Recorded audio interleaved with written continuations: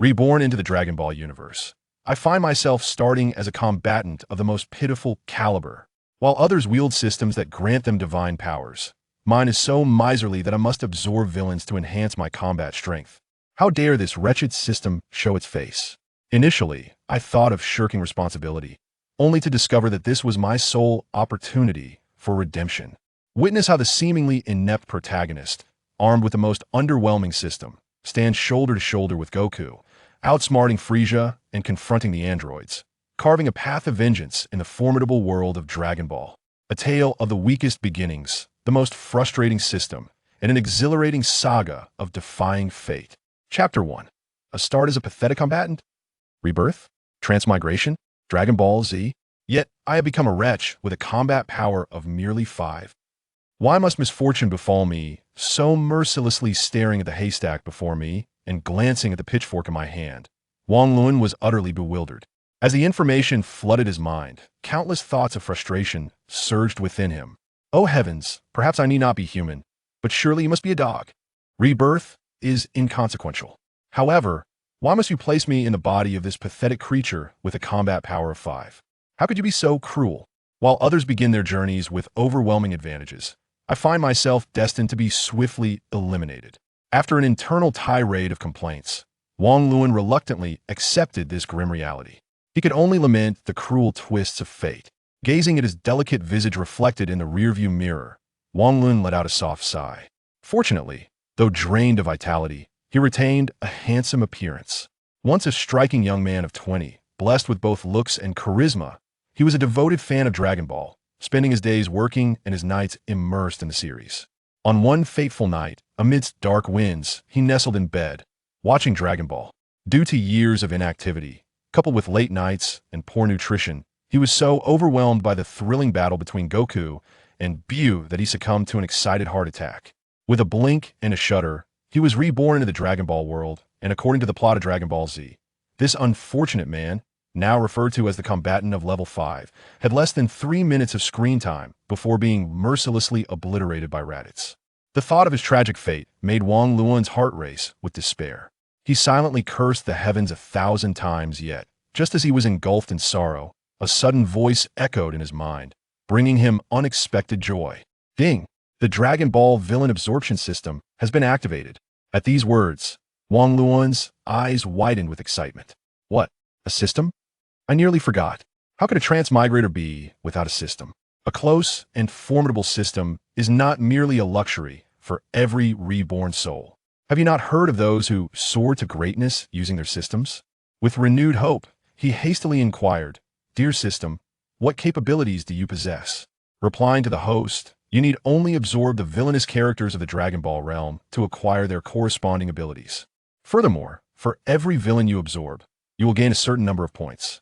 Accumulating enough points will allow you to ascend through the ranks of bronze, silver, gold, and diamond, each elevation granting you a substantial gift from a system. Absorbing villains? Gaining powers? Elevating ranks? Is this not the legendary technique of star absorption? This system is quite peculiar. However, upon hearing this, Wang Lun's heart surged with excitement as a diehard fan of the Dragon Ball universe. He was intimately familiar with the various antagonists. Whether it be the imposing King Vegeta, who enters with a resounding "Oh, ha ha ha ha," or the formidable Cell who can absorb androids, or the diverse Majin Buu, he was exceedingly well acquainted with them all. Yet, how does one go about absorbing a villain? Should he steam or braise them before consuming? Or perhaps, like Cell, use a plunger to absorb androids 17 and 18? Setting aside the uncertainty of his ability to absorb, the mere thought of some of these villains' grotesque appearances left Wang Lun feeling quite nauseated. Moreover, this rank seemed rather unremarkable system. What rank am I currently at? Response to host, you currently possess no rank. You require 1,000 points to ascend to the bronze rank. Wang Lun, system, how am I to absorb the villains? Response to host, simply make contact with the villain's body for 10 seconds while silently reciting collect. Just 10 seconds of contact? That seemed manageable. Wang Lun felt a flicker of hope, but then, recalling the first villain Raditz, his expression fell once more. How am I to make contact with Raditz? That brute took me down in an instant. Should I ask him, big guy, could you allow me 10 seconds to touch you before you knock me out? I can manage that, but alas, I cannot. Oh, dear system, Do you not have any rewards for me? Perhaps a power card or some extraordinary ability. Once he surpassed a power level of 2,000, Raditz, with his meager power level of 1,500, would be no challenge at all. Wang Luan rubbed his hands together in eager anticipation. Anxiety etched across his face. Response to host: no. Upon hearing this, Wang Luan's eyes widened in disbelief. Anger welled up within him, and he could not help but exclaim, "Heavens, what a farce! I never imagined the system would be this atrocious. Why must it push me to the brink right from the start?" System. Just as Wang Luan was venting his frustration, a thunderous sound resonated from the sky, causing his heart to leap into his throat. He gazed upward at the spaceship streaking across the sky like a meteor, and he felt a surge of dread. It's over. Raditz has arrived. After much contemplation, Wang Luan felt a twinge of retreat, having died once already. He had no desire to face death again. Perhaps I should flee? There might be a slim chance of survival if I escape. As these thoughts crossed his mind, the system's voice suddenly erupted. Buzz.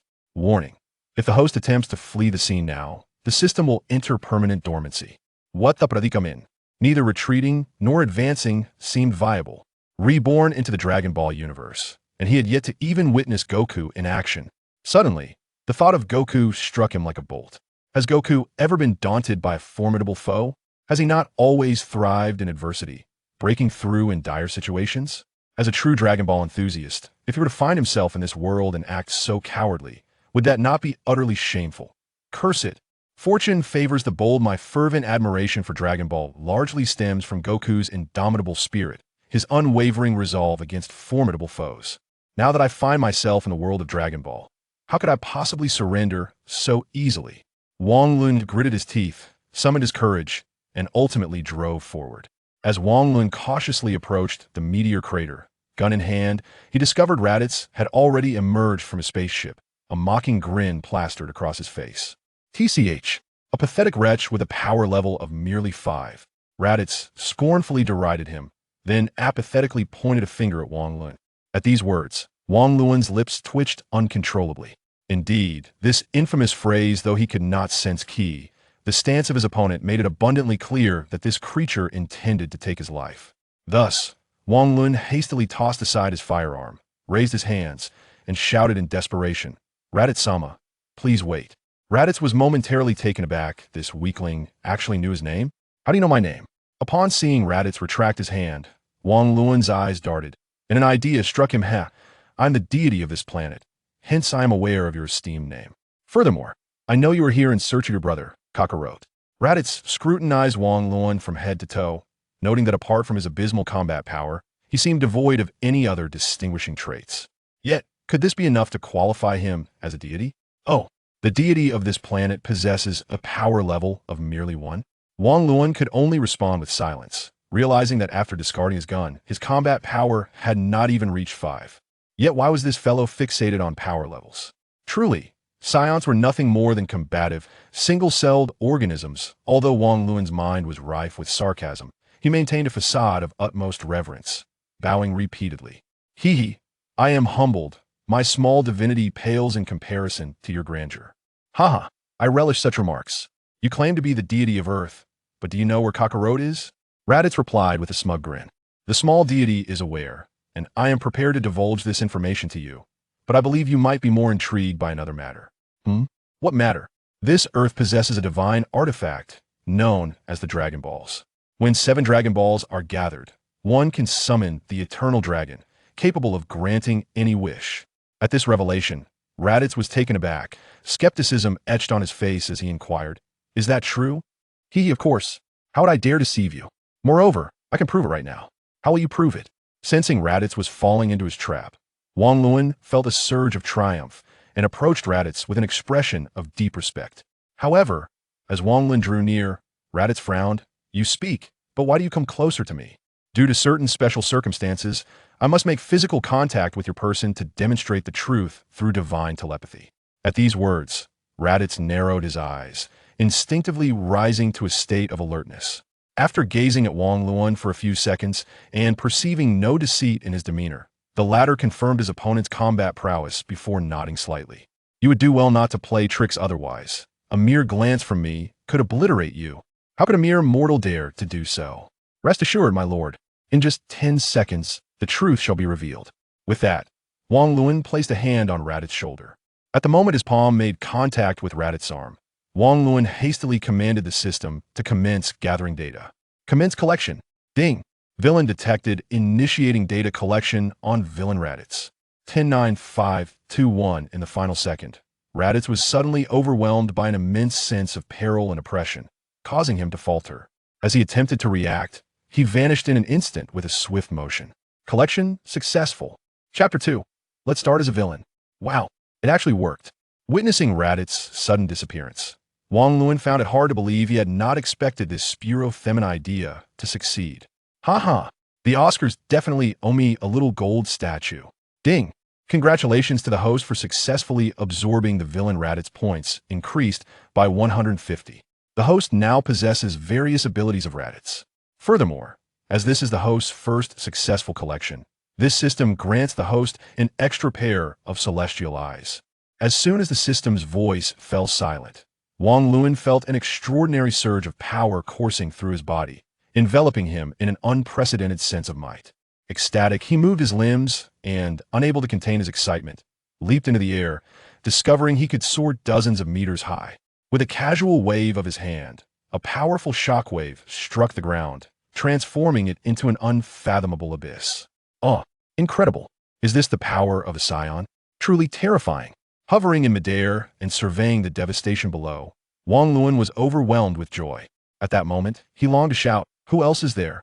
What an exhilarating experience. It felt as though he had reached the pinnacle of existence. With such strength, he felt comparable to that man who wears red briefs over his trousers. Temporarily suppressing his slight exhilaration, Wang Luan recalled that he had yet to claim his grand prize. System, what are celestial eyes? In response to the host, celestial eyes can detect anyone's combat power, including hidden abilities. The capacity to perceive any combat prowess, even the concealed ones. This is nothing short of a perfect combat power detector. Summoning the system panel within his mind, Wang Luan quickly observed his current information. Name, Wang Luan. Combat power, 1501. Skills, energy wave, double-handed ki blast, powerful energy wave. Divine ability, celestial eyes. Points, 150. Gazing at the panel in his mind, Wang Luan felt a sense of satisfaction. He finally possessed some resources, enough to roam freely on this earth for the time being. Yes, it felt rather comfortable. Indeed, however, Wang Luan soon noticed a predicament. System, why do I lack the scion transformation ability? He felt the back of his body and discovered that he had no tail. It is essential to understand that the scions dominate the cosmos not only due to their ability to grow stronger in the face of adversity and level up during battles, but also owing to a crucial factor, their transformation ability. Once transformed, their combat power multiplies tenfold. In response to the host, the activation of the scion transformation ability requires specific conditions. If the host wishes to absorb it, he must do so during the scion transformation. Only then can the host possess this ability. In simpler terms, the host acquires the abilities of the villain at the stage he absorbs. Furthermore, the host already possesses scion blood and can transform into a super scion, albeit without the transformation ability. Upon hearing this, Wang Luan furrowed his brow and expressed his discontent. Damn, isn't that a bit of a conundrum? So if I absorb Frieza or Cell, do I have to wait until their ultimate forms to maximize my power? Affirmative, host, came the reply. Goodness, I now have to wait until they reach their peak to absorb them. King Cold's initial combat power is 530,000, which skyrockets to over 1 billion in later stages. The thought of such a chasm-like disparity made Wang Luan feel quite vexed. Indeed, the revolution has yet to succeed, and comrades must continue to strive. Initially, he felt a twinge of pride, but reality delivered a resounding slap.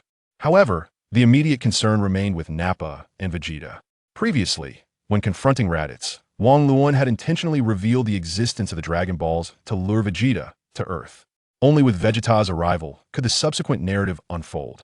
At this moment, Prince Vegeta was remarkably self-serving despite being a Scion Prince. He held little regard for his fellow Scions, making it unlikely that he would seek vengeance for Raditz. If Wang Luan merely eliminated Raditz, how could Prince Vegeta possibly travel across galaxies to Earth? The proud Vegeta harbored no malicious intentions. He simply yearned to defeat King Frieza and assert his dominance over the universe. Therefore, it was highly plausible that Vegeta was currently contemplating the Dragon Balls. The wolf has indeed arrived, but the crucial question remains: how to respond.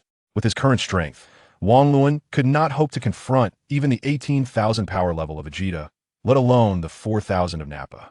Today, he was fortunate to have deceived Raditz. Should fortune turn against him next time, it could very well cost him his life. Ultimately, strength is paramount. Fortunately, he still had a year. After pondering for a moment, Wang Luan concluded that he must unite the Z fighters, particularly Goku, Piccolo, and the promising Gohan. Yet now that Raditz was dead, the one who initiated the saga of Dragon Ball Z was gone. How could he propel the narrative forward? Should he disclose the truth to them? It would likely take considerable effort to clarify the situation. Moreover, they might react like Krillin, mistaking him for a drunkard, assuming he was speaking nonsense in broad daylight. After much contemplation, Wang Luan resolved to assume the role of the antagonist, Raditz. The alliance between Goku and Piccolo stemmed from their shared perception of Raditz as a formidable threat. By embodying Raditz and enacting the original narrative, he could easily overpower both of them and capture Gohan, thereby ensuring their cooperation. Moreover, he mused, while Goku may be an idol, there's a certain thrill in the prospect of subduing such a figure. With this thought in mind, Wang Luan concealed Raditz's spaceship and sensed a distant energy signature. Upon identifying a target, he took to the air, swiftly propelling himself forward. Meanwhile, on a mysterious planet, Vegeta and Nappa were indulging in delicacies while deriding Raditz's incompetence. TCH, that fool Raditz is utterly useless to have been vanquished by a mere weakling. Nappa scoffed disdainfully at the deceased Raditz, standing beside Vegeta. Idiot, do you really believe he was defeated by that so-called deity? Vegeta shot a disinterested glance at Nappa. Vegeta, what do you mean by that? Nappa inquired, his confusion palpable. Suddenly, his eyes widened in astonishment as he questioned, you don't actually believe in the existence of the Dragon Balls, do you? How could there be something that grants any wish? Then explain how Raditz met his end, and so swiftly. Nappa hesitated, struggling to provide an answer. If I'm not mistaken, he must have utilized the Dragon Balls to eliminate Raditz. Those 10 seconds were likely when he secretly invoked their power. Observing Vegeta's piercing gaze, Nappa seemed to grasp the implications. Vegeta, are you contemplating seizing the Dragon Balls? If they are indeed real, venturing to Earth poses significant risks. There's no choice to defeat Frieza. I must take the chance. At the mention of Frieza, Vegeta clenched his teeth, his expression shifting to one of tumultuous resolve. To manifest any wish, the risk is worth taking. This may be my solitary path to surpass that scoundrel Frieza. It must be said, that villain is extraordinarily powerful with his current strength. It is utterly impossible to contend with him.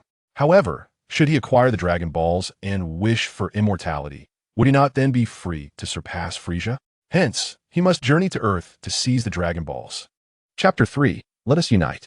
After flying for a considerable distance, Wang Luan finally caught sight of a green figure in the distant sky. That must be the formidable demon King Piccolo. The very mention of Piccolo conjured nightmares from Wang Luan's childhood. The mere sight of his sinister, malevolent grin sent shivers down his spine. However, today he thought to himself, who are you?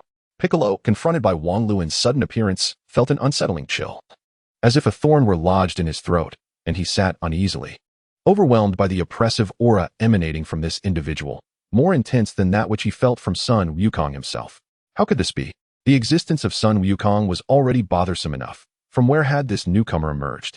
Wang Luan observed Piccolo with curiosity, akin to a visitor at a zoo gazing at a monkey. The cloak is quite dashing, albeit a tad green. Yes, there's a certain vibe to it. After a meticulous assessment, Wang Luan discerned that Piccolo's current combat power stood at 322, with a hidden strength of 408, remarkably consistent with the original script. After a moment, he noticed Piccolo's nervousness manifesting as beads of sweat. Wang Luan cleared his throat and coldly remarked, "Who am I is none of your concern. With such pathetic strength, you dare to speak to me? You." Piccolo's anger flared at Wang Luan's words, and he was about to retort when Wang Luan interrupted. "What do you mean, you? Not convinced? Come at me." With that, Wang Luan casually unleashed a shockwave directed at Piccolo's face. He certainly would not emulate Raditz's foolishness by idly standing there to take a beating. Even if this assault was inconsequential to him, Wang Luan was not one to allow others to gain the upper hand. He relished in asserting dominance. Witnessing this unexpected aggression, Piccolo's fury reached new heights, silently cursing this young man for lacking martial decorum. As a demon king, he had never been subjected to such indignity. Assuming a battle stance, he braced himself to absorb the blow. Boom! A thunderous roar erupted, accompanied by a cloud of smoke. The tremendous force sent Piccolo reeling back over 100 meters. Regaining his footing, he gazed at his hands, now bruised and trembling, his eyes wide with disbelief. How could he fail to withstand even a casual strike from this individual? Bah! Pathetic weakling. Wang Luan scoffed, casting a disdainful glance at Piccolo before soaring into the sky. As he vanished from view, Piccolo's expression darkened. A mixture of frustration and intrigue coursing through him. Biting his teeth in determination, he found himself inexplicably following Wang Luan. He was eager to uncover the identity of this mysterious figure. Sensing a faint yet persistent presence behind him, Wang Luan's lips curled into a subtle smile. Ah! The fish is taking the bait. On the island of Master Roshi, Goku, Master Roshi, Gohan, Krillin, Bulma, and others were engaged in amiable conversation. Suddenly, Goku furrowed his brow and gazed intently at the distant sky. Goku, what is wrong? Krillin inquired, puzzled by Goku's sudden shift in demeanor. Someone has arrived. And the atmosphere grew tense. Hearing this, Krillin and the others were taken aback. Anyone capable of eliciting such a response from Goku must possess remarkable power. Sunkuin, do not jest. How could there possibly be someone more formidable than you in this world? Even the great demon king Piccolo pales in comparison to you. Bulma, observing Goku's serious demeanor, waved her hand dismissively, unable to believe it. Yet, Goku's expression only grew more grave. He was not Piccolo, but his fighting prowess far surpassed that of the demon king. Noticing Goku's sincerity, Krillin and Master Roshi froze momentarily, their gazes shifting nervously towards the distant sky. Gohan, sensing the peculiar tension, hurriedly clung to Goku's leg. After a brief interlude, a youthful figure indeed appeared in the sky, racing towards them. This was Wang Luan. Upon catching sight of Goku's true form, an overwhelming surge of excitement coursed through Wang Luan. He yearned to rush forward and embrace Goku, exclaiming, "My idol! This unfortunate soul has finally met the true Goku." However, clearing his throat, he suppressed his restless heart, adopting a tone reminiscent of Raditz, and with a faux anger. He demanded, "Kakarot, what have you done? Why have you not exterminated the Earthlings?" His words left Goku, Krillin, and the others utterly bewildered. What kind of madness was this? Speaking such absurdities in broad daylight? With a mix of tension and confusion, Goku shouted, "Who are you? I am Sun Wukong, not Kakarot. And why on earth would I want to harm everyone?" Wang Luan raised an eyebrow and replied, "You do not even recognize me? Have you forgotten who you are? Forgotten your mission?" The theatricality escalated. Goku's expression was one of utter bewilderment, and although Wang Luan was aware of the narrative, he felt a tinge of awkwardness. Clearing his throat, he proceeded to inquire, "Has your head sustained a significant injury?" Goku touched the back of his head and nodded affirmatively. "Indeed. No wonder. Allow me to enlighten you about your origins. You are a scion from planet Vegeta, and I am your brother, Raditz." As he spoke, Wang Luan recounted Goku's lineage in detail, closely mirroring Raditz's dialogue. Regarding the matter of the tail, he explained that he had been injured, as the tail is a hallmark of the scion race and warranted some examination. Once Wang Luan finished, Goku and the others remained in stunned silence, clearly struggling to comprehend the revelation. No one could have anticipated that the pure-hearted and kind Goku was, in fact, an extraterrestrial being, born into such a selfish and brutal race as the Saiyans. As their minds rebooted, Goku erupted in disbelief, shouting, "Impossible! You are speaking nonsense. I am a native Earthling. Earth is my home, and even if I were originally a Scion, I would never harm anyone, because I am now merely an Earthling. I could never be as selfish and cruel as you. Indeed, Goku is one of us. You should leave at once. You are not welcome here." At this moment, Krillin interjected, declaring that Goku was his closest companion, and he found it difficult to accept the harsh reality of their childhood friend's malevolence. Despite their vehement protests, both Goku and Krillin felt an unsettling doubt within, as if the truth of it all were undeniably real, largely due to Wang Luan's remarkably vivid description, particularly regarding Goku's tail and his primal abilities. After all, we are all too familiar with Goku's appearance. From a divine perspective, how could it not be authentic? Wang Luan chuckled lightly, then turned with a sinister grin towards Gohan, who had been hiding behind Goku's legs. "Ah, this must be your son. A member of our Scion lineage," he remarked, his gaze burning intently on Gohan. Realizing Wang Luan's intent, Goku instinctively moved to protect Gohan.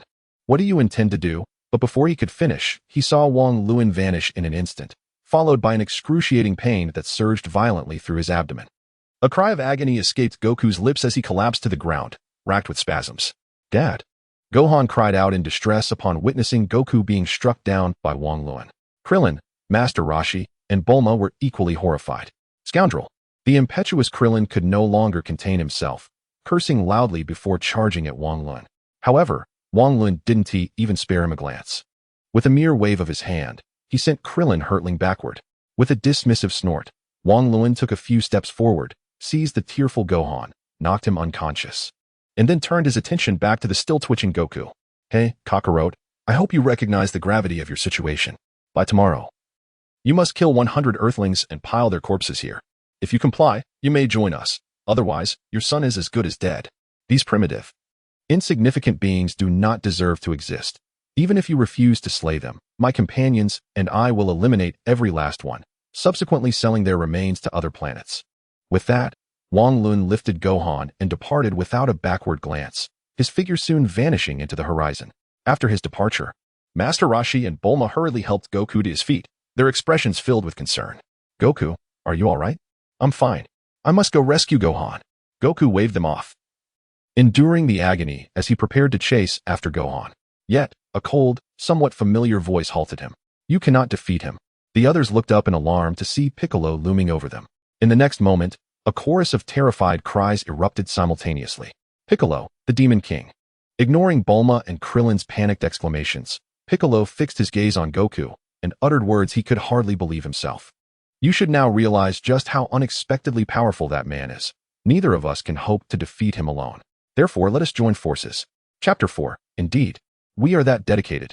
Piccolo, what are your true intentions in aiding me?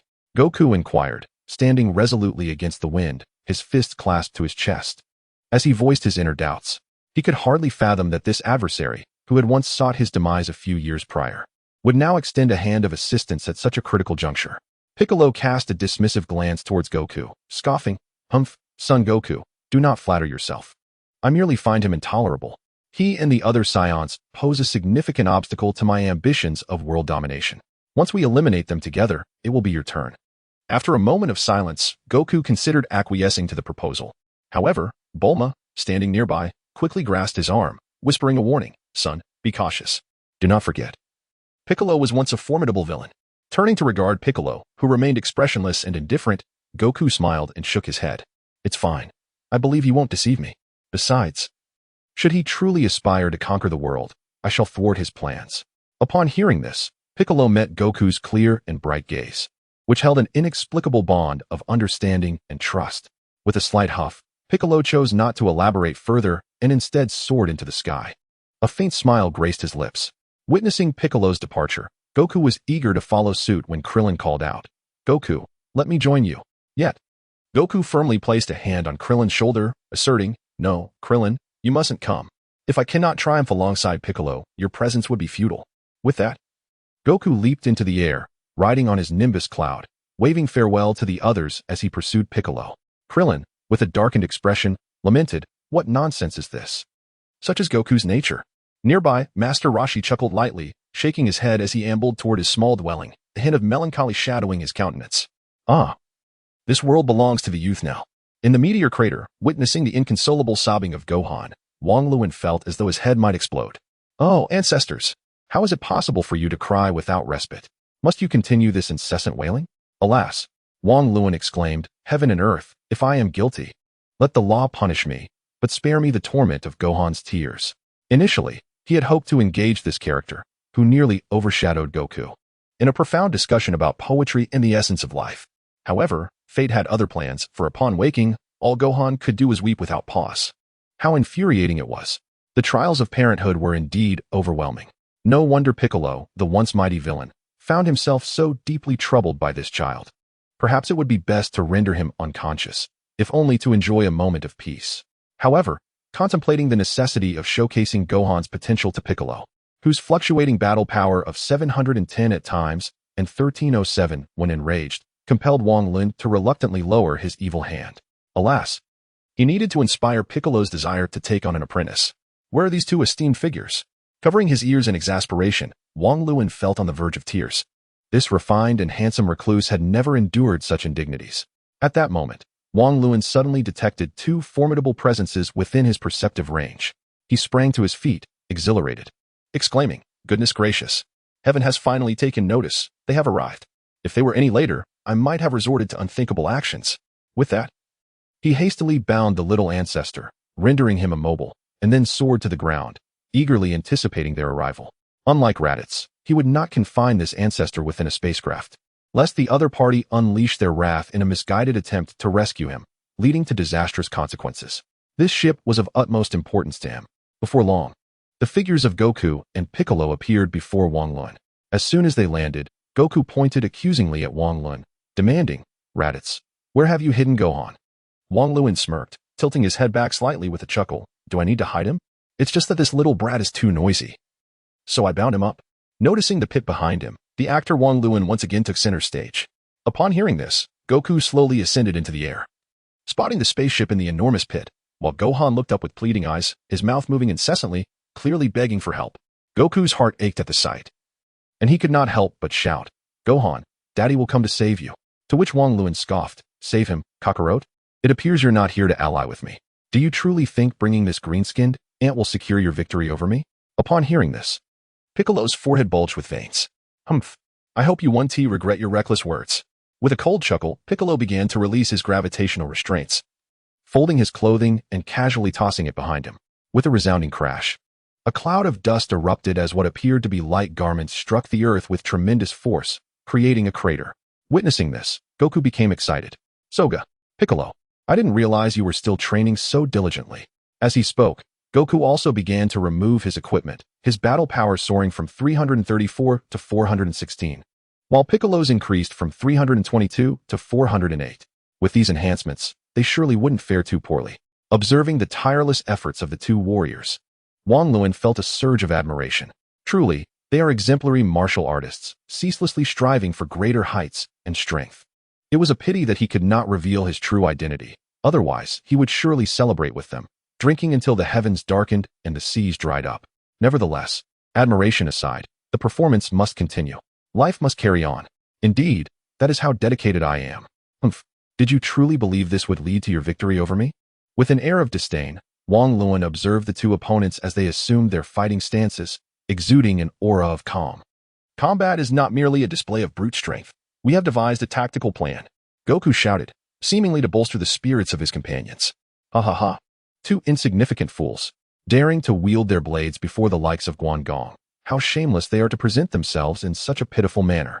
Allow me to be candid. The strength of the other two scions far surpasses my own." With his words, Wang Luan launched a verbal assault. Upon hearing this, Goku and Piccolo were momentarily petrified, especially by the last statement. The strength of the other two is greater than that of Raditz. How is this even possible? Goku and Piccolo exchanged glances, their eyes reflecting a shared sense of trepidation. Yet, seasoned warriors that they are, they could not afford to lose their fighting spirit. After a brief pause and a knowing look exchanged between them, they simultaneously charged at Wang Luan. Goku moved swiftly, positioning himself directly in front of Wang Luan. His clenched iron fist cutting through the air with a ferocious wind, aimed squarely at Wang Luan's forehead. Meanwhile, Piccolo darted behind Wang Luan, transforming his palm into a blade, slashing horizontally at Wang Luan's waist. "Humph, a mere trivial technique."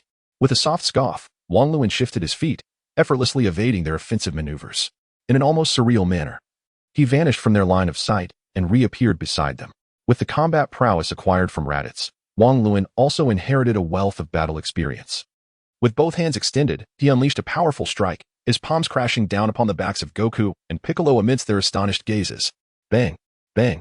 The impact forced them to stagger backward, both incredulous at the speed of his assault. Regaining their composure, they planted their feet firmly on the ground, launching themselves at Wang Luan like cannonballs. As they reached Wang Luan, a flurry of punches and kicks rained down upon him like a torrential downpour. In the blink of an eye, the trio had exchanged strikes numerous times. Yet, the disparity in their power was overwhelming.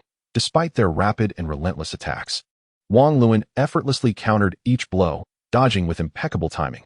Goku and Piccolo grew increasingly frustrated, eventually realizing that this adversary was toying with them.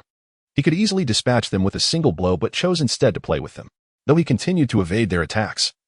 Wang Luan hardly moved from his original position. He grinned mischievously at the two, teasing, "How does it feel? Are you enjoying yourselves?" regardless of their relentless onslaught. He remained steadfast and unyielding. The great ones have taught us that humility leads to progress, whereas pride leads to downfall. Yes, humility is essential. Yet, given the circumstances, this is merely a playful jest. Ha ha ha. Frustrated by the situation, Piccolo felt as if he might explode with rage. The world had truly changed. And here he was, the Dark Lord, reduced to a mere puppet. As the scene unfolded, Goku furrowed his brow, exchanging a knowing glance with Piccolo. And both nodded in tacit agreement before preparing to unleash their formidable techniques. Goku clasped his hands together at his waist, vocally summoning the Kamehameha wave, while Piccolo pointed a single hand towards Wang Luan, executing a powerful special beam cannon. Sensing the astonishing energy emanating from the two, Wang Luan maintained his derisive smile, though internally he began to regard them with greater seriousness. Through his celestial vision, he observed that Goku and Piccolo's combat power had surged to approximately 800 in an instant.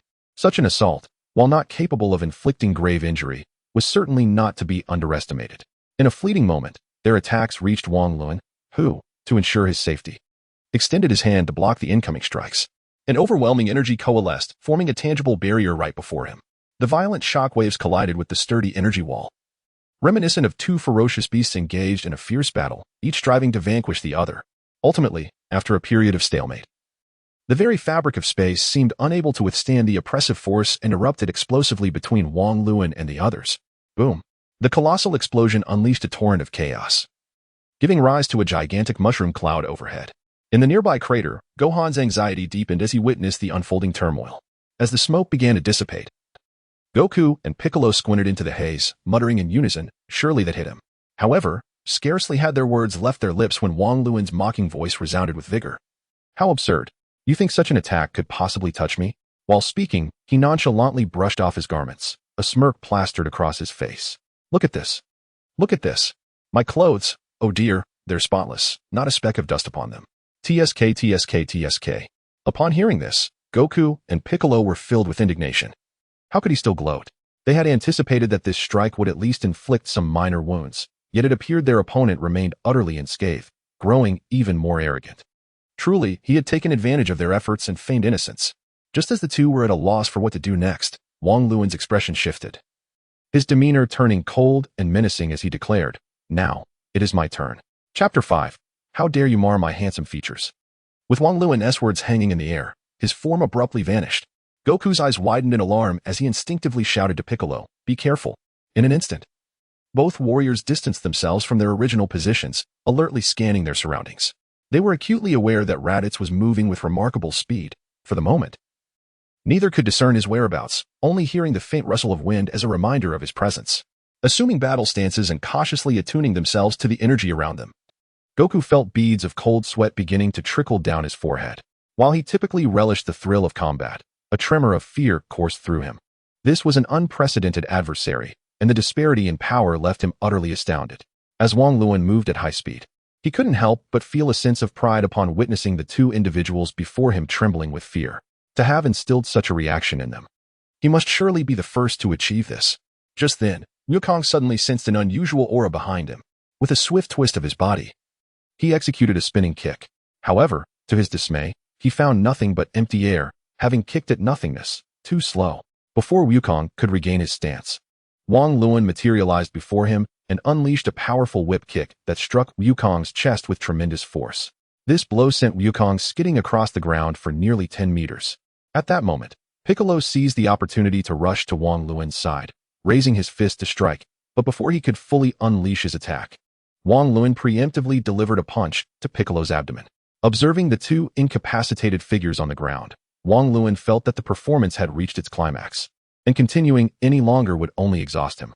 Aiming at the duo, Wang Luan lifted his hand and unleashed two bolts of lightning, which surged forth like ferocious dragons, brimming with lethal intent. In a split second, Wukong dodged, the massive lightning bolts narrowly grazing his face. However, Piccolo was not as fortunate. His evasion was a moment too late, resulting in the instantaneous loss of one arm.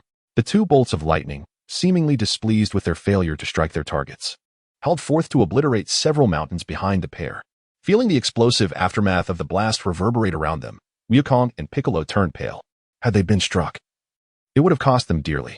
Observing Piccolo now reduced to a one-armed fighter, Wukong anxiously called out, "Piccolo, are you all right?" Piccolo, furrowing his brow, shook his head lightly, indicating that he was not severely harmed. Hey, son Wukong, have you been honing any new techniques over the years? With a sheepish grin, Wukong replied, well, to be honest, I haven't. Piccolo retorted, TSK. You really are lazy. Watching the two bicker, Wang Luan understood that Piccolo was preparing to unleash his ultimate move. It was no wonder Raditz had met his demise. He had foolishly given his adversaries time to strategize. Yet, for the sake of the narrative, Wang Luan could only reluctantly comply. Life is indeed like a play. Even when one knows the ending, they must still act their part. Hey, I ask you too. Is discussing strategy at this moment truly beneficial? Upon hearing Wang Luan's voice, they positioned themselves defensively, yet continued their hushed conversation. I have developed a new ultimate technique. Its power is immense, but it requires a lengthy charge-up. Oh, then I can hold him off while you prepare. Wait for the right moment to strike. After Wukong spoke, he stepped forward to engage Wang Luan, who, while defending himself, kept an eye on Piccolo's movements. He genuinely feared that Piccolo's Demon Convergence light cannon would concentrate all its destructive force into a single point, a testament to Piccolo's ingenuity. After some time, Wang Luan had nearly pummeled Wukong to a pulp when suddenly Piccolo shouted, Son Wukong, get back. As soon as Piccolo's words left his lips, Wukong deftly evaded. And Piccolo immediately unleashed his devastating technique, the Demon Convergence light cannon. Feeling the ominous aura emanating from Piccolo, even Wang Luan, who was privy to the script, was struck with profound astonishment. At that moment, he distinctly sensed the looming threat of death from Piccolo. Indeed, his combat power surged from 332 to an astounding 1330. Yet, just as Piccolo unleashed his special beam cannon, Wang Luan seemed to have anticipated the attack, deftly sidestepping and narrowly evading the lethal strike. However, the ferocity of the assault left a mark upon his shoulder. Witnessing this, Piccolo's jaw nearly dropped in disbelief. The meticulously prepared attack had been evaded. How could this be? The power was formidable, albeit somewhat sluggish. Rubbing his shoulder, Wang Luan exhaled softly, fixing his gaze intently on Piccolo as he extended a finger to unleash a beam of light. If you seek death, I shall oblige. Piccolo, get out of the way. Goku shouted urgently, but it was already too late. According to the original script, Goku would seize the opportunity to grip Raditz's tail, rendering him momentarily powerless. Yet Wang Luan had no such vulnerability for Goku to exploit. Even though Piccolo had been on guard, he was still a beat too slow, and the attack struck him squarely in the chest. Piccolo screamed in agony as a gaping hole appeared in his torso, blood gushing forth. Damn it! Goku, witnessing this, charged at Wang Luan with ferocious determination, yet despite the flurry of punches, he struggled to land a blow. Humph! Kakarot, you truly are impervious to warning. Very well.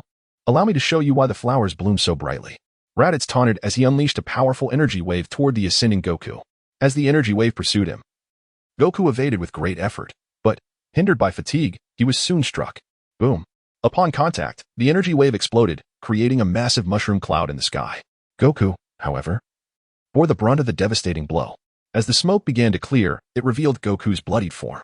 After a moment of stunned observation of the ground below, he succumbed to his injuries and plummeted from the heights.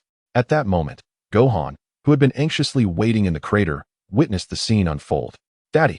Wang Luan stood over Goku, his foot pressing down on Goku's chest, looking down with disdain at the gasping warrior. Kakarot, you truly bring shame upon the Saiyans. So weak. And yet you dare to defy your older brother. As he spoke, he relentlessly stomped on Goku's chest, eliciting cries of pain. Hearing Goku's anguished cries, Gohan clutched his head in despair, his own spirit rising in turmoil. Beside him, Piccolo gritted his teeth in frustration, yet dared not draw a breath. He understood that he must seize this moment to gather sufficient strength to launch another special beam cannon. Should this attack fail, he would be left with no options. Little did he know that the reason he had this moment to gather strength was actually due to Wang Luan's leniency. Otherwise, had it truly been a life-and-death struggle, Wang Luan, with his temperament, would have eliminated any threat to his life long ago. Since ancient times, villains have perished from excessive chatter. How could he be oblivious to such wisdom? Torturing Wukong pained him as well.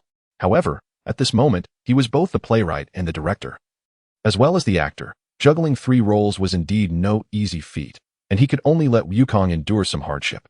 Speaking of which, why hasn't that little ancestor erupted yet? It wasn't fair to keep tormenting his idol like this. It would be better to finish quickly and wrap things up. Just as this thought crossed his mind, the pit immediately emitted a cracking sound. Damn it! Do not bully my father. With tears and snot, Gohan broke free from his restraints and leaped to stand before Wang Luan.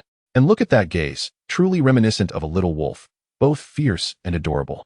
Indeed, the young and untested do not fear the tiger, and the youth remain unaware of the bitter taste of life. Yet, despite the jesting, Wang Luan dared not harbor any disdain. Without Raditz armor, his defenses were inferior, and should this little ancestor collide with his chest, ouch. Just the thought was painful. How could it be possible? How can this little brat possess such formidable power all at once? Wang Luan feigned a gasp. For Gohan's current battle power had reached an astonishing 1307. Yeah, Gohan shouted with a quivering voice, his small body launched forth like a cannonball, crashing directly into Wang Luan's face. Bang! As a result of the impact, Wang Luan felt a buzzing in his head, his body recoiling several meters. And his cheek burned with a stinging pain, causing him to involuntarily spit out a mouthful of blood. This minor injury is of no consequence, he reassured himself. But what sort of maneuver was that? It should have struck my chest, yet it collided with my face. This deviates from the script. Ah, you little rascal. How dare you mar my handsome visage? Meanwhile, witnessing this scene, Wukong and Piccolo were both astonished, their eyes wide in disbelief. Neither had anticipated that Gohan possessed such incredible strength. In contrast, the instigator, after unleashing his power, found himself in a state of bewilderment, the previously fierce expression fading as if it had never been. Upon seeing his battered father gazing at him in astonishment, Gohan immediately expressed concern. Daddy, are you all right? At the sound of his son's voice, Wukong seemed to finally awaken and, summoning the little strength he had left, shouted, Gohan, quickly escape. However, at that moment, Gohan was already consumed with worry for his father's injuries, his mind solely focused on rushing to Wukong's side. Escape? Such a charming thought. Just then, Wang Luan, having regained his composure from Gohan's powerful strike, heard Wukong's shout, and, with a sneer while covering his stinging cheek, began to approach Gohan, who was crouched beside Wukong. Seeing Wang Luan advance, Wukong became increasingly anxious, desperately pushing Gohan away to distance him from the impending danger. Gohan, you must flee. Quickly. However, Gohan vehemently shook his head, even standing up decisively to place himself in front of Goku, his small neck stretched defiantly, glaring at Wang Luan with a face full of hatred. Upon witnessing this expression reemerge, Wang Luan's heart skipped a beat. Before he could think, he quickly dove behind Gohan and struck with a palm blade, landing a blow to the back of Gohan's neck. Thud. Gohan rolled his eyes and collapsed straight to the ground.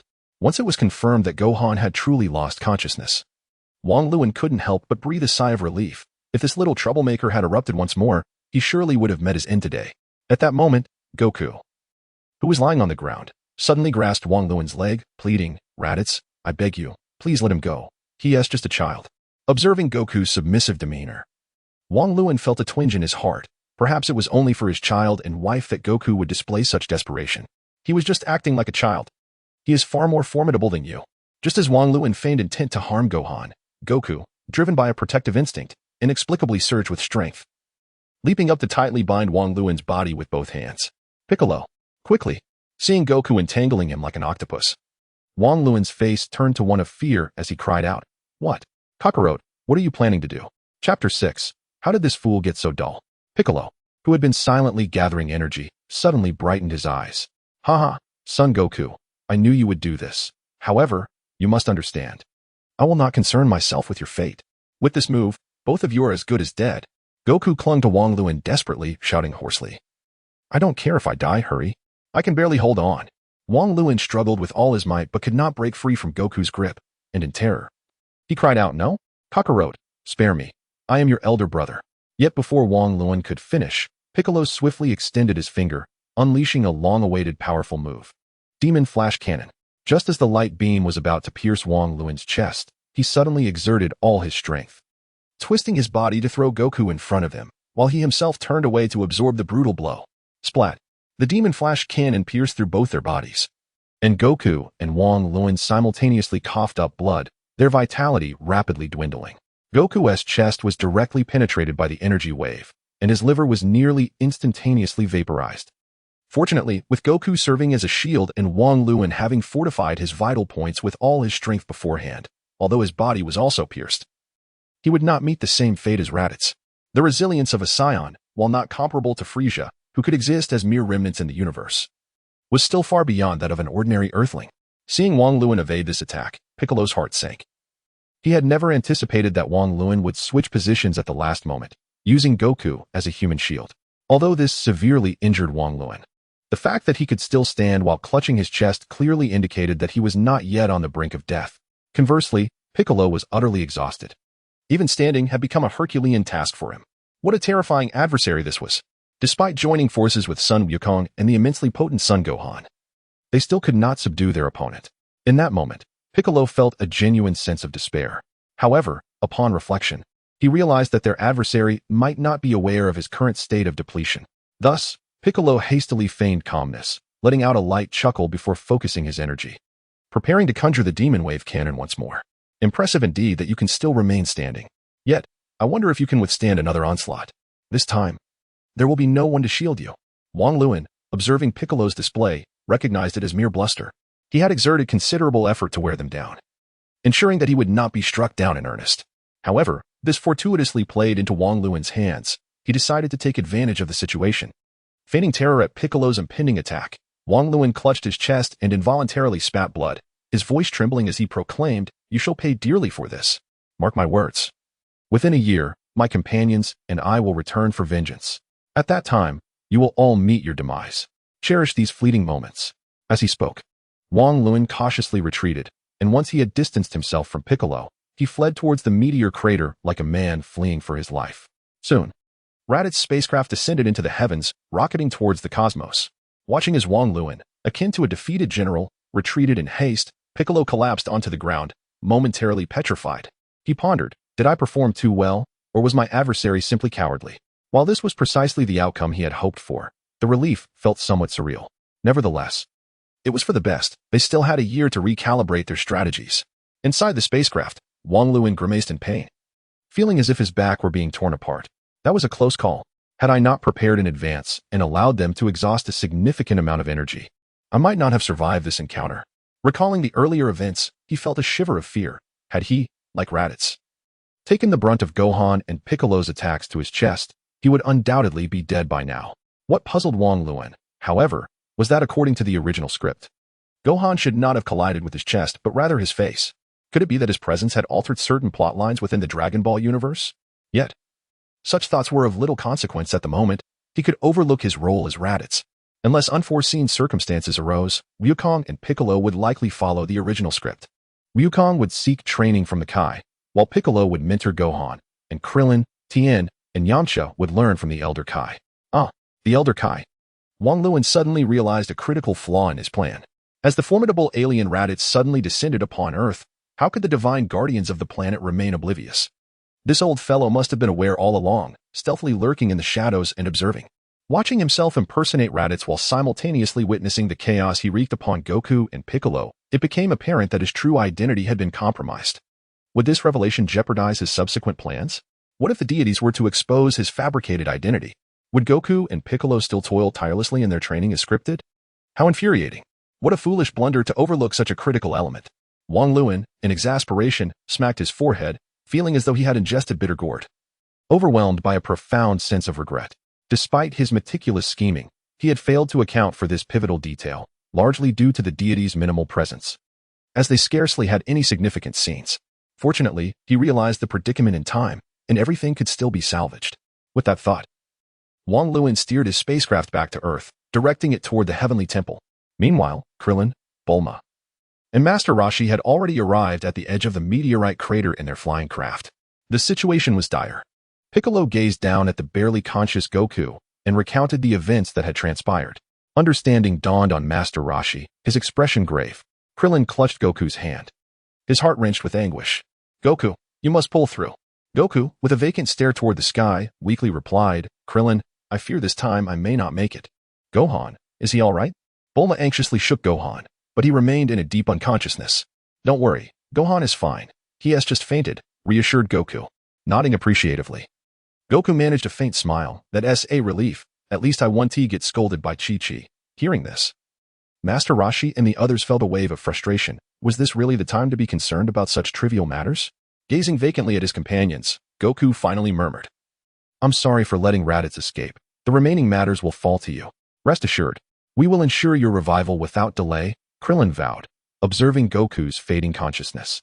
In the Heavenly Temple, Wang Luan watched Goku's image slowly losing vitality in the mirror, a heavy sigh escaping his lips. If not for the demands of the narrative, he would never have wished to engage in such a loathed task. Who are you truly, and what are your intentions? The deity, leaning on his staff, furrowed his brow in perplexity as he scrutinized Wang Lun. Despite his extensive age and experience, he could not decipher the young man's true nature or motives. The earlier return to the heavenly temple had startled him. How had this individual caused Raditz to vanish? Why had he chosen to impersonate Raditz? What was his purpose in approaching him now? Yet, no matter how the deity attempted to probe, the young man remained evasive. Wang Lun, suppressing his injuries, bowed respectfully to the deity and spoke gently.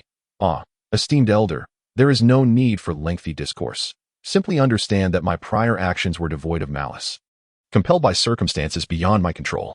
The Scions are bound to come to Earth to seize the Dragon Balls, and when that time arrives, everyone shall suffer the consequences. Upon hearing this, the old sage stomped his foot in frustration, a mixture of helplessness and indignation evident in his demeanor. Humph! The Scions will come to Earth. And is it not you who summoned them? Senior, you are mistaken. Even if I do not intervene, events would unfold in this manner.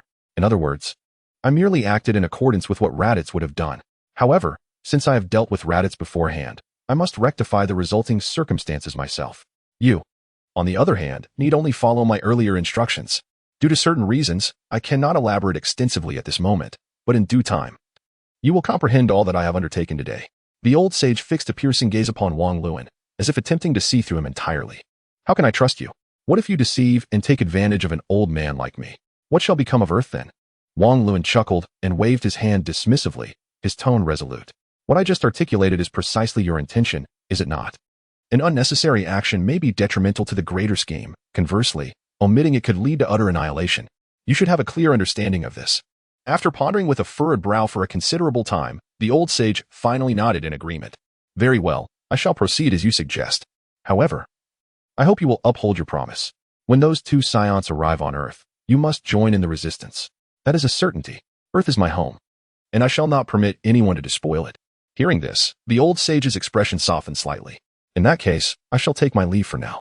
The sage nodded helplessly, feeling an inexplicable sense that this young man had outwitted him. By the way, I am an Earthling, so I kindly ask you to keep that information confidential for the time being. The sage waved his hand impatiently, wishing for this individual to depart swiftly. Understood. After a moment's hesitation, Wang Lun mustered the audacity to voice another inquiry. Also, do you have any senza beans? The sage's eyes widened in disbelief as he growled. The senza beans are with the current sage. If I had any, I would have sent them to Goku long ago. Very well, I shall take my leave then. Indeed. And the old sage raised his staff as if to strike Wang Lun. Are you done yet? Chapter 7. Piccolo has a child abuse problem. After briefly tending to his injuries, Wang Lun gazed out at the vast expanse of stars beyond the window, exhaling slowly. Finally, a chapter has come to a close.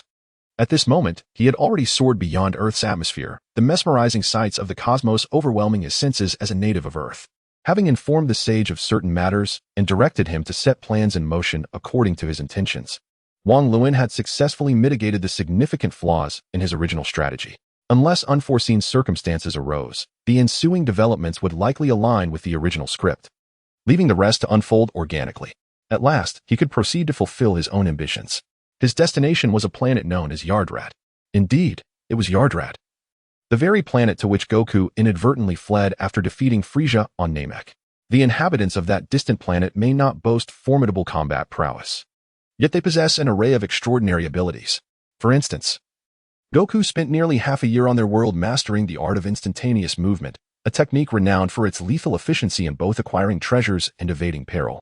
Once mastered, it bestows upon its wielder an unparalleled advantage. Should one prove capable of overpowering an opponent, they may relish in the victory. If not, they can effortlessly flee, remaining forever out of reach of their pursuers. This scenario is reminiscent of the later encounters with Kid Buu, who sought Goku and Vegeta for a climactic battle. Despite his own capability of instantaneous movement, Buu found himself unable to track them down, resorting instead to venting his frustrations upon other planets. Were it not for Goku's concern for collateral damage, Buu might have dedicated his entire existence in vain, fruitlessly attempting to locate him.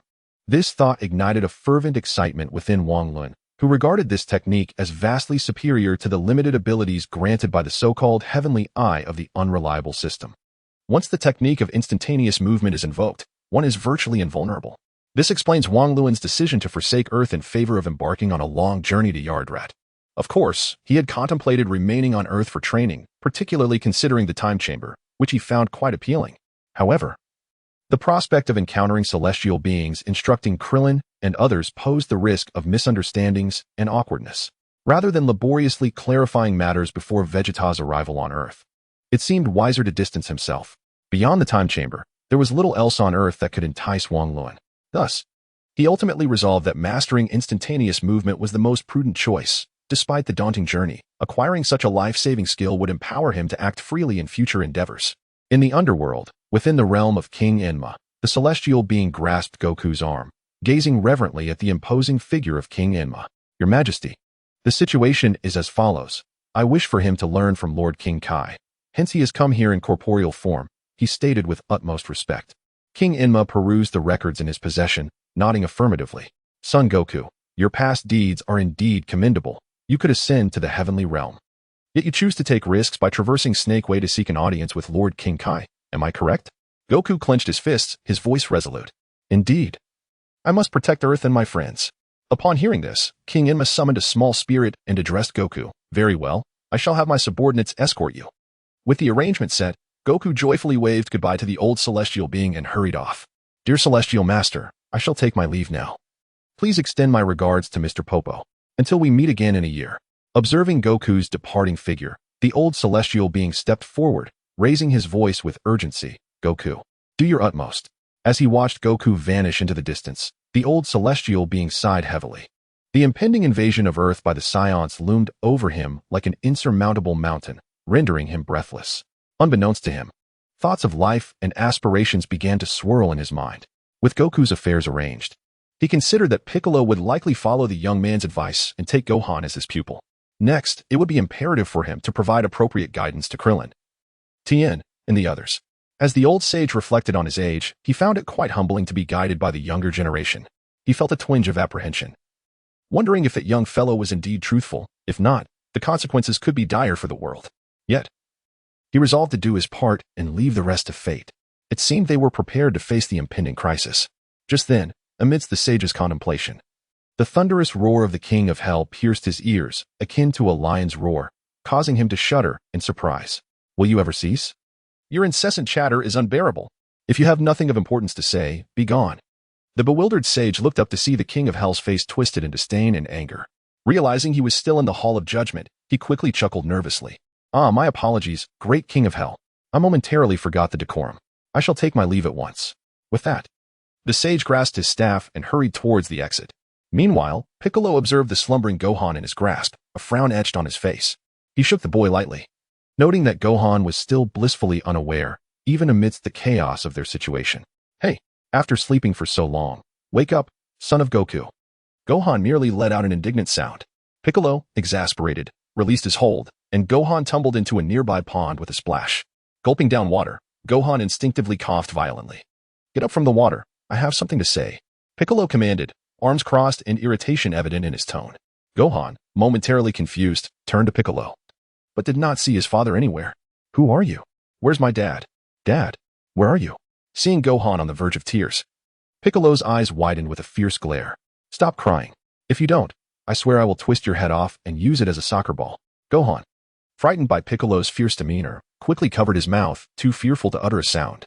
Satisfied with the boy's response, Piccolo felt a sense of nostalgia, reminiscent of his days as a formidable warrior. He then proceeded to address the situation at hand. First and foremost, your father has perished. You must have some inkling of this. He sacrificed himself to defeat that man. Upon hearing the news of Goku's demise, Gohan momentarily froze, his mouth agape as he prepared to wail. However, Piccolo's low growl and menacing demeanor silenced him. No crying. If you do, I will truly twist your head off.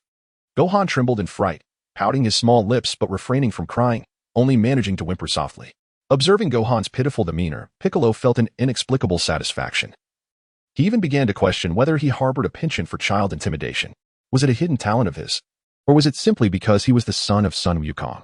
Satisfied, he cleared his throat and adjusted his expression, continuing, however, you need not worry. He can be revived with the Dragon Balls. The villain who captured you has already been driven away by your father and me. The crux of the matter is, that villain will return to Earth within a year, accompanied by his comrades. At that time, none of us will be able to defeat them. Nevertheless, You possess immense potential, and I require you to learn combat techniques and enhance your strength to aid us in our battle." As he spoke, Piccolo's expression turned peculiar. After surveying Gohan from head to toe, he realized that this boy appeared rather unremarkable. How could he suddenly unleash such formidable power? Hearing the last remark, Gohan shook his head, stammering, "You're talking nonsense. I'm too small. I can't do it. I have no fighting skills at all." Upon hearing this, Piccolo's expression shifted, and a wicked smile crept across his face. "Oh, is that so?" Gohan sensed impending doom at Piccolo's expression and instinctively tried to retreat. However, Piccolo seized Gohan's head and aimed at a distant boulder, preparing to hurl him. "Come, let me witness your potential." "Ah, it hurts. Let go of me." Gohan clutched Piccolo's hand with both hands, kicking his legs wildly, yet he could not escape the iron grip, being thrown like a human cannonball. As he hurtled toward the boulder, an inexplicable sense of urgency surged within him. Without thinking, he shouted toward the front, and simultaneously, a tremendous power began to coalesce swiftly within him. In an instant, a massive beam of light formed from Gohan's body, shooting directly towards the boulder. Boom! In the blink of an eye, the boulder was obliterated, leaving a massive chasm stretching for miles. Witnessing this spectacle, Piccolo's jaw nearly dropped to the ground in astonishment. He could not fathom that this little brat could unleash such strength. Truly, though small in stature, he possessed great power, an awe-inspiring revelation that made Piccolo realize he had underestimated the boy's potential. Collapsing by the chasm, Gohan wore a dazed expression. "Did I really do that?" Suppressing his astonishment, Piccolo snorted lightly, feigning an air of mystery as he lured, "Humph, now you understand your potential, don't you? When your emotions surge, your power will manifest. So, little one, do you wish to learn martial arts now?" Gohan turned his head, but still shook it, mumbling softly, "But I don't want to become a martial artist. I aspire to be a great scholar." At this, Piccolo was taken aback, his expression growing even more peculiar. Sun Wukong, that combative warrior, has unexpectedly produced such an erudite offspring. However, this is not our concern. Regardless of his aspirations, our priority is merely to survive this impending crisis. Of course, that can be arranged, but it must await the defeat of the Scions a year hence. Yet, Gohan, hesitating, yearned to negotiate further, only to be met by Piccolo's thunderous command. "Enough of your rambling. Now, immediately, strip off your clothes. From this day forth, I shall teach you the art of combat." Chapter 8. What am I afraid of? I dare to confront the commander. A year later, within the divine temple, the old deity was in a frenzy. For the year had swiftly elapsed, and the Scions were nearing Earth, yet preparations here remained woefully lacking. Where's that young man? Surely he hasn't abandoned this old man? Bobo, with wide, lantern-like eyes, wished to offer some comfort, but found himself at a loss for words. Alas, the deity squinted, his perception extending outward, discovering that Piccolo and Gohan had made significant progress in their training, while Krillin and Tien had also grown stronger. What remained was the return of Goku and Wang Lun. Goku was, without a doubt, Earth's true guardian. His absence left the deity feeling uneasy. Wang Lun, on the other hand, exuded an air of enigma that was difficult to decipher. He was the mastermind behind the current state of affairs on Earth. That young man had once confidently proclaimed that under his guidance, Earth would remain safe. Yet, as the situation grew dire, his whereabouts remained a mystery. Just as the deity was on the verge of venting his frustrations, a mysterious object suddenly streaked toward Earth from the cosmos within his perceptive range. The deity paused briefly, then rushed out of the divine temple, standing in the sunlight to gaze into the distance. He sensed a spacecraft hurtling toward the horizon. Bobo interjected, "Great deity. Could it be the two Scions arriving?" The deity shook his head, uncertain whether to feel relieved or despairing. If the other two Scions had indeed arrived, Earth would be doomed. Yet, it was evident that only one spacecraft was approaching. Perhaps it was that young man after all. He hoped for the best. With narrowed eyes and a tense expression, the deity monitored the spacecraft, and in the blink of an eye, it crashed into the southernmost part of Earth. Indeed, it has arrived. As the hatch slowly opened, the deity's heart raced, and upon sensing that familiar aura, he exhaled deeply in relief. Fortunately, this young man retained some sense of loyalty and did not abandon him. Looking up at the vast, wide expanse of the sky, Wang Lun emerged from the spacecraft, inhaling deeply as the cold air penetrated his very being. Indeed, the essence of Earth was comforting. Reflecting on his first arrival in the Dragon Ball world, trembling with fear and nearly fleeing in panic, Wang Lun felt a wave of nostalgia. Returning to this place, he harbored no feelings of trepidation. After an arduous journey to the distant planet of Adrat, which took nearly a year, he finally mastered the art of instantaneous movement. In the fierce and tumultuous world of Dragon Ball, Where formidable foes abound and villains reign supreme, this skill was a vital asset for Wang Luan. With this ability, he felt emboldened to confront even the most daunting adversaries without trepidation. If he were to falter in battle, he could simply flee without a shred of hesitation. However, he remained modest, acknowledging that it was not yet time to stride confidently in this realm. Wang Luan was indeed pleased with his newfound skill, yet he harbored a lingering frustration. This instantaneous movement possessed a significant limitation. Beyond the necessity to sense another's energy, the user must also possess a certain level of perceptive ability. The greater the user's sensitivity, the farther they could teleport. Conversely, a weaker sense would result in shorter distances. Currently, his abilities allowed him to perceive only the energies present on Earth, confining his teleportation capabilities to this planet alone, rendering travel to other celestial bodies impossible. As he gazed at the swirling snowflakes, a profound realization struck him. In the face of absolute strength, all schemes and tricks become mere trifles. Ultimately, it is power that reigns supreme. If he could attain the strength of Goku in his Super Saiyan 3 form, he would be able to traverse even the realms of the Kais with ease, a place beyond the reach of mortals. Thus, even with a system, instantaneous movement, and foreknowledge of the narrative, he understood the importance of vigilance. Complacency could lead to unforeseen peril. At that moment, a celestial figure gradually materialized behind Wang Luan. "You have finally returned," the elder sage remarked. Wang Luan turned to face the sage, whose expression was a complex tapestry of emotions. "Ah, esteemed elder. I hope you have not waited long." "It has been quite some time," he replied with a smile. Reflecting on how he had been led by the nose by this young man, the sage felt a tinge of displeasure. "You still remember to come back? I thought you might chicken out at the last moment," the sage retorted. Wang Luan waved his hand dismissively, adopting a serious demeanor. "How could I? Earth is my home, and I shall protect it with all my might." The sage nodded in acknowledgement and continued, "The Scions have yet to arrive. They should be here soon." "Probably in a few days," Wang Luan replied confidently. At this, the sage raised an eyebrow, intrigued. "How do you know this?" Wang Luan smirked lightly. "I have my ways of divining the future," the sage responded. "So it seems I, a celestial being, am outmatched by you, a mere youth."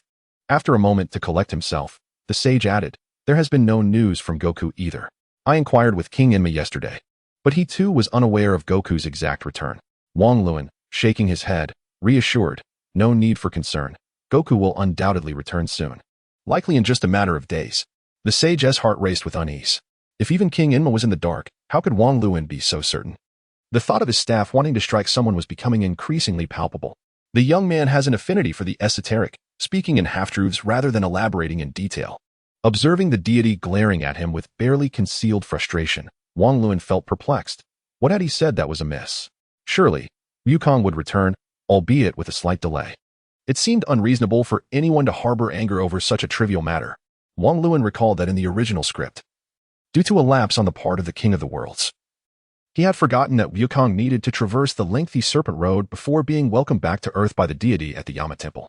This oversight had tragically led to the demise of Yamcha, Chaos, Tenshinhan, and Piccolo. The only survivors, Krillin and Gohan, were left battered and nearly lifeless. Although aware of this flaw in the narrative, Wang Luan found himself powerless to amend it, as there was no means to contact the King of the Worlds from Earth. They could only await his notification. While Wukong might be delayed, he had meticulously calculated his return, arriving a few days early. After a brief moment, the deity restrained the impulse to unleash his frustration upon the younger individual, recognizing that it was unnecessary to be angered by someone so inexperienced. Assessing Wang Luan's energy fluctuations, the deity discerned that he now resembled an ordinary person, devoid of any detectable aura. "What is your current strength? You should be able to contend with those two Scions." "Yes." After a moment of contemplation, Wang Luan concluded that honesty was indeed the best policy. "According to the Scion Scouter, my battle power is approximately 5,000. I can handle one of them without issue, but..." At this, the deity stepped forward, furrowing his brow and inquiring, "And the other one?" Wang Luan shook his head in resignation. It would be nearly impossible. The disparity in power is simply too vast. The difference was indeed monumental among the pure-blooded Scions. Only Wukong and Broly could rival Prince Vegeta in strength. The only advantage Wang Luan might have against Vegeta was his system's absorption ability. Yet he could hardly absorb Vegeta without facing the wrath of the prince's fans. Without the system's enhancement, defeating Vegeta was utterly beyond his capabilities. Unless he were to employ a tactic akin to that of Yajirobe, striking at the last moment. The comparison was disheartening, despite his diligent training. Wang Luan had only managed to elevate his power by a little over 3,000. In contrast, Wukong had studied under the diminutive king of the worlds for merely 6 months, resulting in a staggering nearly 20-fold increase in strength. Jealousy gnawed at Wang Luan, threatening to distort his very visage. The deity remained silent for a while, burdened with concern, before expressing his final hope. What if we include Wukong in the equation? Then we should be able to secure a victory, Wang Luan replied, and hearing this reassured the deity somewhat. At that moment, an idea struck Wang Luan. Grasping the deity's arm, he focused intently. I must trouble you to accompany me. Where to?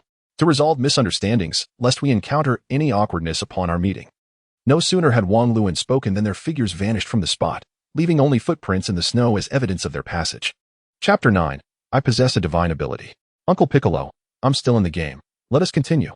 On a mountain peak, Gohan's face was swollen, his body trembling yet desperately maintaining a defensive stance, his gaze fixed on Piccolo across from him.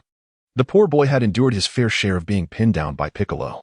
Gohan, remember, one must not show mercy on the battlefield, nor should one trust the enemy. Piccolo sternly admonished him, paying no heed to the boy's battered little form. Understood. Gohan nodded resolutely, intent on launching an attack towards Piccolo. At that moment, two figures suddenly materialized, interposing themselves between Gohan and Piccolo, instantly capturing both their attention. What brings you here, Ko? Piccolo furrowed his brow, gazing in confusion at the familiar apparition. Just as he was about to inquire, he caught sight of the figure beside Ko and his eyes widened in alarm. Raditz! With a terrified cry, Piccolo instinctively shielded Gohan, his eyes glinting with menace. Ko, have you lost your mind? How could you associate with him? No sooner had Piccolo spoken than he prepared to strike at Raditz. In response, Raditz quickly raised his hands, his tone placating. Hey, wait. Hold on. At this juncture, Ko stepped forward, positioning himself protectively in front of Raditz, halting Piccolo's advance. Piccolo, hold on a moment.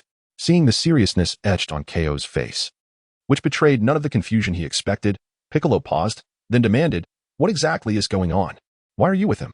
Shaking his head, Ko, having temporarily quelled Piccolo's fury, turned to Raditz with a look of reproach, lamenting being used as a pawn by this youth. All right, it's your turn to explain.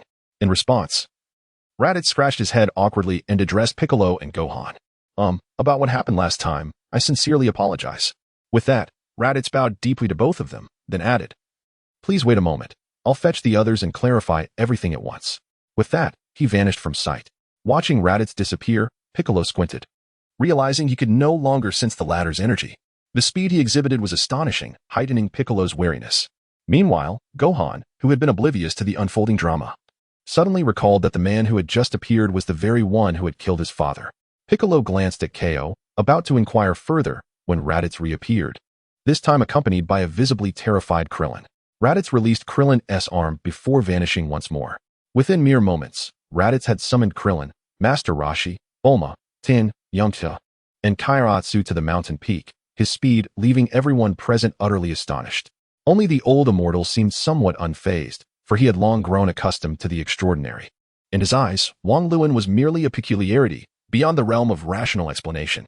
As for Tianjin Fan, Yamcha, and the others, they remained oblivious to the fact that Wang Luan was the very Raditz they had heard of. Thus, they were left in a state of bewilderment, feeling as if they had been abruptly yanked into this strange predicament.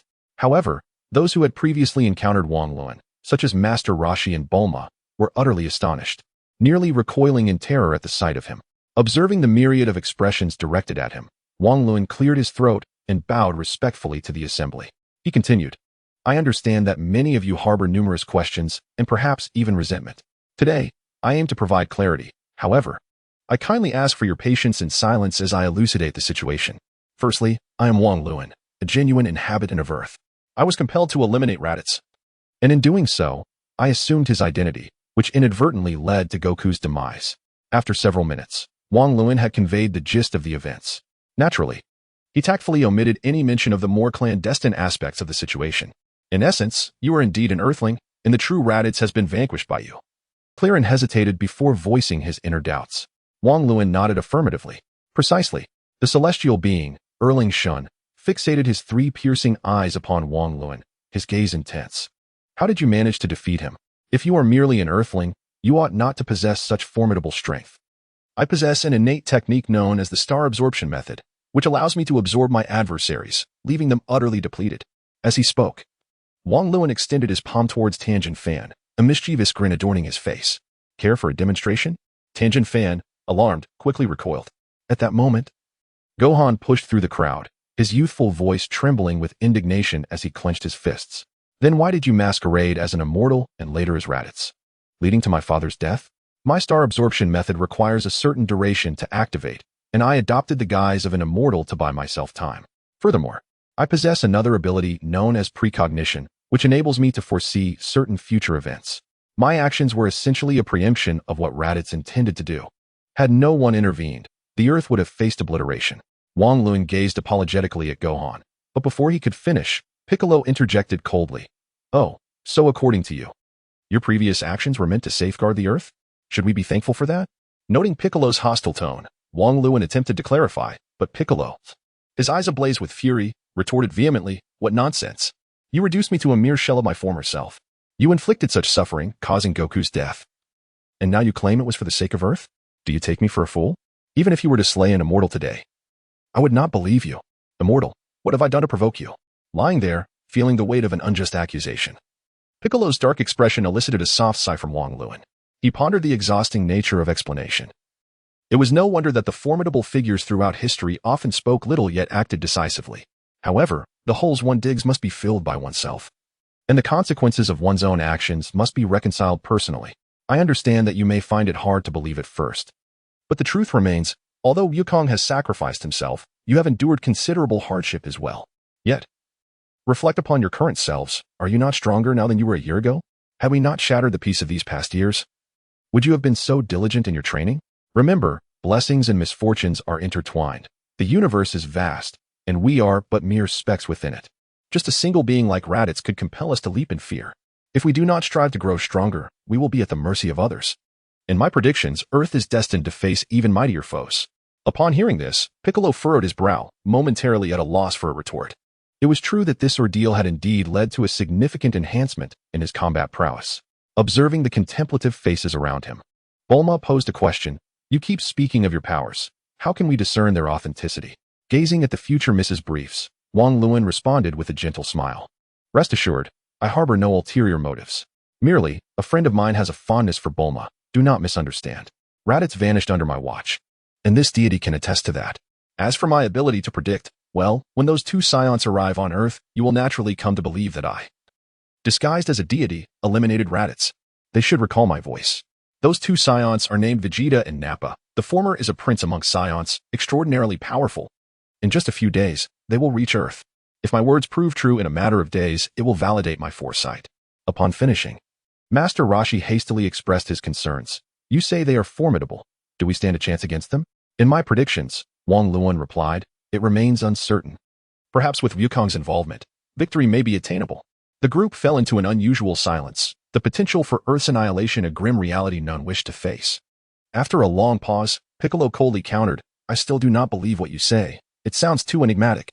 Ah, this world is indeed shrouded in mystery. Otherwise, how could Dragon Balls and Shenron exist?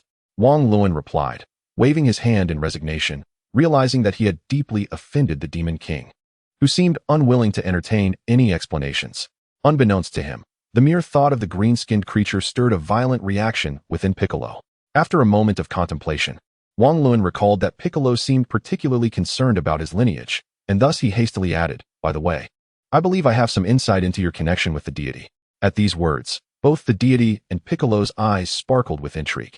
You and the celestial beings, specifically your father and the divine, were originally one entity. However, when the divine ascended to immortality, a separation of good and evil was necessary, resulting in the current state of dual existence. In truth, you are of the Namekian race. Due to climatic upheavals on Namek, your kin sent you to Earth for refuge. The ancient deity, who had remained silent until now, suddenly inquired, what evidence do you possess to substantiate this? The Dragon Balls are indeed a specialty of the Namekian people. When you created the Dragon Balls, was it not entirely instinctual? Upon hearing this, the deity eagerly nodded, exclaiming precisely, when I fashioned the Dragon Balls, it felt as if I possessed that ability innately. If you remain skeptical, after we vanquish these two scions, I will take you to Namek. That is your true home. The word home caused both the deity and Piccolo to pause, for they alone knew how distant that concept was for them. Piccolo, Having grown up without parents in solitude and darkness, and the deity, who had waited in a desolate place for parents he could never meet, were both products of loneliness. The mention of Namek stirred a sense of belonging within them. In that moment, for reasons unknown, Piccolo found himself inclined to believe in the truth of Wang Luan's words. "You had better not deceive me, or I shall rend you limb from limb."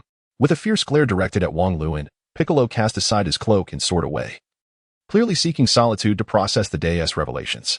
As Piccolo departed, Wang Luan exhaled softly, realizing he had nearly clarified everything. Yet, he too felt a twinge of uncertainty. The orchestration of this entire scheme carried a significant ulterior motive. He needed to absorb the essence of the adversaries. However, even without summoning Vegeta, and even if Earth could evade this calamity, numerous latent dangers still loomed. The androids and Majin Buu were currently dormant on Earth. Should these entities awaken, how could Goku and his companions, untested by prior tribulations, possibly double their powers to confront threats like Android 16 or Babbidi's minions? Any one of them could wreak havoc upon the planet. Thus, there exists a foundation for our actions. This is not mere chaos or idle chatter. Chapter 10, The Child Found by the System. 2 days later, all gathered at the sacred temple, for according to Wang Luan, the King Kai was likely to issue an announcement. This indicated that Vegeta and Nappa would soon arrive on Earth, while Goku would arrive at the battlefield several hours later. Consequently, everyone awaited news. Krillin, Tien, and Yamcha encircled Gohan, all smiling and inquiring about how he had fared over the past year. They were particularly curious about what it was like to have the formidable Piccolo as a mentor. Piccolo stood alone at the edge of the temple, eyes closed in meditation, unaffected by the laughter emanating from the group nearby. As ever, he maintained his aloof and proud demeanor. Wang Luan observed that, despite the impending threat, the crowd remained unperturbed, engaging in light-hearted banter and playful jests, which instilled a modicum of reassurance within him. In the realm of Dragon Ball, perhaps their ability to transform calamity into fortune is intrinsically linked to this optimistic and supportive atmosphere. Through his clairvoyant abilities, Wang Luan discerned the true combat powers of his companions. Jiaozi at 610, Yamcha at 1480, Krillin at 1770, and Tianjin Fan at 1830. While Piccolo stood at a formidable 3,500. As for Gohan, best to leave him out of the equation. His actual power was 980, yet who was unaware that when provoked, this young man could unleash an almost abnormal level of combat prowess? Wang Luan himself boasted a power level of 5,000, nearly equivalent to Goku's surface strength. This level was sufficient to handle Nappa, but when compared to Vegeta's staggering 18,000, it fell considerably short. Thus, his strategic approach was encapsulated in a single word: delay. If possible, he would prolong the confrontation to minimize casualties until Goku arrived on the battlefield. Additionally, he needed to devise a plan to absorb Nappa and the 6 cultivators. With Nappa's power at 4,000 and the cultivators at 1,200 each, their combined strength totaled 11200. Should he successfully absorb them, his own power could soar to 16,200, providing him with a solid foundation to contend with Vegeta. However, the notion of should was paramount. It warranted emphasis.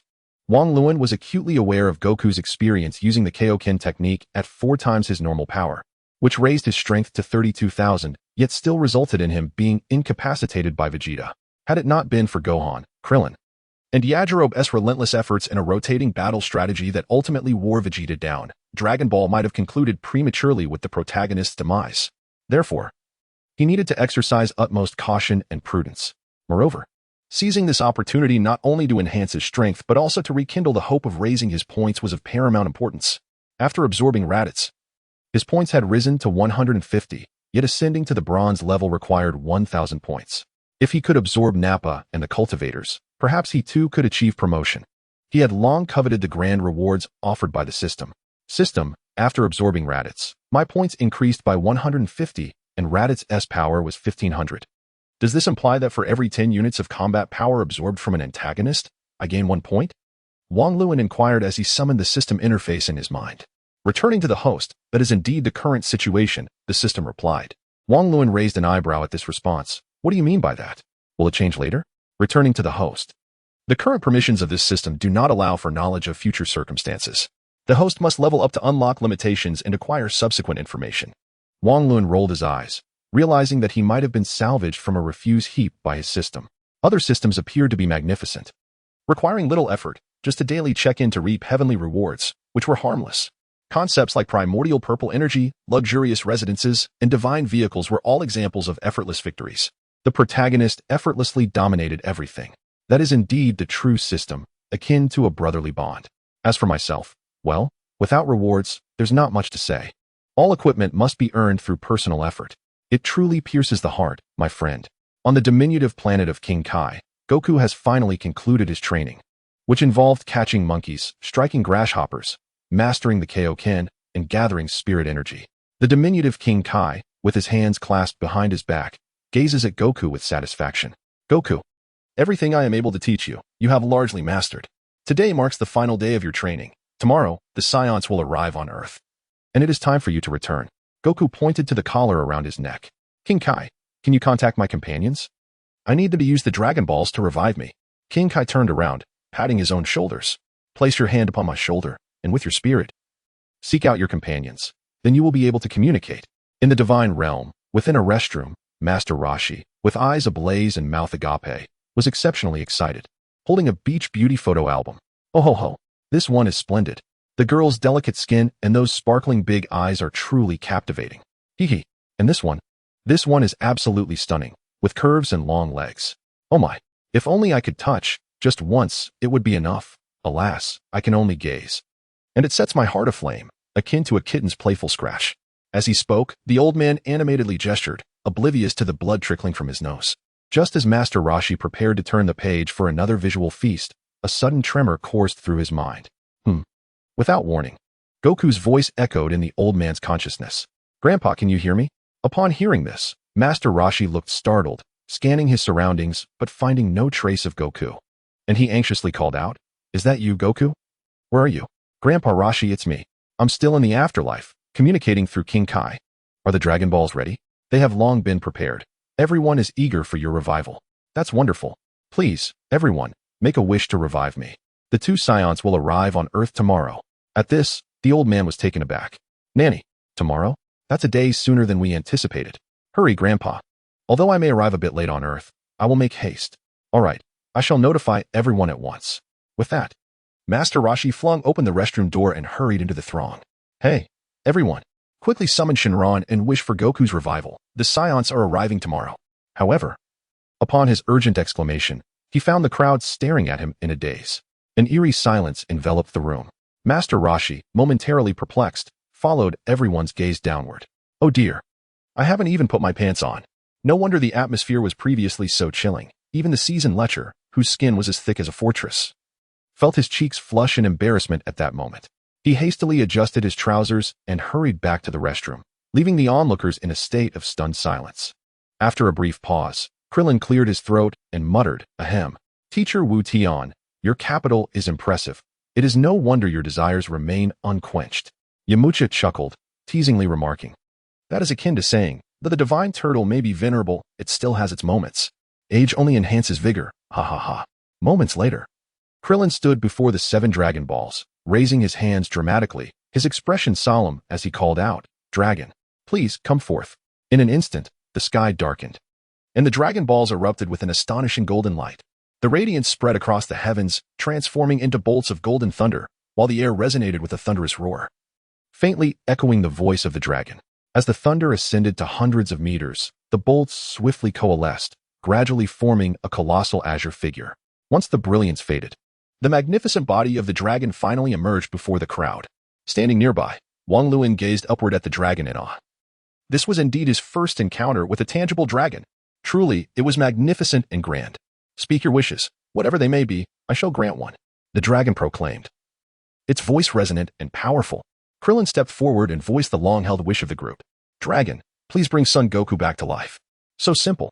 As he spoke, the dragon's eyes glowed with a crimson light, and after a brief moment of contemplation, it responded, Your wish has been granted, until we meet again. With that, the dragon vanished in a flash of lightning, transforming once more into the 7 Dragon Balls, scattering across the earth. Simultaneously, the sky brightened. Meanwhile, in the other world, the king of the northern realm had been fixated on Goku's head, suddenly realizing it was now devoid of the halo. Oh, the collar on your head is gone. Goku, you have returned to life. Excitedly feeling his own head, he discovered that the angelic halo that had bound him for a year had finally disappeared. He then eagerly looked toward the king. Yay, haha, I can finally go back. King, Barbarous, Gregory, I am heading to the underworld now. After I die, I will return to see you all. Until we meet again. With that, Goku sprinted a few steps toward the runway and then leaped, descending down the serpent road. Watching Goku's retreating figure, the king waved his hand and, standing on tiptoe, shouted, "Gamba, Goku." Chapter 11. Machine guns and bandages. The following morning, within the heavenly temple, everyone gathered around Wang Luan, fully focused on his directives. Has everyone understood? The key point in our operation is to buy time. As long as we can delay until Goku arrives on the battlefield, we have a chance of victory. Until Goku arrives, we must avoid a desperate fight at all costs. Upon hearing this, Yamcha hesitated momentarily before voicing his confusion. They had endured countless hardships and tribulations throughout the year, all in pursuit of a singular victory. Yet, after a year of relentless training, they found themselves in a position as futile as that of a mere chicken bone. Wang Luan, are those two scions truly as formidable as you claim? It is worth noting that we are not the same as we were a year ago. Wang Luan turned to Yamcha, his brow furrowed in seriousness. If they were not so overwhelmingly powerful, would I need to elaborate so extensively? It is precisely because I lack confidence that I must exercise such caution. If I could defeat them, I would handle them single-handedly. At this, Yamcha fell silent. Just yesterday, Piccolo had insisted on testing Wang Luan's qualifications to lead their group by challenging him to a duel. Initially, everyone believed that Piccolo could reclaim some honor. However, to their astonishment, the mighty Piccolo unleashed his ultimate technique, the special beam cannon, only to be effortlessly countered by Wang Luan. Yamcha pondered that if he were to endure Piccolo's fierce assault, even 100 lives would be of no use. With a resigned glance at Yamcha, Wang Luan's gaze swept over the others before he continued, that Vegeta's strength far surpasses us all. Even united, we are no match for him. Not even Goku could contend with him alone. At that moment, Piccolo abruptly waved his hand, seemingly impatient. All right, if the situation unfolds as you predict, we shall proceed as you suggest. Upon Piccolo's declaration, the others nodded in agreement, clearly endorsing his statement. Observing this, Wang Luan sighed inwardly. It appeared that the group had yet to genuinely accept and acknowledge him. At this rate, his influence seemed to pale in comparison to that of the formidable Piccolo. Perhaps it was merely due to his status as a newcomer. After all, gaining acceptance from his new companions would require time and experience. After a brief silence, as if struck by an idea, Wang Luan earnestly added, "Moreover, that Naba and the 6 cultivators must ultimately be dealt with by me. They are of great use to my objectives." At this juncture, Gohan looked at Wang Luan with curiosity, politely inquiring, "Uncle Wang Luan, what do you need them for?" "My star absorption technique not only allows me to absorb enemies but also their combat prowess. By absorbing them, my strength would ascend to new heights, enabling me to contend with Vegeta," Wang Luan explained. Upon hearing Wang Luan's words, Gohan's eyes widened, his expression filled with concern. "Uncle Wang Luan, isn't that a bit inhumane?" Just as Wang Luan was about to clarify, Piccolo interjected, "Gohan, remember, on the battlefield, it is a matter of life and death. There is no room for compassion. Never show mercy to your foes." Gohan opened his mouth, wishing to argue, but upon meeting Piccolo's stern gaze, he could only lower his head in resignation. Observing Gohan's silent demeanor, Wang Luan felt a deep sense of melancholy. "Nevertheless, I find myself in the position of having slain Wukong before him. Yet, this child, even after my explanation, still politely addresses me as uncle. He has inherited Wukong's kindness and tolerance, yet lacks his competitive spirit.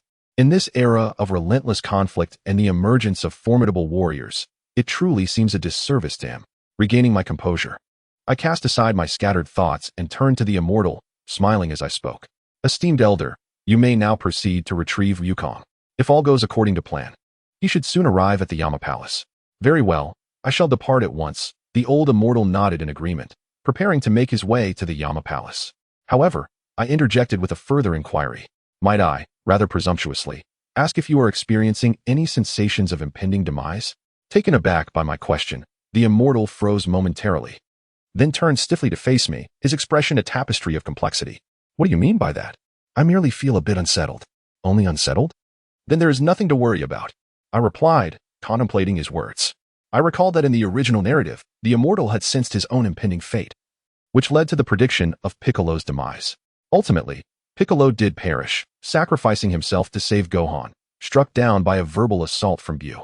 The fact that he now claims to merely feel unsettled, without a sense of imminent death, suggests that at least, on this journey, Piccolo should remain unharmed. "Youth, could you perhaps finish your thoughts in one go?" Interjecting sporadically is quite maddening. Just as I was lost in contemplation, the old immortal gazed at me with exasperation and made this remark. Noticing the peculiar expressions of those around me, I raised my hand to my forehead. unable to suppress a wry smile. Do I truly exhibit such a tendency? Krillin, Tien, and others exchanged glances, about to affirm my suspicion, when Piccolo interjected with a scoff. Your mouth is like a machine gun, chattering endlessly. Your words are akin to a nagging woman's tattered cloth, odoriferous and lengthy. At this, laughter erupted among the group. Hours later, 2 spacecraft pierced through the Earth's atmosphere, streaking across the sky like meteors. Sensing the sudden surge of formidable energy, the denizens of the heavenly palace stood up in unison, casting their gazes toward me. Let us move. We must prevent any wanton slaughter of the innocent, I commanded with a sweeping gesture, and immediately set off toward the 2 meteors in the sky, followed closely by the others. In the bustling city, the once smooth streets had been transformed into 2 massive craters by the impact of the spacecraft. Nappa surveyed the gathering crowd of ordinary Earthlings, pressing a button on his scouter and smirking with disdain. A pitiful bunch of weaklings.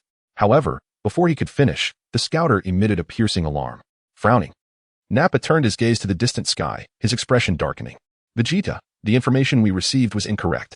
How could there be so many Earthlings with power levels exceeding 1,000 in this vicinity, and they are all converging rapidly toward us? After examining the data from the detector, Vegeta furrowed his brow but spoke with an air of indifference, expressing, "What is the rush? On such a lowly planet, it is improbable for formidable warriors to emerge. Otherwise, they would not have dispatched that useless Kakarot, whose battle power barely registers at 1. Upon hearing Vegeta's words, Nappa scratched his bald head and chuckled.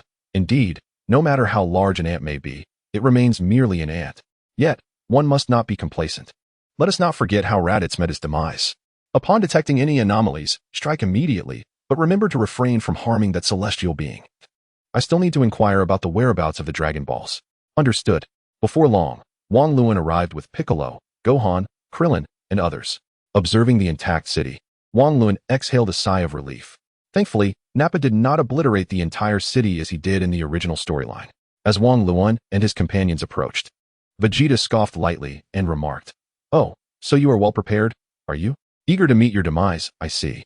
Meanwhile, Piccolo, Krillin, and the others, upon sensing the auras of the 2 warriors, especially Vegeta's, finally fully believed in Wang Luan's prophetic abilities, their breaths growing shallow with tension. At this moment, neither Vegeta nor Nappa concealed their energy, which was completely laid bare for all to perceive. In their senses, while Nappa's power was somewhat manageable, Vegeta's strength exceeded all expectations. Before Vegeta, they felt as insignificant as stars before the bright moon. Swallowing hard, Piccolo, having regained some composure, turned to Wang Luan and asked, "What shall we do now?" The vicinity is filled with ordinary people. Casting a wary glance at Vegeta, Wang Luan whispered, "Lead them away." Simultaneously, he pointed at Vegeta and called out in a playful tone, "Hey, little brats, are you looking to brawl? If you dare, come along with Grandpa." The verbal sparring had resumed, but this time, it was directed at the monkey. After speaking, Wang Luan exchanged glances with the others and flew towards the location he had previously selected. Observing Wang Luan and his group take off almost immediately after arriving, Nappa's expression darkened like coal. Just as he was about to intercept them, he suddenly recalled something and turned to Vegeta, inquiring. Vegeta chuckled softly, shaking his head. Yet his gaze shimmered with a cold light, fixated intently on Wang Luan's retreating figure. He recognized the voice of the earlier individual, the one who claimed to be the Earth's celestial guardian, a mere weakling. However, how could his battle power suddenly surge to 500? Did he perhaps hold back his strength when he defeated Raditz? After a moment of contemplation, Vegeta concluded that it must be true. Otherwise, how could a guardian of a planet truly be so weak? Yet, if this were the case, Raditz's death became rather puzzling. If he could have simply killed Raditz, why waste so many words? After pondering this, Vegeta mused that since he had come this far, the truth must be close at hand. Moreover, even if the Earth's celestial guardian possessed a genuine power of 500, in Vegeta's eyes, he still remained utterly inconsequential. His sole concern and preoccupation lay with the legendary Dragon Balls, said to grant any wish. It is of no consequence. They likely wish to prevent us from slaughtering ordinary Earthlings, thus deliberately leading us elsewhere. I shall follow them and see what tricks they have up their sleeves. Observing the indistinct figures on the horizon, Vegeta called out and directly followed along with Nappa. In Vegeta's eyes, this group of Earthlings was merely acting unnecessarily. Being killed now or later made little difference, merely an extension of their breaths. After a brief flight of mere minutes, the 2 arrived at a desolate and barren desert. Not far ahead, Wang Luan, Piccolo, Gohan, Krillin, Yamcha, Tien, and Kaiatsu had formed a line, standing ready and awaiting them. Chapter 12. I'll make your head bloom and sprout water. You intend to choose this desolate place for a graveyard, do you? Vegeta surveyed the surroundings and scoffed with a knowing smile. Beside him, Nappa chimed in with derision, clearly dismissing Wang Luan and his companions. The sand and wind here are abundant. They must be eager to bury themselves. Seeing the brazen arrogance of the two, the others, except for Wang Luan, clenched their jaws in anger. Tin tightened his fists, unable to suppress a retort, but recalling Wang Luan's admonition, he could only exclaim, truly detestable. Wang Luan stepped forward, casting a glance back at his companions, signaling them to remain calm, and then addressed Vegeta with a cool demeanor. You too should temper your hubris. The outcome remains uncertain. With a slight lift of his eyelids, Vegeta fixed his gaze on Wang Luan. Humph. If my memory serves me right, you are the Earth's deity, are you not? You were the one who dispatched Raditz. And what of it? Wang Luan replied, his expression unfazed, maintaining a dignified composure. Yet internally, he mused that had he not wished to provoke Vegeta completely, he would not be engaging in such civil discourse with an adversary. He resolved not to relent until he had thoroughly unsettled his opponent. Vegeta, sensing Wang Luan's calmness, felt an inexplicable irritation. It matters not. I am merely curious about your strength. Soon, I shall render you incapable of seeking life or death. Although Raditz was a worthless being, he was nonetheless one of our Saiyan kin, not someone you lowly creatures could defeat. As he spoke, Vegeta's gaze swept over Piccolo and the others. Upon noticing Piccolo's green skin, his pupils constricted, contemplating the implications, and then he said, Hey, Nappa, does that green-skinned individual not resemble a Namekian? Hearing Vegeta's inquiry, Nappa turned his attention to Piccolo. They had initially overlooked him, but upon closer inspection, the resemblance became evident. Well, you're not wrong. Nodding, Vegeta seemed to experience a sudden revelation and turned his penetrating gaze towards Piccolo.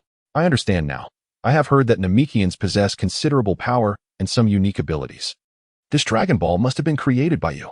Upon hearing Vegeta's words, although Piccolo was somewhat prepared, he could not help but feel a tumult of emotions when the truth of Wang Luan's earlier statement was confirmed. He was indeed a Namekian. As for Krillin, Tien, and the others, after casting a glance at Piccolo, they turned their earnest gazes towards Wang Luan. This fellow truly possesses uncanny foresight. Nappa, remember this. Both the Namekian and the Earth deity must be spared for me. After a moment of silence, Vegeta turned to Nappa and issued his command. These two might very well hold the key to his mission. Whether he could locate the Dragon Balls and achieve his strategic goal of immortality likely hinged on extracting information from them. Upon hearing this, Nappa thumped his chest and boisterously declared, Rest assured, Vegeta, I shall eliminate those who need to be slain and merely incapacitate those who do not.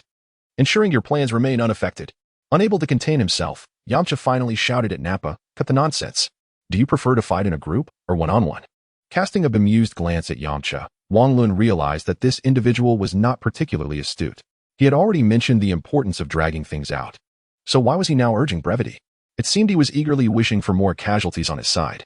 Waving his hand dismissively, Vegeta casually found a stone to sit upon, clasping his fists to his chest, his demeanor exuding arrogance and disdain. You are not worthy of my intervention, Nappa. Do we not have a few cultivators at our disposal? Let us employ them this time. Nappa looked at Vegeta, and upon observing his expression, he understood the unspoken intent. Vegeta, you truly know how to play this game. As Nappa reached into his pocket, Wang Luan realized he was about to unleash the cultivators. As for Vegeta's intentions, Wang Luan was keenly aware that Vegeta, lacking confidence, sought to gauge their strength through the cultivators first. Before long, Nappa had planted 6 green seeds into the soil. He then produced a small vial of liquid and dripped a bit onto each seed.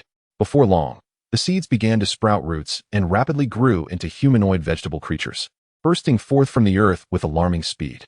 Observing these sinister, malevolent green beings that could move freely in a short span, Krillin and the others exchanged astonished whispers with Wang Luan. What are these creatures, possessing such formidable energy? Wang Luan, are these the cultivators you spoke of? Nodding in affirmation, Wang Luan quietly explained the characteristics of the cultivators. Indeed, when you encounter them, exercise utmost caution. These cultivators are exceedingly cunning and possess formidable strength. Their heads can split open and spray a corrosive liquid, and should they find themselves at a disadvantage, they might resort to self-detonation. Do not allow yourselves to be ensnared by them. As he concluded, Wang Luan's gaze bored directly into Yamcha's. In the original storyline, he had already secured victory. But due to negligence in delivering the final blow, he had been dragged down alongside a cultivator. A classic case of premature demise before achieving success. And the irony was that this individual had fancied a 1 against 5. Huh. As the cultivator prepared for battle, Ba shouted forward. Let's see who dares to challenge me first. Erlang Jinjuan, glancing at Wang Luan and seeing no dissent, stepped forward and proclaimed in a powerful voice, I shall go first. Tianjin Fan assumed a defensive stance, his gaze fixed intently on the diminutive figure of the cultivator. Understanding the importance of this encounter, he opted for defense. The cultivator let out a sinister chuckle, leaping forward a few steps before brandishing his sharp claws, aiming directly at Tianjin Fan's forehead. The claws sliced through the air with a whistling sound. Tianjin Fan, sensing the incoming attack, swiftly dodged to the side, narrowly evading the fierce blow. Seeing his initial strike fail, the cultivator abruptly thrust both feet upward, attempting to kick Tianjin Fan in the abdomen. Tianjin Fan seized the cultivator's lower leg. With a sharp command, he swung his arms, casting the cultivator away into the distance. Having failed to land successive attacks, the cultivator somersaulted in midair, letting out a low, eerie shriek as his forehead grotesquely split open, releasing a mysterious white liquid that sprayed towards Tianjin Fan. Watching intently, Tianjin Fan furrowed his brow and instinctively sidestepped. But Wang Luan, Bick, and the others became unwitting targets. Be careful, they instinctively warned.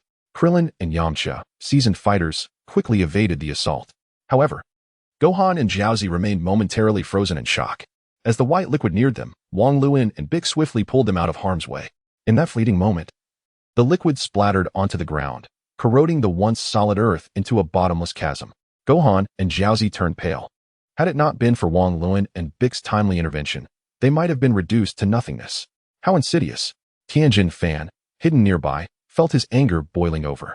The cultivator had deliberately performed those flips to align himself with his comrades, ensuring that even if he managed to escape, his allies could be caught off guard and struck. Huh. Your reflexes are commendable. I thought for sure one or two of you would meet your end. Ba taunted. Relishing in the sight of Krillin and Tianjin Fan's pale faces filled with shock and fury. Casting a cold glance at Ba, Wang Luan turned his attention back to Tianjin Fan. Tianjin Fan, don't hold back. Tianjin Fan nodded vigorously, then stomped forcefully on the ground, propelling himself like an arrow towards the cultivator. As Tianjin Fan charged with ferocity, the cultivator attempted to evade his onslaught, but Tianjin Fan swiftly maneuvered behind him, bringing his hands together in a powerful strike aimed at the cultivator's head. I'll make your head bloom and spray.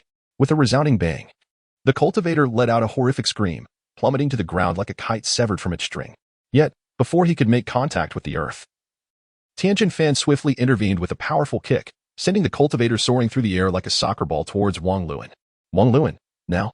As the cultivator hurtled towards him, Wang Luan smiled with satisfaction, reaching out to grasp the cultivator's head while simultaneously issuing a command to the system. Collect. Ding. The detection of the villain was confirmed, and the collection of the villainous cultivator commenced. 10. 9. To ensure safety, Wang Luan not only held onto the cultivator's head, but also channeled his energy to firmly restrain him, rendering the cultivator momentarily immobile, eyes wide in helplessness. He had no desire to allow this individual to self-destruct, although he wouldn't meet the same fate as Yamcha. This was a rare source of nourishment that he could not afford to squander. 5. 4. At that moment, Naba, witnessing Wang Luan's hold on the cultivator, glared with displeasure, exclaiming, Hey, what happened to our one-on-one duel? Why are 2 against 1? As he prepared to confront Wang Luan, Vegeta suddenly interjected with a sharp command, stopping him in his tracks. Naba, wait. Simultaneously, the countdown reached 0, and the cultivator vanished in an instant. Wang Luan's mind was flooded with the long-awaited congratulatory message. The sensation of absorbing a villain was indeed exhilarating. Ding. Congratulations, host. You have successfully absorbed the villainous cultivator. Points increased by 120. The host now possesses the various abilities of the cultivator. Naba glanced curiously at Vegeta, who was deep in thought, and queried, What does this mean? How can it be a solo fight when others interfere? Tianjin Fan turned to him, his tone rigid. I had already defeated him. He is my trophy. And the manner of his fate is naturally at my discretion. Ah, how very convenient for you. Vegeta smirked, his expression inscrutable as he scrutinized Wang Luan. Feeling Vegeta's intense gaze, Wang Luan's heart skipped a beat, pondering if he had unwittingly revealed something. Yet, he maintained an outward calm, meeting Vegeta's stare without fear. Does Vegeta want me to intervene? Naba tilted his head towards Vegeta, seeking his counsel. Hold on, let us observe what they're up to. Vegeta gradually averted his gaze, shaking his head, before pointing at another cultivator. You, step forward. Chapter 13. Who cares about tomorrow's water? This time, I shall take the lead. Krillin remarked softly.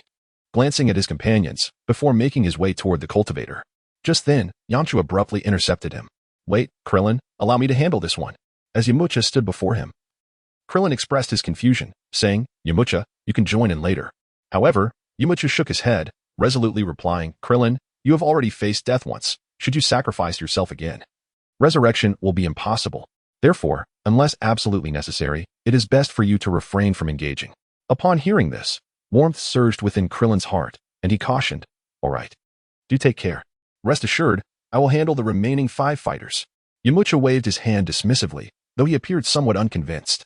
Just then, Wang Luan spoke gravely, "Yamcha, winning just one is sufficient. Do not be careless. You must incapacitate them entirely before ceasing your efforts." Acknowledging Wang Luan's tone, Yamcha nodded in understanding and cautiously approached the fighters who had been waiting. At that moment, Piccolo turned to Wang Luan and quietly inquired, "Did you foresee something?" Wang Luan shook his head. "No, I cannot predict every event. That would be too exhausting. I can only make rough guesses." Yamcha is kind-hearted and broad-minded, yet his temperament can be somewhat frivolous. He mistakenly believes that after a year of cultivation, he has greatly improved and, having seen Tianjin fan win effortlessly, he is likely to become complacent. Hearing this, both Krillin and Tianjin fan nodded in agreement, acknowledging Wang Luan's insight into Yamcha's character. Wang Luan then cast a subtle glance at Vegeta and Nappa, noticing their mouths moving as they appeared to be engaged in discussion. "By the way, Piccolo, your keen ears must remain attuned to Vegeta's side. Do not miss any crucial information." Piccolo rolled his eyes, clearly annoyed by Wang Luan's command. "I've been listening all along." Meanwhile, Yamcha had already engaged with the fighters. With a fighting power of 1480, he found himself evenly matched against a fighter with a power level of 1200, resulting in a stalemate. "Nappa, did you notice the movements of that earthling deity just now?" Vegeta, having lost interest in the battle, suddenly murmured. Nappa, who had been intently observing the fight, paused and asked, Vegeta, what do you mean?" Seeing Nappa's bewildered expression, Vegeta thought to himself about the incompetence of his ally, momentarily rolling his eyes before exclaiming, "Truly foolish. Think carefully about the actions of that earthling deity." Rubbing his bald head, Nappa began to recall the earlier details. It seemed that the deity had first made contact with the fighter, and then the fighter had inexplicably vanished. Suddenly, it dawned on Nappa, and he slapped his forehead, exclaiming, "That's it. Raditz was eliminated in the same manner. He was first touched by that earthling deity, and then he mysteriously disappeared." Upon witnessing the scene, Vegeta swiftly delivered a kick to Nappa's rear, unable to suppress his frustration as he admonished, "Could you lower your voice a bit? As if we want everyone to know what we're discussing." Noticing Vegeta's furious expression, Nappa sheepishly chuckled and hastily lowered his tone. "Vegeta, are you suggesting that our initial assumptions were misguided? That the Earth's deity possesses the ability to make individuals vanish instantaneously, rather than relying on the Dragon Balls? But why would he do such a thing? The Earthling had already secured victory. Even if they refrained from lethal measures, I would not permit the defeated to survive." Frowning in contemplation, Nappa, with a head as large as a watermelon, yet a brain no bigger than a walnut, struggled to conjure any insight after much deliberation. "Vegeta, why don't we just take action? Why ponder so much? Let us just finish this." "Patience," replied Vegeta, casting a dismissive glance at the fool and turning his attention back to the unfolding battle. Meanwhile, Piccolo directed his gaze towards Wang Luan. He had already discerned Wang Luan's intent to absorb the cultivator, yet he remained perplexed about the rationale behind such an action. After a brief silence, Wang Luan sighed, resigned. "Indeed, Vegeta is remarkably astute. We must proceed cautiously, adapting our strategy as we go, and aim to absorb as much as possible." After a heated exchange, the slightly stronger Yamcha had gained a definitive upper hand, frequently landing blows on the cultivator, who winced in pain. Seizing a moment of opportunity, Yamcha leaped into the air, ascending to a height of several meters, and positioned his palms at his sides, forming a half-closed gesture. As he chanted incantations, streams of energy coalesced within his palms. Kamehameha. The cultivator below seemed aware of Yamcha's impending formidable attack, darting around in a frantic attempt to evade capture through swift movements. However, just as the cultivator leapt into a certain position, Yamcha seized the opportunity, unleashing a powerful shout, wave. He then thrust his palms forward with great urgency, sending forth the energy wave with considerable force towards the cultivator. The cultivator, having just stabilized itself, was taken by surprise as Yamcha seemed to predict its landing point. With no means of escape, it braced itself to withstand the impending strike. Boom! The energy wave collided with the cultivator, unleashing a tremendous impact that left it battered and broken. Moments later, as the smoke began to clear, a deep crater several meters wide emerged. With the cultivator lying motionless within, its fate unknown. Yamcha was about to relax and descend, but recalling Wang Luan's earlier warning, he instinctively remained vigilant. As Yamcha slowly descended to the edge of the crater, the cultivator suddenly launched a desperate counterattack, shrieking as it extended its arms, attempting to seize him. Startled, Yamcha quickly prepared himself, reaching out to grasp the cultivator by the neck. He then delivered a swift punch to its forehead, temporarily disorienting it, before promptly tossing it towards Wang Luan. Wang Luan catch. As the cultivator soared towards him, Wang Luan initially intended to replicate his previous strategy of controlling before absorbing. However, he suddenly realized that Vegeta was watching him intently, like a hawk. This fellow seemed intent on using the cultivator as a means to discern his capabilities. Should he absorb it, he would unequivocally confirm his ability to make someone vanish without a trace, leading Vegeta and Nappa to become even more cautious of him, complicating any future attempts to absorb Nappa. Conversely, refraining from absorption would mean letting a prime opportunity slip away, missing out on a delectable source of power. Weighing his options for a brief moment, Wang Luan resolved to seize the moment and consume what lay before him, for one must indulge in the present, disregarding the uncertainties of tomorrow. Thus, he returned to his old ways, methodically proceeding with his plan. Simultaneously, both Wang Luan and Piccolo remained vigilant, closely monitoring Vegeta's movements. Ever wary of a sudden attack? Collecting. Ding. Detecting antagonist, commencing collection of the antagonist cultivator. 10, 9, 4, 1. Ding. Congratulations, host successfully absorbed the antagonist cultivator. Points increased by 120. Upon witnessing the cultivator's abrupt disappearance, Vegeta confirmed his suspicions, clapping his hands and rising to his feet, coldly addressing the remaining 4 cultivators. You all, attack together. At this command, the 4 cultivators instinctively lunged towards Gohan, Yamcha, Krillin, and Piccolo. Observing this, Wang Luan furrowed his brow, recognizing Vegeta's impatience, and quickly warned his companions, split up and respond carefully. Proceed according to the original plan. Chapter 14. I can still ensure your satisfaction. Wang Luan and Piccolo, witnessing the 4 cultivators charge at Gohan and the others, understood all too well that these creatures sought to prey on the weaker. How infuriating. Did they really think us easy prey? Krillin, his face darkening with anger, cursed as he rushed forward to confront one of the cultivators head-on. Yamcha, undeterred despite having just emerged from a previous skirmish, felt confident in his ability to take on 5 opponents, and with the adversary delivered to him, he could not let the opportunity pass. However, Gohan and Din found themselves somewhat flustered, lacking practical combat experience, especially Gohan, who at such a tender age bore the heavy responsibility of protecting the earth alongside his elders. Instinctively, Wang Luan and Piccolo exchanged a glance and shielded the 2 youngsters behind them. Meanwhile, Tien Shinhan took it upon himself to face 2 opponents, holding his ground without faltering. In an instant, the air was filled with the frenzied cries of the cultivators, the shouts of Krillin and his allies, and the thunderous sounds of fists colliding and energy blasts clashing, creating a cacophony that enveloped the battlefield. Smoke billowed as the fierce battle raged on. Both sides held nothing back, intent on vanquishing each other. Nappa, witnessing the chaos of the melee, felt an irresistible itch, his body restless with anticipation. He yearned to inflict harm, feeling unwell if he didn't take part in the fight. Stamping his foot, he glanced at Vegeta and anxiously implored, Vegeta, let me join in. It's unbearable just standing here and watching. Seeing Nappa's impatience, Vegeta shot him a cold glare and sternly retorted, what are you in such a hurry for? Let them fight a while longer. Upon hearing this, the expression on Ba's face fell, yet he dared not defy Vegeta's wishes. Reluctantly returning to the latter's side, silently sobbing. On the battlefield, Tien Shinhan, witnessing the 2 cultivators converge upon him with ferocious intent, felt a surge of joy and secretly praised their folly. He clasped his hands together, fingers meeting, creating a specific triangular zone between his palms. A tremendous surge of energy erupted from his being, and with a mighty roar, he unleashed the Kikaho. As Tien's voice resonated, a colossal wave of thunderous light, several yards wide and dozens of yards long, surged forth from the triangular zone, hurtling towards the 2 cultivators with formidable force. Upon witnessing this lightning strike, the cultivators' faces contorted in fear, and they hastily attempted to retreat. However, the concentrated power that Tien had summoned was not so easily evaded.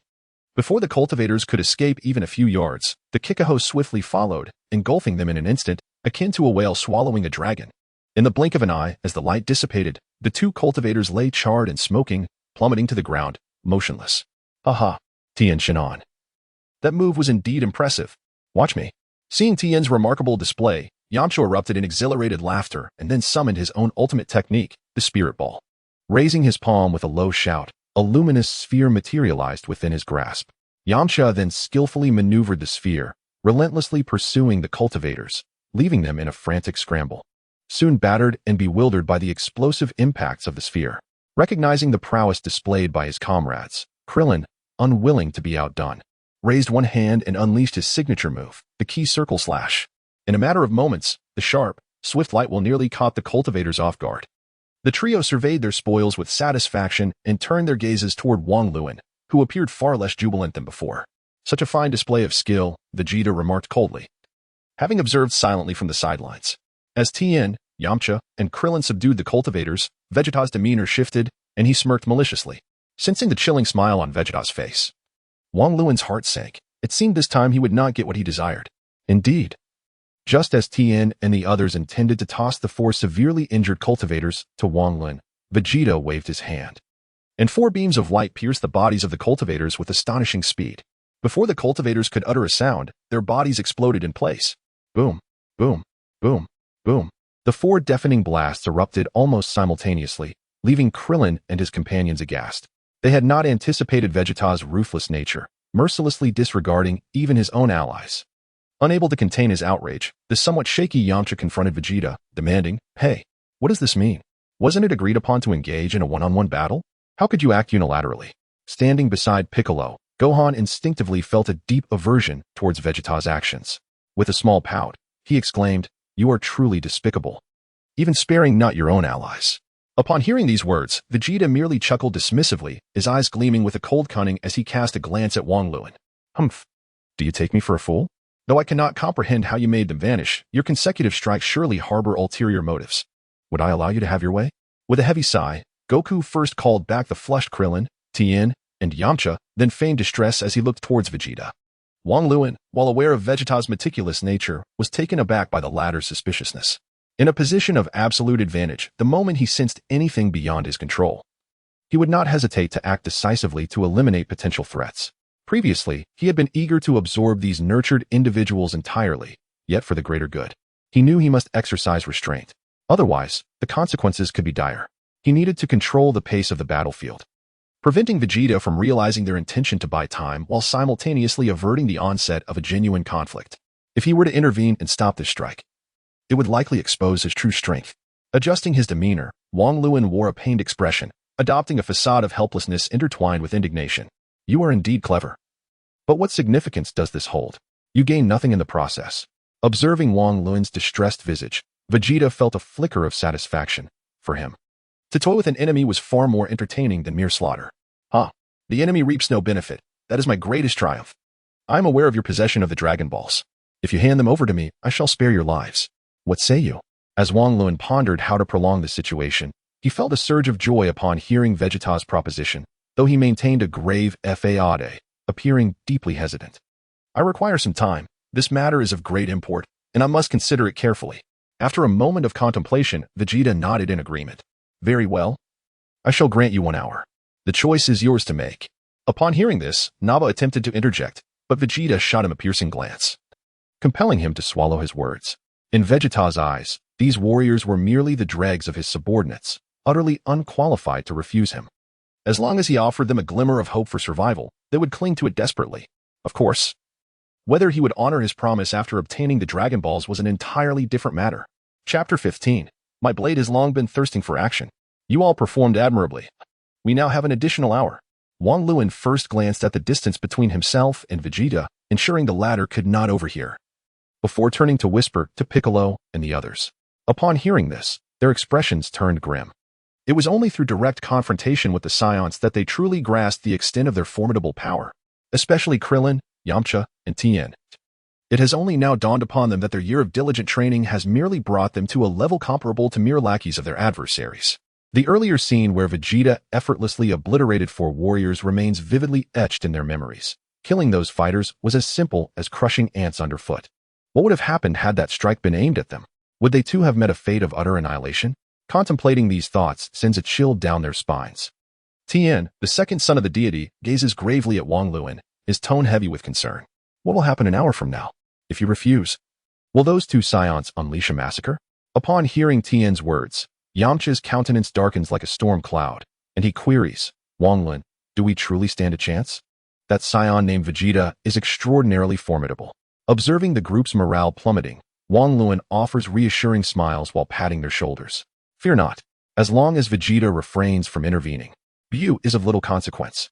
Moreover, I shall devise other means to buy us some time. Once Goku arrives, Vegeta will find himself faced with a worthy opponent and will no longer be so arrogant. With that, Wanglun casts a glance at Gohan, who nods in tacit understanding. At this juncture, Piccolo, who has been keenly observing Vegeta's movements, slowly turns his head to fix his penetrating gaze upon Wanglun. Goku has truly reached such an impressive level of power. Interpreting Piccolo's unspoken words, Wanglun cannot help but smile wryly. He recognizes that unlike Yamcha and the others, Piccolo does not fear Vegeta. Rather, he seems concerned that Goku may outpace him. In that case, even if you harbor doubts about me, you should trust in Goku. He has never failed you. Upon receiving news of Goku, Krillin and the others' expressions brighten somewhat. Should a confrontation occur prematurely, it is certain that the clumsy Buu would charge forward. In that event, we will strive to hold Buu back while you all unleash your full strength. And I shall reserve half of mine. We must present ourselves as if, combined, we can merely restrain Buu. This way, Vegeta will be less inclined to act hastily. Wanglun recalls that in the original narrative, when Goku arrived on Earth and rushed to the battlefield without suppressing his energy, Vegeta could directly gauge his power. Upon discovering that Goku's apparent strength was 5,000, Buu was left in shock, his jaw agape, while Vegeta, in a fit of rage, crushed his scouter. This revelation evidently surpassed their comprehension. If Vegeta were to learn that his true power was 7,400, combined with his already revealed ability to absorb energy, how would he react? This young man would undoubtedly perceive him as a thorn in his side and would stop at nothing to eliminate him, just as in the original story. To eliminate potential threats and prevent a united front between Piccolo and Goku, he hastened to order Buu to kill Gohan and Krillin, disregarding even the Dragon Balls, claiming he would slay Piccolo before heading to Namek to seek the Dragon Balls. Such decisive and cunning ruthlessness. Fortunately, I have been consistently suppressing my true abilities. At this moment, Vegeta may still believe that his strength is on par with Piccolo's, and even if they were to strike together, they might not withstand the onslaught of Buu. This, indeed, is my significant advantage. He knows himself but not his opponent, while I possess knowledge of both.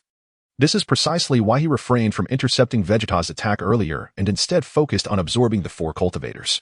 Even if he were to successfully absorb them all, he would still be unable to defeat Vegeta. Thus, why risk exposing his own strength and hastening the onset of a genuine battle? At this juncture, he must first act as a patient turtle. Just as Wanglun contemplated the current dynamics between the two parties, he heard Piccolo suddenly remark in a sardonic tone, "Your thoughts are truly terrifyingly profound, intricately intertwined. Although Vegeta's combat power far exceeds yours, he is completely at your mercy." Upon hearing this, Wanglun couldn't help but roll his eyes in exasperation. What does that even mean? Is he praising us or disparaging us? I possess no profound thoughts. I am merely striving to survive, manipulating a predetermined narrative from a divine perspective. Ultimately, I remain a pitiable worker dependent on the system. If I cannot reach this level, then my self-scripted performance would be in vain. Lacking strength, I must resort to cunning. This burden weighs heavily upon me. Alas, it has nearly shattered me. Vegeta, why must you insist on waiting an hour? Just allow me to act. Do you fear they won't comply? I wouldn't need 10 minutes. I could incapacitate them all in an instant. Observing the increasingly frantic Buu, Vegeta felt an overwhelming frustration, lamenting the foolishness of his companion. How could this fool not comprehend his intentions after so many years of servitude? While the others possess 2 shoulders supporting one head, this one bears 2 shoulders, but only a pig's brain. Buu, you cannot always think to resolve matters with brute force. The enemy's highest combat power is merely 3,500. If I wish to eliminate them, it would be but a fleeting moment. However, should they realize their impending doom, they might deliberately oppose you, refusing to divulge the whereabouts of the Dragon Balls. Wouldn't that render our year of efforts futile? When will you allow me a moment's peace? Upon hearing Vegeta's reprimand, Buu paused, realizing he had indeed overlooked this aspect. After giving Buu a thorough scolding, Vegeta's ire subsided somewhat, and he spoke in a calmer tone, thus. In comparison to that, what harm is there in waiting an hour? Furrowing his brow in contemplation for a moment, Buu finally nodded, very well. I shall wait a little longer, but once we obtain the Dragon Balls, you must allow me to unleash my fury. My great blade is already yearning for action. At that time, it shall be as you wish. On Snake Way. Goku had been sprinting tirelessly for an entire day, yet still had not reached the king of Hell's palace. It was not due to a lack of urgency or effort on Goku's part. Rather, the path was exceedingly winding and lengthy. When he initially sought the North Kai, he had spent half a year traversing Snake Way. By now, the others must have already engaged with the Scions, hadn't they? Yet I have not even reached the Enma Palace. It seems my speed is still insufficient. After calculating the time, a sense of urgency welled up within Wukong. After a moment of contemplation, he resolved to unleash his ultimate technique. No more hesitation. Initially, he intended to conserve some energy for the impending confrontation, but it seemed he must hasten to his destination first. With a mighty shout, Wukong exclaimed, "King Kai Fist." Instantly, a faint crimson glow erupted from his body. His muscles rapidly swelled, and his aura surged dramatically, catapulting his speed to an entirely new level. In the blink of an eye, Wukong darted forward several paces, his figure already thousands of meters away. "I'm almost there. Everyone, hold on." Chapter 16. Our physical education teacher once told us, an hour later, beep. Upon hearing the alert from the detector, Vegeta, who had been resting against the stone wall with his eyes closed, suddenly opened them. Noticing Vegeta's awakening, Wang Luan and the others quickly focused their attention. Wang Luan whispered a warning to the group: "Stay vigilant, proceed according to plan, and do not rush." After glancing at the time, Vegeta turned to Wang Luan with a mocking expression. "The time has come. What have you decided?" Wang Luan fell silent for a moment, then, with a look of uncertainty and concern, asked, "Vegeta, if I hand over the Dragon Balls to you, will you truly spare our lives?" After an hour of this inquiry, Vegeta furrowed his brow, yet ultimately replied with restrained patience, "Of course." However, as soon as Vegeta's words left his lips, Wang Luan spread his hands and replied with conviction, "I need to see your sincerity." At this, a glint of coldness flickered in Vegeta's eyes, and he stood up, his tone turning icy as he retorted, "I've waited an hour for your sincerity. It seems you are simply trying to take advantage of me." In response, Wang Luan shook his head gently, his expression one of deep resignation. He understood that such words would surely provoke Vegeta into commanding Nappa to act. Yet, Vegeta had already waited for an hour. Any further delay on his part would risk exposure. Everything has its limits. It was better to transition to the next phase and engage with that fool Nappa in a conciliatory manner. There was no choice. The Dragon Balls were crucial to them, and they could not be easily entrusted to another. Indeed, upon hearing this, Vegeta's expression darkened immediately, and he glanced at the eager Nappa. "Humph. There is no point in refusing a toast, and instead facing punishment. Nappa, go ahead. Remember to be cautious of the Earth's guardian. Do not allow him to seize control of your body. And that Namekian, do not let him kill you. The rest is up to you." Nappa, excited that he could finally unleash his fury, clapped his hands enthusiastically and bellowed, "Ha! Vegeta, rest assured, I will surely help you take your revenge." As he spoke, he began to stretch his limbs, striding directly towards Wang Luan and his companions. Seeing Nappa approach briskly, Wang Luan whispered to the others, "Everyone, remember my words. There is no need to fight desperately. Try not to provoke him completely. We only need to buy some time. Furthermore, one should refrain from attempting to grasp the tail of the opponent, as it would prove futile for both parties involved." In the original narrative, Wang Luan recalled that Piccolo had assumed that Nappa would behave similarly to Raditz, losing his combat prowess upon having his tail seized. Little did he know, the adversary had long since fortified himself against such vulnerabilities. The outcome was that Piccolo's round, verdant head was struck by Nappa's elbow, leaving it bruised and battered. Upon hearing this, Piccolo, Tien, and the others nodded gravely and proceeded to disperse as previously discussed. Wang Luan and Piccolo, acting as the primary forces, positioned themselves on either side, forming the front line against Nappa, ever ready to provide support to their comrades. Tien, Yamcha, and Krillin maintained a close proximity, subtly arranging themselves in a triangular formation to defend the rear. Meanwhile, Gohan and Kaiatsu, due to their lack of strength and battle experience, found themselves situated at the center of the triangle. This was indeed the defensive strategy they had devised earlier, specifically advocated by one individual. Ahem. Although it might appear somewhat rudimentary, after all, it is a triangle. Wang Luan distinctly recalled the physical education instructor solemnly stating in class that a triangle is the most stable structure. Indeed, this is what we call applying knowledge effectively.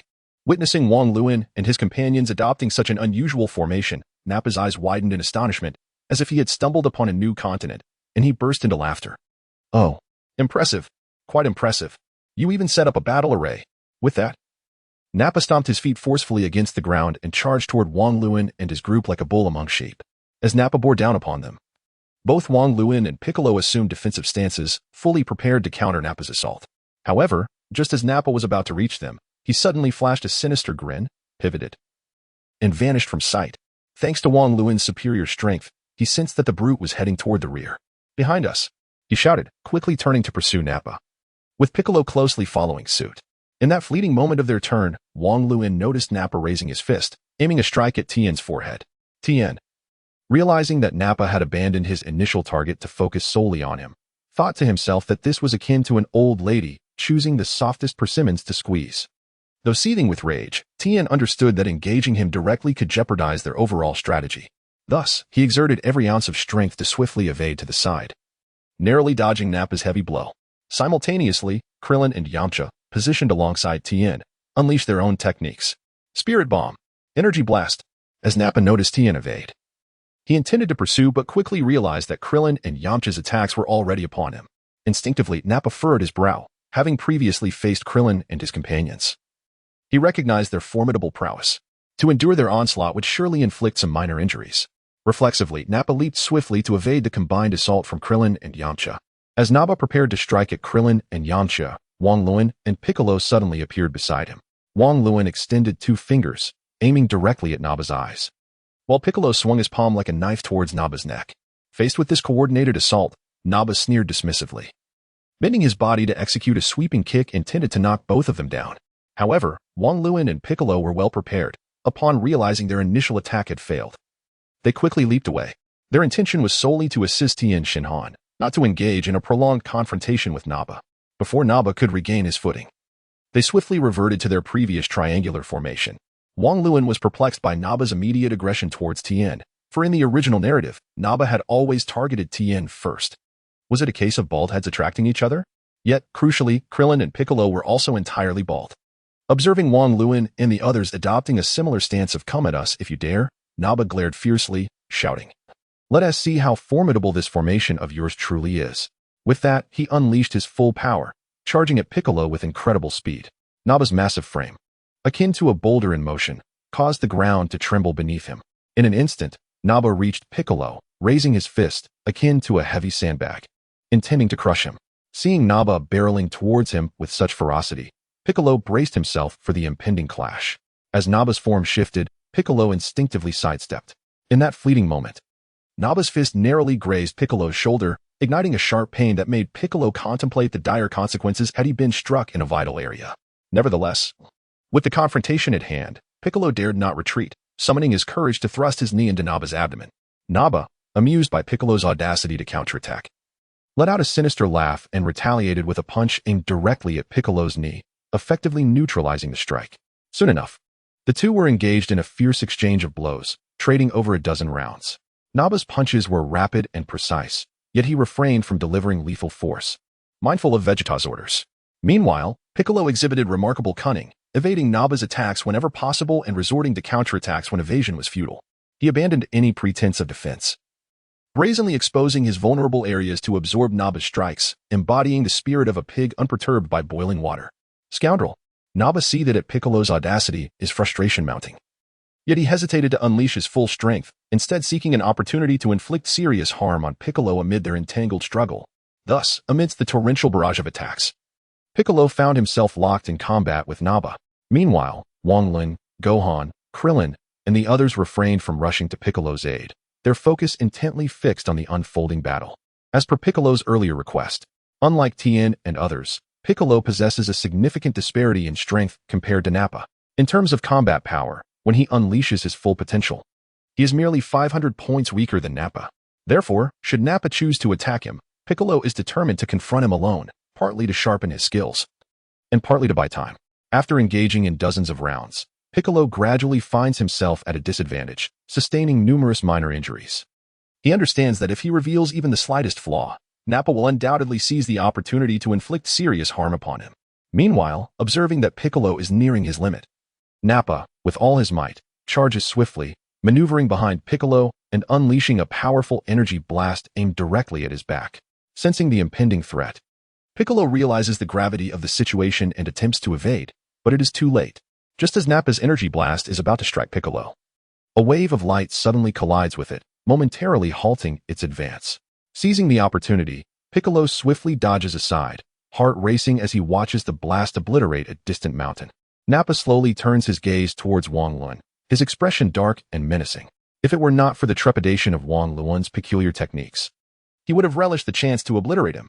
Suppressing his inner fury, Nappa notices that no matter which direction he attacks, Wang Lun is always there to provide support, thwarting his every effort. He finds himself genuinely ensnared by these nuisances. Glancing at the triangular formation, Nappa suddenly focuses on Gohan and Dend, who occupy the central position. Let us see how many you can save.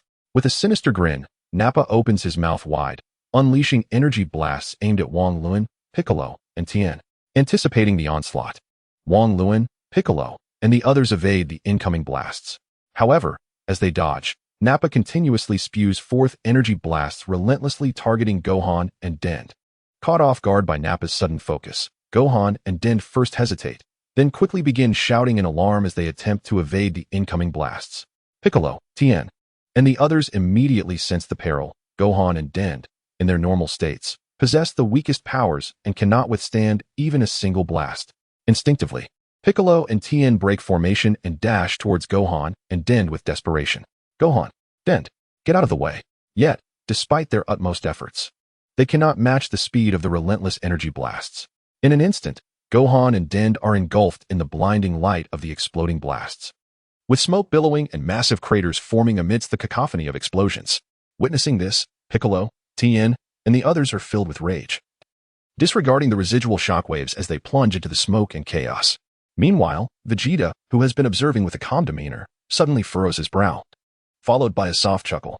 Thus it is, and indeed, one might say it serves him right.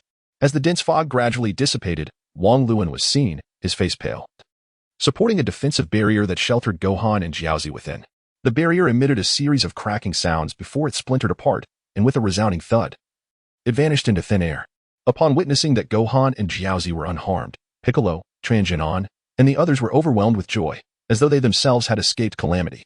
Gohan, Jiaozi, are you all right? Upon hearing their delighted shouts, Gohan shook his head, indicating he was fine. Yet his gaze turned sorrowful as he looked at Wang Lun with deep concern. Uncle Wang Lun, are you okay? It was only then that Piccolo and the others noticed blood trickling from the corner of Wang Lun's mouth. What is this absurdity? Wang Lun cast a perplexed glance at Piccolo and the others, who were momentarily taken aback, but quickly understood his meaning. Wang Lun then turned to Gohan, gently shaking his head, and with a tremor in his voice, replied, I am fine.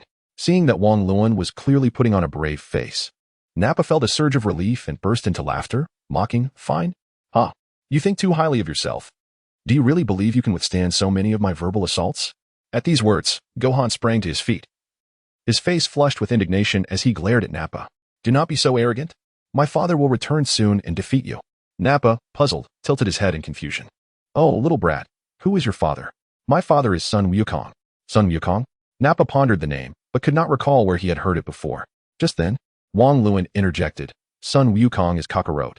Just wait, he will surely avenge me. Upon hearing the name Kakarot, Nappa finally grasped the situation. Oh, so that's why there are so many Earthlings on this planet. I had not seen that waste of space Kakarot. It seems he has allied himself with you. Truly a disgrace to our scion lineage. Why isn't he here now? At this moment, Gohan, Krillin, and Yamcha spoke in unison, you will come, and when he does, it will be your end. Nappa and Vegeta could not help but burst into laughter. Ha! You actually consider Kakarot, that lowly warrior, as your hope? Very well, I can wait another 2 hours. If he does not arrive by then, I shall not hold back from slaughtering you all. Upon hearing of the impending ceasefire, Nappa's expression darkened, filled with dissatisfaction and confusion as he exclaimed, Vegeta, must it be so troublesome? I have not yet had my fill of fighting. As he spoke, Nappa, seemingly fearing Vegeta would dissuade him, acted swiftly and launched an attack on the group below.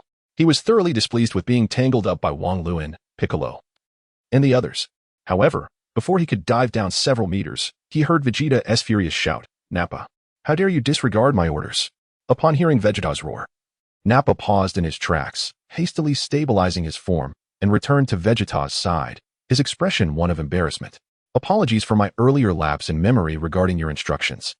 With a fierce glare directed at Nappa, Vegeta admonished, what are you so anxious about? They are merely fish on our chopping block. Just look at your foolishness. Nappa, with his large face hanging low, wished to retort but lacked the courage. merely accepting the reprimand in silence. After chastising Nappa a few times, Vegeta's ire subsided somewhat upon witnessing the imposing figure of Nappa rendered speechless by his scolding. I just observed that the deity endured one of your blows to save those two little imps and is evidently gravely injured. It appears he is not much of a threat, Vegeta remarked. What do you mean he merely endured my strike and is injured? Is that all? Nappa interjected. Confusion etched on his face. Vegeta, what does that have to do with us waiting 2 hours? We could easily eliminate these foes and then deal with Kakarot. Vegeta cast a weary glance at Nappa, utterly speechless. It was clear that Nappa's thought process was entirely disconnected from his own. Did you not hear them? They are all proclaiming that Kakarot will come to defeat us. Since they are filled with hope, I shall ensure their hopes are dashed. To slay them in Kakarot's presence, allowing them to die with disappointment and fear, will be far more entertaining than a swift execution, don't you think? For Vegeta, the mere act of killing his enemies had lost its allure. Witnessing their despair before death was far more gratifying. As Vegeta's voice grew louder, nearing the edge of fury, Nappa instinctively recoiled, forcing a sheepish smile that was all too eager to please. Vegeta, you truly know how to play this game, he stated, attempting to appease him. With a dismissive snort, Vegeta turned away, continuing, that fool Kakarot, having betrayed our scion kin, deserves such punishment. Very well, I shall wait a little longer. Realizing that he must indeed wait 2 more hours, Nappa reluctantly settled for this compromise.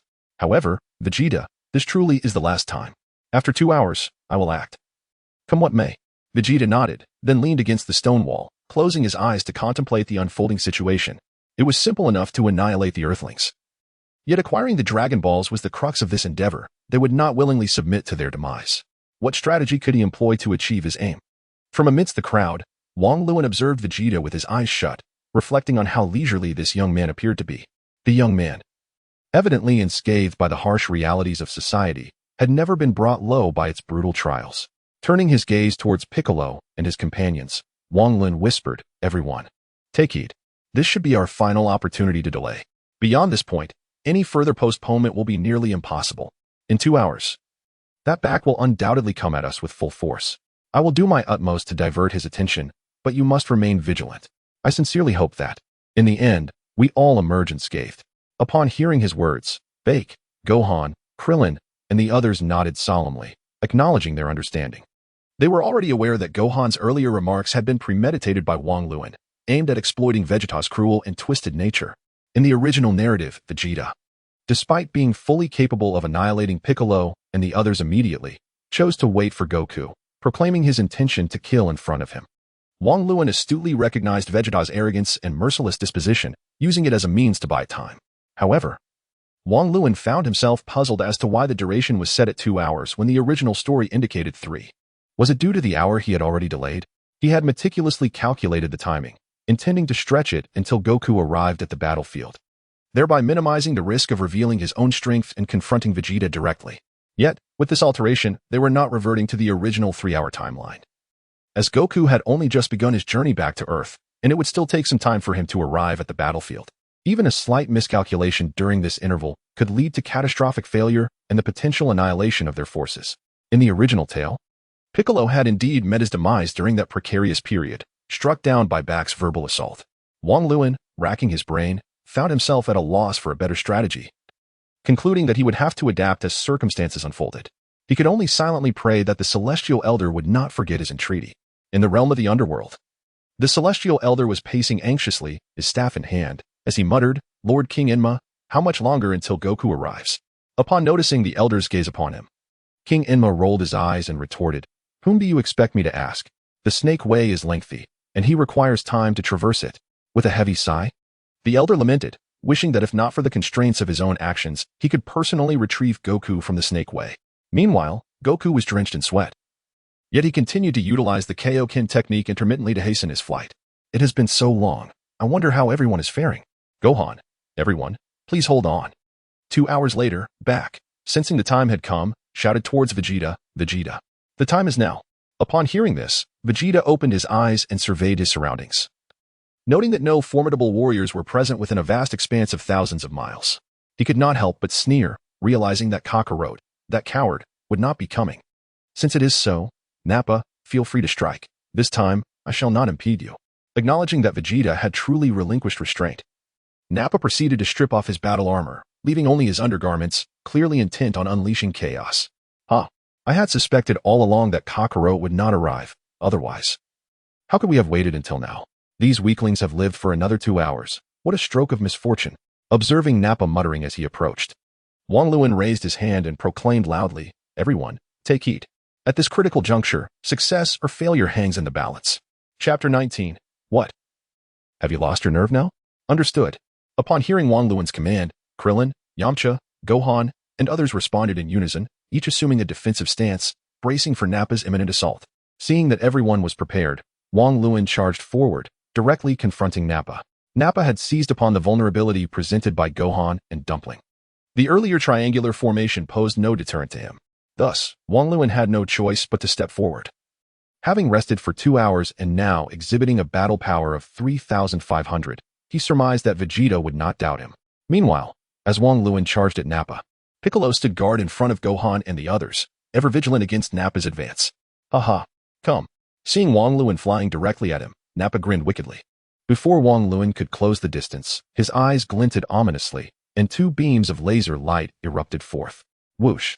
Not wishing to confront Nappa's laser beams head-on, Wang Luan deftly evaded, preparing to launch another attack.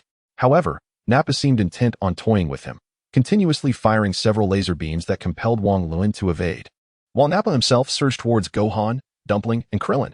Damn it! Wang Luan cursed under his breath, unleashing several shockwaves at Nappa's back while hastily pursuing him, intent on intercepting him mid-flight. Yet, Nappa appeared resolute in targeting the softer targets, withstanding Wang Luan's attacks, and utilizing the momentum to accelerate his own speed. In the blink of an eye, Nappa had seemingly teleported to stand before Piccolo and the others. Raising his hand and clenching his fist, he swung down with ferocity. With no means of escape, Piccolo, standing before Gohan and the others, could only raise his arm in defiance, gritting his teeth to clash with Nappa. Bang! As their fists collided, it produced a sound akin to metal striking metal, sending forth an invisible shockwave that stirred up the surrounding dust and gravel, significantly hindering Wang Luan and his companions' efforts to assist. In this fierce exchange, Nappa remained steadfast, while Piccolo let out a muffled groan, unable to prevent his body from stumbling backward several steps. After retreating for a dozen meters, Piccolo finally managed to steady himself, yet his arm hung limply, clearly broken.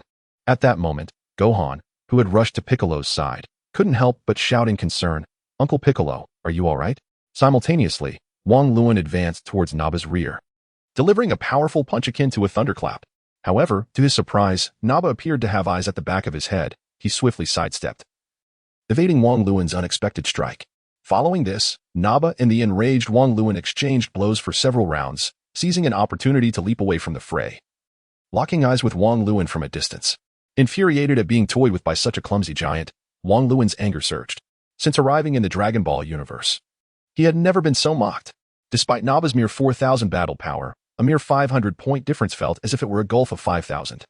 Wang Luan recognized that this was due to Nappa's apprehension of his star absorption technique, preventing him from engaging further. Otherwise, he surmised, he wouldn't fare much better than Piccolo. "Ha! Oh, you celestial being of Earth, weren't you quite formidable? How come you're so feeble now?"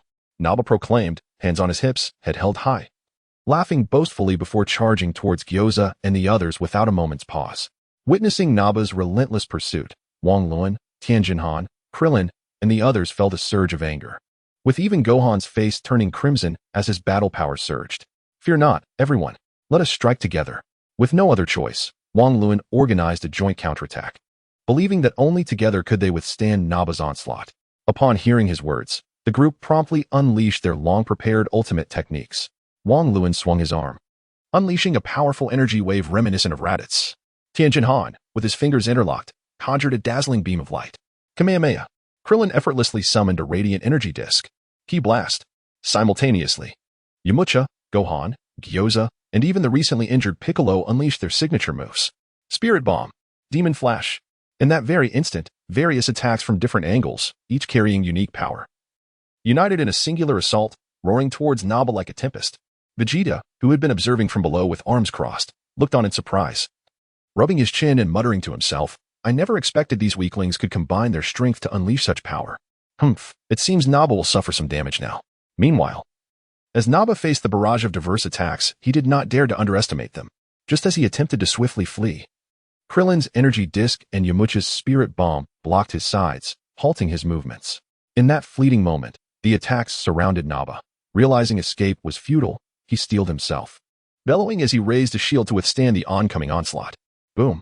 With the eruption of their techniques, the sky was filled with a dazzling array of colors, causing everyone present to instinctively close their eyes. Subsequently, shock waves surged forth, nearly sweeping away Gohan, Gyoza, Yamcha, and the others. The biting wind surged, thick smoke billowed, and dust swirled chaotically. Moments later, Clint opened his eyes to see the dense black smoke in the air, and he couldn't help but exclaim joyfully, "Ha ha! We hit him." However, Piccolo, at that moment, let out a low grunt and turned to Wang Luan, urging him, "Quick, check on him." Wang Luan nodded, summoned his celestial sight, and gazed ahead. In the next instant, his eyes widened in shock, and he shouted, "Everyone, be careful. That guy isn't seriously hurt." Upon hearing this, Clint and the others were taken aback, pondering how this hulking brute could withstand so many attacks without sustaining significant damage. Just as they were about to assume defensive positions, several beams of light suddenly burst forth from the black mist, colliding instantaneously with Gohan, Din, Clint, Yamcha, and Tien. With a sickening thud, the five struck by the beams simultaneously spat blood and were sent hurtling back, crashing violently onto the ground. Damn it! Piccolo cursed upon witnessing this, and he hurriedly flew towards Gohan. Seeing the scene unfold, Wang Luan's expression darkened considerably. He had never anticipated that Nappa would prove to be so formidable. Even with Piccolo, Tien, and the others at his side, their efforts seemed futile. Though the battle power metrics appeared comparable on the surface, the actual combat efficacy was starkly contrary. Was it due to the Scion's years of relentless warfare? He had initially believed that, even if he couldn't defeat Nappa on his own, he could at least stall him. Yet, the reality was ruthlessly harsh. Meanwhile, as the black mist gradually dissipated, Nappa, grinning maliciously, reappeared before Wang Luan and the others. "How does it feel? Comfortable, isn't it? Daring to leave scars on me. I suppose you all are eager to meet your end." Through his celestial sight, Wang Luan noted that Nappa's battle power was roughly around 3,500, with a few minor wounds indicating that he had sustained some injuries earlier. Glancing back at Gohan and the others, he saw their pale faces, lying incapacitated on the ground, clearly unable to rise for the time being. If they endured another strike like the previous one, it would surely lead to their demise or severe injury, rendering Wang Luan's efforts futile. His gaze towards Nappa grew increasingly frigid. In response to Wang Luan's icy stare, Nappa paid little heed. But Piccolo below sensed the impending danger and quickly shouted to Wang Luan, "We're fine. Just be careful." Upon hearing this, Wang Luan's heart tightened. He understood that Piccolo was cautioning him not to act recklessly. However, if this continued, they might genuinely face death. At his current strength, he could neither stop Nappa nor safeguard them. What should one do? Continue to develop in a furtive manner, preserving strength, or choose to reveal oneself prematurely? At that moment, Wang Luan found himself ensnared in a dilemma. A faint voice within urged him, "Their demise is inconsequential. Resurrection will follow. You must retain strength to absorb Nappa and confront Vegeta." Yet, another, more fervent thought surged forth. How could one forsake their companions for personal gain? Is Wang Bai so lacking in integrity? Gradually, the furrowed brow of Wang Luan began to relax. At this juncture, Nappa scoffed at Piccolo's remarks, laughing heartily. "Ha! You can't even ensure your own survival, yet you concern yourself with others." Casting a disdainful glance at Wang Luan, he was about to unleash another round of mockery when suddenly Vegeta bellowed, "Nappa, beware of the Earth's guardian." Upon hearing this, Nappa's pupils constricted as he focused his gaze, only to find that Wang Luan had inexplicably appeared above him. Then, with a resounding impact, Wang Luan delivered a powerful kick to Nappa's face. The force of the blow sent Nappa crashing into the ground, creating a deep, human-shaped crater from his colossal form. Vegeta's gaze was fixed intently on Wang Luan, astonished by the latter's sudden burst of speed. Could it be that he had concealed greater power? Yet, his combat power had always been recorded at 3,500. An involuntary surge of doubt and wariness towards Wang Luan grew within Vegeta. Wang Luan regarded the scene below with a steely gaze. The kick had unleashed his hidden instant transmission, coupled with the full force of his 3,500 power level. Had Nappa been compliant and engaged him in a drawn-out battle, Wang Luan might have shown him some leniency. However, should Nappa persist in his obstinacy, he could not blame Wang Luan for showing no mercy. As for Vegeta, although Wang Luan did not turn to face him, he could feel the intensity of the other's piercing gaze. Undoubtedly, the young warrior was filled with questions. Yet, his inaction suggested a hesitance, a fear of making a misstep, Or perhaps he intended to fully ascertain Wang Luan's capabilities before deciding on his course of action. At that moment, Piccolo soared to Wang Luan's side, offering a reminder. You have consistently urged us to delay and avoid provoking the enemy, yet this action will surely incite his wrath.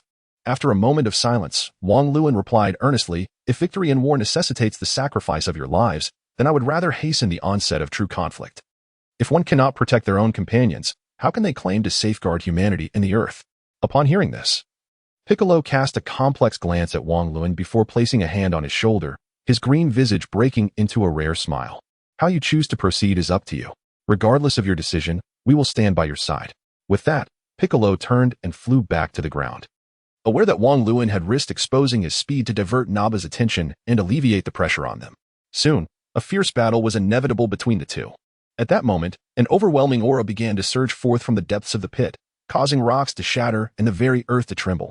A furious roar erupted, echoing through the heavens. As the ground beneath erupted violently, Wang Luan gazed upward and beheld the figure of Naba, his face contorted in rage, slowly rising amidst the floating debris. At that moment, a vivid red footprint adorned his visage, and blood lingered at his mouth and nose. As Naba touched his face, the pent-up resentment and fury within him erupted like a long-suppressed volcano. He had been kicked into the pit by a celestial from a wretched planet. And to add insult to injury, he bore a mark of humiliation upon his face. The pride of the Scions had been utterly tarnished. With the ferocity of a ravenous wolf, Naba glared at Wang Luan and coldly declared, I intended to finish you off last. But it seems you are eager to meet your end. As his words hung in the air, Naba surged forward with tremendous speed, unleashing a flurry of attacks upon Wang Luan. In that moment, he was consumed by his rage, disregarding Wang Luan's formidable techniques, intent on tearing him apart. Wang Luan, perceiving Naba's relentless assault, chose to evade the onslaught, skillfully dodging with agility. However, he was reluctant to rely solely on instantaneous movement, knowing that his current strength might lead to a severe beating. How dare you strike my face? With a resounding thud, Naba landed a fierce kick on Wang Luan's backside. Who gave you the audacity? A punch landed squarely on his cheek. As Naba relentlessly pursued him, Wang Luan felt a mixture of emotions. He was pleased that Naba was not targeting anyone else, yet irate that this brute was pressing his advantage. How dare you strike me so? He thought. Feeling the heat radiating from his stinging cheek, he struggled to restrain the urge to absorb Naba's energy. While these blows were not truly injurious, they were certainly a blow to his dignity. Suddenly, a saying came to mind, endure for a moment, and the storm shall pass. Take a step back, and the sea will widen. But in frustration, he thought, endure for a moment, and the anger grows. Take a step back, and it becomes unbearable.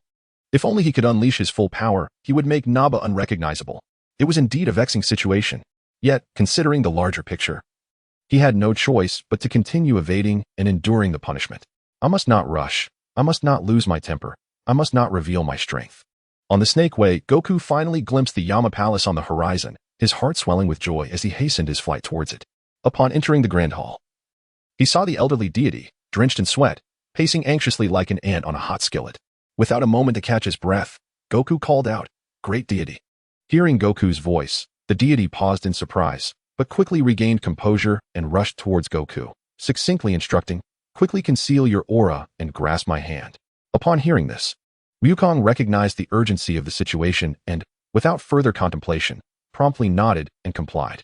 Observing this, the celestial being felt a shift in his spirit, and in an instant, both figures vanished, leaving behind the bewildered King Yama and his entourage. Chapter 21. Return my exquisite fist in the next moment. The celestial being and Wukong had arrived at the heavenly temple. Without a moment to catch his breath, the elder celestial called out to Wukong. You must immediately ride on the flying Nimbus and suppress your energy throughout the journey. Do not reveal your strength until you reach the battlefield. Furthermore, Raditz is now our ally. You must join forces with him to confront the two Scions. Upon hearing these instructions, Wukong's mind went blank, and a look of confusion crossed his face. Celestial Master, what is going on? Noticing Wukong's desire for clarification, the elder celestial grew impatient. Alas, there is no time to explain. Just follow my instructions. Remember, you must conceal your energy at all times and work alongside Raditz to face the other two Scions. Seeing the celestial's anxious demeanor, Wukong put aside his questions.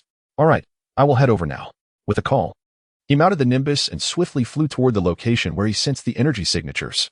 There, he could perceive various energy levels. Watching Wukong hastily depart, the celestial wiped the cold sweat from his brow, sighed in relief, and murmured, "I hope for a victorious outcome. My task is now complete. From here on, it is up to you, young ones." This arrangement had been carefully advised by Wang Luin to the Celestial. The intention was twofold: to prevent Wukong from revealing his strength and prompting Vegeta to act prematurely, and to avoid any unnecessary misunderstandings. Just as Wukong and the Celestial arrived at the Heavenly Temple, Wang Luin, who was desperately evading Nappa's attacks, suddenly felt a jolt of realization. 8,000 battle power. Wukong has finally reached Earth. Although Wukong had suppressed his energy, the Heavenly Eye could discern hidden battle powers. Thus Wang Luin sensed Wukong's arrival upon his landing on Earth. Moreover, he noticed that Wukong paused momentarily before making his way toward him. Estimating the time, he concluded that Wukong would reach the battlefield in just a few minutes. Feeling somewhat reassured, Wang Luin glanced at Nappa with a hint of amusement in his eyes. This is intolerable. After enduring so many blows from this lumbering fool, it is time for Wang Luin to collect his debts. With a swift motion, Wang Luin dodged out of Nappa's attack range and then, with a playful expression, looked at Nappa and chuckled. "Did you enjoy your hits?" As soon as he spoke, Wang Luin shouted, and his energy erupted forth, instantly elevating his original battle power. Beep, beep, beep. Hearing the alarm from the scouter, both Nappa and Vegeta widened their eyes in disbelief. 7,400. How could he possibly possess a battle power of 7,400? Seeing Wang Luin's enigmatic smile directed at him, Nappa was taken aback at first, then incredulously shook his head, roaring, "How is this possible? How could a mere trash celestial possess such immense strength? You must have used some trick to deceive me. It's all just a bluff." With a furious countenance, that Nappa unleashed a tirade directed at Wang Luin. He simply could not fathom that this earth deity, whom he had always looked down upon, possessed a combat prowess surpassing his own. If that were the case, it meant he had been nothing more than a puppet in the hands of his adversary all along. As Nappa's tirade hurtled towards him, Wang Luin effortlessly swatted it aside, sending it soaring into the heavens. In an instant, he teleported directly before Nappa, disregarding the latter's astonished and enraged expression, and delivered a resounding slap across his face.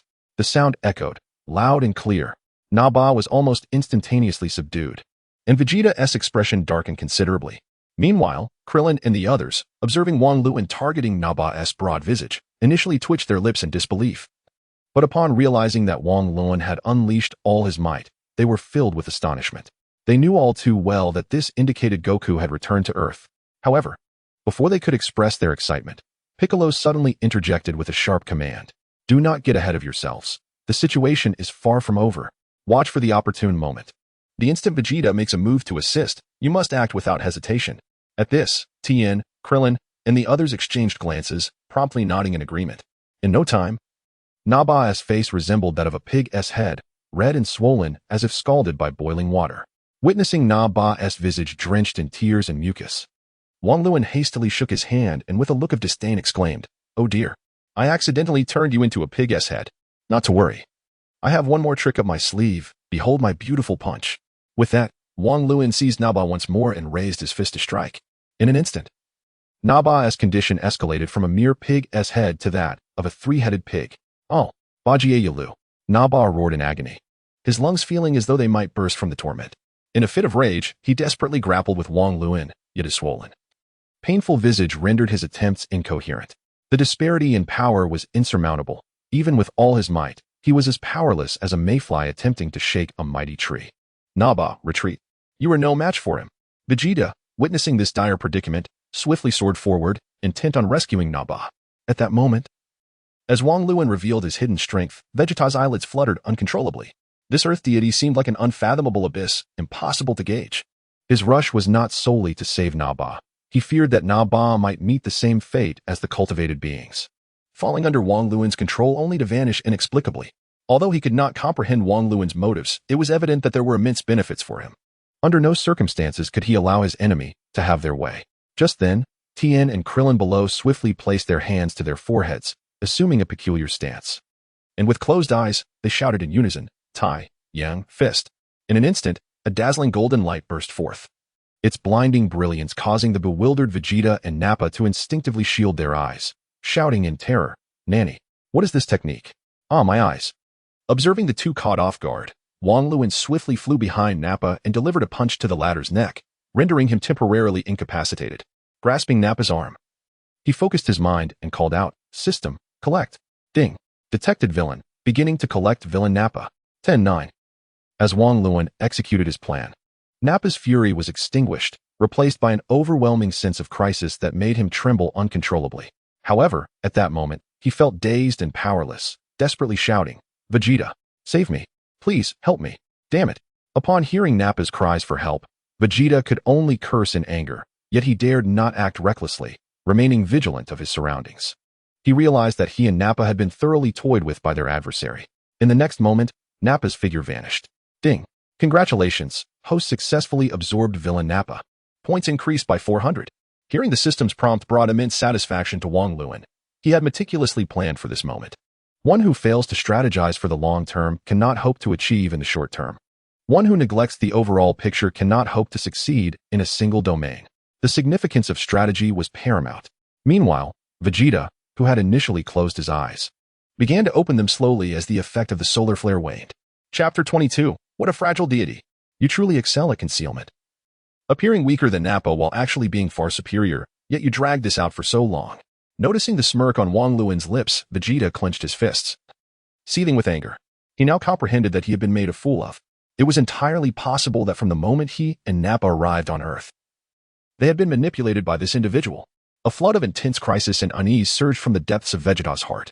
Observing Vegeta's furious expression, Wang Luan grinned mischievously, spreading his hands and raising an eyebrow, exclaiming, I won't pretend anymore. I'll reveal my hand. Young man, do you have many questions? In response, Vegeta's face flushed crimson, resembling that of a liver, his body trembling with rage. However, in the next moment, it seemed he suddenly recalled something. After exhaling sharply, he fixed Wang Luan with a frigid glare, bellowing, I don't care what schemes you have, but I will show you what true power is. I am the Prince of the Scions. How could I be toyed with by you? Before his words had fully left his lips, Vegeta's form almost instantaneously disappeared. Reappearing before Wang Luan, reaching out with a hand aimed directly at his neck, intent on swiftly eliminating this unstable factor. Even temporarily setting aside the matter of the Dragon Balls, Wang Luan, who had been on guard, instinctively took a few steps back upon seeing Vegeta vanish. However, despite his alertness, his speed was slightly lacking. Though he managed to evade Vegeta's confinement, 5 vivid claw marks were still etched into his neck. Cursed be it. To launch an all-out assault right from the start, this young man is remarkably decisive. Seeing Vegeta strike before finishing his words, Wang Luan silently cursed and was about to distance himself from the scene when he noticed his opponent's failed attack was immediately followed by a swift gesture. Galaxy Destroyer. Upon hearing the name of the technique, Wang Luan's lips twitched involuntarily. Wasn't this the move Vegeta used to obliterate that Nappa in the Dragon Ball game? As he lowered his gaze, a wave of light erupted violently from above Vegeta's head, hurtling directly towards him. Given the short distance between them and the near-instantaneous follow-up of Vegeta's attacks, evading was no longer an option for Wang Luan. Resolutely, he crossed his arms before his forehead, bracing himself to withstand the blow. Boom! At the moment the light wave collided with Wang Luan's body, a tremendous thunderous roar erupted, and a colossal orb of light exploded forth. Sensing the overwhelming aftermath of the explosion in the sky, Piccolo, Krillin, and the others wore expressions of worry and anxiety. If they were to withstand such an attack, they would likely be reduced to mere dust. Uncle Wang Luan, Gohan cried out instinctively, wanting to rush forward. But Piccolo suddenly restrained him, admonishing him in a hushed tone. What do you think you're doing? Charging in now would only put him in a more precarious position. Gohan looked up at Piccolo, his little face filled with reluctance, timidly voicing, but Uncle Wang Luan seems utterly incapable of matching Vegeta. Shouldn't we help him? Hearing the child's words, Piccolo's heart softened, and he ruffled Gohan's hair. Be patient, he is not so easily defeated, and your father will arrive soon. We must avoid acting recklessly to prevent drawing Vegeta's attention. Amidst the storm, although Wang Luan was caught off guard and braced himself for the blow, his battle power of 11,400 ensured he sustained no serious injuries, merely a surge of vitality. Yet, he was perplexed as to why Vegeta would employ the same technique used to slay Nappa. Could it be that he had absorbed Nappa and now bore the burden? Meanwhile, Vegeta pressed the button on his scouter, relying on the device to gauge his adversary's condition, as he could not sense any energy. To his astonishment, he detected no presence whatsoever ahead. What sorcery is this? Has the Earth's deity been obliterated by me? Beep, beep, beep. But in the next instant, the scouter erupted with a sharp alarm. An attack was hurtling towards him. Vegeta snorted lightly, yet he dared not let his guard down for a moment. He shifted his stance slightly, positioning his palm horizontally, preparing to intercept Wang Luan's impending strike. Meanwhile, Vegeta suddenly perceived a small orb of energy hurtling towards him. Yet, Just as it approached within a few paces of his form, the orb dissipated with a soft pop. Stunned, Vegeta prepared himself for a fierce counterattack, only to find that the energy had dispersed like a puff of air before it could even reach him. However, an unsettling sensation washed over him. And just as he began to brace himself, he heard Wang Luan's voice ring out, "Over here," almost simultaneously, before Vegeta could turn to see the source of the voice. He felt a punch collide with his cheek. Bang! The blow tilted his upper body significantly, yet his lower half remained steadfastly rooted in place. Wang Luan, observing as Vegeta slowly turned to face him with an expression devoid of emotion, felt a jolt of trepidation. Had he, perhaps, overstepped his bounds? How could he possibly strike the esteemed Prince Vegeta? Wang Luan, increasingly anxious about Vegeta's notorious temper, contemplated retreating when he noticed Vegeta flashing a grin, followed by a swift grasp of his arm. With a flick of his wrist, Vegeta hurled Wang Luan into the air, spinning him several times before seizing his heel and slamming him down to the ground with tremendous force. Boom! A large crater formed. Another swing, and boom! Another crater. Bang! Bang! Bang! In no time, the ground beneath Vegeta's feet was littered with craters of various sizes. Witnessing Vegeta's wild display, akin to a frenzied gorilla smashing everything in sight, Piccolo and the others stood in stunned silence. This was Vegeta pummeling Wang Luan, each strike creating a new pit. After what felt like an eternity of relentless assault, Vegeta finally exhaled a breath of satisfaction, jesting, "What a fragile god you are." Meanwhile, Wang Luan, left dazed and battered, felt that the handsome image he had painstakingly constructed was utterly obliterated. My heavens, how am I to maintain my status as leader now? Do I not have pride? This brute Vegeta, I merely struck you with a light punch, and you treat me like a club. If I do not win Bulma's affection, I, Wang Luan, will share your surname, and you shall prepare for a life of solitude. Previously, I had reservations, but today, since you dared to use me as a weapon, tomorrow I shall ensure you remain a lifelong bachelor. Chapter 23. It is simply exhilarating. After unleashing his frustrations on Wang Luan, Vegeta felt a sense of relief wash over him. Before Wang Luan could catch his breath, Vegeta raised a hand, and a powerful energy blast quickly materialized. In a swift motion, Vegeta aimed to unleash the energy blast at Wang Luan. As the ominous aura emanating from Vegeta's palm enveloped him, Wang Luan, who had been somewhat dazed, instantly regained clarity. If he were to endure this attack, it was likely he would not survive unscathed.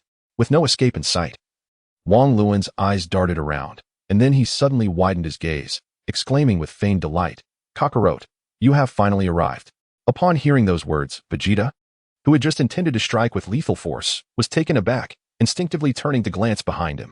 However, halfway through the motion, he reconsidered. If Kakarot were indeed lurking behind him, his scouter would have certainly registered some indication. Great, he had been played for a fool once again. In that very moment, Wang Luan seized the opportunity presented by Vegeta's momentary distraction. With a sudden, forceful twist of his body, his lower leg slipped from Vegeta's grasp. Once liberated, Wang Luan quickly retreated a few paces, fully comprehending that the feral Vegeta was not an adversary to be trifled with at this juncture. It was merely a matter of minutes until Goku arrived, and then he would be free. He resolved to endure, though he felt a twinge of apprehension. Witnessing Wang Luan slip away from his very eyes, Vegeta's expression darkened once more, his gaze flashing with icy intensity. With swift precision, he thrust his hands forward, adopting a peculiar stance as an unusual purple aura emanated from his entire being. As this energy surged forth, it converged rapidly into the palms of Vegeta's hands. In the next moment, he aimed directly at Wang Luan and bellowed, "Final flash." Upon hearing the name of this technique, Wang Luan felt an indescribable bitterness welling within him. The final flash was none other than the early technique Vegeta had employed during his initial confrontation with Goku in the original saga. He recalled that Vegeta had once unleashed this move against Goku in his threefold Kaioken state, resulting in a clash that demonstrated a staggering power level of 24,000. Goodness! Was this young man truly so intent on annihilating him? A battle power of 24,000 could very well reduce him to mere ash. Why unleash such a devastating attack? Couldn't they start with a more straightforward brawl? Had he known, he would have simply awaited Goku's arrival on the battlefield. Reflecting on his earlier desire to impress, Wang Luan felt a strong urge to slap himself.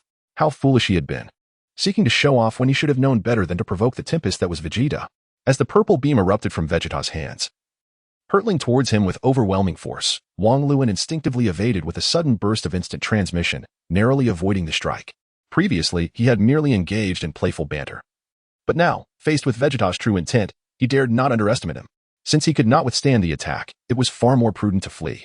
However, with matters having escalated to this point, hiding would serve no purpose. As the energy beam missed its target, Vegeta furrowed his brow, preparing to activate his scouter, only to be interrupted by the piercing alarm of the device. Behind him, just as Vegeta turned, he felt a powerful kick strike him squarely in the rear. Boom. Vegeta's anger level increased by 1. Before he could even adopt a defensive posture, Wang Luan executed another instant transmission, delivering another kick to Vegeta's backside. Boom. Vegeta's anger level surged once more. Boom. Boom. In a matter of moments, Prince Vegeta found himself subjected to repeated assaults by Wang Luan. Finally, when Vegeta's fury reached its zenith, he abruptly threw his head back and, with all his might, bellowed, "Ah, I shall rend you limb from limb." Following this declaration, an eruption of light orbs burst forth from Vegeta's body, indiscriminately firing in all directions. Wang Luan, who had been charging at Vegeta, realized the peril too late. With no time to execute an instant transmission, he hastily attempted to evade. However, the proximity of their positions and the density of the light orbs rendered his evasions futile, resulting in him being struck by several of them. Boom. The successive detonations of the light orbs did not inflict direct harm on Wang Luan, but crucially, they revealed his location. As expected, upon hearing the explosions, Vegeta swiftly turned and unleashed a lethal strike toward that very spot. Final flash. Almost simultaneously, Wang Luan, having just heard Vegeta's roar, was confronted by a colossal purple energy wave that filled his vision. Instantly, a myriad of sensations overwhelmed him: pain, numbness, and an indescribable ache. It was an experience both exhilarating and agonizing. In that fleeting moment before consciousness slipped away, Wang Luan summoned the last remnants of his strength to swallow hard. Subsequently, his mind was engulfed in darkness. Boom. Below, Piccolo and the others witnessed Wang Luan enduring the brunt of Vegeta's formidable attack. In the skies, purple energy crackled like a raging dragon, accompanied by thunderous roars. The next moment, a shadowy figure plummeted helplessly from the darkened clouds. Piccolo, Gohan, and the others, upon seeing this, were filled with disbelief. They could scarcely fathom that the once confident Wang Luan, who had been locked in fierce combat with Vegeta, could be so thoroughly defeated. Haha, let this serve as a lesson to you. I am the Prince of the Scions. You, a mere insignificant deity, dare to provoke me. Vegeta, unable to contain his triumph, stood with his hands on his hips, head held high, laughing joyously at the readings on his scouter. The device indicated that the Earth deity's power level had plummeted to nearly 0. He was on the brink of death. Previously, Vegeta had endured a series of blows from Wang Luan in order to assess his speed. Through careful observation, he noted that after each strike, Wang Luan required a brief pause before resuming his assault. Though this pause lasted less than half a second, Vegeta was acutely aware of it. Thus, he devised a cunning plan. When Wang Luan attempted to strike again, he first unleashed a wide-ranging attack to pinpoint Wang Luan's exact location, then followed up with his ultimate technique for a decisive blow. Realizing that Wang Luan had indeed fallen into his trap, Vegeta felt a surge of satisfaction. Yet, he remained cautious. After a hearty laugh, he thrust his hands forward, preparing to deliver a finishing blow to Wang Luan. "Stop him!" Piccolo shouted, alarmed, and immediately charged towards Vegeta. Tian Shinhan, Krillin, and Gohan, upon hearing Piccolo's warning, gritted their teeth and rushed forward as well. Although they were acutely aware of the vast disparity in strength between themselves and their foe, there was no time for contemplation, as several of them recklessly charged forward. Vegeta merely scoffed, then casually waved his hand. A tremendous shockwave erupted, sending the already injured Piccolo and his companions crashing to the ground, blood spilling from their mouths. How foolish. Chapter 24. Goku makes his grand entrance, seeing that a single, nonchalant attack had sent Piccolo and the others sprawling, utterly weakened. Vegeta let out a sinister grin before turning his attention to Wang Luan. At that moment, Wang Luan was charred like blackened coal, blood oozing from his wounds. Yet Vegeta had no intention of underestimating him. He had suffered too many setbacks at Wang Luan's hands. Who could discern the truth of his current condition? With a flicker of intent, Vegeta raised his hand and unleashed another shockwave directed at Wang Luan. If Wang Luan was indeed on the brink of death, this strike would reduce him to mere ashes. Wang Luan, Uncle Wang Luan. As they beheld Wang Luan's perilous state, Piccolo, Krillin, and Gohan cried out in desperation. Yet their injuries rendered them powerless to assist. Vegeta's earlier attack had left them incapacitated, unable to move. As the shockwave approached Wang Luan's battered form, Vegeta's anticipation surged. But he remained vigilant, wary of any unforeseen developments. At last, the shockwave collided with Wang Luan's bloody body, erupting in a cataclysmic explosion. Boom. A deafening roar resonated as an immense force unleashed itself, forming a semicircular sphere of light dozens of meters wide. The surrounding sand and dust were instantaneously reduced to ash by the overwhelming pressure. At the epicenter of the explosion, Wang Luan was gripped by a terrifying force, threatening to obliterate him completely. Simultaneously, the hearts of Piccolo and his companions sank with despair. Dad! In that moment, Gohan summoned every ounce of strength, raising his gaze skyward to unleash a heart-wrenching scream, filled with anguish and hopelessness. Just as Vegeta prepared to exhale in relief, the device at his ear emitted a bizarre, piercing sound. Impossible! Vegeta exclaimed in astonishment, instinctively widening his eyes to behold the center of the explosion. To his utter disbelief, a figure had emerged at the edge of the luminous sphere. As soon as the figure appeared, it charged fearlessly towards the heart of the explosion. Who dares to thwart my plans? Recognizing the figure's intent to rescue Wang Luan, Vegeta's fury escalated. Without hesitation, he launched another powerful energy blast. Regardless of who this interloper was, anyone daring to intervene at this moment would be met with annihilation. In the blink of an eye, the already formidable explosion intensified with the addition of Vegeta's blast, expanding the semi-spherical shape exponentially. Boom! The consecutive attacks clashed with cataclysmic force, far surpassing the comprehension of all present. In a fleeting moment, the entire Earth trembled from the force of a singular blow. Yet, at this critical juncture, a ferocious roar erupted from within the radiant sphere, Kaioken. Subsequently, that once formidable and awe-inspiring orb was uprooted and forcibly confined within a limited space, only to explode with a resounding boom. Upon hearing that cry, Piccolo's previously dull and weary eyes instantly sparkled with brilliance. Could it be him? Krillin, Tien, and the others? Upon recognizing that familiar voice, felt a surge of excitement and disbelief. Goku. However, Gohan, upon hearing the long-awaited sound, was immediately overwhelmed with emotion, choking back tears. It's definitely Dad. Dad has finally returned.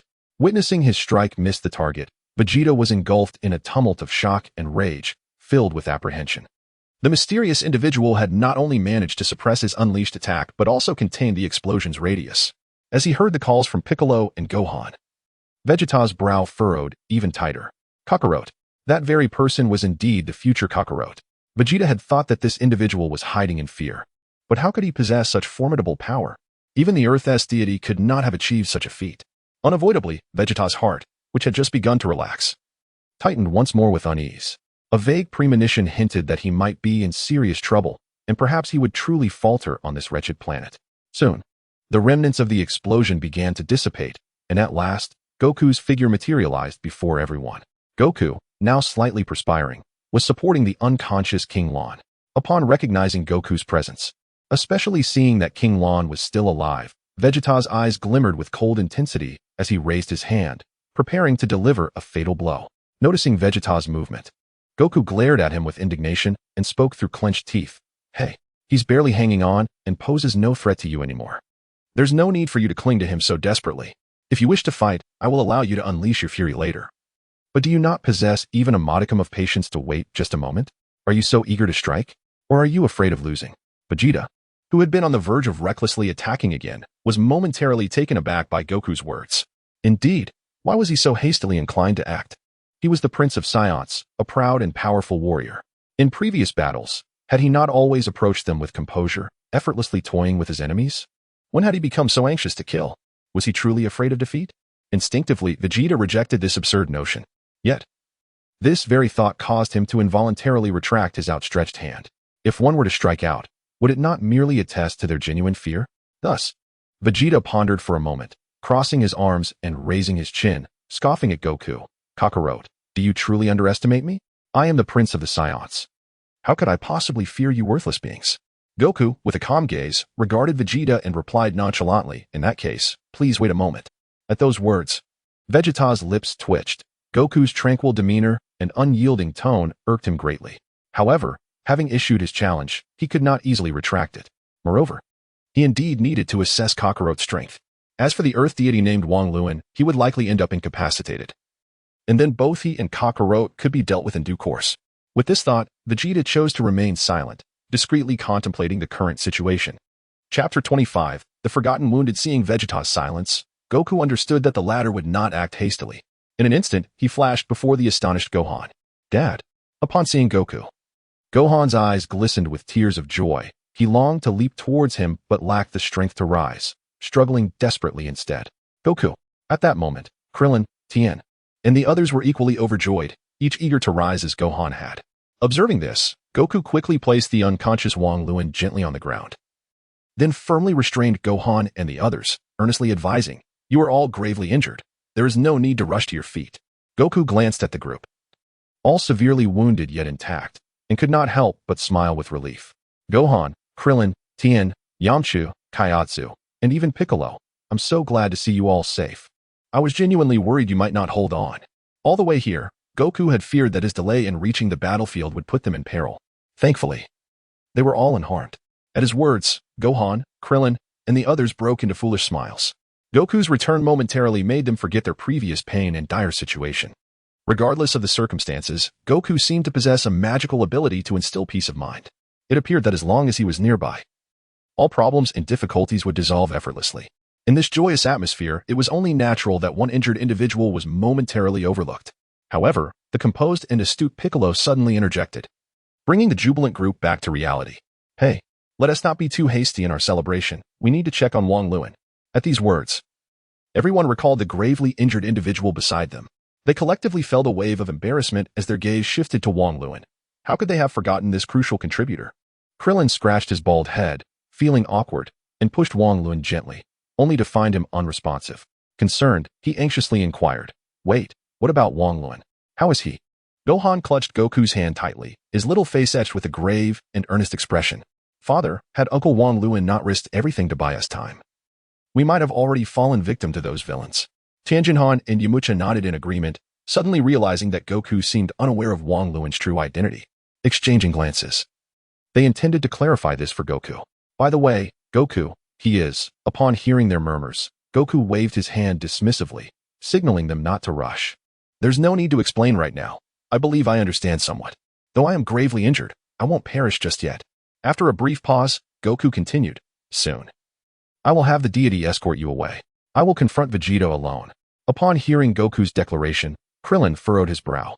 While he acknowledged Goku's current strength, he knew that Vegeta was no pushover. "Goku, can you handle it alone?" Gohan nodded in agreement, worry etched on his small face. "Yes, father, that Vegeta is formidable. Even Uncle Wang Luan was no match for him." Tianjinhan, Yamcha, and others joined in the plea, while Piccolo remained silent, lost in thought. Hearing their concerns, Goku pondered for a moment before responding with resignation. "Do you have a better plan?" At his words, Gohan, Krillin, and the others fell silent. They were all in dire straits themselves. Even if they were uninjured, this level of battle was beyond their capacity to intervene. Amir Nappa had already pushed them to their limits, let alone the stronger Vegeta. Thus, Goku seemed to have no choice but to rely on himself. As Krillin and the others remained speechless, Piccolo suddenly raised his head. "Son, let me stay and assist you.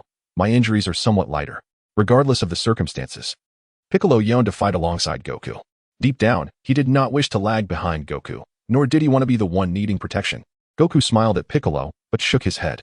"You are all already gravely injured. Staying will only distract me. Besides, I may not necessarily lose to him."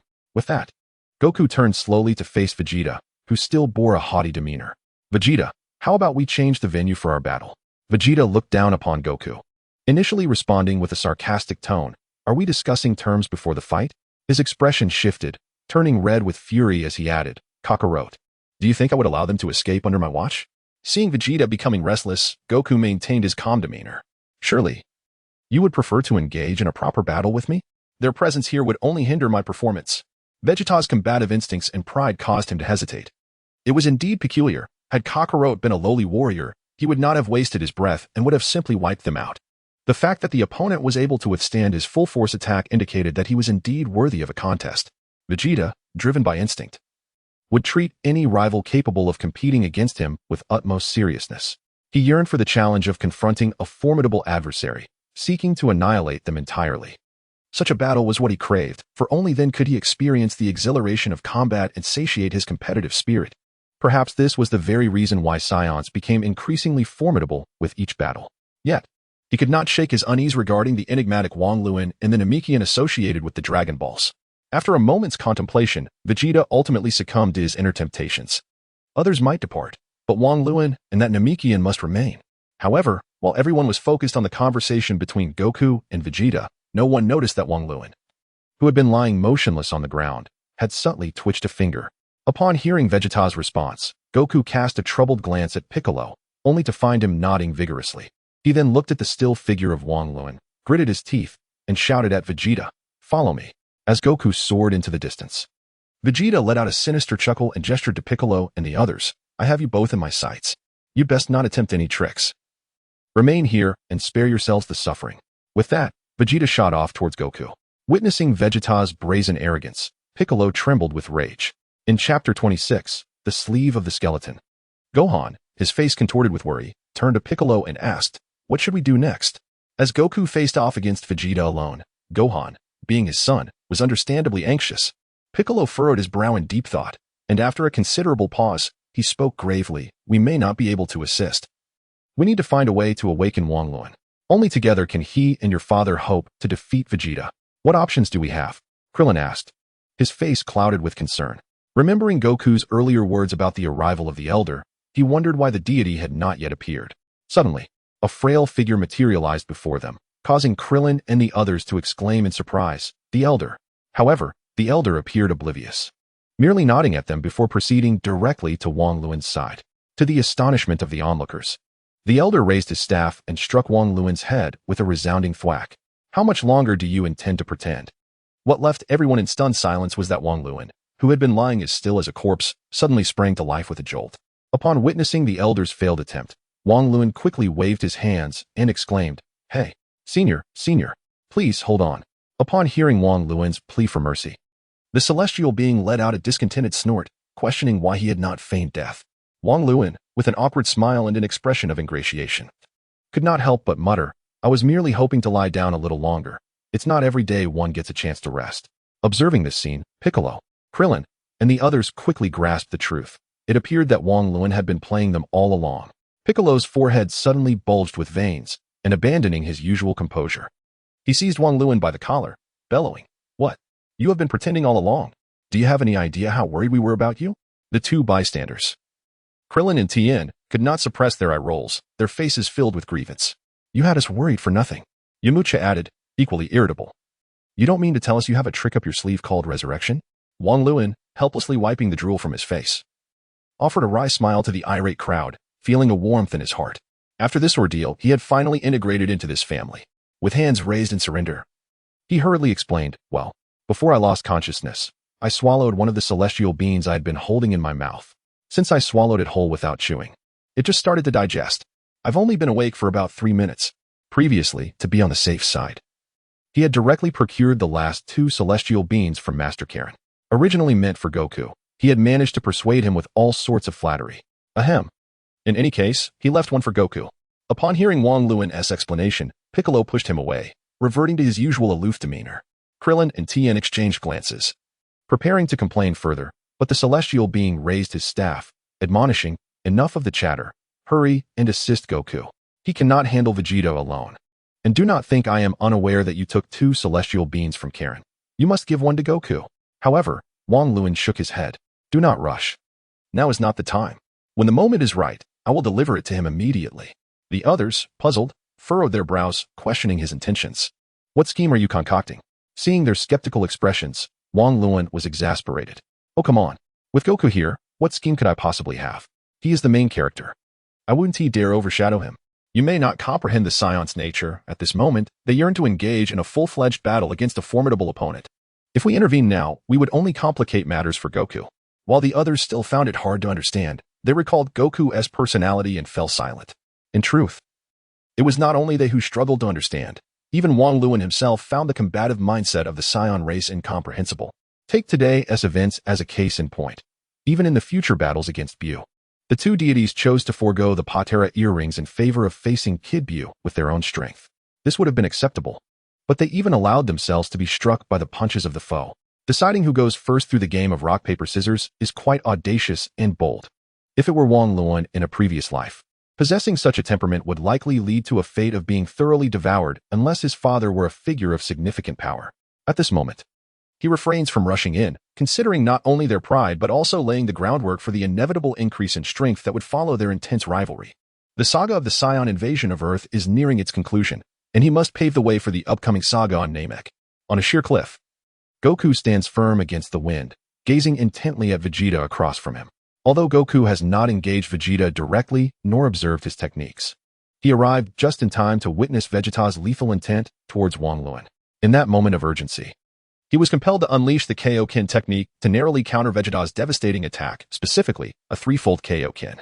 Prior to this encounter, Goku harbored considerable confidence in himself. Not only had his power escalated nearly 20-fold, but he also possessed the formidable Kaioken and Spirit Bomb as his ultimate trump cards.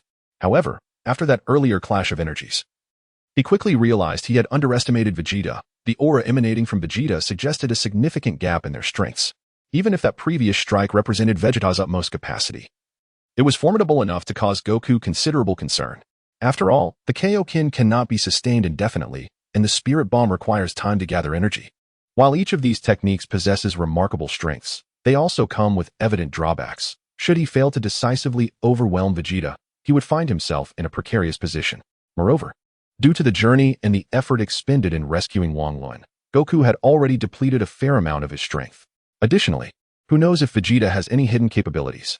Thus, though Goku appears calm on the surface, internally he feels the weight of the world pressing down upon him. If he triumphs, his friends, family, and the fate of Earth will remain secure. If he fails, separation and devastation will be inevitable. Chapter 27. So ignorant of the world. The wind stirred gently, causing a stone beneath Vegeta's feet to suddenly tumble to the ground. The sound shattered the silence between the two. Kakarot. I hope you do not disappoint me. Otherwise, it would be a waste of the time I've spent waiting for you, Vegeta declared, arms crossed defiantly. Casting an arrogant glance at Goku, eager for the confrontation. As you wish, I shall surely defeat you, Goku replied, lowering his center of gravity slightly. His tone resolute and unwavering. Haha, I suggest you unleash your full power. Otherwise, with your current battle power of 5,000, you won't even be enough to fill the gaps between my teeth. Vegeta laughed heartily, then, with a powerful stomp, launched himself towards Goku like a cannonball. Goku, witnessing Vegeta's fierce charge, narrowed his eyes and instinctively assumed a defensive posture, eager to gauge the intensity and skill of Vegeta's attack. As Vegeta swung his fist towards Goku's face, Goku swiftly raised his arm to block the impending blow. The impact resonated with a sharp crack. The force behind Vegeta's punch sent a tingling sensation coursing through Goku's arm, leaving him profoundly astonished. Undeterred by the powerful strike, Goku lifted his leg, poised to deliver a kick to Vegeta's abdomen. Yet, Vegeta seemed to be fully prepared. Before Goku's kick could reach him, he exploited the opening left by Goku's attack, delivering a powerful punch to Goku's jaw. Caught off guard, Goku cried out in pain as he was sent flying. Infuriated, he gritted his teeth and attempted to create some distance, but Vegeta relentlessly pursued him, closing in without hesitation. With no option left, Goku steadied himself and resumed a fierce battle. As he dodged another punch aimed at his chest, he was met with a sudden blow to his cheek. Just as he evaded Vegeta's sweeping attack, he found himself unexpectedly kicked in the lower back. It seemed that every time Goku narrowly escaped or blocked a strike, Vegeta's relentless barrage continued to rain down upon him. In no time, they had exchanged hundreds of blows, yet the tide of battle was overwhelmingly in Vegeta's favor. Goku could barely defend himself, let alone counterattack, and he had sustained numerous minor injuries. Observing Goku's struggle, Vegeta continued his onslaught, a wicked smile spreading across his face. What happened to the formidable Kakarot from earlier? Surely, you possess more strength than this. With your current power, you cannot protect them. Hearing the taunting and threatening words, a fierce glint flashed in Goku's eyes. In an instant, his speed surged dramatically, and he leaped away from Vegeta. Then let us see you try again, Goku roared, unleashing his full power, and his energy surged like a tempest. Vegeta, glancing at the readings on his scouter, nodded with a smirk. A power level of 8,000 is indeed impressive. However, it's still insufficient. Upon hearing this, Goku momentarily bowed his head, deep in thought, before suddenly looking up at Vegeta with renewed determination. How about now? Simultaneously, Goku roared internally, Kaioken. Instantly, a brilliant white light radiated from him, enveloping his form like a protective aura. Following that, he unleashed another shout. Huh? The next moment, a dazzling crimson glow erupted, layering over the white light, creating a striking combination of red and white. Witnessing the dual auras surrounding Goku, Vegeta's expression shifted dramatically, his eyelids twitching involuntarily. A power level of 16,000. What has he consumed? Some miraculous elixir? How could his strength have doubled so drastically in an instant? In a swift moment, Goku unleashed the power of the Kaioken, doubling its effect. He crouched low, causing the ground beneath him to shatter, and with a powerful thrust of his legs, he propelled himself towards Vegeta. Seizing the instant of Vegeta's astonishment, Goku delivered a ferocious punch to his face, sending him crashing to the ground. Before Vegeta could regain his composure, Goku dashed behind him and delivered a powerful kick to his back. With a resounding impact, Vegeta finally reacted, attempting to stabilize himself, only to see Goku's fists raised menacingly above him. Vegeta's pupils dilated as he witnessed the heavy blow descending upon him, striking down with tremendous force. The impact sent him plummeting to the earth like a falling star, shattering the massive boulders below. After a series of relentless attacks, Goku landed atop a large rock. Clutching his chest and breathing heavily, his gaze remained fixed upon the ruins below, devoid of any joy at having temporarily subdued Vegeta. The Kaioken bestowed immense power, enhancing the user's strength, speed, and agility, yet the toll it exacted on the body was equally daunting. After such a brief exertion, Goku found his breath labored. Given his current physical condition, he estimated he could only maintain this form for another minute or two. However, it was evident that Vegeta had not sustained any significant damage. Indeed, just as Goku furrowed his brow in contemplation, a brilliant light erupted from the debris below. The ground trembled as Vegeta's furious roar shattered the silence, causing the ruins to explode. In an instant, a tempest arose, dark clouds gathered, and bolts of purple lightning danced amidst the thunderous roar. Sand and stones were swept away as Goku squinted against the onslaught, shielding his eyes with his hand. Through the gaps between his fingers, he beheld Vegeta rising slowly. Resembling a god of destruction emerging from the depths of hell, his expression eerily calm. A wave of apprehension washed over Goku. Meanwhile, Piccolo and the others, witnessing this apocalyptic scene from a distance, were gripped with fear. Unlike his previous encounters, Vegeta was not employing any techniques this time. Gazing into the distant sky, Piccolo murmured to himself, recognizing that Vegeta's mere presence could alter the very fabric of the world. Tien Shinhan, Krillin, and the others appeared ashen, their faces etched with worry. At that moment, the old Kai looked tremulously at King Luen, questioning whether Goku could withstand this onslaught. Yet, King Luen could not help but roll his eyes at their reactions. It was not that he wished to belittle everyone present, but rather, they were woefully ignorant. The two formidable warriors had yet to unleash their full potential. Chapter 28. To strike or not to strike. Fear not, the best is yet to come. King Luen gestured for everyone to remain calm. Upon hearing his words, Piccolo and the others widened their eyes in astonishment. Such is the tale. Yet it hardly qualifies as a grand spectacle. Implicitly, it suggests that neither of the two has yet reached their limits. Observing the expressions of the others with a sense of helplessness, Wang Luen mused that were they to comprehend the ensuing narrative, they would not be so astounded by the current display of power. After all, the strength that lies ahead is measured in the billions. As he gazed upon the world around him, transformed by his very presence, Vegeta inhaled deeply, a complex smile gracing his features as he remarked, "The winds of today are remarkably tumultuous." Witnessing Vegeta's unexpected mirth rather than fury, Goku felt a palpable sense of foreboding, not daring to underestimate the situation. A crimson and white radiance once again enveloped Goku as he activated the Kaioken technique, doubling his power anew. He assumed a combative stance, ever ready to engage. At that moment, Vegeta observed Goku's movements and abruptly extended a hand to halt them. "Kakarot, I have had a change of heart." Goku paused, momentarily taken aback. "What do you mean?" Vegeta clasped his fist to his chest, chin raised, embodying the aloof pride of a scion prince. "Although you previously betrayed our kind, aligning yourself with the Earthlings, I am willing to grant you a singular opportunity. If you submit to me, I shall spare your life." Yet before Vegeta could finish, Goku vehemently refused without a second thought. "You must be dreaming. I will never ally myself with someone as selfish and cruel as you." Upon hearing Goku's retort, Vegeta's expression darkened, his hands slowly lowering, eyes glinting with malice. TCH, truly ungrateful. While Vegeta was not averse to solitude, the absence of his comrade Babidi implied that he would henceforth need to attend to many matters personally. A noble scion prince ought not to engage in menial tasks. Recognizing Goku's considerable strength, Vegeta had contemplated bringing him under his command. However, since Goku demonstrated such a lack of appreciation, there was no longer any need for mercy. Even if he were to eliminate him, the world would still have one scion left standing. So be it then. You shall perish. With a flicker of intent, Vegeta surged toward Goku, his speed now akin to the wind. Goku, bracing for impact, caught sight of Vegeta's foot barely moving before he appeared before him in an instant. Instinctively, Goku raised his fist to retaliate, but before he could even lift his hand, Vegeta's fist collided with Goku's face. Bam! The force of that strike sent Goku reeling several steps backward, and just as he sought to advance, a powerful kick struck his abdomen. Haha, Kakarot. Can you still keep pace with my speed?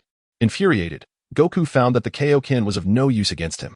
Enduring the excruciating pain in his belly, Goku summoned all his strength and lunged forward, engaging Vegeta in a fierce struggle. As they exchanged blows, the air was filled with their cries, and they struck each other with a tempestuous ferocity. The speed of their assaults was so great that their fists and feet became mere blurs. In a short while, Goku found himself battered and bruised. Though his injuries were not severe, the pain compelled him to grimace. Upon witnessing Goku's expression, Vegeta erupted into a triumphant laugh, exclaiming, "Haha, Kakarot, how does it feel to be on the receiving end? It would be a tragedy not to strike you. You, a lowly warrior, dare to defy the prince's command." At these words, a wave of anger and disgust surged within Goku, who summoned all his strength and unleashed a powerful punch aimed at Vegeta's chest. However, as his fist made contact, Vegeta's form shattered like a fragile illusion. A mirage, Goku gasped, quickly alert and scanning his surroundings. Suddenly, he sensed Vegeta's energy behind him. As he turned, he was abruptly confronted by a fierce aura approaching from the side. A feint. Realizing evasion was futile, Goku swiftly pivoted and thrust both hands forward, bracing himself to absorb the impending blow. As he finally discerned the object before him, Goku realized it was a half-meter wide energy sphere. The swirling patterns within the sphere radiated an overwhelming force, causing Goku's blood to surge the moment he touched it. Goku understood that if this attack struck him, it would surely result in severe injury. In desperation, he braced himself, his feet digging into the ground, leaving deep gouges as he struggled to maintain his stance. Sensing the energy's intensity waning, he forcefully raised his palm, sending the energy sphere soaring into the sky. Boom. Barely a second after release, the sphere exploded in the heavens, waves of energy rippling outward, stinging Goku's skin. Not surprised by Goku's successful defense, Vegeta sneered. Having gathered his energy for a long-awaited strike, he dove from above, exploiting Goku's momentary instability to deliver a swift kick to his back. Bang! Goku felt a sudden impact, collapsing like Vegeta had moments before, shattering a massive boulder. Before Goku could recover, Vegeta unleashed a shockwave with his left hand. Amidst the rubble, Goku sensed danger, ignoring his searing pain as he scrambled out of the debris. Yet, before he could fully assess the situation, Vegeta launched an even more powerful energy blast from his right hand. Time was of the essence. Instinctively, Goku dodged to the side, the energy blast narrowly grazing his chest. He winced, clutching his chest, feeling as if flames were consuming him. Observing Goku evade his attacks, Vegeta nodded in acknowledgement, his gaze now icy. Not bad. But if you were to perish so easily, it would be rather dull. Next, you shall witness the full power of the mightiest Scion. With that declaration, Vegeta unleashed a thunderous roar, his energy surging uncontrollably. In that moment, he became the eye of a raging storm, swirling winds erupting violently from his being. The previously tranquil sky darkened, thick clouds gathering as howling winds and crackling thunder filled the air. Feeling the astonishing aura ahead, Wukong's expression grew increasingly grave. After a moment of silence, he resolutely tore at his battle suit, discarding the tattered remnants behind him. It appeared that he had no choice but to fight with all his might. Triple Kaioken combined with Kamehameha. With fervent determination, Wukong let out a thunderous roar, his body contracting as his fists clenched tightly. Instantly, his muscles swelled, emanating wisps of vapor. Following this, Wukong unleashed a powerful shout, and a radiant red-white aura erupted from him, akin to a beacon piercing through the dense clouds that shrouded the sky. Wukong, drenched in sweat and racked with pain, groaned softly. At this moment, his body clearly struggled to bear the burden of the triple Kaioken. Come on, body, you must hold on. With that, Wukong fixed a keen gaze on Vegeta, his palms gradually drawing together at his waist, a brilliant blue-white light flashing in his grasp. Silently, he intoned, Kamehameha. Above him, Vegeta observed Wukong's transformation and glanced at the wildly fluctuating readings on his scouter, his eyes widening in astonishment. Indeed, that rascal Kakarot has been concealing his true power. At this moment, Vegeta felt his blood boiling with intensity. However, as the prince of the Scions, how could he possibly lose to such a low-class warrior? Roaring in fury, the veins on Vegeta's forehead throbbed violently, and a purple aura surged wildly around him. With a swift motion, he twisted his body, his hands merging behind his head, preparing to unleash his ultimate attack. Simultaneously, Wang Lun, who had been closely monitoring the battle, sensed the opportune moment and calmly turned to his companions. I will proceed. Do not move. As his words faded, Wang Lun vanished in an instant, leaving the astonished crowd in a state of shock. Utilizing instant transmission, He appeared behind a massive boulder, observing the battle from a close vantage point. Even with his knowledge of the unfolding narrative, he was taken aback by the scene before him.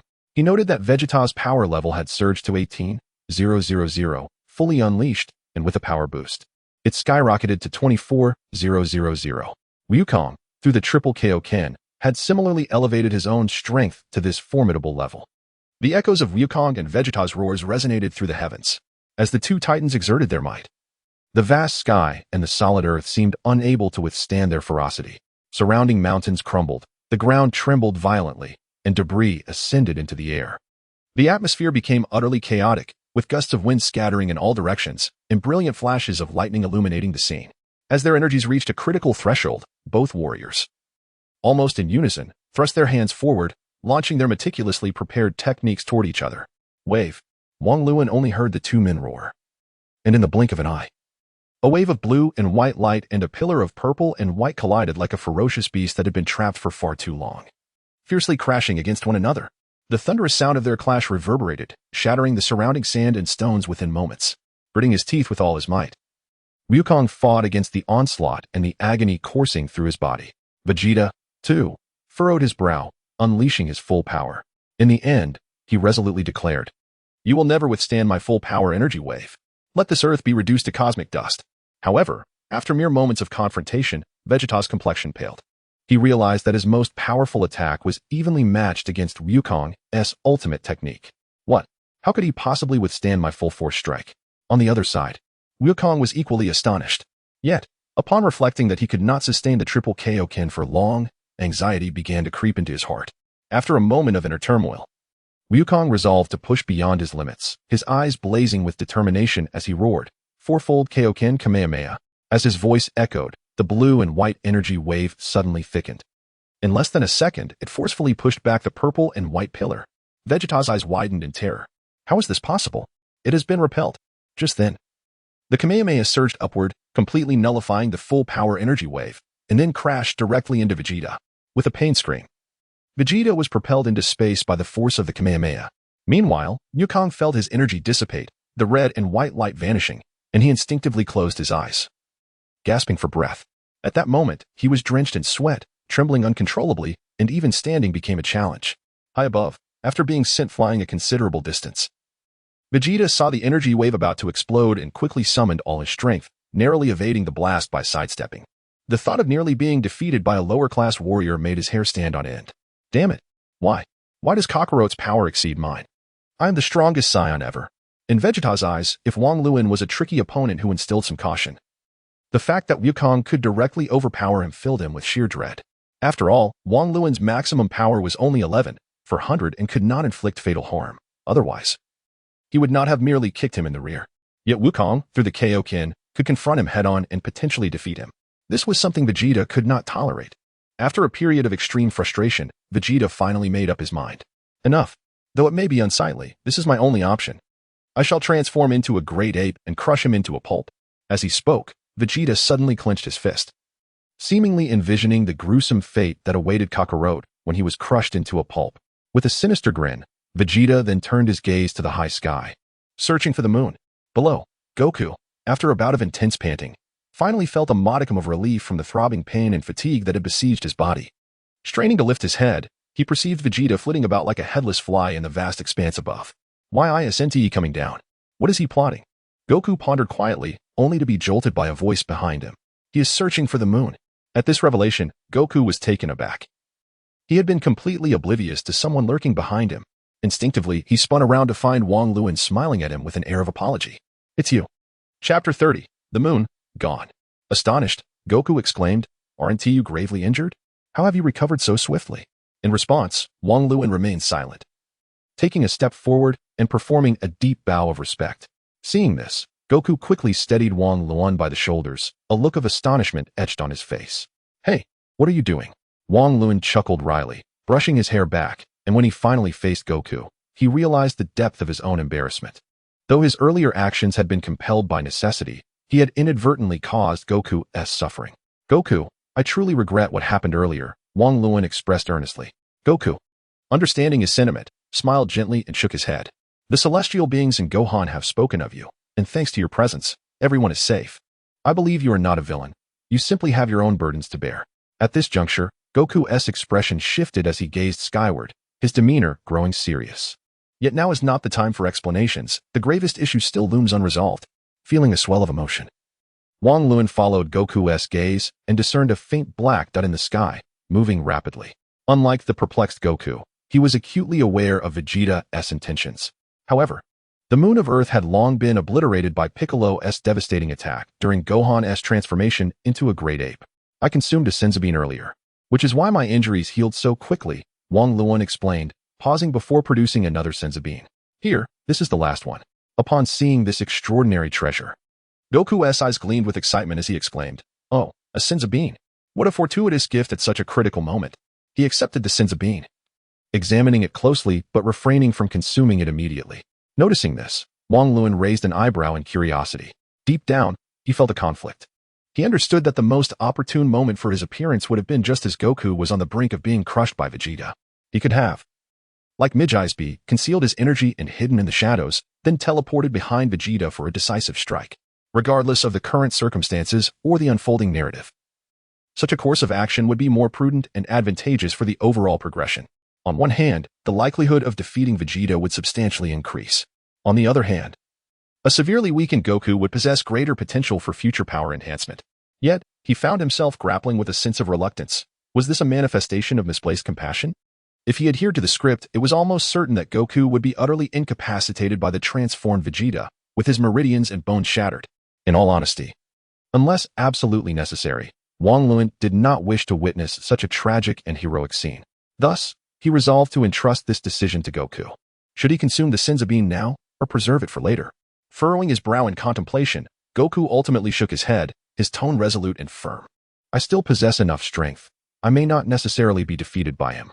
To ingest the senzu at this juncture would be somewhat dishonorable. Upon hearing this, Wang Luan acknowledged his insight and smiled, reminding him, "You could hold it in your mouth and wait for the opportune moment to use it." Goku nodded, then turned to Wang Luan. "Are you planning to join the battle next? It seems you intend to refrain from intervening for now. If I consume the senzu and still cannot triumph, we shall combine our efforts then." "Agreed. I will remain nearby, ready to assist should the situation turn dire." With that, Wang Luan cast an admiring glance at Goku before retreating once more into concealment. Might some perceive this behavior as excessively dramatic, childish, or hypocritical? Knowing that Goku would not consume the senzu at this moment, why reveal himself prematurely? Was it not foolish to forego a greater chance of victory merely to spare Goku from suffering? Not at all. Wang Luan merely granted Goku the agency to choose. The execution of that choice was solely Goku's concern. What Wang Luan sought was peace of mind, acting without remorse while providing Goku with an additional safeguard. Furthermore, even if he and Goku confronted the transformed Vegeta at that instant, he possessed at least a 70% certainty of victory. At that moment, his fighting power stood at 15,000. Let it not be forgotten that he, too, bore the Scion bloodline. Having fully recovered from his injuries, his strength had multiplied significantly. More crucially, his ability to instantaneously teleport allowed him to sever Vegeta's tail at will. By that time, Vegeta would have expended considerable stamina, and he alone might be able to match Vegeta evenly. Thus, the exceedingly cautious Wang Luan would never recklessly advance without weighing the risks and benefits, engaging in thorough contemplation. Everything was firmly within Wang Luan's control. High above, Vegeta, after aimlessly flailing for a time, finally recognized a grave issue. The moon was absent. How infuriating. He could not locate it. How could this be? The moon should have risen by now. Could it be that that scoundrel Kakarot had already destroyed it? In a fit of rage, Vegeta bellowed several times, his heart ablaze with fury. Little did he expect that the proud prince of the Scions, the most formidable warrior in history, would find himself facing humiliation on such a wretched planet. Must I sacrifice my dignity? Suppressing the fury surging within, Vegeta could only emit a cold snort. There was no other recourse. Although my power may be diminished, I must resort to transforming through an artificial moon. With this thought in mind, Vegeta descended back to the ground. Upon witnessing Vegeta's return, Goku immediately braced himself, anticipating the confrontation. As he observed Goku's tense demeanor, Vegeta gritted his teeth and shouted, "Kakarot, your calculations are flawed. By merging this energy sphere with the oxygen of Earth, I can still create an artificial full moon." As he spoke, Vegeta raised his hand, and a small sphere of light materialized in his palm. He hurled the sphere into the sky, where it expanded exponentially, radiating a blinding brilliance. What? Goku stood momentarily stunned, instinctively sensing that the situation was dire. Meanwhile, Vegeta, with a sinister grin, stood tall, his gaze fixed upon the luminous sphere. With a series of heavy breaths, Vegeta's pupils bizarrely faded, revealing his sharp fangs as his body surged with power. Astonishingly, he began to swell in size, transforming into a colossal gorilla towering over 100 meters. Chapter 31. It turns out I am that monster. Seeing Vegeta's current form, Goku suddenly recalled the words of his grandfather Gohan. Goku, during a full moon, a creature resembling a giant gorilla will emerge. You must never venture outside under the moonlight. The moon, the gorilla, the scion. So this was what Wang Luin meant when he said Vegeta was searching for the moon. The monster that had once trampled Gohan and wreaked havoc at the martial arts tournament was indeed himself. They had all kept this from me, while I remained blissfully unaware like a fool.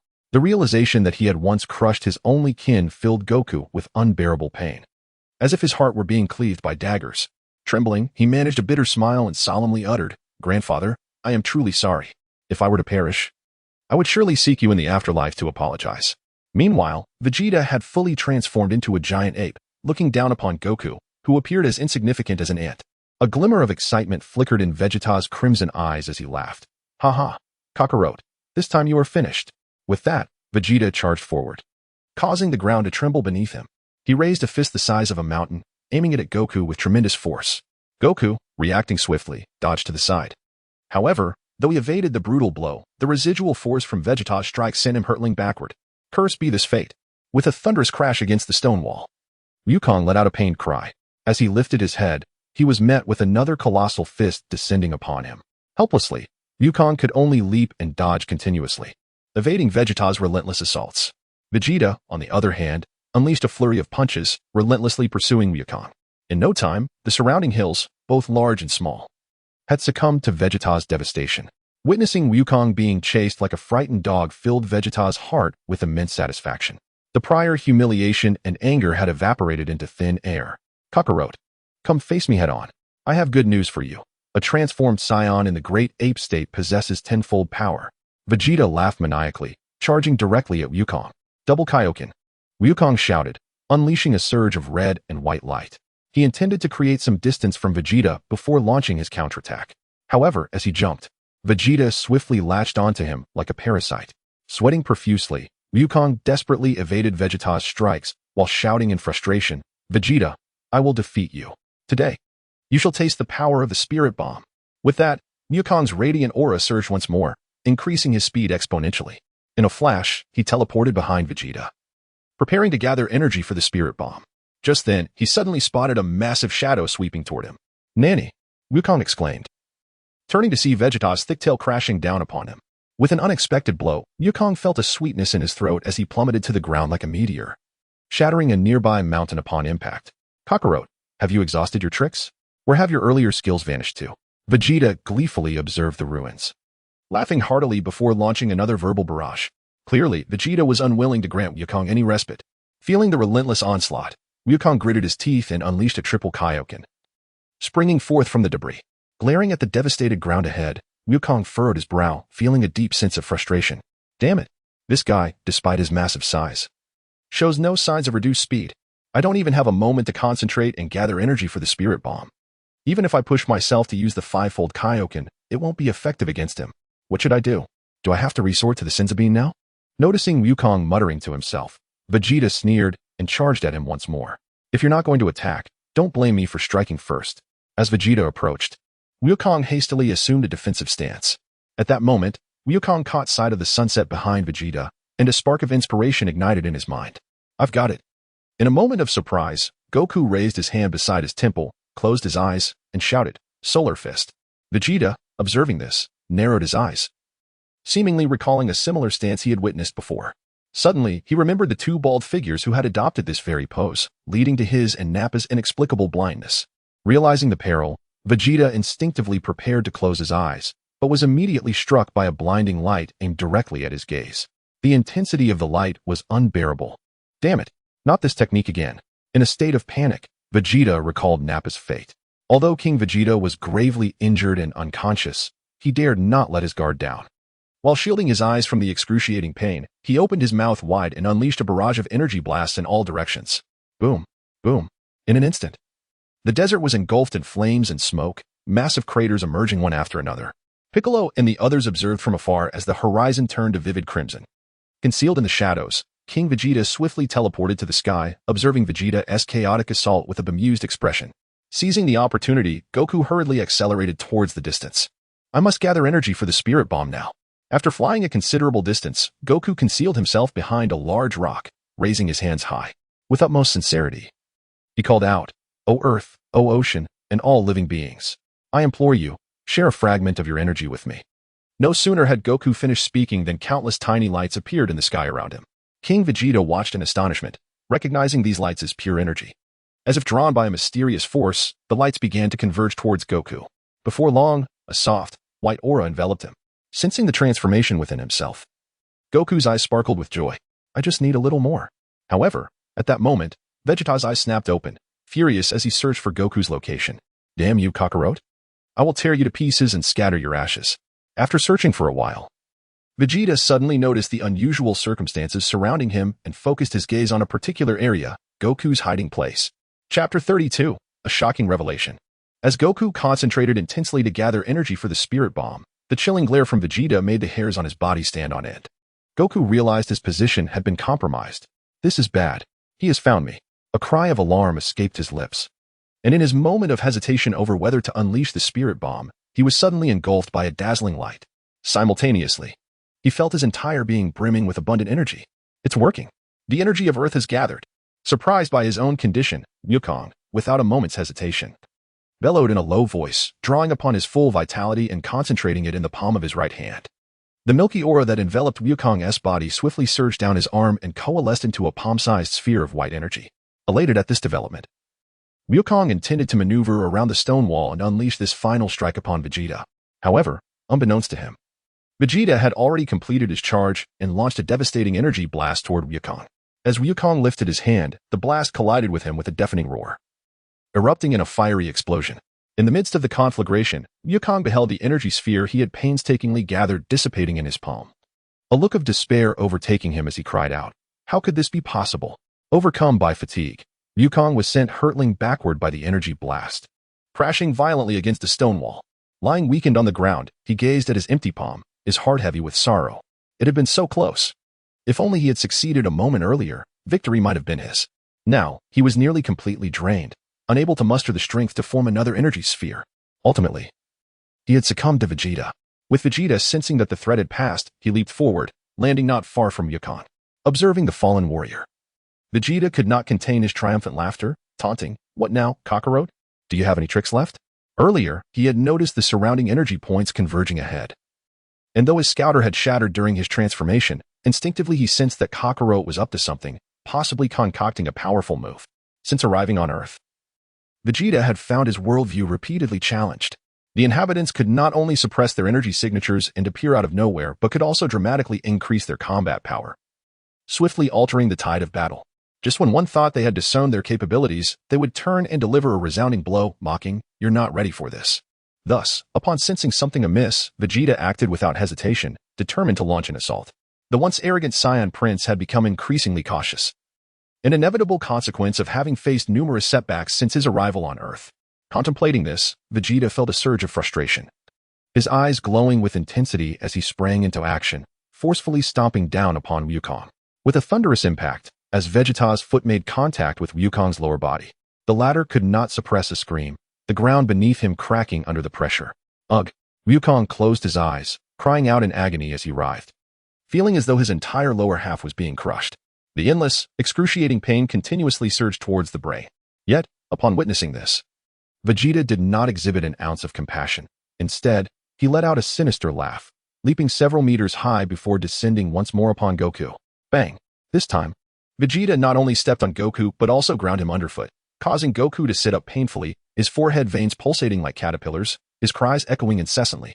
In a concealed corner, Wang Luan observed the harrowing scene before him, letting out a heavy sigh. Although he had anticipated such a turn of events, he found himself at a loss for words. Was it folly to call him foolish when he had progressively evolved into the mightiest man in the universe? Was it wisdom?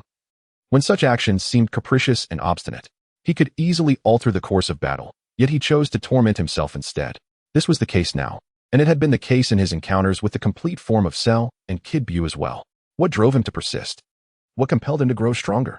Was the path of the strong truly this brutal, blood-soaked, and unfathomable? Wang Luan was filled with confusion and trepidation. After stepping on Goku several times, Vegeta noticed that Goku was barely clinging to life, his cries becoming faint. He could not help but feel a sense of boredom.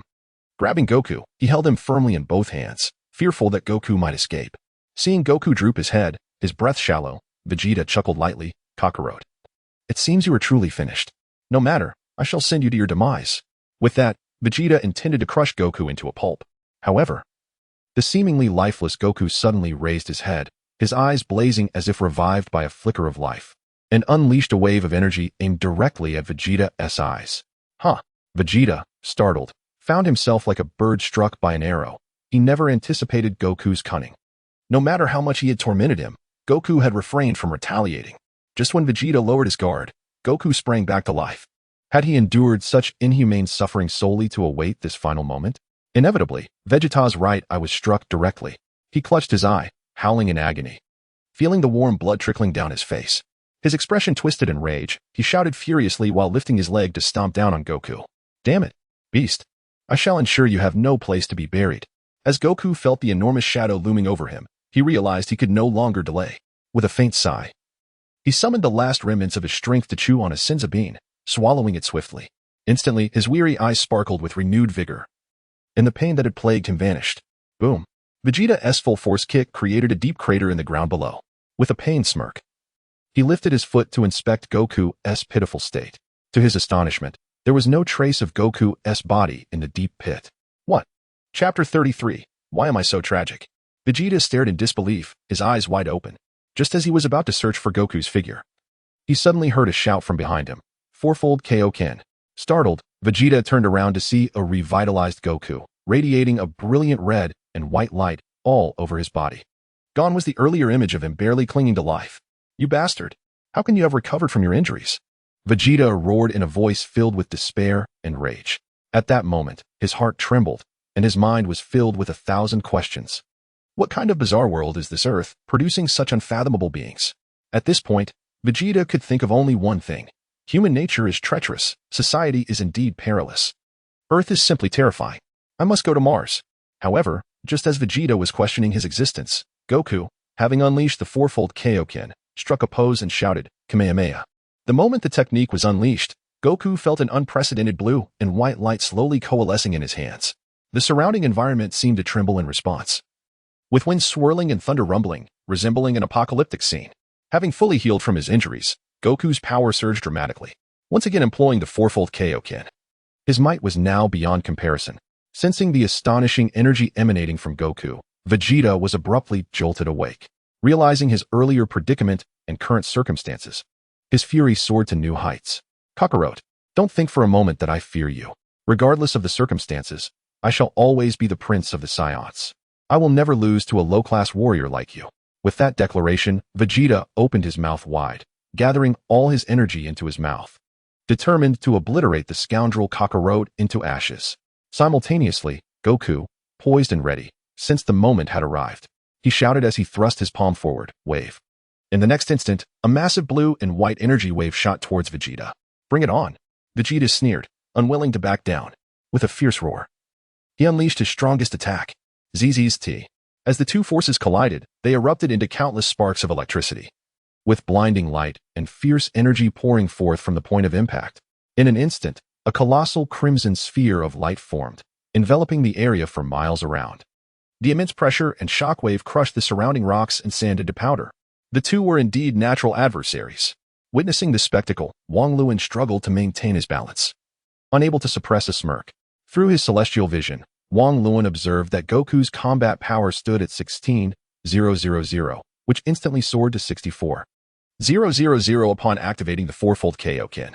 Meanwhile, due to his earlier exertions, Vegeta's power was approximately 70,000.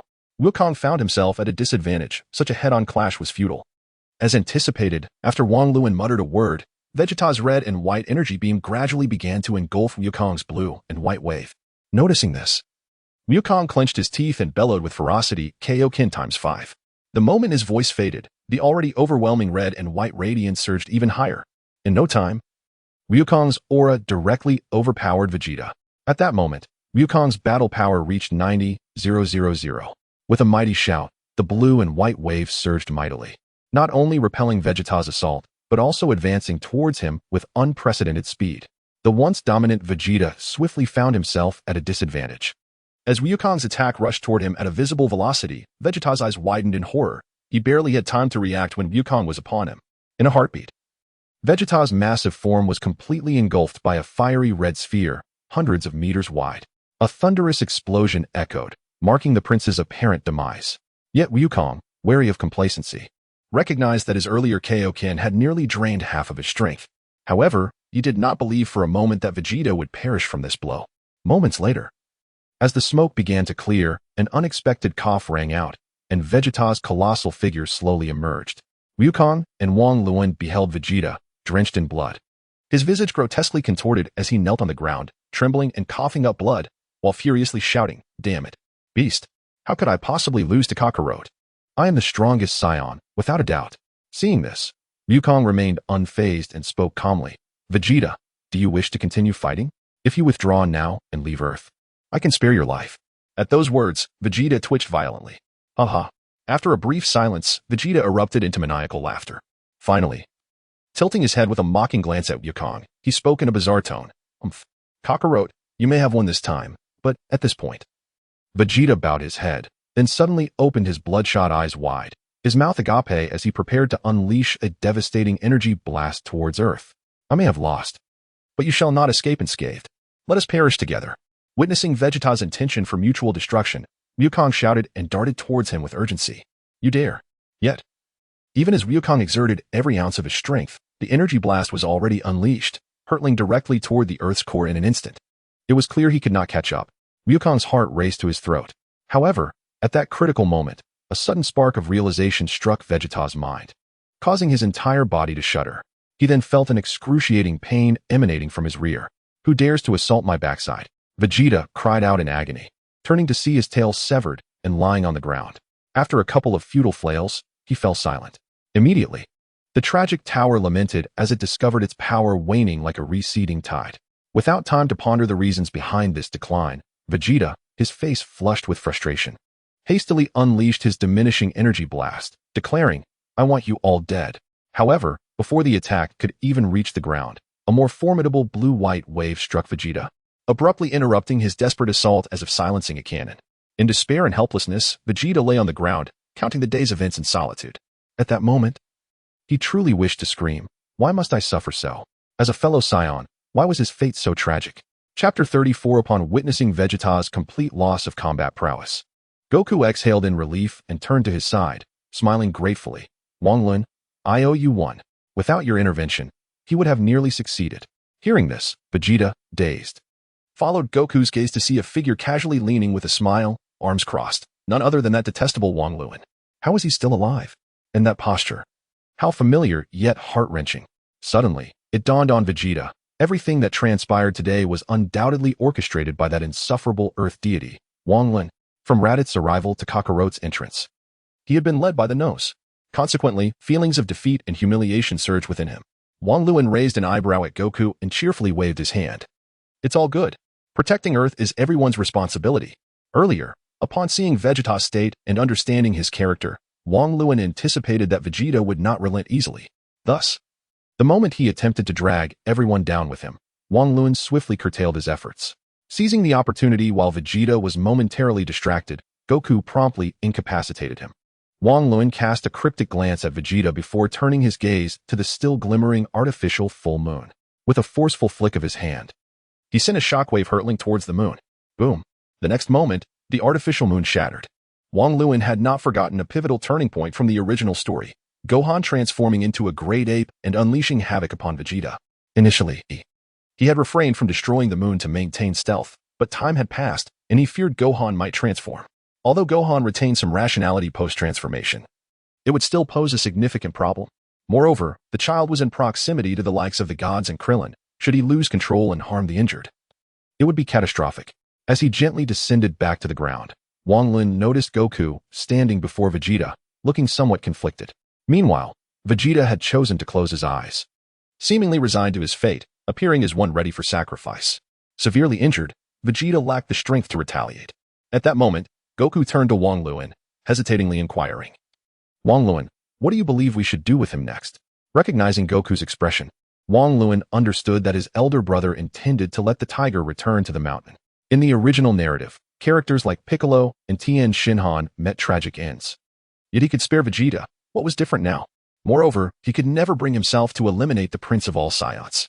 The Dragon Balls would be far less intriguing without him, the perennial second fiddle. However, Wang Luan was no benevolent figure. Nor was he a saint who repays kindness with kindness. Who had summoned him, wielding the meteor hammer? Who had left him, bearing the scars of their encounters?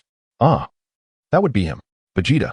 Thus, with a sly grin, Wang Luan eagerly approached Vegeta, ready to demonstrate how he would handle the situation. Let us see how you respond to this, he taunted, casually prodding Vegeta. What's the matter? Are you questioning your existence? Whereas that bravado you displayed earlier? Aren't you the formidable one? As Wang Luan's barrage of questions hit him, Vegeta's pale visage flushed crimson, his eyes widening with fury, almost igniting with a fierce intensity. Yet, before he could voice his indignation, Wang Luan, with a wicked grin, produced a bag from his pocket. Look what I have for you, he exclaimed, opening the bag. Curiosity piqued, Goku leaned in for a glimpse, only to be met with a wave of disbelief as his forehead became adorned with dark lines. The bag contained a writhing mass of colorful, slippery insects, all alive and squirming in a most repulsive manner, just as Goku contemplated a witty retort. He noticed Vegeta's face transition from crimson to a deep purple, resembling an eggplant. Struggling against the overwhelming sensation, Vegeta finally succumbed. Turning his head sharply to the side and retching violently. After a considerable pause, he finally turned away, eyes shut tight, pointing an accusatory finger at Wang Luan. Unleashing a torrent of invective. Beast, scoundrel, wretch, you cursed one.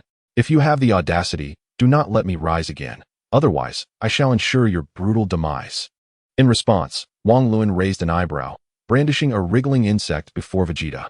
Look how charming this little creature is. Why not give it a touch? Upon hearing this, Vegeta's complexion darkened further, his body instinctively recoiling as he turned to Goku, exclaiming, Kakarot. Kakarot, what are you waiting for? In my suffering. Please, do it quickly. I can't endure this humiliation any longer. In that moment, Vegeta felt utterly shattered, the pride of the Saiyan race, the strongest warrior ever, reduced to such abject disgrace. Witnessing Vegeta's terror-stricken demeanor, Goku was left both bewildered and speechless. This seemingly heartless individual surprisingly harbors a profound fear of insects. Nevertheless, Wukong remains benevolent at heart. Unlike certain malevolent forces on Earth that seize every opportunity to torment others. After a brief moment of contemplation, Wukong gently grasped Wang Luan's arm and softly urged, What are you doing? A gentleman may be killed, but not humiliated. Aware that he had already played his prank to the fullest, Wang Luan casually tossed aside the bag, rose to his feet, and brushed off his hands. Just a bit of fun. Who told him to be so arrogant and domineering? He deserves a lesson. He then declared, I'll leave the rest to you. I won't interfere. With that, Wang Luan patted Wukong on the shoulder and stepped aside. Wukong felt a twinge of embarrassment, as Wang Luan was the true hero of this battle, and he hesitated to take charge alone. After awkwardly scratching his head, he tentatively suggested, How about we let him off this time? Upon hearing this, Wang Luan nodded in agreement, just as the flying capsule was about to close. An utterly exhausted Vegeta exhaled a sigh of relief, then fixed a steely glare upon Wang Luan, his face pale with fury as he enunciated each word. Wait for it. Cursed Wang Luan, I will return. The day of my return shall mark the annihilation of you all.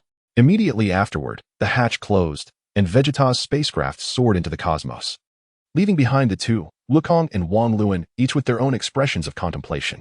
Chapter 35. Fortunately, Piccolo did not strike with a blunt instrument. As the spacecraft vanished in the blink of an eye, Wukong, with a grave expression, murmured to himself, That guy is indeed formidable. Had I not ingested the senzu bean, I would have undoubtedly lost to him today. In response, Wang Luan turned to Wukong, a smile gracing his lips as he remarked, Haha, you will surpass him sooner or later.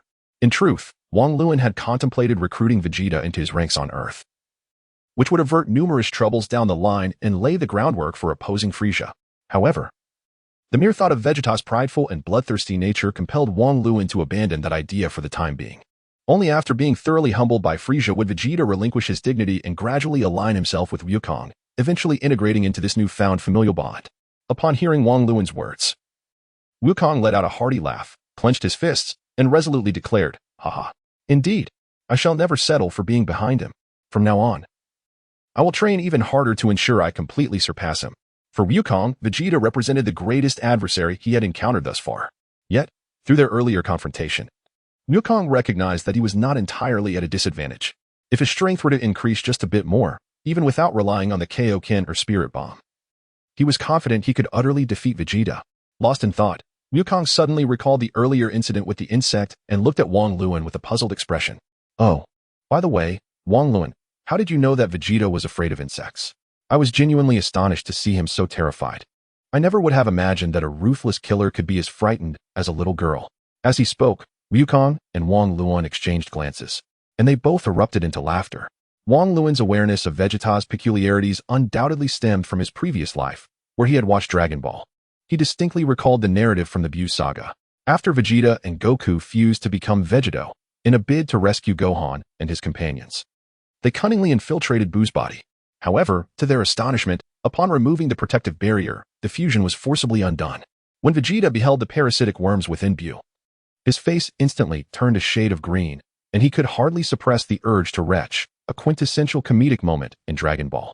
Wang Luan's intention in teasing Vegeta was not born of petty vengeance or spite. Surely, he was not so small-minded. Rather, he sought to gently prompt Vegeta to grasp the harsh realities of the world, sparing him from his haughty demeanor and self-importance. This was, indeed, quite genuine. After sharing a few hearty laughs, Wang Luan noted that the day was drawing to a close and chose not to elaborate immediately.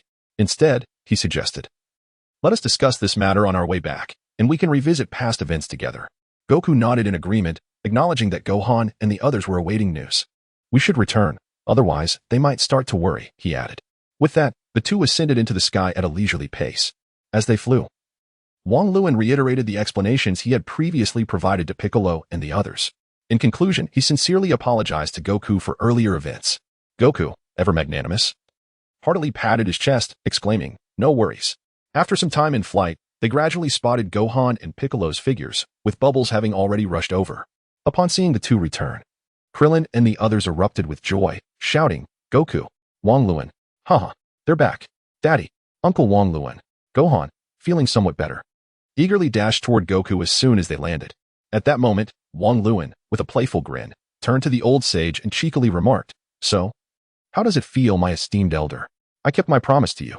In response, the sage could only chuckle and tease, "Look at your swagger, such arrogance." Wang Luan then shifted his gaze to Piccolo, who merely snorted, "As for our past grievances, let them be forgotten." Hearing this, Wang Luan's lips twitched. Was it truly resolved now? Had he not harbored a grudge all along? The ambition of a dark overlord could not be so easily dismissed. Fortunately, during the prior battle against Buu and Vegeta, he had refrained from delivering a sneaky blow. After a round of pleasantries, Goku and Wang Luan briefly recounted the recent battle.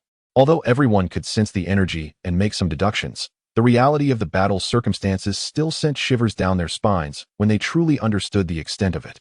Wang Luan concluded, yet Piccolo, furrowing his brow, suddenly interjected, "So, Vegeta ultimately escaped?" At this moment, Goku, feeling a tad embarrassed, murmured softly, "No, it's not that. I let him go." Upon hearing this, Piccolo cast a sharp glare at Goku, thinking to himself that it was indeed as he suspected. He felt compelled to chastise Goku, but then recalled that he too had once been spared in a similar manner. Thus, he merely turned away and huffed disdainfully, choosing not to speak further. Krillin, Tien, and Yamcha were similarly left speechless. Goku was admirable in many respects, yet his inherent kindness ran too deep, even towards his fiercest adversaries. Reflecting on Goku's unwavering nature since childhood, Krillin could only slap his slick forehead in resignation and lament, "Goku, did you even consider the consequences of letting him go? That guy will undoubtedly seek revenge on us." Understanding the group's concerns, Goku promptly reassured them, I know. Next time, I will surely surpass him completely. I will never allow him to harm any of you." Noticing Goku's predicament, Wang Luan interjected, "Vegeta must not perish. He will prove invaluable in the future." Upon hearing this, everyone turned to Wang Luan, their expressions a blend of confusion and anticipation. Wang Luan cleared his throat, aware that his moment to shine had arrived. He organized his thoughts and elucidated the subsequent matters. In this universe, there exists a tyrant known as Frieza, who is far more ruthless and self-serving than Vegeta. Wherever he treads, death and destruction follow. His actions mirror those of the Scions, waging wars and expanding territories solely for the purpose of selling planets and dominating the cosmos. The Scions, in this context, are merely a formidable contingent of his army, If all goes as expected, he has likely already discovered the existence of the Dragon Balls on Namek through Vegeta's scouter. At this very moment, he might be dreaming of immortality en route to Namek. Vegeta too seeks the Dragon Balls. In the future, he will become a crucial ally in our struggle against Frieza. Once Wang Luan succinctly conveyed these matters, Goku, Piccolo, and the others frowned in contemplative silence. They held unwavering faith in Wang Luan's words. Yet the volume of information was rather overwhelming. The notion that Vegeta would become their ally while Frieza could extinguish him with a mere flick of his finger was daunting. They had to journey to Namek to contend with this cosmic overlord. Observing their silence, Wang Luan recognized they were processing the gravity of the preceding information. Initially, he intended to relay this information at a later time, but seeing Goku's distress compelled him to share a portion earlier, serving as a precautionary measure. Clapping his hands to regain their attention, Wang Luan spoke softly, "This is the situation at hand. As for the specific course of action, we can deliberate further once we return to the Universal Capsule Corporation, where everyone awaits promising news. Moreover, many of us have sustained varying degrees of injuries." At this, everyone present instinctively nodded in agreement. "Very well, let us discuss this upon our return. After all, a little more time is of no consequence." In recent days, in their efforts to confront Vegeta and Nappa, they have indeed expended a considerable amount of energy and mental fortitude. Initially, their focus was entirely on pressing matters, and they hardly sensed the toll it took on them. However, upon reflecting on their current state, they immediately felt utterly drained. Wang Luan and Goku each took it upon themselves to assist the heavily injured Piccolo, while Tianjin and others provided support. Meanwhile, Bobo unfurled his flying carpet, accommodating Chaozi and Gohan aboard. From a distance, the previously hidden Midru Bebe, noticing the group preparing to depart, hurriedly approached. Before long, they beheld the Capsule Corporation not far ahead, being their first encounter with this locale. Wang Luan could not help but marvel at the expansive estate and the magnificent towering buildings. Technology, indeed, is the foremost productive force for the foreseeable future. He would likely rely heavily on the technological prowess of this place. Therefore, maintaining a robust strategic partnership with Bulma becomes exceedingly crucial. Indeed, no doubt about it, my friend. As Wang Luan and his companions arrived above Capsule Corporation, they were warmly greeted by Master Rashi, Karen, the Ox King, and even the fortune teller, all wearing broad smiles. Upon seeing his long-lost friends, Goku eagerly descended, ready to greet them with a smile, but was suddenly interrupted by a familiar, urgent cry. "Gohan! Gohan!" Before the figure appeared, the voice was unmistakable. Who else could it be but the universe's most devoted mother, Chi-Chi? Hearing her call, everyone turned towards the entrance. There, dressed in simple attire, Chi-Chi skidded to a halt behind the door and then burst forth, disregarding everything as she pushed past Master Rashi, crying out as she lunged towards Gohan with fervor. What a fierce embrace! Mama! Watching Chi-Chi's swift approach, Gohan was momentarily taken aback. In the next instant, he found himself enveloped in her arms. Feeling an array of affectionate touches, this was indeed a mother's love. My poor child, to be caught in the turmoil of adults at such a tender age. My precious little darling, you must have endured so much this past year. Haven't you? My heart is nearly shattered, like dumpling filling. I shall never allow you to leave my embrace again. As she spoke, Chi-Chi did not neglect to inspect him thoroughly, scanning him left and right, patting him up and down, as if fearing he might be missing a piece. Listening to Chi-Chi's maternal musings, everyone present could not suppress their smiles, though they felt a touch overwhelmed by the display. After a series of affectionate examinations, Gohan finally regained his composure, feeling a warm glow within, albeit tinged with a hint of exasperation. "Mom, I'm fine." Upon hearing this, Chi-Chi shot him a fierce glare, her expression quickly shifting to one of concern. "Just look at you. You're covered in blood and injuries, and you dare say you're fine." Gohan could only respond, but at that moment, Midru Bebe raised an eyebrow, interjecting to Chi-Chi, "Hey, Chi-Chi, must you be so biased? Wukong is after all your husband. You cannot solely concern yourself with our son and neglect your husband." In the end, she pointed towards Wukong, who was hiding to the side, too intimidated to utter a sound, only managing a sheepish smile.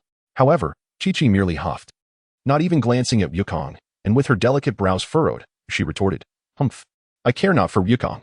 If it weren't for him, how would my Gohan have endured so much suffering?" As she spoke, she hastily patted Gohan's back. Upon hearing this, Wukong's spirit visibly deflated, his head drooping in resignation. He was about to utter an apology when Yajirobe, in a fit of anger, stomped his foot, exclaiming, "Hey, you woman, your husband is a man who saved the world. Without him, Earth would be lost. What happens to Earth is of no concern to me. I only worry about my Gohan's future." Yajirobe, Frustrated by his futile attempts to reason with Chi-Chi, stiffly turned to Wukong and asked, "Wukong, may I strike this woman?" Wukong, alarmed, quickly covered Yajirobe's mouth, fearing that his friend might speak recklessly. Yet, it was too late. Chi-Chi's forehead bulged with a prominent vein as she forced a smile, patting Gohan's head. She then turned sharply, yanked Wukong aside, and delivered a series of playful punches to Yajirobe, who stood there in terrified astonishment. After a brief moment, Chi-Chi, satisfied, clapped her hands and scooped up the bewildered Gohan, heading into the house, leaving behind the stunned onlookers and the bruised Yajirobe. Chapter 37. Quite unethical. Upon hearing Yamcha's words, everyone realized that the true protagonists had yet to make their appearance. Only the ever-smiling Mrs. Brief came forward to greet them. Noticing their confusion, she quickly explained, Bulma and her father should be in the laboratory. Mr. Wong assigned them a task, and they've been busy for the past few days. At this, Wukong, Piccolo, and the others exchanged puzzled glances at Wang Lun. I will explain later, Wang Lun assured them, shaking his head to signal them to be patient. He then turned to Mrs. Brief, smiling as he said, Mrs. Brief, could you please see to our guests? They have all sustained injuries, of course. This way, please. I will take you to the medical room. Mrs. Brief nodded cheerfully and, after beckoning them, led the way. Inside the medical room, Mrs. Brief directed her medical staff to treat Piccolo, Tangent Han, and the others, tending to their wounds. Before long, their injuries were bandaged. Since they were not ordinary individuals, Wukong had not suffered the complete physical breakdown as depicted in the original story. Thus, Piccolo, Gohan, and Krillin would only require a few days of rest to fully recover. Meanwhile, Bulma and her father, Mr. Brief, finally made their appearance. And upon seeing that everyone was safe, they breathed a sigh of relief. Bulma, sporting dark circles under her eyes, stifled yawns as she weakly complained to Wang Lun. This task you've assigned is truly exhausting. I haven't had a good night's sleep in days. Wang Lun scratched the back of his head, offering an awkward smile, slightly abashed as he replied, Hee, those who are capable must bear more responsibilities. Whether we can set off early depends entirely on you and Mr. Brief. After saying this, Wang Lun did not forget to nod respectfully toward Brief, expressing his gratitude. Perplexed by the conversation between Wang Lun and Bulma, Goku asked, Bulma, what is going on? Krillin and the others echoed his confusion. Yes, what are you talking about? At that moment, Piccolo turned his gaze toward Wang Lun, suggesting, it must be related to the Namek situation. Wang Lun nodded, not surprised that Piccolo could deduce his intentions. After all, Piccolo was a strategist among warriors, a rare and wise fighter. Noting that Wang Lun and the others were about to discuss serious matters, Bulma yawned again and said to Wang Lun, you explain it. I'm going to take a nap. If there's anything, just ask Dad. With that, she dragged herself out of the medical room. Seeing everyone looking at him expectantly, Wang Lun cleared his throat and began, do not rush, allow me to elaborate. 2 days prior, after clarifying everything and resolving misunderstandings, he had a private conversation with Bulma. As for the content, you can guess, but I bet your thoughts have strayed. It was not about romance.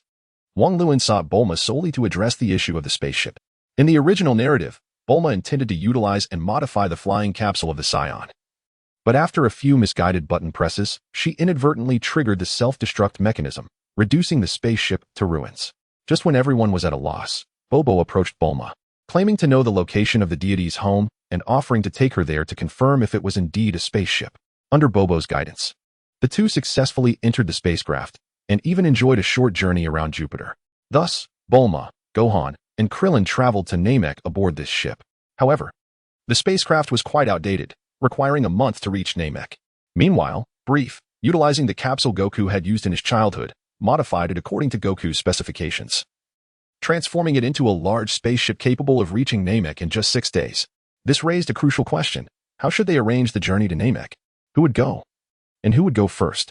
The situation was different from the original narrative, not only due to Wang Lun's significant variable but also because Goku was not severely injured. And neither Piccolo nor Tien had perished. If they were in a hurry and needed numbers, practically everyone could embark on the journey to Namek. However, this expedition was bound to be exceedingly perilous. Wang Lun must exercise utmost caution. If everyone were to board the celestial vessel and journey to Namek, it would be improbable for Goku's strength to significantly increase, thereby depriving them of their greatest assurance against Frieza. However, it is imperative that someone from their side hastens to Namek, as the Namekians are likely enduring a brutal massacre at the hands of Frieza. With Vegeta's impending arrival in a month, it could lead to a catastrophic dual slaughter. If no one from their side intervenes, the Namekians could face total annihilation, even if merely delayed by a few days. Yet, certain pivotal Namekians must not perish, such as Dend, Nail, and the Grand Elder. After much contemplation, Wang Lun finally clarified his thoughts. Goku, Piccolo, and Gohan must undoubtedly travel to Namek. Bulma is clearly unnecessary, and as for Tien, Yamcha, and Kaioken, their involvement is entirely unwarranted. Thus, only Krillin remains. Logically, Krillin should, like Tien and the others, refrain from entangling himself in this matter. After all, his combat prowess is insufficient, the enemy is formidable, and his assistance would be limited, potentially becoming a liability. However, he plays a crucial role.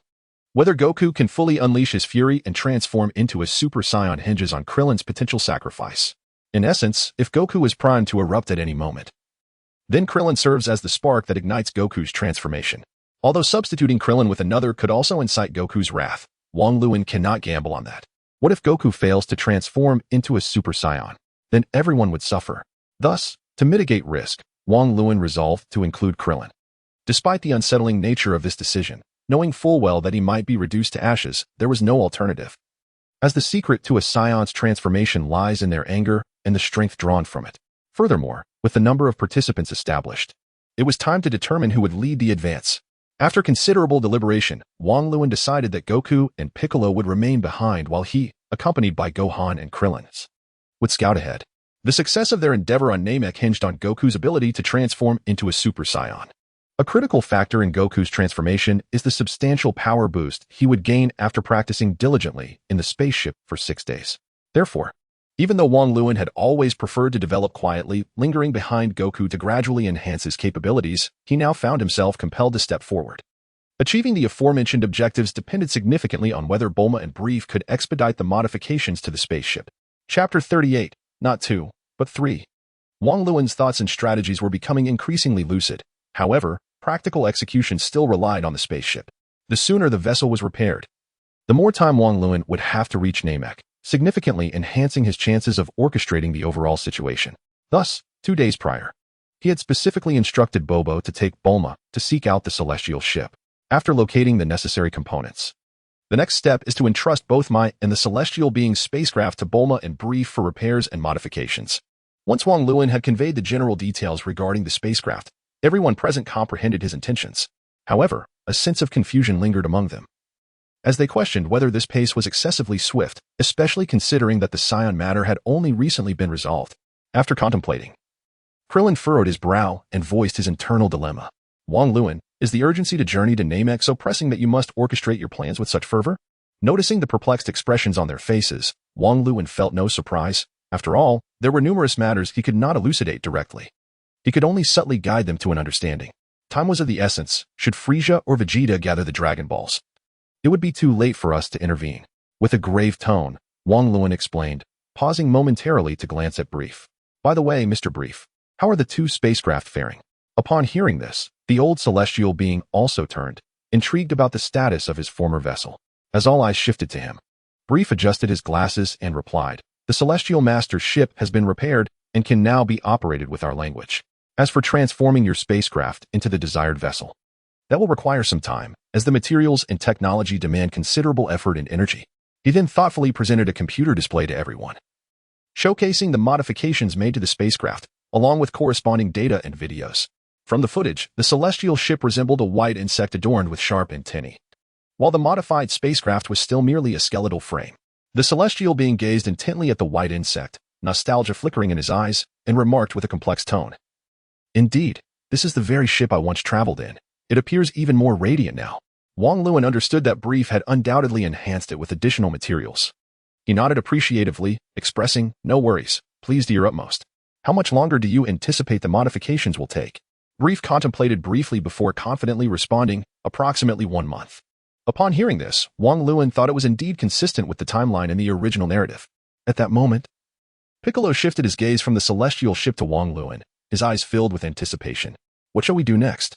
After a brief pause, Wang Lun looked at everyone and declared, select your warriors. Who wishes to venture to Namek? As soon as Wang Lun finished speaking, it was no surprise that Piccolo and Goku were the first to raise their hands. Krillin, Tien, and Yamcha exchanged glances, uncertain of how to respond. In truth, they all had their own lives to lead. Had it not been for Goku's demise and the Saiyan invasion, they might have remained scattered across the globe at this very moment. Deep down, they sincerely wished to avoid this treacherous situation. Yet, as friends, how could they stand by idly while Wukong ventured into peril? After a moment of hesitation, several of them gritted their teeth and exchanged glances, prompting Tianjin Fan to take the lead and declare, "Wang Luan, we shall join you." However, Wang Luan shook his head, insisting, "There is no need for you to accompany me." Yamucha clapped his palms together and promptly added, "That won't do. The more hands we have, the stronger we shall be." Yet, Wang Luan remained resolute in his refusal. Seeing this, Krillin could not help but step forward, boldly stating, "Wang Luan, allow us to accompany you. We cannot simply stand by and watch." Upon hearing Krillin's words, Wang Luan thought to himself that this was the moment he had been waiting for. Krillin had barely finished speaking when Wang Luan's expression turned conflicted, yet he swiftly clapped his hands in agreement. "Very well. Since you were so eager, I shall reluctantly consent. As for Yamucha and Tianjin Fan, they should remain on Earth to protect everyone." With a forced smile and a hint of despair, Krillin lamented, "How did I become the one being so proactive? What about Tianjin Fan and Yamucha? Why was it my turn that you so readily agreed?" He could hardly believe Wang Luan had the audacity to claim it was a reluctant decision. It seemed as though he was merely waiting for Krillin to take the initiative. What a shameless trick.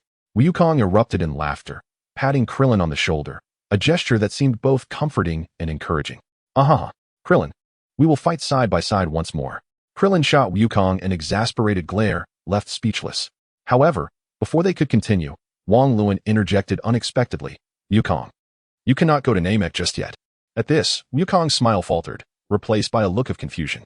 "What do you mean?" He shook his head slightly. And Wang Luan reiterated, "Once you and Piccolo finish the modified spaceship, then you can come to support us."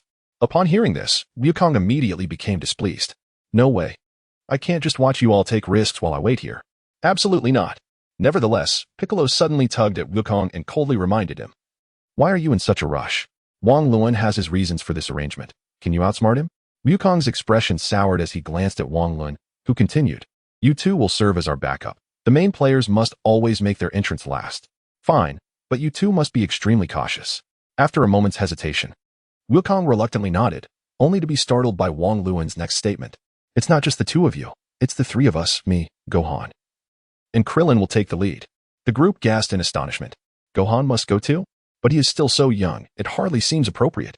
In response, Wang Luan shook his head, his expression resolutely firm. "Gohan is a pivotal element in my predictions." Piccolo appeared torn, unsure of how to respond, while Goku muttered. Chi-Chi might not agree. Observing Goku's diminished demeanor, Wang Luan raised an eyebrow, a wicked smile gracing his lips. "That depends on your abilities, Goku. I believe you can persuade Chi-Chi." Goku was taken aback by Wang Luan's calculations. "What? No. If I have to broach this topic, she'll tear me apart." The very thought of Chi-Chi's fury grew increasingly terrifying in Goku's mind, prompting him to shake his head in refusal. No way. Absolutely not. Faced with formidable foes, he would grit his teeth and fight fiercely, but when it came to Chi-Chi, he preferred to refrain. Witnessing Goku's evident fear of his wife, everyone exchanged exasperated glances. Where had his fighting spirit gone? "Goku, this is quite something," they remarked. At this moment, Wang Luan, who had come prepared, leaned closer to Goku's ear and whispered, "Later. Find a moment to speak to Gohan in private, away from Chi-Chi. This child is reasonable. It's up to him whether he chooses to come, and whether he can is a matter of fate." Upon hearing this, Goku furrowed his brows in contemplation, and after a moment of internal struggle, he sighed. "All right then. I shall comply with the organization's arrangements." Relieved that the selection process had finally been established, Wang Luan exhaled. "In that case, let us take a day to recuperate. Tomorrow, we shall embark on our journey to Namek." The following morning at the Capsule Corporation, everyone stared blankly at Goku's family of three. Gohan sported a watermelon hairstyle, donned a black school uniform, and carried a small backpack with a red water bottle clipped at his waist. Meanwhile, Chi-Chi stood with her hands on her hips, her face cold, refusing to acknowledge anyone, seemingly still irked. As for Goku, he bore a bruised visage, a wry smile, and an expression of utter helplessness. Seeing Gohan's flushed face as he hung his head, too timid to meet anyone's gaze, the ever-observant Piccolo slapped his forehead in exasperation. "Gohan, what on earth are you doing? This is the Gohan I've trained? All that effort to instill some masculinity, and after just one night, he has turned back into a docile child?" With Piccolo's outburst, the others were jolted back to reality, their expressions shifting to one of incredulity. What an extraordinary combination this was.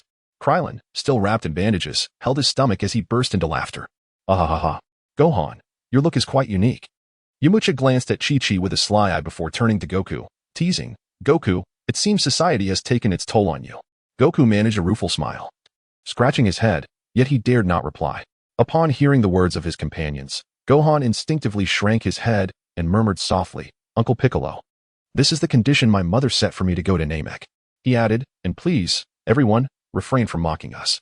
The group fell silent, momentarily taken aback, as they recalled the events that transpired with Goku's family the previous day. Wang Luan's mind conjured vivid images from the original storyline. Given the current circumstances, it was evident that the apprehensive Goku had broached the serious matter first. Upon hearing this, the matriarch Chi-Chi had erupted in fury, resolutely refusing and even resorting to the methods of the Sun family. Witnessing Goku's continuous pleas for mercy, Gohan, in an unusual display of defiance, confronted Chi-Chi and promised that his studies would not be neglected during their time on Namek. Reluctantly, Chi-Chi had acquiesced in a state of astonished anger. In this scenario, the dynamics were tense, as even a mother and father could not coexist without strife. Piccolo glanced at Goku and Chi-Chi with an inscrutable expression, then sighed and turned his face away to avoid further annoyance. Now aware of the situation, the others refrained from further teasing and hastily shifted the conversation. The deity cleared his throat and addressed Wang Luan with a serious demeanor. "Are we departing now?" Wang Luan nodded in affirmation, then turned his attention to the spaceship behind them, knowing they would be aboard for a month. "Have we packed all necessary items, including medical supplies and communication satellites? We cannot afford to forget anything essential." At that moment, Bulma waved her hand dismissively, assuring everyone that all was in order. "Rest assured, everything is prepared." Wang Luan smiled and nodded, intending to exchange a few more words with Bulma, but Goku abruptly placed himself between them, solemnly patting Wang Luan on the shoulder, imparting, "Take good care of Gohan and look after Krillin." Wang Luan thought to himself that such emotional intelligence was precisely why Goku often faced Chi-Chi's wrath. After a brief conversation, Wang Luan, Gohan, and Krillin stepped aboard the spacecraft, smiling as they bid farewell to the others. "Wang Luan, we will be relying on you. Gohan, Krillin, be sure to give it your all." Just as the hatch was about to close, Chi-Chi suddenly called out, "Gohan-chan, my precious darling, you must take care of yourself. If anything happens, let the adults handle it. Do not injure yourself, and remember to keep up with your studies." At her words, everyone felt a wave of exasperation wash over them. "Oh, women." In the next instant, the spaceship trembled and then swiftly launched into the vastness of space, vanishing into a mere pinprick in an instant. Once the vessel disappeared from sight, Piccolo turned resolutely to Goku, fixing him with a determined gaze. "Son, how do you wish to train over the next month?" Goku looked back at Piccolo, puzzled. "Do you have any ideas?" After a brief pause, Piccolo replied, "Let us train together. Perhaps this way we can progress more rapidly." Without much contemplation, Goku was about to nod in agreement, but upon recalling Piccolo's current injuries, he said, "All right, we will commence once you have fully recovered. No need to wait, we can start today." Once the spaceship broke free of the atmosphere, it stabilized for the journey ahead. As Wang Luan and the others unfastened their seatbelts, they instinctively gathered together, exchanging wide-eyed glances. Noticing Wang Luan's silence, Wu Fan turned to Krillin and inquired, "Uncle Krillin, how's your injury?" Krillin patted his chest nonchalantly. "It's nothing. I have the medication. I'll be fine in a few days. By the way, Wang Luan, we still have a month ahead of us. What shall we do next?" Upon hearing this, Wang Luan felt a sense of helplessness and gloom at the thought of the monotonous month ahead. Indeed, a whole month. What should they do? Suddenly, he regretted not bringing Bulma along. Had she been there, her presence could have allowed them to deepen their bond. Who knows? Perhaps their relationship could even spark some romantic chemistry. At this moment, it felt as if they were three monks without water to drink. What else could they do but chat, idle away time, and indulge in daydreams? With a soft sigh, Wang Luan closed his eyes and lay back on the ground, choosing silence. If it weren't for the lack of options, he genuinely wished to remain on Earth to train alongside Goku, for this spacecraft lacked a gravity chamber, and he could not train freely.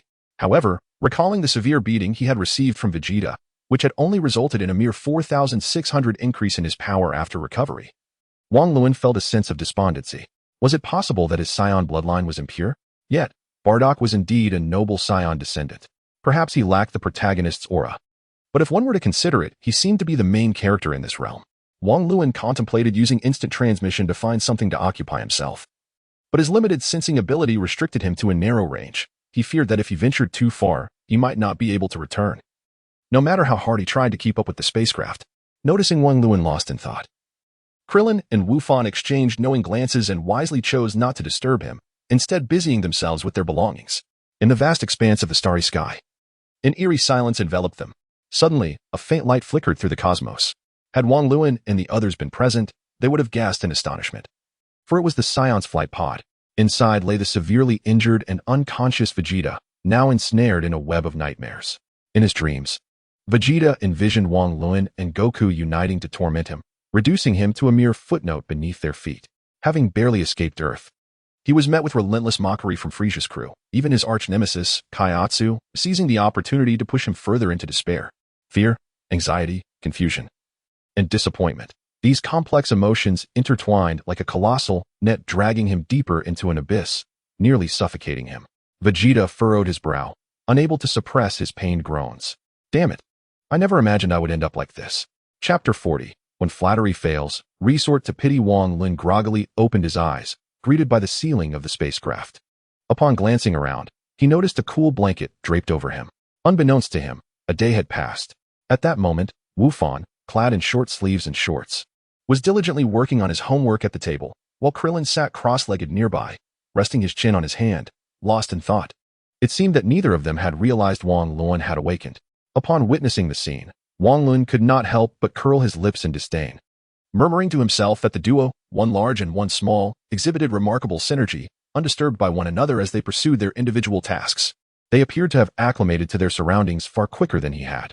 Although he had been a recluse in his previous life, that had only been feasible due to the presence of smartphones and computers, which allowed him to remain indoors for days on end. Now, devoid of any such distractions, he found himself feeling rather dejected. Great responsibilities are bestowed upon individuals in this world. One must first sever their internet connections, destroy their phones, and smash their computers, thus honing their willpower and enhancing their capabilities. With a mischievous glint in his eye, Wang Luan stealthily rose and approached the two from behind, suddenly exclaiming, "Ha!" Startled by the unexpected voice from behind, Wu Fan and Krillin jumped. However, upon a moment's reflection, they realized that an ambush was implausible. It was undoubtedly Wang Luan's playful antics. Krillin turned around, casting a weary glance at Wang Luan and muttering, "You childish fool."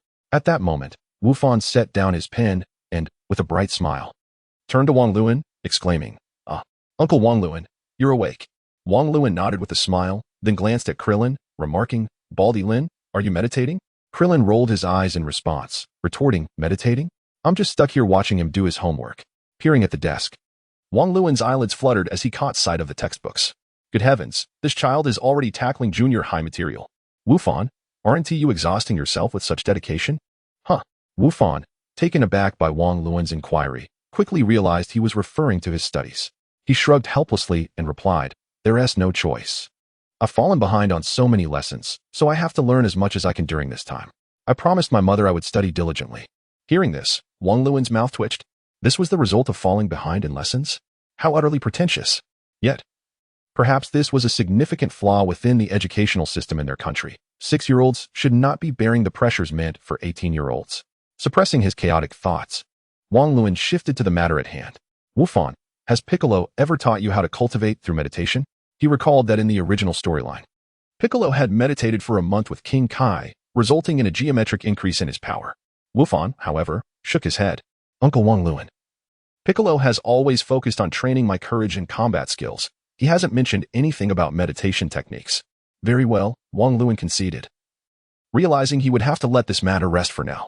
After exchanging pleasantries, he allowed the two to continue their endeavors and return to the driver's seat. In truth, he longed to achieve a meditative state like Piccolo, effortlessly entering a realm of training that would provide yet another avenue for enhancing his combat abilities. However, for a Scion, combat remained the most effective means of growth, while for him, absorbing the essence of villains was paramount. It appeared that whether on Earth or aboard the spaceship, his potential for power enhancement was destined to be exceedingly limited. The gathering of villains was, indeed, his paradise. Thus, rather than remaining on Earth to vie with Wukong for the sacred beans or languishing aboard a spaceship for a month, it would be far more prudent for him to strategize his next steps. This way, upon reaching Namek, he could absorb Frieza's army with greater ease and satisfaction. Pondering this, Wang Luan silently recited a mantra in his heart, promptly summoning the system panel. Name, Wang Luan. Combat power, 16,000. Skills, energy wave, double hand energy wave, strong energy wave, laser eyes, verbal assault, big bang attack, divine ability, heavenly eye points, 790, his current combat prowess was moderate. However, Chioi boasted a power level of 18,000, Dodoria at 22,000, and Cyberman at 23,000, with transformations elevating their strength to 28,000. To him, these foes were akin to treasures of unparalleled value. Should he delay even a few days, they would undoubtedly fall prey to that rascal Vegeta. If Wang Luan were to absorb all three of these minor antagonists, he would enhance his combat power by an astounding 68,000, coupled with a host of expendable minions. His strength would surely begin at a staggering 70,000 or 80,000. As for the points, there was no need to elaborate. He merely required an additional 210. And he was determined to ascend to bronze status this time. To ensure a smooth process, he decided it prudent to first consult with the system. After solemnly composing himself, Wang Luan returned his focus inward and ingratiatingly addressed the system. "Oh, esteemed system father, I should surely be able to achieve bronze status this time, correct?" In the next moment, a voice, as consistently bland as ever, resonated in his mind. Returning to host, this matter lies beyond the system's jurisdiction. Anticipating such a response, Wang Luan pivoted to inquire about what he most eagerly awaited. "What, pray tell, is the grand gift package that follows the bronze status?" "Oh, sagacious and illustrious father. Might you divulge a hint?" Returning to host, "It is not permissible." Flattering did not suffice. Then, perhaps, a display of misery would do. "Oh, system father, I feel quite despondent. While others start their journeys as super beings with their fathers, I am left pitifully striving for bronze." Of course, he bore no ill will towards the system. He simply hoped that when the time came for accolades, his father would not tremble too much while bestowing them upon him. "I truly have no extravagant demands. A combat power of 100 to 180 billion would suffice. On Earth, in the harshest realms of the far north, where icy expanses stretch for miles, a sudden clash erupted as a beam of purple-red light intertwined with a golden glow, colliding violently amidst the desolate whiteness of the landscape. Boom! As the two forces met, a torrent of searing energy surged forth. In an instant, the mountains trembled, rivers ran dry, thunder roared, and the heavens wept. The world seemed to convulse, as if pitted against a formidable adversary. Amidst the smoke and chaos, a lament echoed from Yukong. "Hey Piccolo, do you harbor some grudge against me, or what? Why are you so hell-bent on battling me?" On the other side, Piccolo clutched his chest, beads of cold sweat forming as he quaked, and retorted, "If we do not fight now, how shall we ever defeat Frieza later?" Cough. According to Wang Luan, Frieza is leagues more powerful than Vegeta. Upon hearing this, Yukong, with a troubled expression, flew to Piccolo's side. Observing Piccolo's pallid countenance, he hastily assisted the latter back to the ground while voicing his grievances. "This is not how we should be pushing ourselves. We have been battling for nearly an entire day. Look at me. My stomach is already growling with hunger. Furthermore, you are still recovering from your injuries. You cannot afford to exert yourself like this." Chapter 41. A frustration years in the making after Wang Luan and the others departed. Piccolo had relentlessly dragged Yukong to this desolate place for rigorous training. Their practice was exceptionally brutal, with only occasional breaks. Yukong was nearly compelled to toil throughout the day. Despite Piccolo's stern insistence for Yukong to hold nothing back, the latter, out of concern for Piccolo's condition and strength, restrained a portion of his power. Nevertheless, Yukong found himself thoroughly exhausted by Piccolo's relentless demands, harboring a mix of admiration and helplessness towards him. Upon hearing Yukong's complaints, Piccolo merely shook his head, unfazed. "Do you not consider my situation? How can I rest easy knowing my kin and homeland are being trampled upon?" And Gohan, although he has Wang Luan and Krillin by his side, their combat prowess is limited. A slight misstep could place all three of them in grave peril. Yukong's expression turned somber at these words. He understood the gravity of the current situation all too well. Compared to their previous encounters with Vegeta and Nappa, the trio's journey to Namek now seemed infinitely more precarious. After all, they no longer enjoyed the advantage of their home ground, and many challenges lay ahead, akin to navigating a treacherous path. Moreover, with Frieza, the tyrant of the universe, in the fray, their chances of victory appeared increasingly slim. After a moment of contemplation, Yukong, true to his optimistic nature, patted Piccolo on the shoulder and offered a gentle smile. "I too am concerned, but we must not let impatience take over. We chose to trust Wang Luan, and we must believe in his ability to achieve our objectives. Did you not also say that in terms of strategy, I can hardly compare to Wang Luan? I have faith that he will not let us down." Understanding that his worries were clouding his judgment, Piccolo exhaled softly and responded, "Very well, let us return and rest properly." On the spaceship, Wang Luan, Gohan, and Krillin were seated together. 3 against 1. Bring it on. Explode. Ultimate explosion, Gohan exclaimed, tossing down his final 2 cards and laughing heartily at Krillin. Haha, Uncle Krillin, you lost. It's your turn to dance now. Looking at the last card in his hand with exasperation, Krillin slapped his smooth forehead, feeling quite disheartened. How is it that I lost again? Wang Luan. Your game is a bit unfair. How is it unfair? The rules are as they stand. You cannot blame others for your poor hand. Wang Luan teased, nudging Krillin to encourage him to perform a little dance. Given the monotony of life aboard the spaceship, Wang Luan had proposed a game of dodiju. Initially, the two of them had scoffed at the idea of playing a game from Wang Luan's previous life, but after being coaxed into a few rounds, they found themselves quite intrigued. After all, aside from their limited training, they had little else to occupy their time. Only teaching Gohan this. He felt a touch of the sinister vibe of a bad uncle leading astray a young child. At that moment, the blushing Krillin, filled with embarrassment, began to perform an awkward dance that resembled nothing, prompting Gohan to burst into laughter. Just as Wang Luan was about to comment on the situation, he was startled by a sudden beep from his pocket. Upon retrieving his watch, Wang Luan realized that a certain time had arrived. They had been traveling for 20 days. At this juncture, Vegeta must have reached Frieza's headquarters, right? Wang Luan, what's wrong? Krillin noticed Wang Luan's altered expression and seized the opportunity to halt his movements. However, Wang Luan waved his hand dismissively, indicating that he was fine. Continue dancing. Keep the music playing. You can't back out now.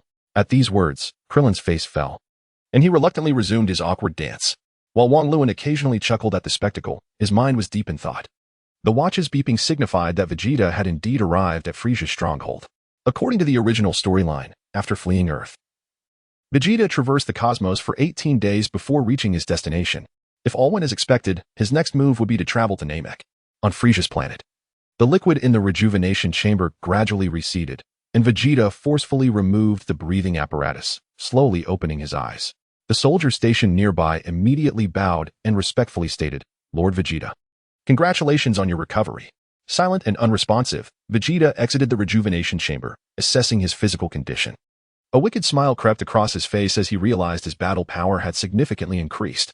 However, recalling his previous humiliating defeat on Earth, a cold glint flashed in Vegeta's eyes. Damn Kakarot, accursed Wang Luan, the humiliation you bestowed upon me shall be repaid 100-fold. Temporarily suppressing his fury, Vegeta hesitated about whether to seek immediate revenge on Earth, though he yearned to obliterate the planet at once. His encounters with Goku and Wang Luan had revealed that Earthlings were not to be underestimated. If he were to return to Earth, he could not afford any mistakes.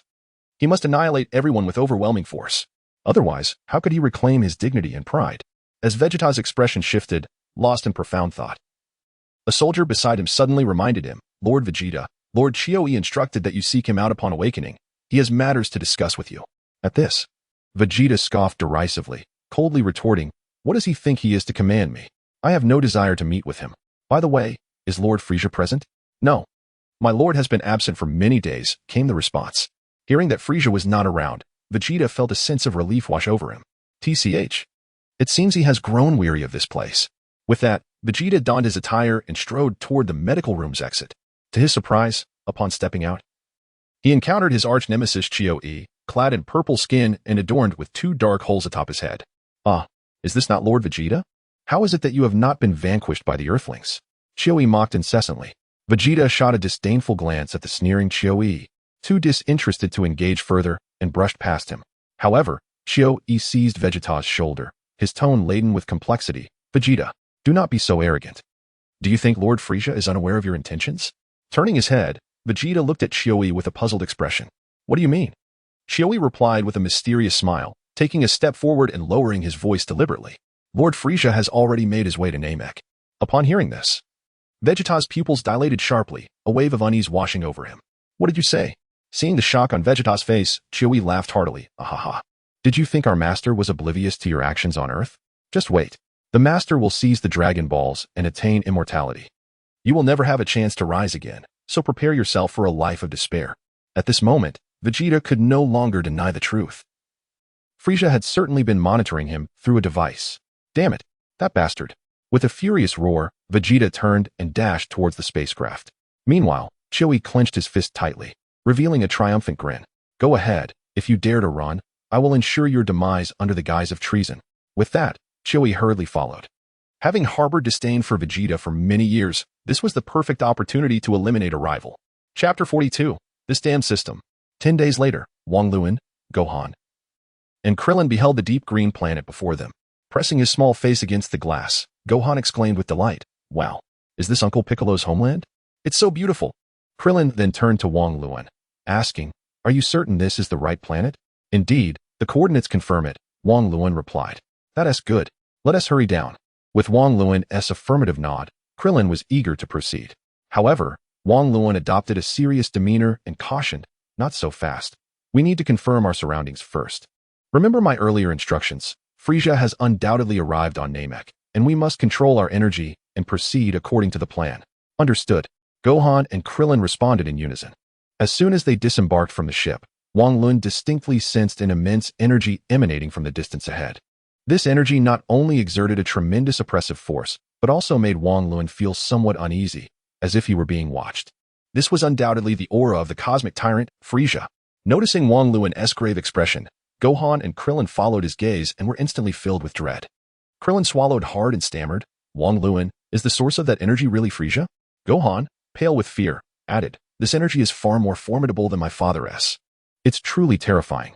In response, Wang Luan, regaining his composure, nodded solemnly. "Indeed, this is precisely why I advised you to be cautious. We cannot afford any mistakes, or we may face dire consequences." He silently thanked himself for having prepared them in advance. Otherwise, they would end up like in the original storyline, unable to move at all. At that moment, Krillin exhaled softly and inquired, "So, should we proceed according to our plan and visit the Grand Elder first?" "Certainly. Your current strength is insufficient. Let the Grand Elder awaken your latent potential and enhance your combat abilities." With that said, Wang Luan concealed the spaceship in a nearby cave, intending to lead Gohan and Krillin to the Grand Elder's residence. Establishing an alliance with the Namekians was a crucial element of his plan.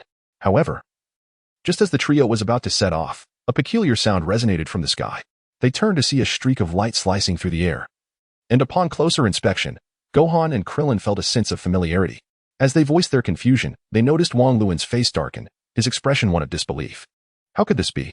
I clearly set out 2 days in advance. Vegeta shouldn't arrive until 2 days later."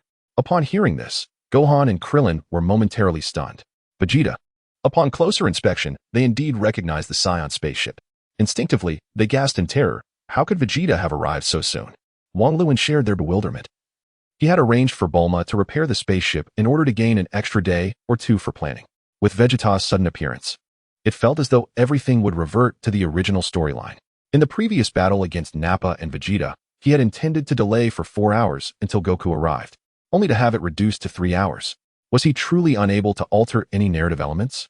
Yet, in the Dragon Ball universe, his presence had triggered a butterfly effect, inevitably altering the established plot lines. As these thoughts raced through his mind, Wang Luan nearly coughed up blood in frustration. Cursed system. Krillin furrowed his brow and asked Wang Luan, "What should we do next? Should we continue to seek out the Grand Elder?" Wang Luan waved his hand, momentarily at a loss for a decisive course of action. "Wait. Let me think for a moment." Through his clairvoyance, Wang Luan sensed that Vegeta's capsule had landed, yet Vegeta remained stationary, seemingly waiting for Kaiotsu. Meanwhile, Wang Luan detected an unusual object suddenly breaching the atmosphere of Namek. That must be Kaiotsu, that self-important fool. What should he do?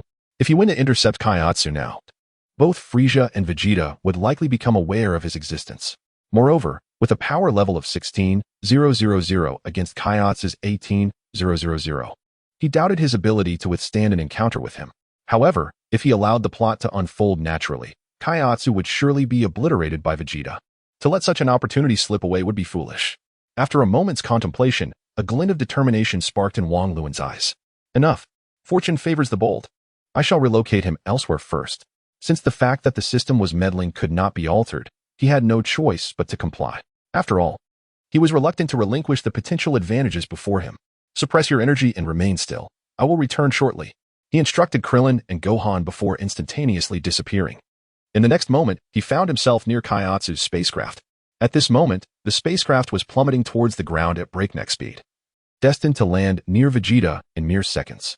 Wang Luan gritted his teeth and, disregarding all consequences, lunged directly at the spacecraft. Bang! Inside the cabin, Chio-E, who was secretly reveling in the thought of finally defeating Vegeta and fulfilling his long-held ambition, suddenly noticed a strange silhouette appearing on the glass exterior. What on earth? Wang Luan grasped the edges of the spacecraft, sensing a presence, and immediately unleashed his instant transmission. In the next instant, the two of them, along with the spacecraft, materialized above a village. At the critical moment, Wang Luan let go of his grip and swiftly dodged to the side. With a resounding crash, Xiaoyi's spacecraft smashed into the ground, creating a deep crater. The Namekians in the village gazed in astonishment at the scene. As the smoke lingered, Xiaoyi, not waiting for the hatch to open, burst out of the cabin, his expression one of vigilance and fury as he confronted Wang Luan. "Who are you?" Without waiting for Xiaoyi to finish, Wang Luan charged at him fiercely, launching a shockwave.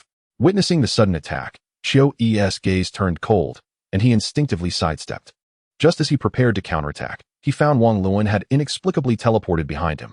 Before Xiaoyi could react, Wang Luan seized him in a tight embrace, wrapping his limbs around him like an octopus. Realizing he had gained the upper hand, Wang Luan promptly commanded the system, "Collect." Ding. Detected villain. Beginning collection of villain Xiaoyi. Meanwhile, Xiaoyi, astonished by Wang Luan's speed and feeling restrained, was both furious and anxious.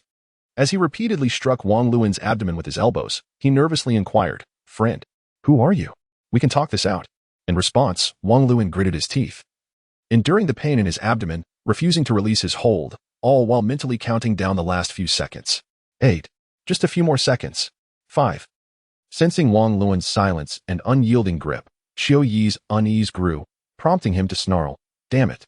Who are you? Why are you targeting me? I'm a subordinate of Lord Frieza." As he spoke, Xiaoyi increased the force of his elbow strikes, causing Wang Luan to grimace in pain. However, Xiaoyi soon realized that no matter how he struggled, this individual clung to him relentlessly. "Damn it," Xiaoyi cursed, but suddenly felt an inexplicable and intense sense of crisis. Just as he was about to scream in terror, his form vanished in an instant. Chapter 43. Frieza in the Bucket Cough. Earlier, Wang Luan had withstood several punishing elbow strikes from Xiaoyi, feeling as though his insides were about to twist together.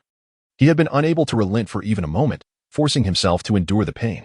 Now that Xiaoyi had disappeared, Wang Luan began to cough uncontrollably. There is no way around it. His eagerness to absorb Xiaoyi stems solely from the latter's formidable combat prowess. However, he must ensure that Vegeta remains oblivious to his presence on Namek. Otherwise, given Vegeta's temperament, the mere thought of their previous encounters would drive him to engage in a relentless struggle. Furthermore, his initial intention was to remain hidden in the shadows, allowing Vegeta to confront Frieza first, thereby reaping the benefits of their confrontation. Hence, the earlier risky maneuver to intercept the spacecraft. Phew. He nearly lost control. Holding his abdomen and bending slightly, Wang Luan exhaled a sigh of relief.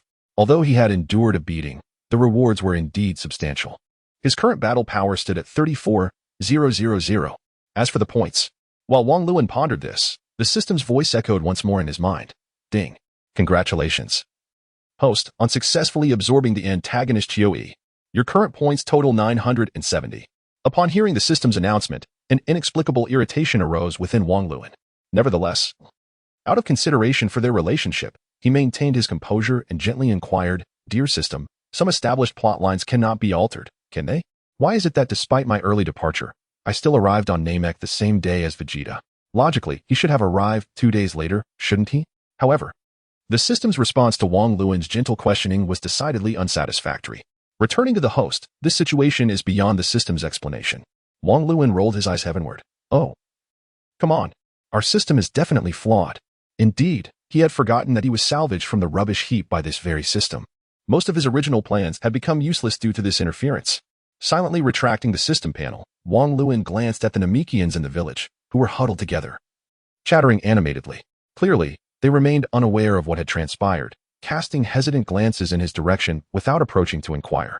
After a moment's contemplation, Wang Luan chose to teleport away without a word. Now was not the time to rescue them.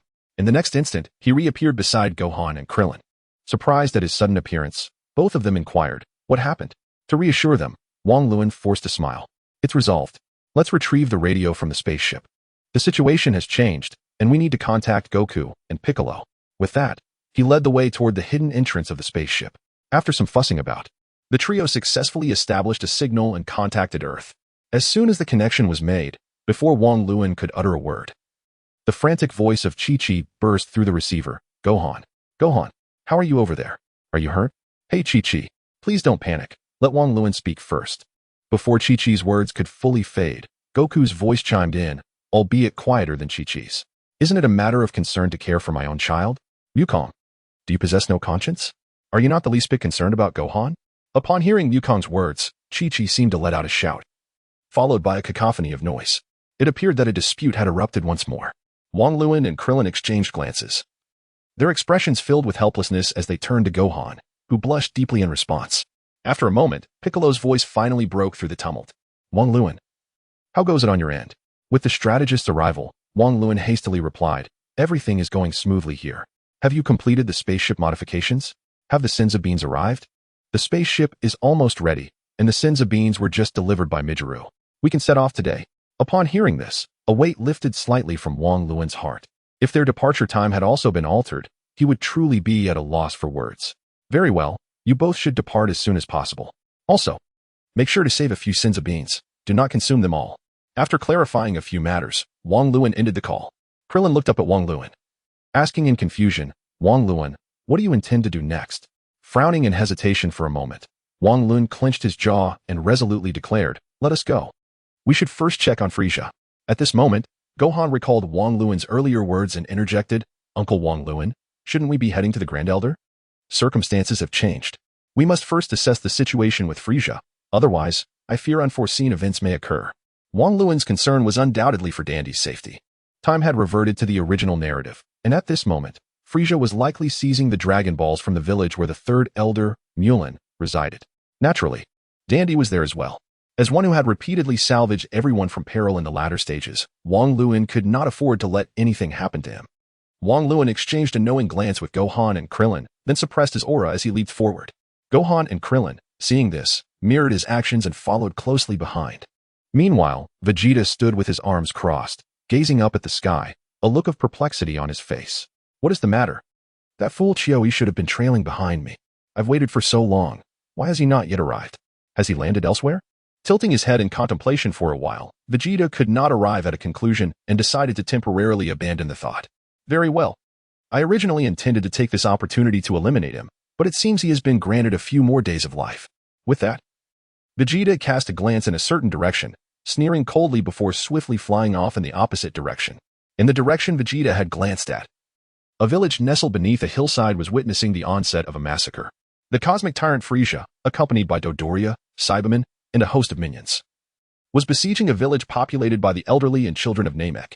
On the verdant ground, corpses littered the landscape, and blood flowed freely. Saibaman checked the data on his scouter, then turned to his side, exclaiming in alarm, Lord Frieza, Vegeta has fled in the opposite direction. Upon hearing these words, Frieza, seated within the shaking barrel, felt a cold glint flash in his eyes. Wasn't Chiu said to be pursuing Vegeta? Indeed, that was the case. However, through the data from the scanner, I discovered that Chiu Yi's spacecraft had inexplicably appeared at a considerable distance immediately after entering the atmosphere. Furthermore, there was another presence nearby with a power level around 15,000. Before long, the energy signatures of both individuals mysteriously vanished. Upon hearing this, Frieza narrowed his eyes slightly, falling into contemplative silence. After a lengthy pause, he finally spoke. It appears that we are not the only ones fixated on the Dragon Balls, along with Vegeta. Nevertheless, let us set them aside for now and prioritize the collection of the Dragon Balls. Should we encounter them, we shall deal with them accordingly. With this, Frieza waved his hand dismissively, his gaze turning ominously towards several Namekians ahead. Chapter 44. This devious old man. Frieza adopted his signature smile, yet his tone dripped with menace. Gentlemen, you still refuse to relinquish the Dragon Balls, do you? My subordinates are growing rather impatient. The elder, shielding Dandy and Karg, glared at Frieza with unbridled hatred and fury. Wretches like you are utterly unworthy of possessing the Dragon Balls. In response, Frieza merely chuckled dismissively, while his minions began to crack their knuckles in anticipation. Your obstinacy is truly laughable. After a few mocking laughs, Frieza turned to Dodoria, his expression darkening instantly. Since they are so oblivious to reason, Dodoria, take action. Upon receiving Frieza's command, Dodoria swung his hefty palm and bellowed, humph. Those who dare defy Lord Frieza's orders are destined for death. Just as Dodoria was about to strike, the scanner emitted a series of beeps. Frowning, Dodoria turned to glance behind him, where several indistinct figures were swiftly approaching. The attention of everyone present was immediately drawn to these three enigmatic newcomers. Frieza, with keen perception, took a mere glance and surmised the general situation. It seems reinforcements have arrived. No wonder they appear so emboldened. Elder. At that moment, several sturdy Namekians landed. And upon assessing the situation, they glared furiously at Frieza and his entourage. How dare you commit such heinous acts? Growing impatient, Frieza tapped his ear in annoyance and remarked, Dodoria, these insects are far too noisy. Kindly deal with them directly. Upon hearing this, Dodoria pressed the button on his scanner. And the combat power data was instantly revealed before his eyes. Ahahaha. This is utterly laughable. Their average power level is merely 1,000, yet they dare to seek vengeance. As Dodoria mocked them, he advanced with an imposing presence. Meanwhile, the elder reflected on what he had previously observed and suddenly realized. So that is it. They are able to detect our location across this vast expanse through the devices they wear on their ears. If they are destroyed, perhaps other members of my race may survive. Contemplating this, the third elder retracted his hands, his gaze fixated on the movements of Frieza and his entourage. He was prepared to act the moment the opportunity arose. Frieza, Dodoria, and their companions, adorned with scouters, shifted their attention to the three Namekians, utterly disregarding the third elder. After all, to Frieza and his allies, this decrepit old man seemed incapable of any significant action. Just as the impending conflict reached its zenith, the third elder suddenly pointed a finger, unleashing a series of fine yet swift beams of light that pierced through the last few scouters. By the time Frieza and the others reacted, their anger was palpable. You old fool, how dare you? I will devour you alive. Realizing his blunder, Dodoria, fearing Frieza's wrath, bellowed in rage, unleashing his full might. His rotund form flickered with movement, and every strike was lethal. In mere seconds, even the three Namekian warriors, summoning their true power, met a tragic end. Clapping his hands, Dodoria turned his gaze towards the now dazed third elder, intent on finishing him off. However, Frieza raised a hand to halt him. Dodoria, hold on. This man still holds value for me. As he spoke, Frieza regarded the third elder with a glint of amusement. Are you willing to surrender the Dragon Balls? Returning to his senses, the third elder suppressed his inner fury, scoffing coldly. You shall never obtain the Dragon Balls. At his words, a chilling light flickered in Frieza's eyes. He raised his finger, directing a crimson beam straight at Calder. With a resounding explosion, the small form of Calder was instantly reduced to rubble.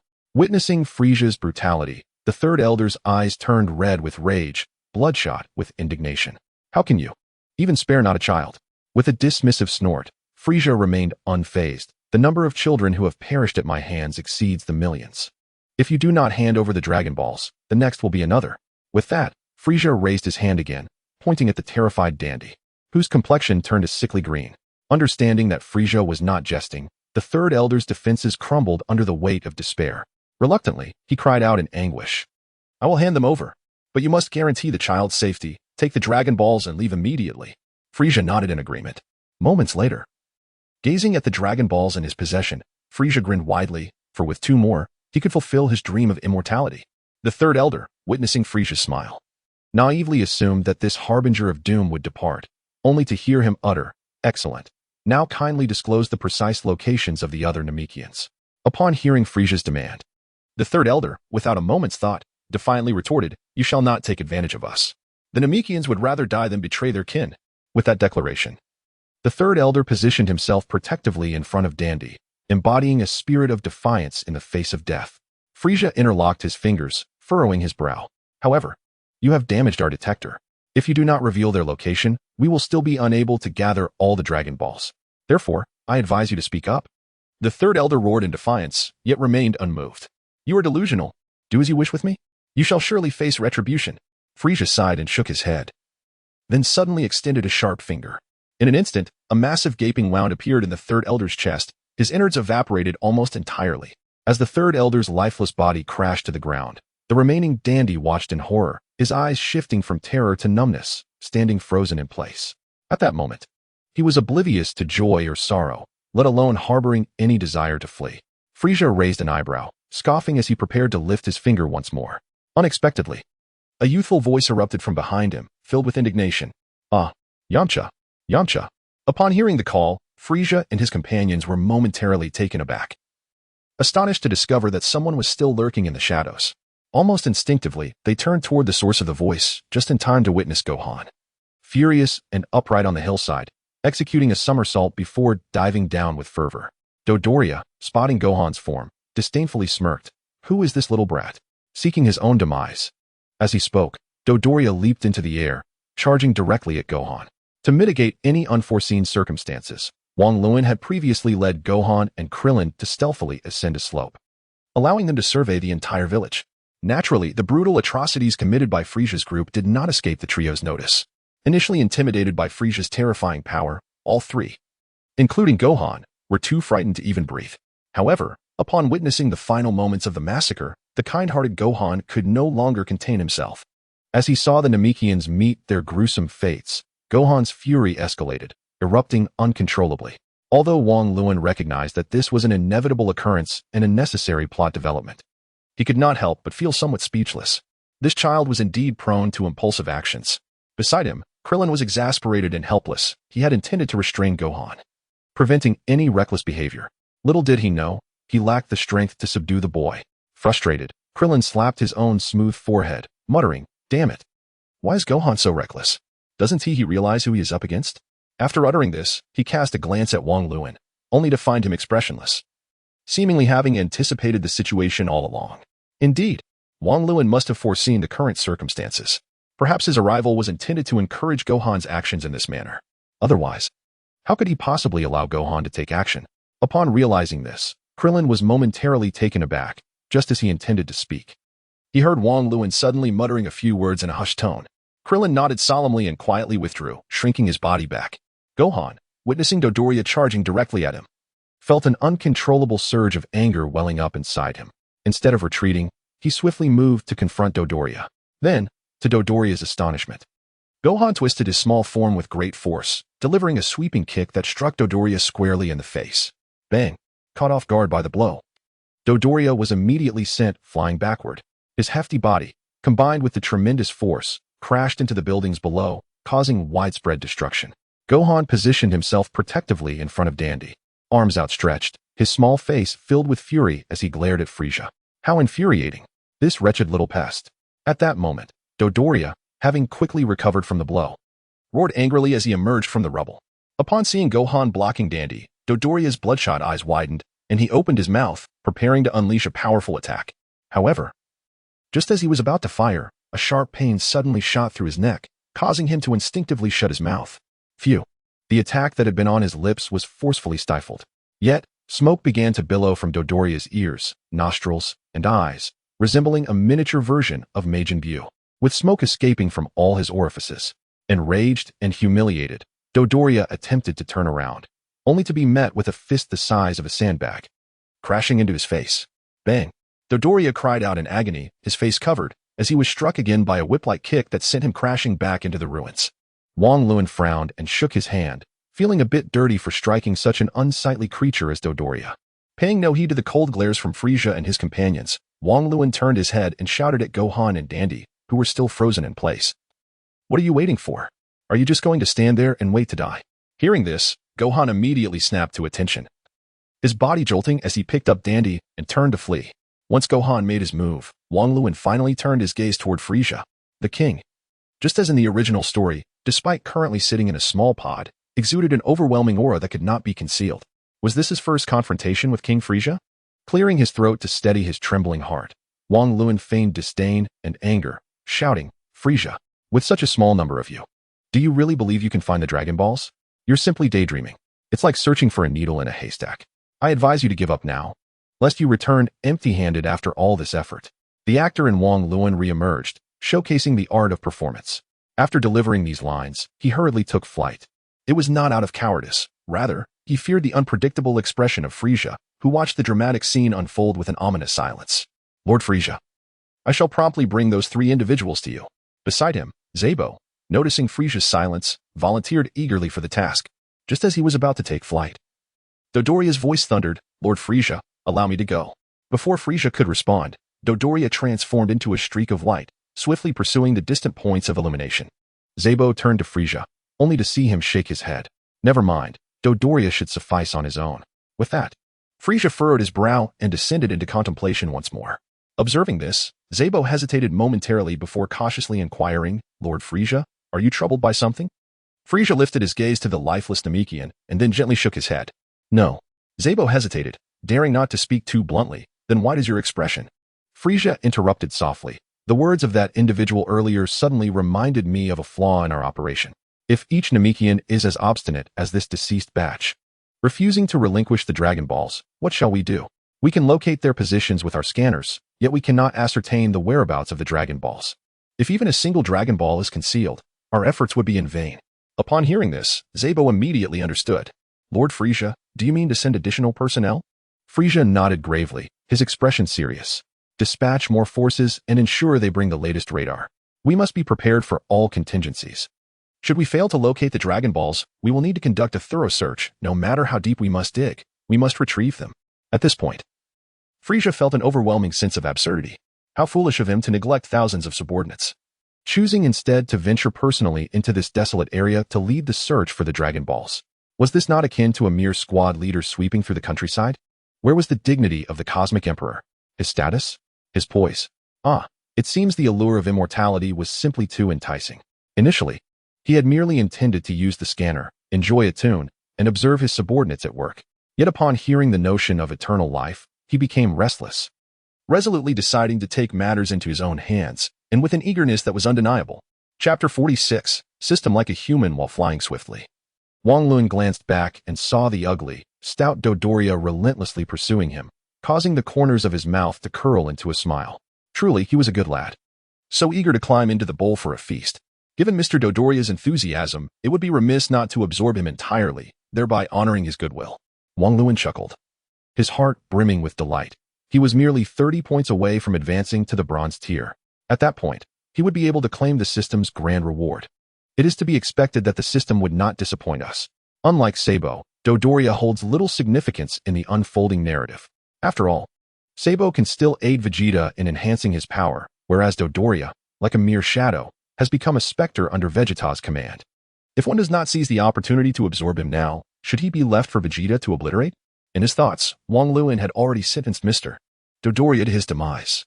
As for Dodoria himself, he remained blissfully unaware of the perilous situation he was in. All he knew was that he had first been knocked down by a young boy and then inexplicably pummeled by others. At this moment, if he did not exact vengeance upon these individuals, where would he hide his shame? Could he ever lift his head again before Lord Frieza? Dodoria, like a ravenous wolf, fixated intently on the figures ahead. I won't let you escape. Soon, you shall find yourselves in a desperate plight. With such thoughts swirling in his mind, Dodoria's visage twisted into a grimace, and with a menacing grin, he unleashed a powerful blast aimed at Wang Lun. Feeling a chilling presence behind him, Wang Lun instinctively sidestepped. With Gohan and Dandy flying ahead and Krillin absent from the scene, he needed only to concern himself with his own safety. However, with his strength vastly surpassing that of Dodoria, he was not in any real danger of being struck. After a brief chase, Wang Lun finally spotted a low figure ahead. It was the bald-headed Lin, who had arrived earlier. Nodding at Krillin, Wang Lun instinctively closed his eyes. Upon seeing this, Krillin immediately followed suit. And with a look of astonishment directed at Dodoria, he shouted with all his might, "Solar Flare!" as Dodoria was taken by surprise. He was suddenly blinded by an intensely brilliant flash of light. In the next instant, he felt a piercing pain in his eyes and, unable to control himself, he began to scream, My eyes! My eyes! Cursed vermin! What kind of strange technique is this?" Realizing that Dodoria had fallen for their trick, Wang Lun swiftly appeared behind him and, with an expressionless demeanor, forcefully struck the back of his head. With a resounding clap, Dodoria stumbled forward, feeling a rush of pressure in his mind and an overwhelming weakness enveloping him. Seizing this opportunity, Wang Lun grasped Dodoria's shoulders and silently intoned, "Collect." Immediately, the system's calm voice echoed softly, "Ding. Detecting villain. Commencing collection of villain Dodoria." Aware that he had been subdued, Dodoria shook his head vigorously, regaining some clarity. Just as he attempted to struggle, he felt a powerful grip tightening on his shoulder. The pain jolted through his body, rendering him powerless. Dodoria was engulfed in sheer terror. What do you intend to do? Who is this person before whom I find myself utterly powerless? The situation feels amiss, and the instinct to resist that had initially arisen must now be suppressed. Noticing Wang Lun's silence, Dodoria, with a heart full of trepidation, hastily conceded, saying, "Hero, let us speak amicably. I acknowledge my wrongdoing. Could you please release me so we may converse?" With an awkward smile, Dodoria, despite the searing pain in his eyes, endeavored to open them and gaze at Wang Lun. However, Wang Lun merely chuckled softly, his tone dripping with indifference as he replied, "Have you ever released those whom you cruelly slaughtered? Upon hearing Wang Luan's words, Duodolia wished to defend himself but was abruptly struck by an inexplicable sense of danger. Attempting to scream, he vanished from sight in an instant. The next moment, a notification echoed in Wang Luan's mind. Collection successful. Ding. Congratulations, host. You have successfully absorbed the antagonist Duodolia, and your current points have increased by 220, now totaling 1190. Upon realizing that his points had finally surpassed the 1,000 mark, Wang Luan could not contain his excitement and silently shouted, "System, can I level up now?" "Yes, host. Would you like to level up immediately?" "Yes, absolutely. Level up at once." Ding. Congratulations, host. You have successfully leveled up to the bronze tier. A special reward package has been granted. Upon hearing this, Wang Luan did not immediately claim his prize. Instead, he clasped his hands together and bowed fervently to the void around him, beseeching heaven, earth, and the system. Yearning for strength and rank, Wang Luan hoped that the system would bestow upon him a powerful boon. As Krillin opened his eyes, he was greeted by the sight of Wang Luan frantically spinning about. A shadow crossed Klin's brow, and he could not suppress a twitch at the corner of his mouth. Was this a form of worship or merely a display of eccentricity? Nevertheless, out of respect, Krillin refrained from interrupting Wang Luan and instead observed with curiosity. After a fervent prayer, Wang Luan, with an exceedingly serious expression, bellowed, "Draw the prize." In the next moment, the system's voice resounded once more. Ding. Congratulations, host. You have acquired the Rampage skill. This skill, when activated, can amplify the host's combat power tenfold for a brief duration. Upon hearing the system's description, Wang Luan stood in stunned silence. Tenfold amplification of combat power for a short time. Was this not a mere copy of the tenfold Kaioken? Was the system not a tad haphazard in its execution? Wang Luan felt his heart racing, pounding furiously. After such a long wait, this was what he received? System. You have left me feeling utterly dejected and disheartened. After all this anticipation, you offer me such a trivial boon. Wang Luan could not help but voice his grievances. To his astonishment, the system responded with a question in return. Host, do you have any questions? Upon hearing this, Wang Luan swallowed hard, ultimately refraining from expressing all the harsh words that lingered on his tongue. No problems. It's just that this berserk skill does not seem to differ much from the tenfold King's Fist. You might as well have called it the tenfold King's Fist directly. In response, the system explained. The tenfold King's Fist becomes ineffective once a scion transforms into a super scion, while the berserk skill does not share this limitation. If the host desires the tenfold King's Fist, this system can readily exchange it for a new package. After some contemplation, Wang Luan realized that the system was not entirely incorrect. Indeed, Goku ceased to utilize the King's Fist in later battles against formidable foes such as the androids, Cell, and Buu, relying instead on his inherent strength. However, what astonished Wang Luan was the tone the system had used earlier. It seemed almost human. Chapter 47. A refreshing experience of delightful surprise. Wang Luan was quite taken aback. The system had seemingly spoken to him in a reprimanding tone. Did the system possess emotions? This thought struck him with sudden clarity. The legendary system was supposed to resemble an intelligent robot, intelligent yet devoid of thought and feeling. So why could his system converse with him in such a manner? Just as Wang Luan was lost in contemplation, the system's eerily calm voice echoed once more within his mind. Does the host wish to exchange the package? Listening intently, Wang Luan was momentarily stunned. How had the tone reverted to its usual calmness? Could it be that his earlier emotional fluctuations had led to auditory hallucinations? After a moment's reflection, Wang Luan's thoughts shifted, and he immediately erupted in a fit of expletives. You wretched system! How dare you deceive me with subpar offerings? In response, the system maintained its unwavering tone, simply stating, Ding. Due to the host's intentional refusal, the system defaults to the host exchanging the package. Commencing the exchange now. Upon hearing this, Wang Luan felt a shiver run down his spine. Without a moment to spare for further thought, he quickly interjected, Wait. System father. I was wrong. I don't want to exchange. What a jest it would be if the King's Fist became obsolete. It would be akin to having a delicacy that could neither be savored nor discarded, utterly pointless. How could Wang Luan, known for his cunning, possibly abandon something of value for trivialities? This system once again confirms. Does the host wish to exchange the package? There is only one opportunity. No exchange. Hee. I desire the berserk skill. The tenfold King's Fist holds no appeal for me. What you provide, system father, is the finest. The system, bemused, remarked, this old Wang, with a dog's face, so easily swayed, one moment baring teeth in aggression, the next wagging his tail in submission. What a creature. Ding. The system package has been issued. Should the host have further inquiries, feel free to consult this system again. With that, The system fell silent. Ah, system father, you're busy enough as it is. I won't trouble you further. Farewell. Upon confirming that he had indeed acquired the berserk skill, Wang Luan was overjoyed. With this newfound ability, he could challenge foes beyond his level without restriction. Observing Wang Luan's foolish grin, Krillin waved his hand before his eyes and exclaimed in exasperation, Wang Luan, it seems you might be afflicted by something quite serious. Upon hearing Krillin's voice, Wang Luan snapped back to reality, momentarily startled, and instinctively replied, Ah, I'm fine, really. Krillin, upon hearing this, rolled his eyes, increasingly convinced that the fellow before him was somewhat lacking in mental acuity. At that moment, Wang Luan surveyed his surroundings.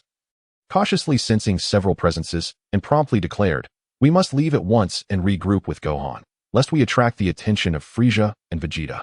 With that, he grasped Krillin's arm and, sensing Gohan's energy, instantly teleported to his location. Upon their arrival, they found themselves inside a cave, just as Gohan was flying towards the entrance. Spotting the two, Gohan steadied himself and joyfully called out, Uncle Wang Luan, Uncle Krillin. Relieved to see Gohan unharmed, Krillin smiled and inquired, Gohan, what are you up to? Uncle Krillin, I've ensured the safety of our friends from Namek. Seeing that you hadn't returned yet, I thought I'd check the situation, Gohan explained, gesturing towards Dandy, who was slumped against the wall. Wang Luan glanced at Dandy, but did not approach to comfort him. Instead, he affectionately ruffled Gohan's hair and said with a smile, You foolish child, it's enough to find a place to hide. We can handle these matters ourselves without burdening you. Upon hearing this, Gohan's previously radiant smile dimmed, and his head drooped. No, it's because my rash actions earlier drew the enemy's attention. Frieza is incredibly powerful, and I fear for your safety. Seeing Gohan's timid demeanor, Wang Luan sighed softly and knelt to meet his gaze. Gohan, do you feel a sense of guilt for potentially bringing us trouble? Gohan remained silent. Yet his acknowledgement was clear. What you did was not wrong, Wang Luan reassured him. Gohan's head shot up, his eyes wide with surprise, as Wang Luan continued. It is entirely justifiable to act out of a sense of righteousness. However, it is crucial to assess the situation, discern friend from foe, evaluate the battlefield, and plan an escape route simultaneously. Consider this. If you rush in to save someone without a thought, not only might it be futile, but you could also endanger yourself. Does that seem rational to you? Gohan, remember, it is exceedingly simple to be struck down in battle. In fact, one might say that dying is an easy affair, with countless ways to meet one's end. However, to live with purpose, bearing the weight of duty, humiliation, and conviction, is an arduous task. Death can be as heavy as a mountain or as light as a feather. The crux lies in whether your demise holds value and significance. Upon hearing these words, Gohan bowed his head in contemplation. No one had ever imparted such wisdom to him before. Even Piccolo had only taught him the art of combat. Krillin, too, pondered deeply, while Dandy's once dull eyes began to sparkle with a renewed light. After a while, Gohan's eyes brightened as if he had attained enlightenment. He looked at Uncle Wang Luan with enthusiasm and exclaimed, I understand. What you mean is that I should seek wisdom through righteousness rather than merely acting bravely. Wang Luan smiled and nodded, acknowledging the child's remarkable insight. However, at that moment, Krillin could not help but scoff, muttering under his breath, Humph. It's the first time I've heard someone articulate cowardice so elegantly. Upon hearing this, Wang Luan narrowed his eyes and cast a teasing glance at Krillin's bald head. Shiny head, Krillin, he exclaimed, raising his hand and promptly delivering a playful slap, providing Krillin with a rather jarring experience. As Krillin buzzed from the impact, he scrambled to evade further punishment while pleading, Hey, it was just a joke. No need to get physical. Watching the playful banter between Wang Luan and Krillin, Gohan laughed heartily, while Dandy regarded the two with a mixture of amusement and curiosity. In the cave, Wang Luan sat cross-legged atop the spaceship. Previously, he had utilized instant transmission to bring Gohan and the others here for a brief respite. He did not rush to discuss pressing matters with Dandy, but instead encouraged Gohan and Krillin to engage Dandy in conversation, hoping to alleviate his sorrow. Furthermore, he needed to carefully contemplate the current situation, including the strengths of both allies and adversaries. Accessing the system panel, Wang Luan scrutinized his data, feeling an indescribable satisfaction at having reached a new level.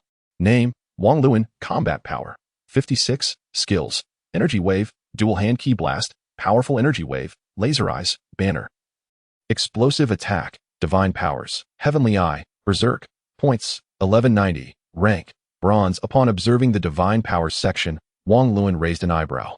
The berserk skill was categorized under divine powers, suggesting it was not the same as the typical skill. After a while, Wang Luan gained a preliminary understanding of his current strength. His actual combat power stood at 56. And with the Berserk skill, it could instantaneously surge to 56. This was sufficient to contend with Frieza in his current state. However, it still paled in comparison to Frieza's ultimate form, which boasted a combat power exceeding 100 million. While it was reasonable to expect Goku to successfully transform into a Super Saiyan, becoming the frontline force against Frieza, Wang Luan knew he could not rely entirely on others. After all, enhancing his own strength was paramount. Goku could serve as a backup plan. Nonetheless, he must strive to reach a level capable of facing formidable foes independently.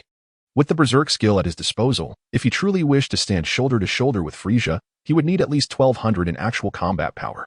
Yet, even if he absorbed every minor antagonist from the original storyline, including the 5 members of the Ginyu Force, surpassing 1 million in combat power would still prove challenging. Therefore, since quality could not be enhanced, increasing the quantity of adversaries became exceedingly vital. Fortunately, he had long been prepared for this matter. Previously, when confronting Frieza, Wang Luan deliberately spoke a few extra words, subtly reminding Frieza not to lead from the front while neglecting his countless subordinates. A king should embody the essence of kingship. Why not summon the thousands of soldiers at his disposal to seek the Dragon Balls? Why must he toil away himself? If his minions do not come forth as cannon fodder, how can we hope to achieve our grand ambitions of cautious development? Thus, a gentle reminder to the king was indeed necessary. However, Wang Luan was uncertain whether Frieza would truly heed his words. Should this fellow insist on not deploying his troops? He would have no choice but to activate the third contingency plan. On Earth, at the Universal Capsule Corporation, Goku gazed up in wonder at the circular spaceship, measuring several dozen meters in diameter. Well, Mr. Brief, is this the spaceship you built for us? It looks magnificent. Brief adjusted his glasses and humbly waved his hand. Oh, you flatter me. Everything has been constructed according to Wang Luan's specifications. At that moment, Piccolo, arms crossed over his chest, suddenly inquired, "Can this spaceship assist us in our training?" Brief nodded and added, "Indeed, the ship can activate a gravity mode of up to 100 times, allowing you to train under high pressure. However, I cannot predict the consequences of such training, so you both must exercise caution." In response, Piccolo remained unfazed and silently flew towards the ship's entrance. "Don't worry, we will be careful. Everyone, just wait for our good news." Goku, filled with excitement, greeted everyone before boarding the spaceship with the senzu beans in hand.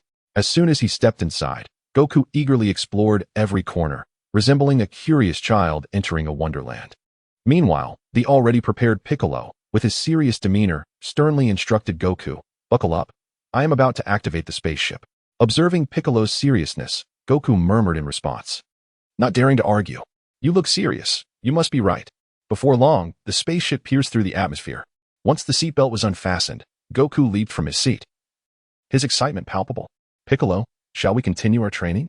Without a change in expression, Piccolo nodded and approached the main control panel. "Let us start with 20 times gravity. We need to intensify our training, or our efforts on Namek may be in vain." With that, Piccolo followed the instructions, tapping on the computer, and after pressing a button, the gravity inside the spaceship instantly increased tenfold. As Piccolo felt the sudden surge of pressure on his body, he involuntarily shuddered, nearly buckling under the weight, letting out a muffled grunt, "MMM."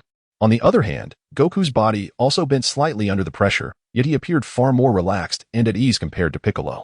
After all, during his cultivation in the domain of the diminutive Winter Melon King, he had long since acclimated to the tenfold gravity. His strength had notably increased.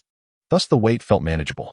In contrast, Piccolo was experiencing this for the first time, and given his relatively low power, he found it exceedingly arduous. Observing Piccolo drenched in sweat and struggling to breathe, Goku hurriedly approached him, his concern palpable. "Piccolo, are you all right?" Piccolo, supporting himself on his knees and gasping for air, had beads of sweat cascading down his face. After a moment, he shook his head, laboriously straightening his back, his green visage flushed with exertion as he managed to utter, "Ha ha, this is indeed heavy." Seeing this, Goku instinctively reached out to assist Piccolo, only to be brushed aside. After a moment's hesitation, Goku voiced his concern. "Perhaps we should start with a lighter load. Your current strength may not be sufficient to bear this weight." However, Piccolo resolutely refused. Born in darkness and raised in solitude, he had always harbored immense envy and resentment whenever he witnessed the happiness and harmony of others. In his youth, he yearned desperately for affection, care, and to be cherished. Yet he remained utterly alone. Thus, he harbored jealousy towards all humanity. Amidst countless lights, why was there not a single one that belonged to him? He loathed this world. With such vastness, how could it not accommodate his small form? Consequently, he dreamed of overthrowing this world and subjugating humanity. What I have never possessed, no one shall have. It was only later, when Goku saved him and Gohan entered his life, that he began to grasp the taste of trust and love from others. Furthermore, he discovered that he was not an orphan. He had a homeland and kin. How could he not feel a surge of longing, an overwhelming sense of anticipation? Yet, at that moment, someone sought to shatter his dreams, to trample upon what he held dear. Just the thought of this ignited a fierce desire within him to inflict dire retribution upon his adversary. How could he afford to be negligent, even for a moment? With these thoughts coursing through him, a fierce glimmer shone in Piccolo's eyes, his expression resolute. I can still speak, which means I can endure. Pay me no mind. Let us commence training.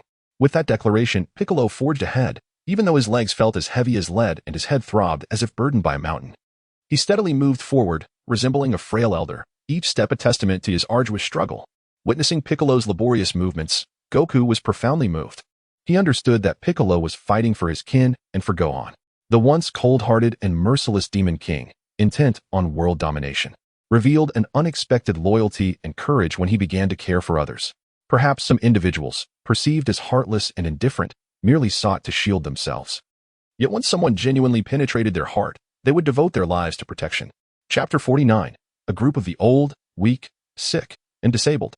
How can you be so certain that you will not hand over the Dragon Balls? Vegeta, with an air of arrogance and haughtiness, surveyed the diverse expressions of the Namekians around him, akin to a deity gazing down upon mere mortals. Earlier, he had soared through the skies for quite some time before finally locating this nexus of energy.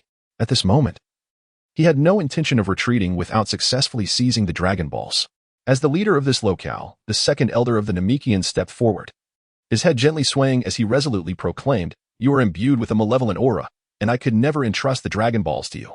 It would be best if you departed, for you are not welcome here." In response, Vegeta let out a cold sneer, an overwhelming murderous intent emanating from within him. This wave of hostility surged forth, causing all the Namekians present to feel an unexplainable chill creep up their spines. "Humph! If that is the case, then you shall perish," he bellowed, swiftly pointing his finger at the second elder, unleashing a fierce beam of energy that shot forth instantaneously. "Elder!" A robust Namekian shouted in alarm, immediately positioning himself in front of the second elder. With a sickening sound, a gaping wound the size of a fist appeared in the defender's chest, and he crumpled to the ground lifelessly. Witnessing this sudden act of violence, the surrounding Namekians were filled with outrage, their collective fury igniting. How dare he act so brazenly? Let us avenge our kin. Kill him. With those words, several battle-ready Namekians instinctively encircled Vegeta.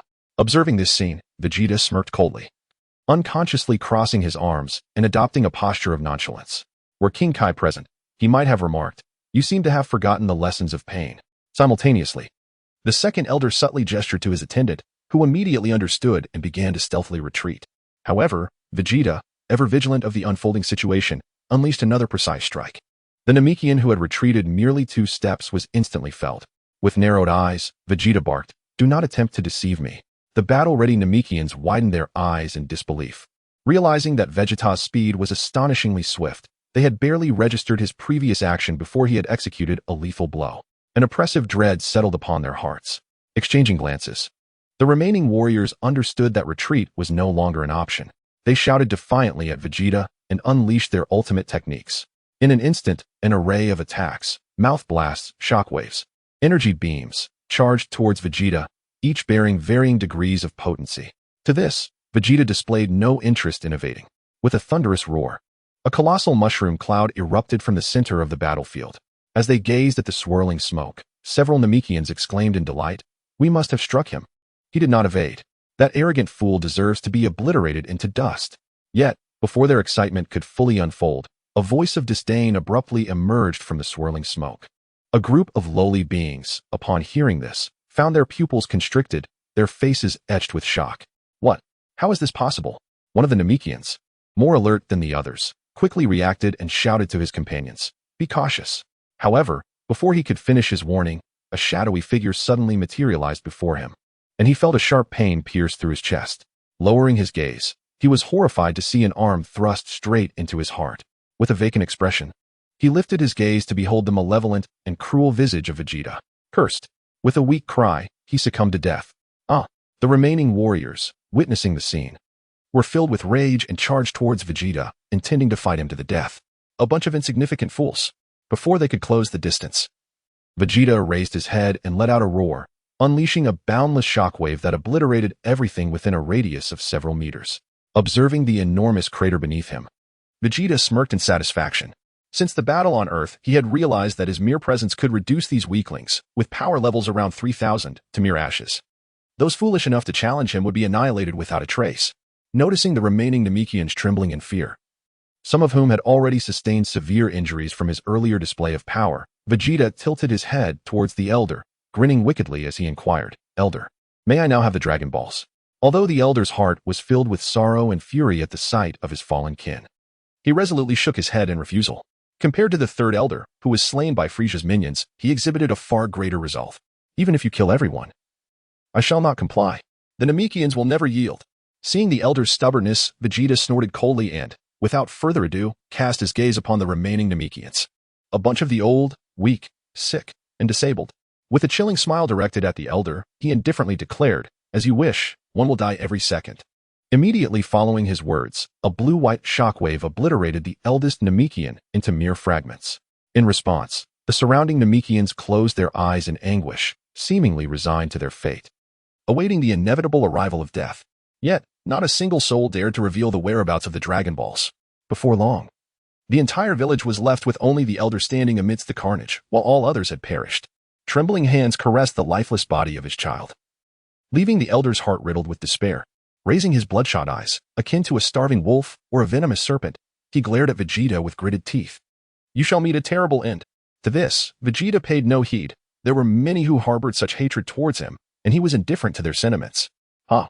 Old fool, you squander the opportunity given to you. I shall seek it for myself."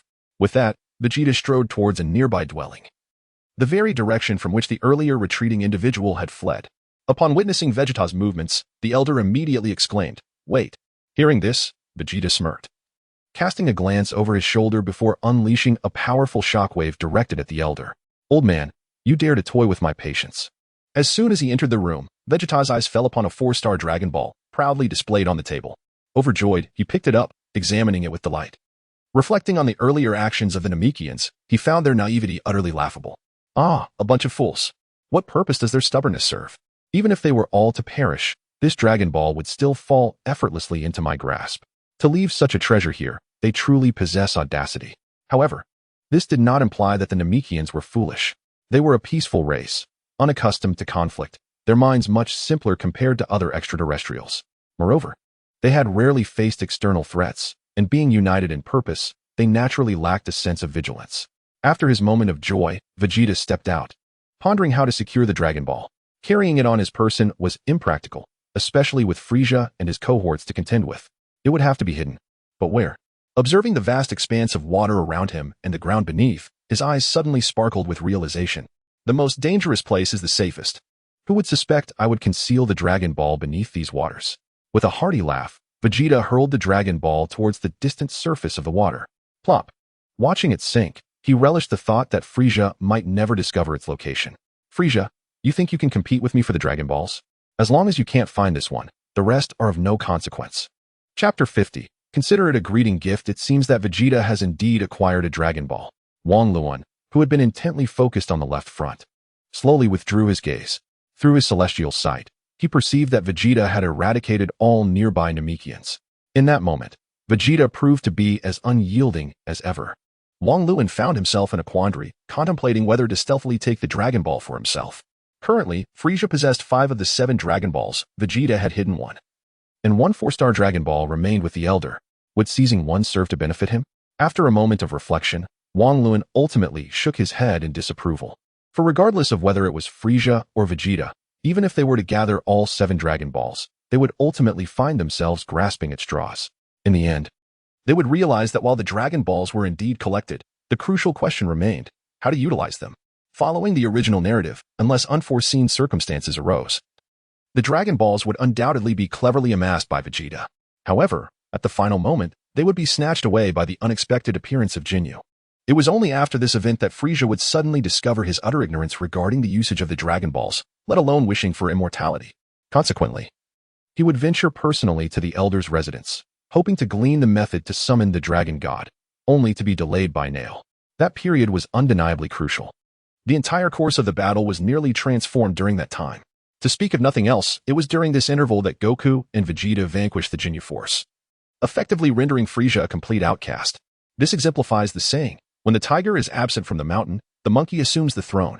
Had Frieza not distanced himself from the battlefield, it is likely that Goku would have met a tragic fate alongside Vegeta. Therefore, Wang Luan resolved that this step must adhere to the original script. Many of his plans could only be successfully executed during this hiatus.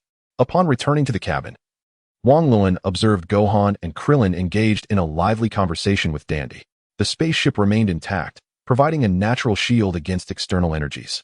Consequently, Gohan and Krillin were oblivious to Vegeta's massacre of the Namekians, unlike in the original narrative. Dandy, having been uplifted by Gohan and Krillin's encouragement, appeared considerably more animated than before. As for the incident involving Vegeta's slaughter in the village of the Elder, Wang Luan deemed it unnecessary to burden Dandy with such news.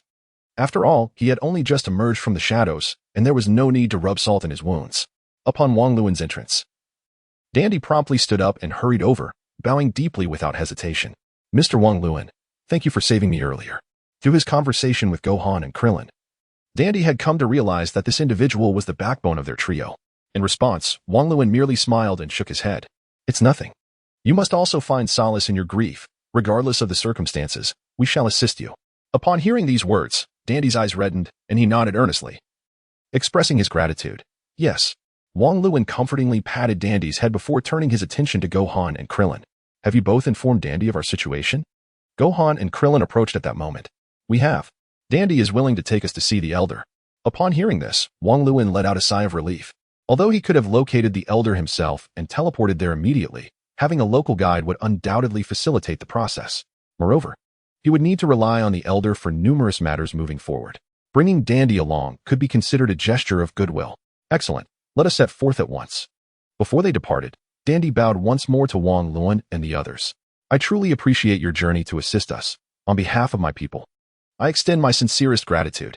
Seeing Dandy's politeness, Gohan and Krillin quickly helped him up, shaking their hands in mock anger.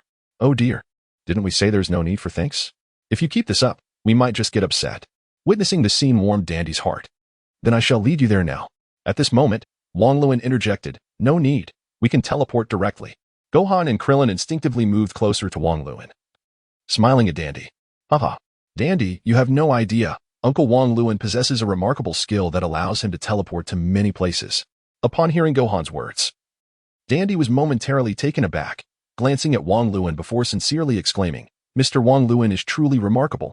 Amidst his astonishment, Dandy's heart swelled with joy.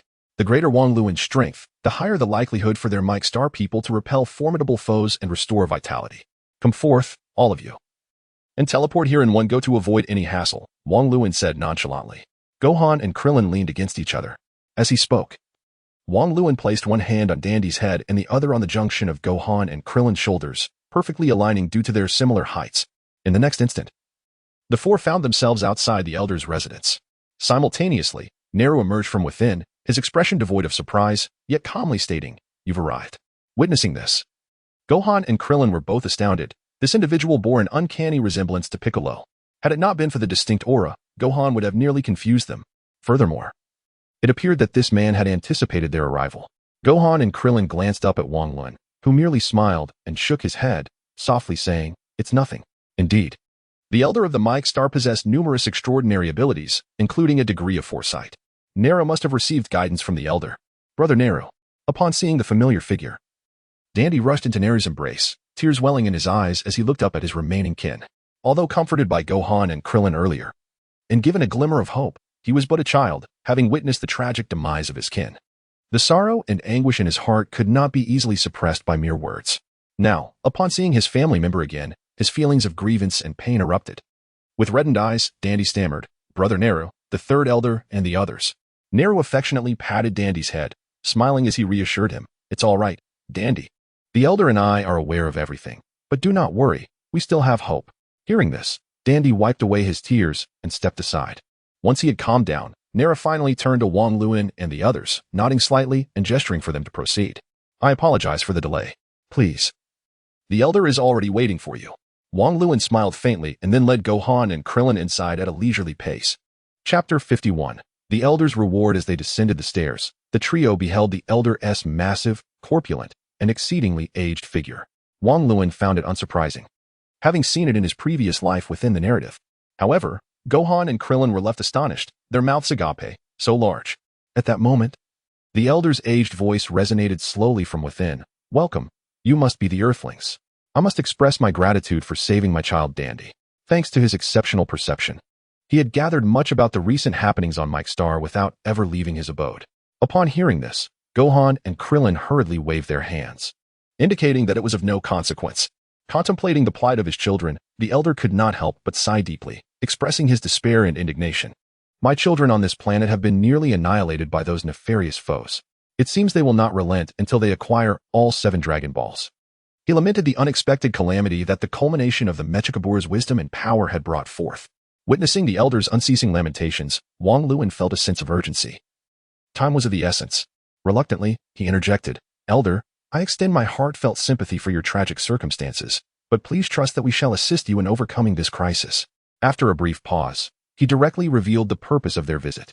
Given the urgency of the situation, I shall speak plainly. I seek to borrow your Dragon Balls. Upon hearing this, the Elder fell into silence for a moment, then inquired with curiosity, I am intrigued. Why are you so fervently interested in the Dragon Balls? Noticing the Elder's hesitation, Dandy grew anxious and quickly interjected to clarify Wang Luan's intentions. Elder, they genuinely wish to assist us. A member of our clan is stranded on their planet and is currently en route to provide aid. Why not entrust the Dragon Balls to them? After considering Dandy's words, the Elder nodded and beckoned Wang Luan and his companions forward. Earthlings, would you step closer? I wish to understand your past. Wang Luan smirked, discreetly nudging Krillin, who promptly took a few steps forward. To safeguard his secrets, Wang Luan was reluctant for anyone, even the Elder on the brink of passing, to learn of his hidden truths. Krillin, bewildered, turned to Wang Luan but was met with a piercing gaze that compelled him to approach the Elder. The Elder, stroking Krillin's bald head, quickly grasped the situation. Ah, is it necessary to separate good from evil to attain divinity? Indeed, he is one of our kin. Sending him to your planet was a matter of necessity. Understanding the Elder's words referred to Piccolo, Krillin recalled Wang Luan's previous revelations about the Elder's myriad abilities. Witnessing this extraordinary insight firsthand, he realized the Elder's prowess. Very well, if it is thus, I shall entrust this Dragon Ball to you, hoping you will use it wisely. With that, the Elder removed the 4-star Dragon Ball from his crown and placed it before Krillin. Thank you, Elder, Krillin exclaimed, pondering that with this Dragon Ball in hand, the ambitions of Vegeta and Frieza for immortality would surely be thwarted. The Elder waved his hand with a smile and added, aside from the Dragon Ball, allow me to bestow upon you another gift. When I touched you earlier, I sensed that you possess untapped potential. Taken aback, Krillin looked up at the Elder with a mixture of skepticism and curiosity. What potential? I am already significantly stronger than before. It cannot be that I have much more to unleash. At that moment, Wang Luan chimed in with a grin. Baldy, this is the Elder's reward for you. Embrace it wholeheartedly. Skeptical, Krillin cast a glance at Wang Luan, harboring a lingering doubt within. However, when the Grand Elder once again caressed the crown of his head, Krillin was utterly astonished, letting out a sharp scream. In that moment, he felt an overwhelming surge of pure, formidable power erupting from within him. Once the Grand Elder withdrew his hand, Krillin gazed at his body in amazement, and then, with incredulity, he exclaimed, Ah, how is this possible? This power is astonishing. I never imagined I could become this strong. Beside him, Gohan stared at Krillin with a face full of disbelief. Uncle Krillin, your aura has truly intensified dramatically. The Grand Elder smiled with pride and gently beckoned to Wang Luan and Gohan. Come over, I shall help you unlock your potential. However, Wang Luan pondered for a moment before directly declining. Grand Elder, I think I will pass for now. Oh, do you not wish to grow stronger? The power of righteousness is always beneficial. Wang Luan shook his head. He had his own plans, and awakening his potential at this moment would be a gross misallocation of resources. Not at the moment. I cannot activate my potential yet. When the time is right, I will seek your assistance. After a brief silence, the Grand Elder's expression grew somber as he said, Young man, my lifespan is limited. I have at most a few days left. Rest assured, Grand Elder, I will not miss my opportunity. Seeing Wang Luan's steadfastness, the Grand Elder could only nod in agreement. In that case, let the child beside you come forward. With a mix of anticipation and nervousness, Gohan slowly approached the Grand Elder. As soon as the Grand Elder touched Gohan's head, he shuddered, and with a look of astonishment, he exclaimed, Oh, How can you possess such immense potential? Child, you are not an ordinary earthling, are you? Gohan beamed a smile and eagerly nodded, replying, Grandpa, my father is a scion. Oh, that explains it. Upon completion of the enhancement, Gohan's strength was significantly elevated. Wang Luan utilized his celestial vision and noted that Klin's battle power stood at 13,000, while Gohan's reached 14,000. Though this power may not seem high in this context, it would suffice for survival, especially against foes like Jinyu and Frieza for the time being. Moreover, Gohan's awakened potential not only amplified his combat strength but also transformed his innate demeanor considerably. Previously, particularly during the confrontation with Vegeta, Gohan had not made a significant impact. Much like in the original narrative, he was prone to fear in the face of formidable adversaries, hesitant to engage. Yet, upon closer inspection, Wang Luan sensed a marked maturation in Gohan. No wonder Vegeta had mistakenly perceived Gohan as Goku in the original tale. Glancing at the two who were still reveling in their newfound power, Wang Luan mused that having completed the power enhancement step, it was time to transition to the next phase, teaching the Grand Elder, Nailu, and Dandi how to control their own auras.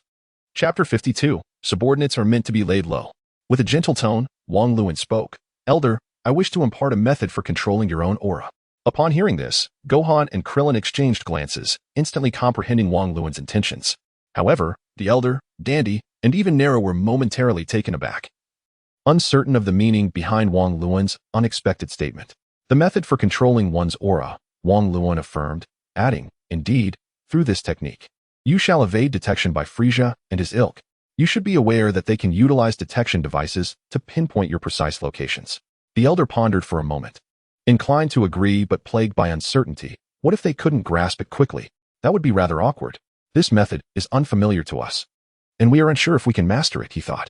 Noticing the Elder's reluctance to refuse, Wang Luan smiled and elaborated. This technique is not difficult to learn. Given the intelligence of the Namekians, I trust you shall master it swiftly. In Wang Luan's perspective, for the Elder and his companions, mastering the art of concealing their aura would be a trivial matter. Take Vegeta as an example. He had instinctively learned to control his aura after a mere skirmish on Earth. The three individuals before him could certainly be regarded as the epitome of Namekian prowess. The Elder, a venerable figure with profound knowledge and numerous skills, was the progenitor of the Namekian race. Neru, the mightiest Namekian warrior, was the Elder's direct disciple, and Dandi, a prodigious child who had independently created Shenron at a tender age. In summary, none of them were to be underestimated. Even if they fell short of Vegeta's stature, they would undoubtedly not be lacking by much. Clearing his throat, Wang Luan raised an eyebrow at Gohan and Krillin, subtly gesturing for them to approach Dandi and Nero. The Earthlings promptly understood and moved to instruct the Namekians on the art of drawing in their aura. Now, I shall first teach you how to sense your own aura, maintaining inner balance and allowing your energy to settle in your dantian, he began, imparting the method to the Elder and his companions, while Gohan and Krillin provided guidance to Dandi and Nero. Before long, the trio had closed their eyes, diligently attuning to their own energies. It would not take long for them to grasp this technique. Equipping these three with the ability to conceal their auras was crucial for the impending battles. Wang Luan was uncertain whether Frieza would summon an army to search for the Dragon Balls, but his subordinates would undoubtedly bring detection devices. At that juncture, the Elder and his companions, lacking the ability to mask their aura, would become glaring targets. Although the Jinyu force would eventually arrive with advanced devices capable of detecting life forms, by then the plot would have nearly reached its climax, and he would naturally have alternative strategies in place. Yet, prior to that, Wang Luan needed to ensure that when Frieza's forces initiated a thorough search, the Elder and his companions would remain concealed. Only then could he safely absorb the minor villains to augment his strength.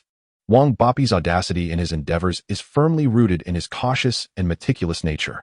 It is only by meticulously controlling every potential factor that could influence the situation that he dares to act without restraint and dominate his affairs.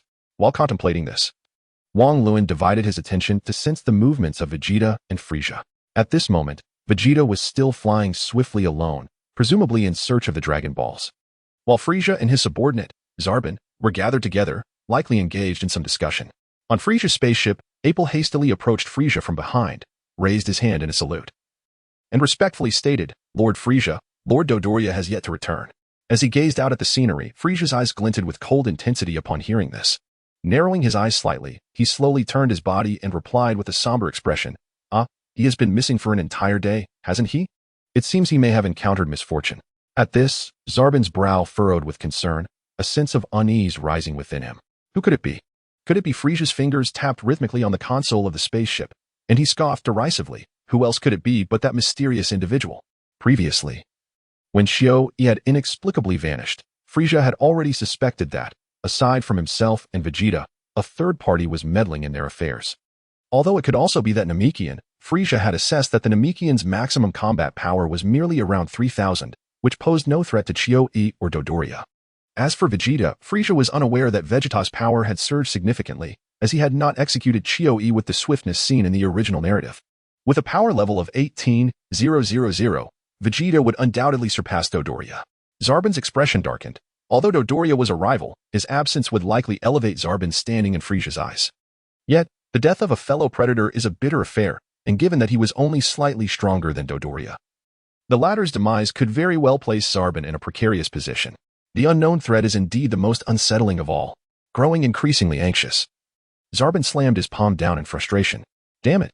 Without a scanner, we are utterly in the dark. We have no idea what has transpired. Fear not.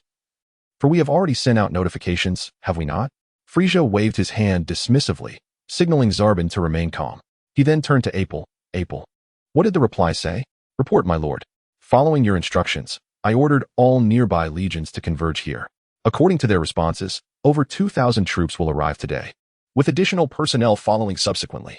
Upon hearing the report, Frieza nodded slightly, a hint of satisfaction gracing his countenance. Excellent. Urge them to hasten their pace. We shall first utilize the scanners to locate Vegeta, the Namekian, and that mysterious individual. I am eager to discover who dares to oppose me, the sovereign of the universe. Yes. Apple responded loudly before retreating with measured steps. In the spacious room, only Frieza and Sabo remained. With a sidelong glance, Frieza noticed Sabo furrowing his brow in silence, seemingly troubled by some inner thoughts. A brief moment of reflection led Frieza to discern Sabo's preoccupations, yet he still proposed, Sabo, why not venture outside and see if you can locate Dodoria or anyone else? At these words, Sabo hesitated, pondering his fears, for what one fears often materializes. Ah, Lord Frieza. Frieza regarded Sabo with a peculiar expression before retorting with a hint of sarcasm. What? Do you not wish to go? Sabo quickly shook his hands in denial, explaining that compared to the unknown threats, Frieza himself was far more terrifying. No. I shall go immediately. Excellent. You have little to do here. Off you go. Frieza observed Sabo's gloomy demeanor as he swiftly exited the room, a sly smile tugging at his lips. After all, what are subordinates for, if not to bear the brunt of danger? 3 hours later, Dandy slowly opened his eyes while seated cross-legged on the ground, his aura completely returning to his body, no longer spilling outward. At first glance, he appeared to be present yet devoid of any vitality, like a fleeting dream. Noticing this, Gohan eagerly grasped Dandy's hand, exclaiming, Dandy, you did it. Dandy, somewhat dazed, looked at himself and found no significant difference from his usual self. Turning to his side, he saw everyone watching him, and his green face flushed with embarrassment. Is that so? Did Elder and Brother Naru succeed as well? Naru, with a comforting pat on Dandy's head, smiled and replied, I grasped it slightly earlier than Elder. At this, Wang Luan, Gohan, and Krillin felt a tinge of envy. They had spent considerable time to comprehend the techniques, while Elder had mastered it in less than an hour, and Naru, at most, took 2. Truly, the comparison between mortals is astounding. Clearing his throat to capture everyone's attention, Wang Luan softly stated, Now that you have learned, I have arranged the necessary matters. It is time for me to commence my plan. As he outlined the scheme to lure Vegeta and Sabo into conflict, he once again employed his clairvoyance to gauge the situations of Frieza and Vegeta. At this moment, he sensed that Sabo, much like Vegeta, had begun to fly aimlessly, albeit at a distance from Vegeta. Clearly, Mr. Sabo was also reluctantly engaged, joining the search party, due to his relentless scheming. Neither Vegeta nor Frieza had yet entered the corresponding events of the original narrative. Otherwise, according to the original plot's timeline, just as Gohan had his potential unlocked by Elder, Vegeta would already be outside shouting in frustration. At that time, the Ginyu Force and Goku would be nearing Namek, and the true battle would be on the verge of eruption. However, they had only just arrived on Namek for less than 2 days. After confirming that Sabo was searching alone, Wang Luan turned his gaze toward Klin and, with a solemn expression, said, Klin, I have a task for you. Upon noticing Wang Luan's attention directed at him, Klin felt an inexplicable flutter of anxiety in his heart, thinking to himself that this fellow was up to no good, and that being singled out could only mean trouble. Indeed, as soon as Wang Luan finished speaking, Klin's eyes widened in shock, and he incredulously exclaimed, "What? You want me to lure Vegeta and Frieza's subordinates together? Even if I have improved my strength, I am still no match for them. Are you trying to set me up?" Seeing Klin's immediate outrage, Wang Luan rolled his eyes, feeling both exasperated and helpless as he replied, "Where are your thoughts wandering? Do you really think I would betray my teammates?" Klin, upon hearing this, nodded firmly and retorted, "Yes." Wang Luan sighed, feeling a sting from Klin's response. After a moment of contemplation, he awkwardly clarified, "You see, I had an encounter with Vegeta last time, and if he discovers I'm here, he will undoubtedly come after me. Our preparations are meant to keep us hidden. If I expose myself, it would only benefit others." However, before Wang Luan could finish, Klin interrupted him, stating with a huff, "But if I appear in front of Vegeta, won't he immediately suspect something? Seeing me, he will surely deduce that you've come to Namek as well." At that moment, Gohan tugged at Wang Luan's arm and chimed in, "Uncle Wang Luan, I think Klin is right. Regardless of who among us is discovered by Vegeta, he will definitely have his suspicions." Upon hearing this, Wang Luan furrowed his brows. He understood this simple logic all too well. However, the narrative was structured this way, and Klin was indeed the most suitable of the three for the task. Sending him alone was out of the question.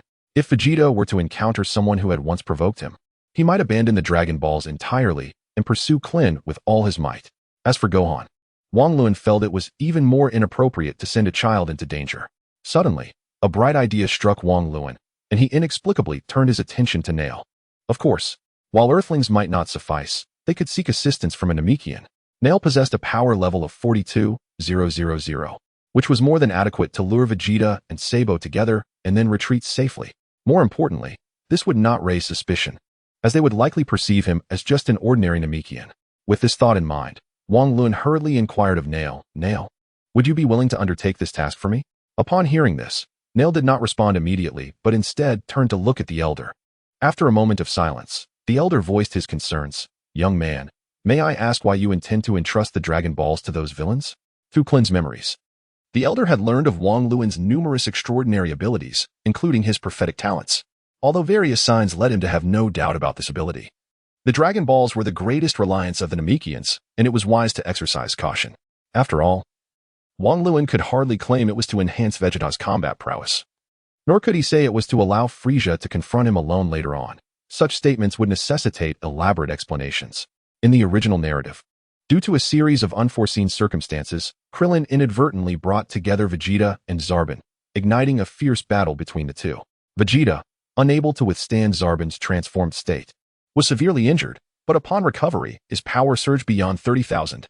This event laid the groundwork for Vegeta's subsequent confrontation with the Ginyu Force, ensuring he would not be immediately defeated and killed. It could be said that this incident was intricately linked to the future plans, each step essential for the unfolding progression. After a moment of contemplation, Wang Luan refrained from divulging too much information. Should anything go awry, how would he rectify it? "Elder, there are matters I cannot disclose at this moment. However, rest assured, even if they gather all 7 Dragon Balls, they will certainly be unable to use them." Noticing Wang Luan's cryptic hints, the elder felt some displeasure but could only nod in resignation, affirmatively stating, "That is indeed correct. To utilize the Dragon Balls, one must summon Purunga and employ the Namekian language." "Very well, Naru, you shall venture out." Naru nodded slightly to the elder, then approached Wang Luan curiously, asking, "What do you want me to do?" Wang Luan led Naru outside, casually pointing towards the southeast direction, where Vegeta was located. "Take the Dragon Balls and fly in this direction. When you sense someone approaching you, I will guide you to another person's location through the elder's telepathic abilities. When the two individuals meet, simply drop the Dragon Balls and feign fleeing." Upon hearing Wang Luan's plan, Naru's lips twitched slightly, realizing he was being tasked with the role of a diversion. The notion of fleeing before mortal enemies was indeed disconcerting. Despite his reluctance, Naru understood the gravity of the situation and clenched his teeth in determination, saying, "Fine." With that, he bid farewell to the elder, grasped the Dragon Balls in his arms, and soared toward the southeast. Chapter 54. The Clam and the Snipe begin to contend. Vegeta flew swiftly through the air, his gaze continuously scanning the ground below, fearful of missing any suspicious traces. Ever since he successfully attacked a village a day prior, he had yet to catch sight of a single Namekian. Even when he had the fortune to see a village, it had already been ravaged by Frieza, leaving him with no spoils. Day after day, he found himself in solitude. Humph, what bad luck. Damn Namekians, have they all perished? After searching for so long, not a single one in sight. Cursing under his breath, Vegeta was about to change direction to continue his search when he suddenly sensed a faint fluctuation ahead. What is this? Stabilizing his form, he focused intently and, upon detecting a familiar energy, felt his blood pulse with exhilaration. Aha! It is the energy of a Namekian. At last, I have caught one. With a hearty laugh, Vegeta swiftly soared forward, determined to seize the elusive opportunity that had come so tantalizingly close. With a Namekian in his grasp, he was confident he could unravel the whereabouts of the other Namekians. Meanwhile, Nelu, following Wang Luan's instructions, sensed Vegeta's presence and contemplated whether to continue his flight. Suddenly, Wang Luan's voice echoed in his mind. Nelu, now is the time. Do not let him ensnare you. Fly directly north. Upon hearing this inner command, Nelu nodded silently and transformed into a streak of white light, hastily heading northward. Observing the distant green figure retreating, Vegeta's earlier instincts were confirmed. It was indeed a Namekian. It appeared he was clutching something in his hands. As Vegeta focused his gaze, he realized that the object was none other than a golden Dragon Ball. The thought sparked immense joy within him. Truly, he had stumbled upon a rare find without much effort. There would be no escape. Tempted by the allure of the Dragon Ball, Vegeta accelerated with all his might, fervently pursuing Nelu. In mere moments, the two figures streaked across the sky like twin meteors, quickly vanishing from sight. Sabo, flying slowly, cautiously surveyed his surroundings. Under the pressure from Frieza, he had been compelled to search for the Dragon Balls, or rather, the whereabouts of Dodoria. As for the mysterious figure, he deemed it best to avoid any entanglement. The thought that a killer still lurked on this planet, capable of slaying Dodoria, tightened his nerves. Previously, when Shioi had vanished, they had detected a presence with a power level of 15,000. Yet Dodoria's disappearance only deepened the enigma surrounding that individual. It was likely those who had overthrown Dodoria, but their power levels seemed rather insignificant. At that moment, Sabo faintly heard the rush of wind and looked up to see two faint lights swiftly approaching him. Hesitating briefly, he quickly assumed a defensive stance, bracing for any imminent attack. Meanwhile, Nelu and Vegeta, almost in tandem, flew directly before Sabo. The Namekian Vegeta, along with the Dragon Ball. Upon recognizing the newcomers, Sabo's eyes widened in astonishment, momentarily bewildered by the current situation. Upon seeing Sabo ahead, Vegeta narrowed his eyes, a flicker of doubt igniting within him. Was this mere coincidence? Or had the Namekian orchestrated this encounter? Vegeta glanced at Nelu, noting his power level to be around 10,000, yet his speed was remarkably swift. Through their previous battle, Vegeta understood that the Namekians did not suppress their energy like Earthlings. Judging solely by power levels, coupled with the anxious expression on Nelu's face, it seemed unlikely that he was deceiving him. With these thoughts swirling in his mind, Vegeta regarded Nelu with inscrutable intent, while Sabo gazed at the two with a mixture of intrigue and suspicion. Caught between them, Nelu maintained a profound silence. It appeared that an unspoken agreement bound the three. None would speak first. The arena was enveloped in an eerie silence. After a brief moment of contemplation, Vegeta steeled himself, regardless of whether this was a conspiracy. He was determined to acquire the Dragon Balls. Moreover, this presented an opportune moment to eliminate Sabo, thereby severing one of Frieza's limbs. With these thoughts in mind, Vegeta raised his head with a glint of mischief in his eyes, casting a disdainful gaze upon Sabo. Ah, is this not Mr. Sabo? What a pity. It seems Frieza has reduced you to a mere lackey. Upon hearing Vegeta's derision, a cold glimmer flashed in Sabo's eyes as he maintained his composure. Vegeta, are you seeking death? With a sinister grin, Vegeta did not even deign to look at Sabo, retorting, not at all. I merely wish to rid the world of you. He then turned his attention to Naru, beckoning him with a casual gesture. Hey, you, the one over there, relinquish the Dragon Balls, and I might spare your life. At this, Naru's eyelids flickered. He truly yearned to pin these two individuals to the ground and grind them into submission. However, recalling King Lan's admonition, he ultimately suppressed his ire, nodded slightly, placed the Dragon Balls upon the ground, and turned to leave. Seeing the Dragon Balls at his feet, Vegeta's eyes shimmered with avarice. His decision to spare Naru was not out of compassion, but rather a strategic move, for he needed to employ this individual to uncover the whereabouts of the remaining Namekians. Furthermore, his current opponent, Sabo, was someone who had previously held the upper hand over him, and Vegeta did not wish to be caught in a precarious situation. Sabo glanced at Naru a few times, hesitating momentarily before shifting his gaze back to Vegeta. In his estimation, the Namekian without the Dragon Balls was evidently of lesser importance than Vegeta, thus he saw little reason to intervene. His concern lay in the possibility that Vegeta might indeed be the mastermind behind recent events, which would spell trouble for him. After a moment of contemplation, Sabo fixed his gaze intently on Vegeta, cautiously probing, "Vegeta, did you kill Chio-E and Dodoria?" At this inquiry, Vegeta's pupils constricted slightly, and he was taken aback. Chio-E and Dodoria were dead? Who could have done such a thing? Although Vegeta had longed to eliminate them, he had been thwarted by a lack of opportunity. Recalling Chio-Yi's sudden disappearance, Vegeta's brow furrowed in contemplation. Seeing Vegeta's expression, Sabo couldn't help but breathe a sigh of relief. It appeared they had not perished at Vegeta's hands, since the true antagonist was not Vegeta. Sabo felt less apprehensive and could confidently bring both Vegeta and the Dragon Balls back, thus reaping the rewards. With this thought, Sabo's eyes turned icy, and his tone became exceedingly indifferent. "Vegeta, will you accompany me willingly, or shall I incapacitate you and take you back by force?" Upon hearing Sabo's words, Vegeta let out a hearty laugh, but the veins on his forehead bulged ominously. "Humph. Sabo, do you truly believe I am still the same Vegeta from before?"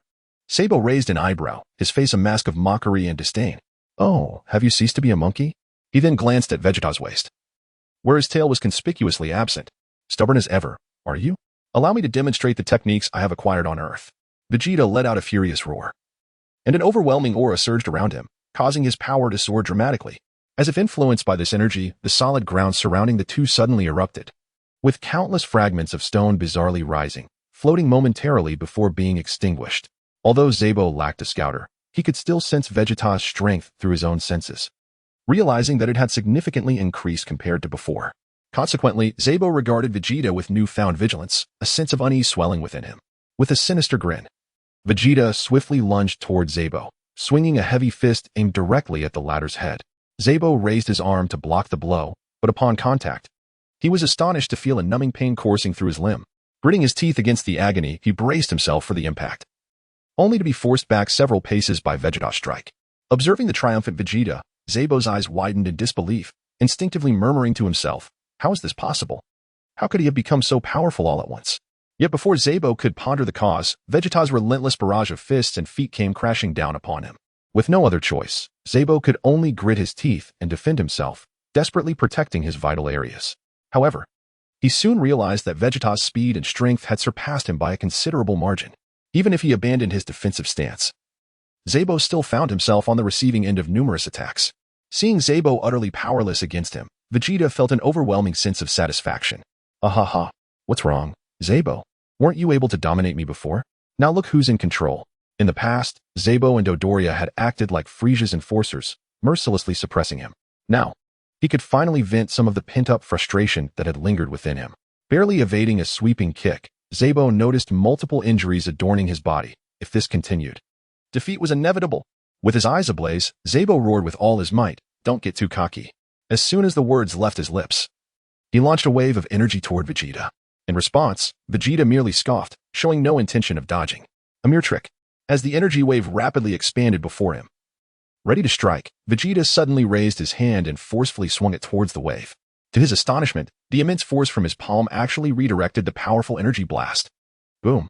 As Sabo watched the fiery explosion wreak havoc several kilometers away, he was left in disbelief. How is this possible? That was my full-powered attack, and it was deflected by Vegeta. Vegeta shook his slightly sore hand, a relaxed smile gracing his face. "Sabo, your good days are over." No sooner had he spoken than Vegeta swiftly appeared before Sabo, catching him off guard. With both hands raised high above his head, he brought down a devastating blow upon Sabo's crown. Bang! The sudden impact sent Sabo flying backward like a cannonball, crashing into the ground and creating a deep crater several meters wide. Vegeta stood atop the ruins, surveying the devastation below, yet he refrained from delivering a merciless blow to the fallen. Moments later, the ground beneath him trembled violently, and a myriad of lights burst forth from the debris. In an instant, the crumbling stones were reduced to ashes, revealing the disheveled figure of Sabo. At that moment, he was curled on the ground, supporting himself with one hand, his cloak tattered and torn. As he touched the corner of his mouth, Sabo discovered blood on his hand. "Ah, so that's it. His progress has indeed been substantial, but this is where it ends." Sabo chuckled grotesquely as he slowly rose to his feet, his eyes bloodshot and his gaze peculiar as he looked up at Vegeta. Noticing this, a glint of sharp awareness flickered in Vegeta's eyes, and he instinctively adjusted his stance, warily asking, "What are you laughing at?" Sabo's smile faded, his handsome visage contorting into a grotesque grimace. "I laugh because you remain oblivious even as death approaches. Initially, I had no desire to mar my handsome features, but since you have forced my hand, I am compelled to awaken the power that has long slumbered within me and transform. At these words, Vegeta felt a surge of confusion. Having worked alongside Sabo for many years, he had never heard of this supposed transformation. Surely, Sabo was merely indulging in theatrics, facing imminent demise. The notion of a dormant power awakening was nothing but a farce, a prelude to his own destruction. Disregarding the need for contemplation, Vegeta snorted disdainfully, forcefully stomping his left foot against the ground and charging once more at Sabo. No matter the circumstances, Sabo must perish today. However, as Sabo observed Vegeta's advance, he remained unperturbed, extending his hand. In the blink of an eye, his physique swelled, and the once handsome man transformed into a grotesque monstrosity. More alarmingly, Sabo's energy surged dramatically. What? Witnessing Sabo's transformation, Vegeta's pupils contracted sharply. He contemplated retreating, yet his momentum carried him directly before Sabo.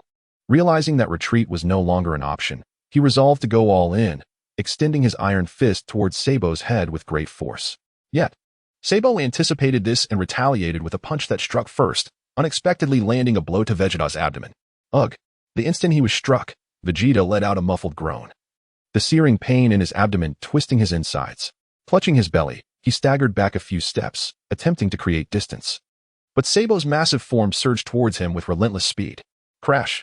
Sabo's left leg thrust forward, delivering a knee strike directly to Vegeta's chest. Having endured 2 consecutive hits, Vegeta felt a coppery taste flooding his throat, nearly spilling blood. However, he dared not display any sign of weakness, forcing himself to swallow the blood that threatened to escape. Damn you, bastard! He cursed furiously, summoning his strength to engage Sabo once more. In an instant, the clash of their battle unleashed a shockwave that dispersed the clouds and shattered the nearby mountains. Unlike before, the tides of battle had shifted, with all advantages now favoring Sabo. Bang! A fierce punch from Sabo struck Vegeta squarely on the face, igniting a sharp, fiery pain that coursed through him. Vegeta intended to unleash his signature attack, the Gallic Gun, but Sabo clung to him relentlessly, offering no opportunity to retaliate. Cursing under his breath, Vegeta realized that his earlier carelessness had led him to this disadvantage. Had he exercised more caution previously, even Sabo would have struggled to dominate him now. The thought filled Vegeta with frustration. Just as he had begun to regain his composure, he found himself once again being subdued. Sabo, do you dare to clash with me?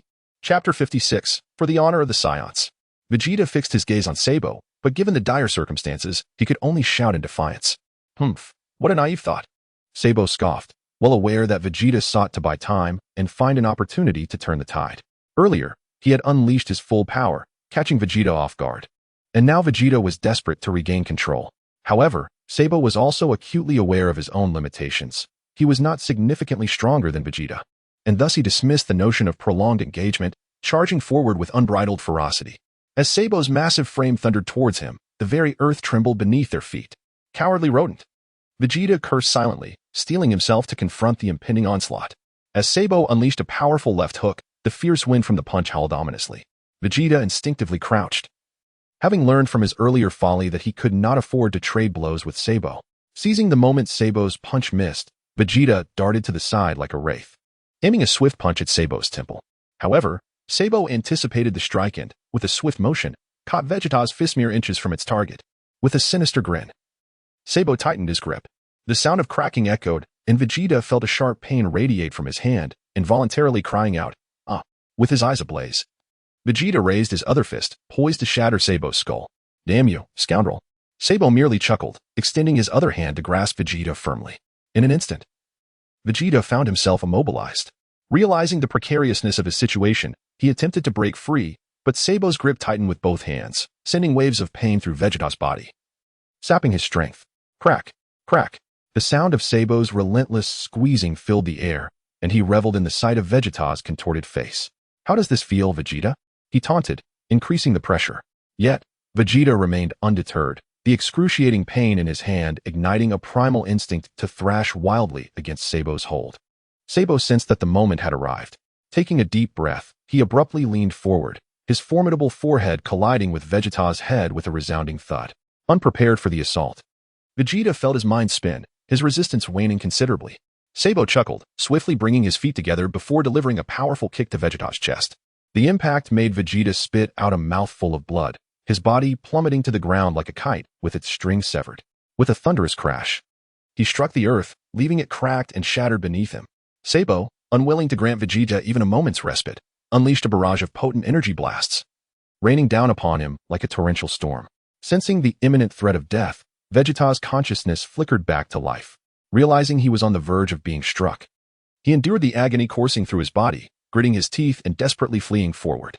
The humiliation of being chased like a stray dog filled him with an indescribable sense of frustration and rage. How infuriating it was. He had grown significantly stronger on Earth. Yet here he was, ultimately defeated by this wretch. As Sabo continued to assault without mercy, he taunted, Vegeta, are you attempting to escape? So this is how the Prince of the Saiyans behaves. At these words, Vegeta faltered, his previously hurried flight coming to an involuntary halt. He could feel the blood in his veins turning cold, as ominous, invisible clouds gathered behind him. Noticing this, Sabo narrowed his eyes, sensing an inexplicable foreboding emanating from Vegeta. Just as he contemplated unleashing a powerful move, Vegeta suddenly turned around, his expression dark as he thundered, I am the Prince of the Saiyans. How could I possibly be defeated by you? With that declaration, he charged at Sabo with reckless abandon. Countless energy blasts struck him, yet he did not flinch or evade, enduring the excruciating pain to retaliate ferociously. This was a battle for the dignity of the Saiyans. Witnessing Vegeta's desperate determination, a flicker of concern crossed Sabo's eyes. He aimed to intensify his assault to push Vegeta back, only to find that the latter had already closed the distance. In the next moment, Vegeta, his eyes filled with fury, landed a devastating punch to Sabo's face, followed by a heavy kick to his abdomen. As Vegeta relentlessly pounded Sabo, temporarily stunning him, he roared at the top of his lungs, the dignity of the Saiyans shall never be violated.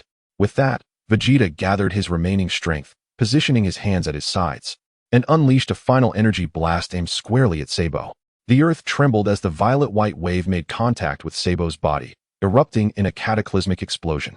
An overwhelming force shattered the surrounding space, and a colossal mushroom cloud suddenly materialized. As he gazed into the thick fog of smoke ahead, Vegeta's grim smile betrayed a profound dizziness. The fury-fueled assault he had unleashed moments ago had nearly drained him of all his energy. At this juncture, it was evident that he could no longer sustain himself. His body trembled slightly before uncontrollably plummeting downward. Simultaneously, a voice suddenly pierced through the haze. In an instant, Sabo's figure came into Vegeta's view, clutching his chest and spewing forth purple blood. Clearly, that previous strike had inflicted severe wounds upon Sabo as well. Observing Vegeta, bloodied and sprawled on the ground, yet with eyes filled with disdain fixed upon him, Sabo grimaced as he spat blood in fury, bellowing, Vegeta, I vow to ensure your demise without a trace. Vegeta widened his eyes at the rapidly approaching shockwave, rendered helpless, though his heart burned with indignation and sorrow.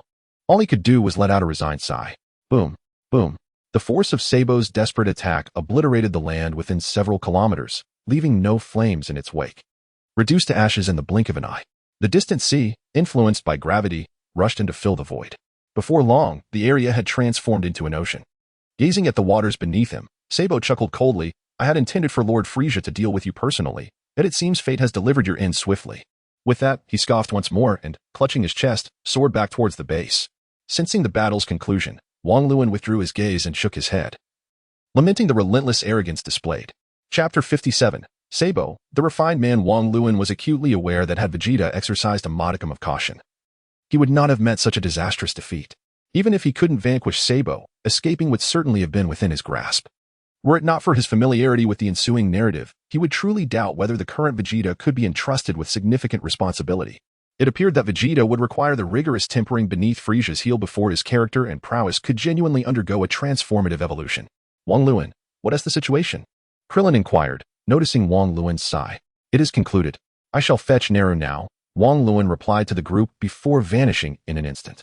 Moments later, he reappeared indoors with Naru in tow.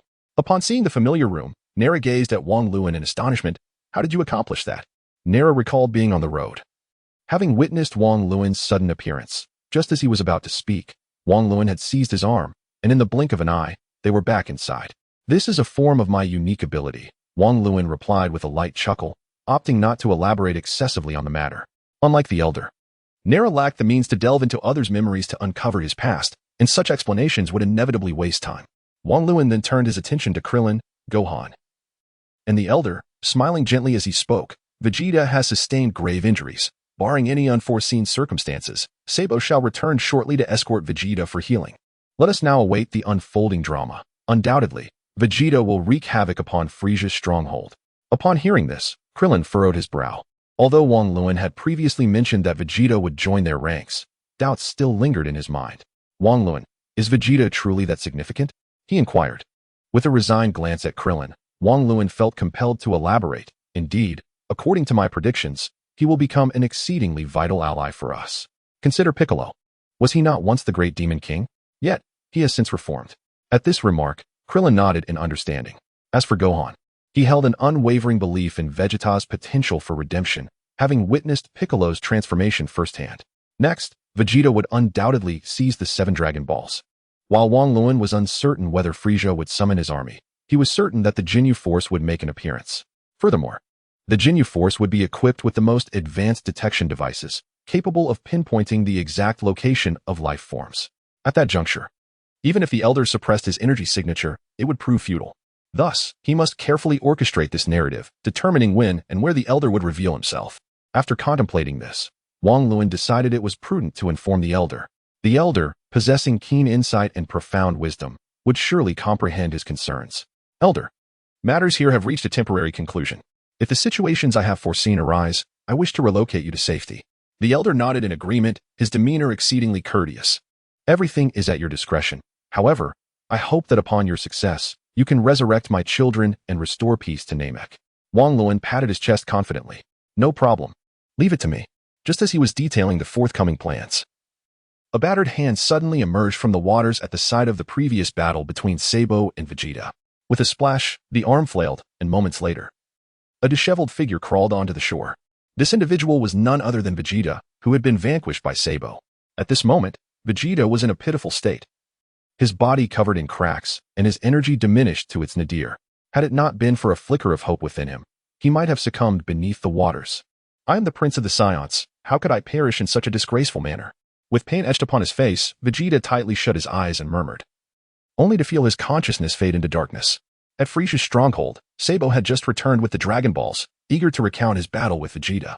Upon hearing that Sabo had been compelled to transform, Frieza, who had been gleefully caressing the Dragon Balls, felt an involuntary tremor in his hands. Oh, so Vegeta has grown strong enough that you needed to transform to subdue him? Your base power was 23,000, and in your transformed state, it is 28,000, correct? Sabo nodded, his heart racing. Had his opponent not been careless, victory might have eluded him. Indeed, Lord Frieza, but fortunately, I still managed to defeat him. Upon hearing Sabo's response, Frieza gently shook his head. He was well aware of Vegeta's power level from a few months prior, which was merely 18,000. This insinuated that Vegeta's current strength must exceed 23,000. For Frieza, the most daunting aspect lay in the Scion's potential for growth. However, reflecting on the near extinction of the Scion race, Frieza couldn't help but smirk with satisfaction, shifting his gaze back to Sabo. His rate of growth is indeed remarkable. But what comes next? Sabo, filled with excitement, recounted the subsequent events, almost envisioning the scene where King Frieza would reward him. After all, he had not only located a Dragon Ball but had also defeated the traitor, Vegeta. Nevertheless, upon hearing Sabo's account, Frieza's eyes gleamed with a chilling intensity as he inquired with an ambiguous tone, "Oh, so you have killed him?" Noticing Frieza's ominous demeanor and tone, Sabo hesitated momentarily before cautiously probing. "Yes, Your Majesty Frieza, is there a problem?" Frieza shot a dark glare at Sabo, his expression grim. "What problem? I recall mentioning just yesterday that the Dragon Ball might be hidden. Did you not consider that Vegeta might have already acquired one?" At these words, Sabo's pupils dilated in alarm. If Vegeta had indeed secured a Dragon Ball, then in the unfortunate event of his demise, the remaining Dragon Ball would be exceedingly difficult to locate. If he were to hinder the king's dreams, he would surely face dire consequences. With these thoughts swirling in his mind, Sabo felt an overwhelming tide of anxiety. Without time for further contemplation, he instinctively knelt, bowing his head to hastily explain, "I apologize. Your Majesty Frieza, initially, I intended to leave it for your handling, but before Sabo could finish, Frieza had already deduced the reason and interjected with an irate shout. But you were afraid that it would soil your clothes, so you chose not to dive in and search for him? How utterly refined of you." At this remark, Sabo shivered, daring not to retort. His reluctance to search for Vegeta stemmed not only from the belief that the latter was already deceased, but, more importantly, from his genuine desire to avoid getting his clothes dirty.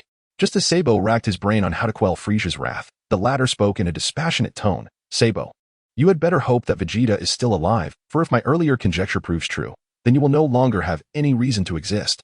Do you understand? With that, Frieza cast a menacing glare at Sabo, causing the latter to break into a cold sweat. Yes, I shall go find Vegeta at once. Trembling like a leaf, Sabo responded before hastily taking flight. At that moment, his heart raced as if lodged in his throat. Chapter 58. That damned monkey. Sabo soared to the site of the previous battle, and as he surveyed the vast expanse of water, he pondered how to retrieve Vegeta from its depths. Suddenly, he spotted a small black dot on the distant shore. Sabo flew towards the dot, and upon closer inspection, he couldn't help but be filled with elation. Was that not the silhouette of Vegeta? Sabo hurriedly rushed to Vegeta, who was frowning and unconscious. He quickly bent down to check his breath. Sabo discovered that although Vegeta's vitality was faint, he was still clinging to life. A sigh of relief escaped Sabo's lips, as the heavy stone of anxiety in his heart finally descended. Fortunately, he was not dead. This fellow's tenacity for life is truly remarkable, even with such injuries. I would likely be on the brink of death. Well, consider yourself fortunate. I shall allow you to live a while longer. With that, Sabo grasped Vegeta by the heel and, dragging him like a lifeless dog, soared towards the base. Given the uncertain situation, he dared not linger outside for too long. Moreover, he had to revive Vegeta before he breathed his last, or else, knowing Frieza's methods, he would certainly meet a dire fate himself. Ignoring his own injuries and fatigue, Sabo exerted all his strength to fly back to the base. Before long, he returned with Vegeta in tow. You must save him, otherwise, I will tear you apart. Sabo glared fiercely at the medical personnel as he handed Vegeta over, causing them to cower in fear and hastily place Vegeta in the healing chamber. Sabo cast a glance at Vegeta, now inside the chamber, silently praying that nothing would go awry. How severe are his injuries? When will he awaken? Reporting to you. Lord Sabo, based on Vegeta's injuries and his physical condition, it is likely to take half an hour. Sabo's furrowed brow relaxed slightly. He could accept this outcome. Half an hour, is it? Then I shall wait here to avoid any unforeseen complications. Seizing the opportunity, Sabo also requested the medical personnel to tend to his own wounds, as he had yet to treat himself after his relentless running back and forth. However, it wasn't too long before a young soldier approached him. Lord Sabo, King Frieza requests your presence for a report. At this, Sabo raised an eyebrow and glanced at Vegeta, still feeling uneasy about leaving. He reluctantly said, I cannot leave right now. Relay to King Frieza that Vegeta is fine, and I will bring him to meet the king shortly. But the king insisted that you go in person. Hearing this, Sabo felt a pang of conflict within himself. He feared that if he left, no one would be able to control Vegeta. Yet, considering Frieza's authority, he knew he could not defy his wishes. Very well, I shall first report to King Frieza. You must keep a close watch on Vegeta and report any unusual occurrences immediately. After issuing commands to the soldiers, Sabo proceeded to Frieza's chamber, obeying the king's orders. He had to report in person. However, just as Sabo turned to leave the medical room, no one noticed that Vegeta's fingers twitched slightly. Upon entering the room, Sabo found Frieza standing by the window, hands clasped behind his back. Hearing a noise behind him, Frieza turned around, his expression slightly softening as he inquired, Sabo, how is Vegeta? Earlier, he had received a report from his subordinate stating that Sabo had returned to the base with Vegeta, and he had nearly lost control. Intending to visit the infirmary himself, noticing Sabo's absence, he had sent a soldier to hasten his arrival. Sabo bowed deeply to Frieza and respectfully reported, Your Majesty Frieza. He remains unconscious and is currently recuperating. Frieza nodded, yet his brow furrowed again. He should not be beyond waking. I am merely one Dragon Ball away from achieving my wish for immortality. You comprehend how crucial Vegeta is to me. Casting a glance at the 6 Dragon Balls laid beside Frieza, Sabo hurriedly lowered his head and reassured, Rest assured, this time there will be no mistakes. He shall awaken in no more than half an hour. However, before Sabo could finish, the room suddenly trembled. The ground shook ominously, and Frieza's brows knitted together as he inquired in a deep voice, What is happening? Sabo was equally astonished, wondering if an earthquake had struck. Suddenly realizing the gravity of the situation, he widened his eyes and swiftly turned to run toward the infirmary. Seeing Sabo's urgency, Frieza instinctively followed. Upon arriving at the infirmary, they were met with a scene of utter chaos. Medical personnel lay strewn across the floor, and a large hole had been breached in the wall. Yet, the shattered healing pod was empty. This was undoubtedly Vegeta's doing. Damn it, that wretched monkey. Sabo shouted in a fit of rage, then dashed through the hole, scanning the surroundings for any sign of Vegeta. In contrast, Frieza remained eerily calm, though his face was a terrifying mask of ice. Sabo, Is this what you call no more mistakes? Zabo's complexion shifted between shades of blue and purple, his heart heavy with frustration. If it were not for your insistence, could Vegeta have escaped right under my nose? However, he dared not voice these thoughts, only expressing his embarrassment and regret. Your Majesty Frieza, I apologize. Please grant me a moment. I will retrieve him at once. With that, Zabo circled the ship, meticulously searching, determined not to believe that Vegeta could possess 8 legs to flee so swiftly. Yet, after completing a full round and returning to the starting point, he found no trace of the fugitive. Humph. He has likely fled far by now. Frieza's face darkened, his eyes blazing with murderous intent. At that moment, he resembled a demon that had escaped from the depths of hell, poised to unleash a massacre at any moment. Sensing Frieza's chilling aura directed not only at Vegeta but also at himself, the repeatedly failing subordinate, Zabo understood the peril he faced. Unavoidably, Zabo was seized by an overwhelming dread, drenched in perspiration. As he pondered how to explain the situation, a sudden explosion resonated from the opposite side of the spacecraft. He exchanged a glance with Frieza, and they hastily rushed towards the source of the sound. While sprinting, Frieza's mind raced with thoughts. What on earth does Vegeta intend to do? In the next moment, a flash of realization struck Frieza, causing his body to come to an abrupt halt, his expression shifting to one of sheer terror. The Dragon Balls. He desires the Dragon Balls. Chapter 59, 6 Dragon Balls, gone. Upon hearing Frieza's frantic exclamation, Sabo's senses sharpened. Quickly, we must return. They dashed into the interior only to be met with the shocking sight of utter emptiness. Much like the previous infirmary, the glass in this room bore a gaping hole. Yet, the 6 Dragon Balls were nowhere to be found. Sabo stared at the scene before him, feeling as though his dignity and intellect had been ruthlessly ground into the dirt by Vegeta. How profoundly ironic. This was nothing short of a blatant insult. Vegeta. Sabo's eyes burned with fury, his anger surging like a tempest. He could hardly fathom that Vegeta could be so cunning and treacherous. Just moments ago, he had seemed lifeless.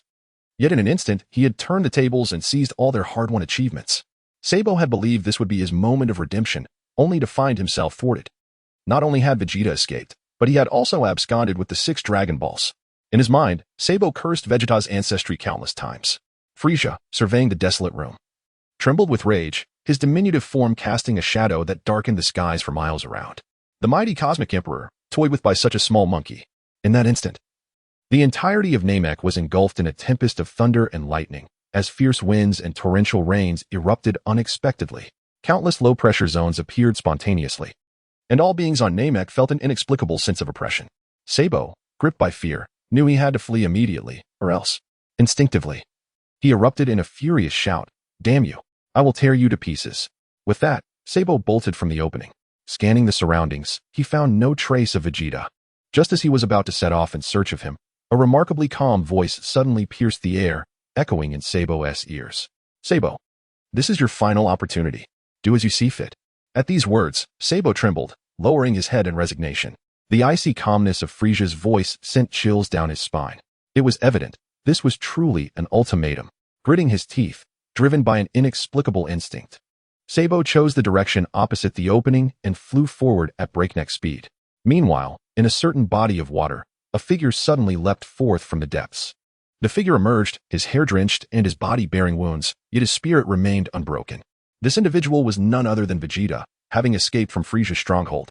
Earlier, when he felt the touch of Zabo, an instinctual awareness had already taken root within him. Initially, he was consumed by anxiety and despair.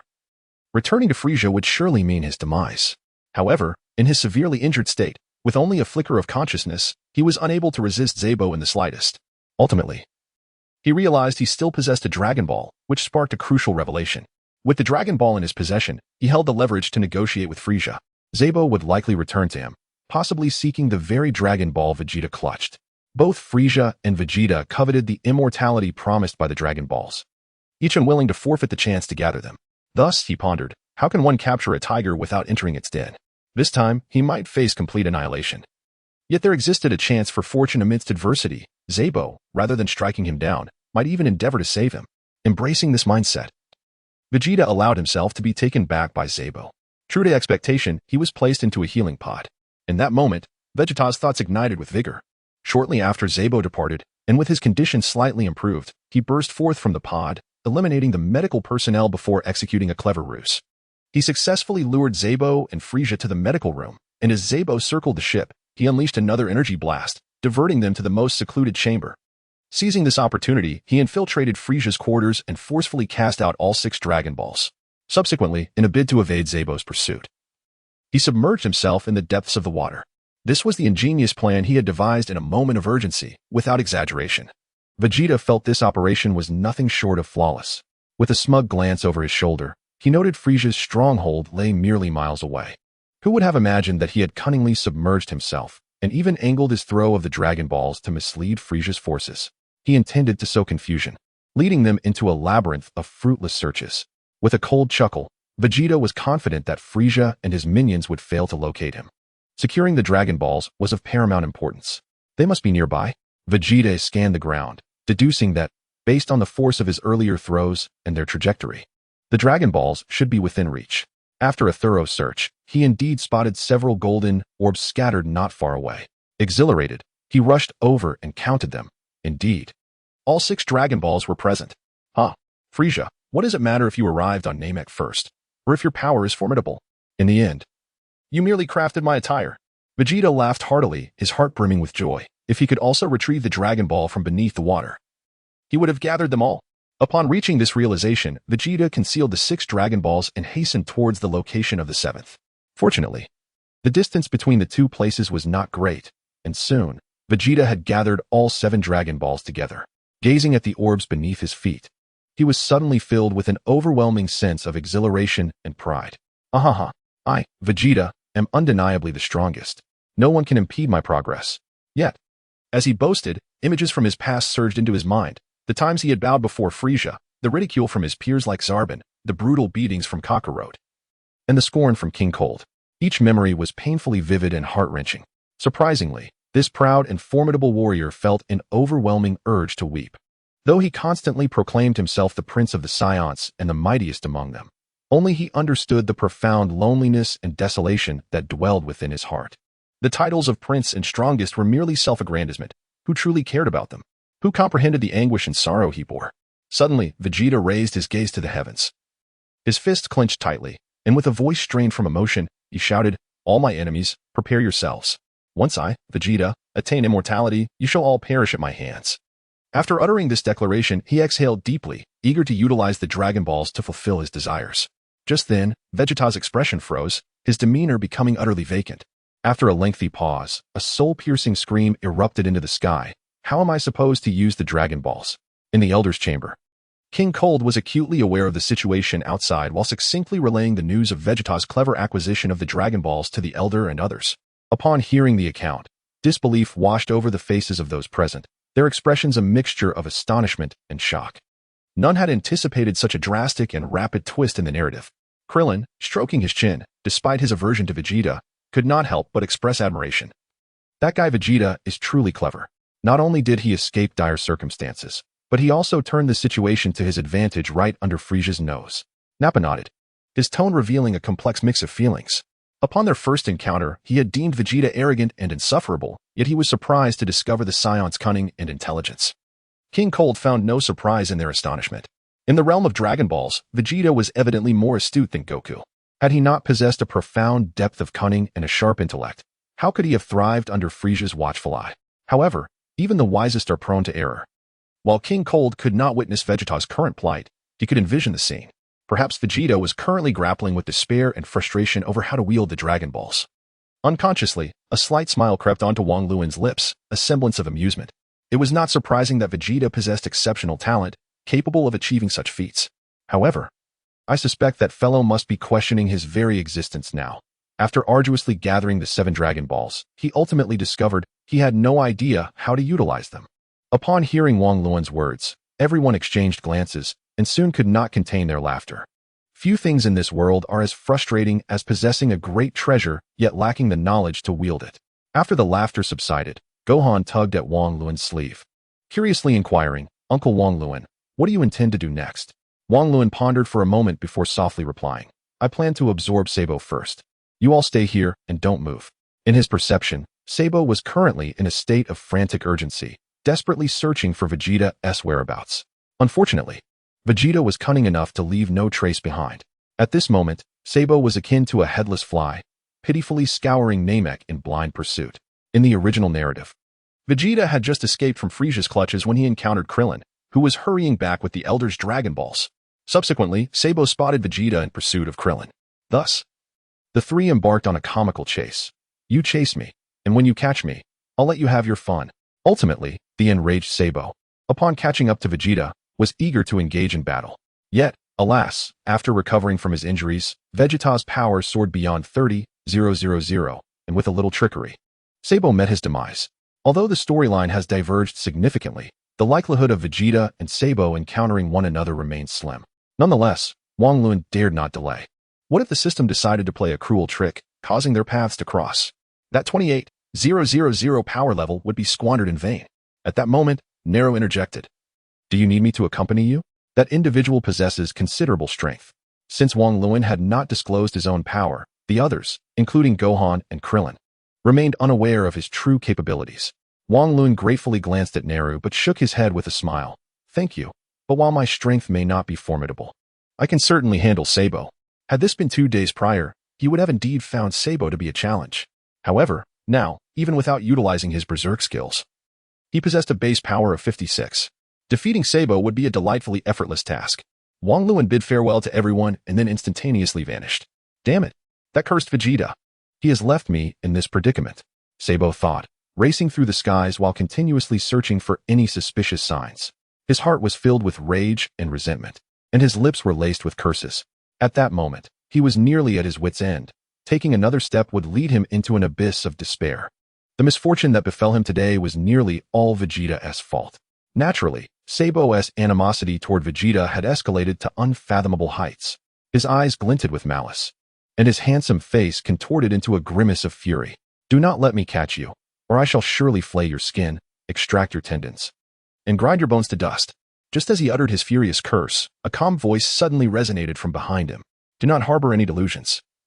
You shall not have that opportunity. Upon hearing these words, Sabo was momentarily taken aback, then hastily turned around, his eyes wide with fear as he gazed forward. It is you.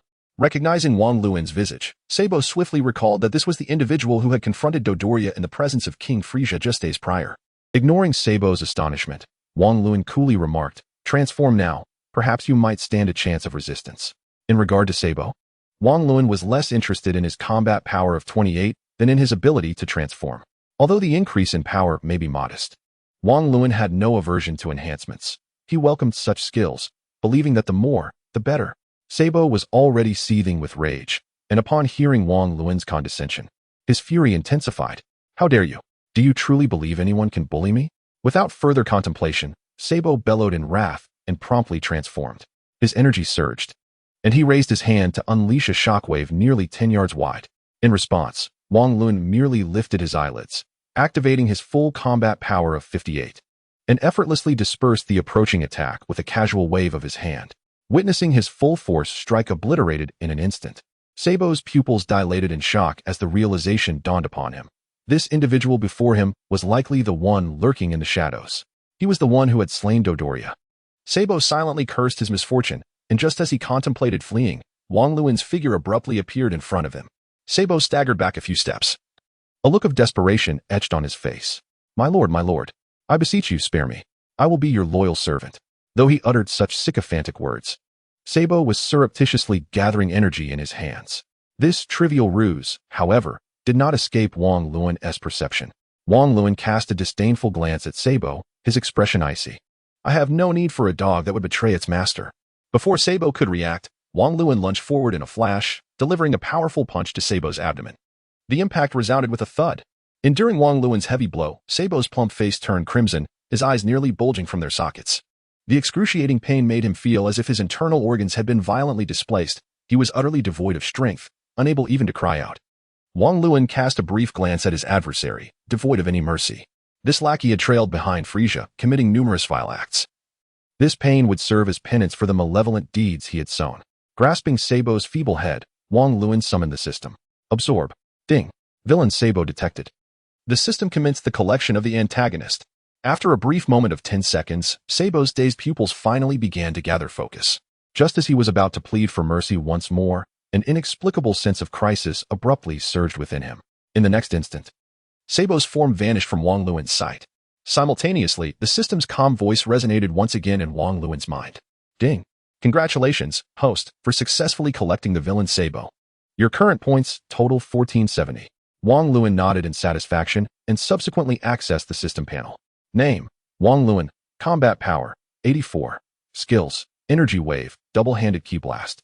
Powerful energy wave, laser eyes, verbal assault, explosive attack, transformation, abilities, heavenly eye, berserk, points.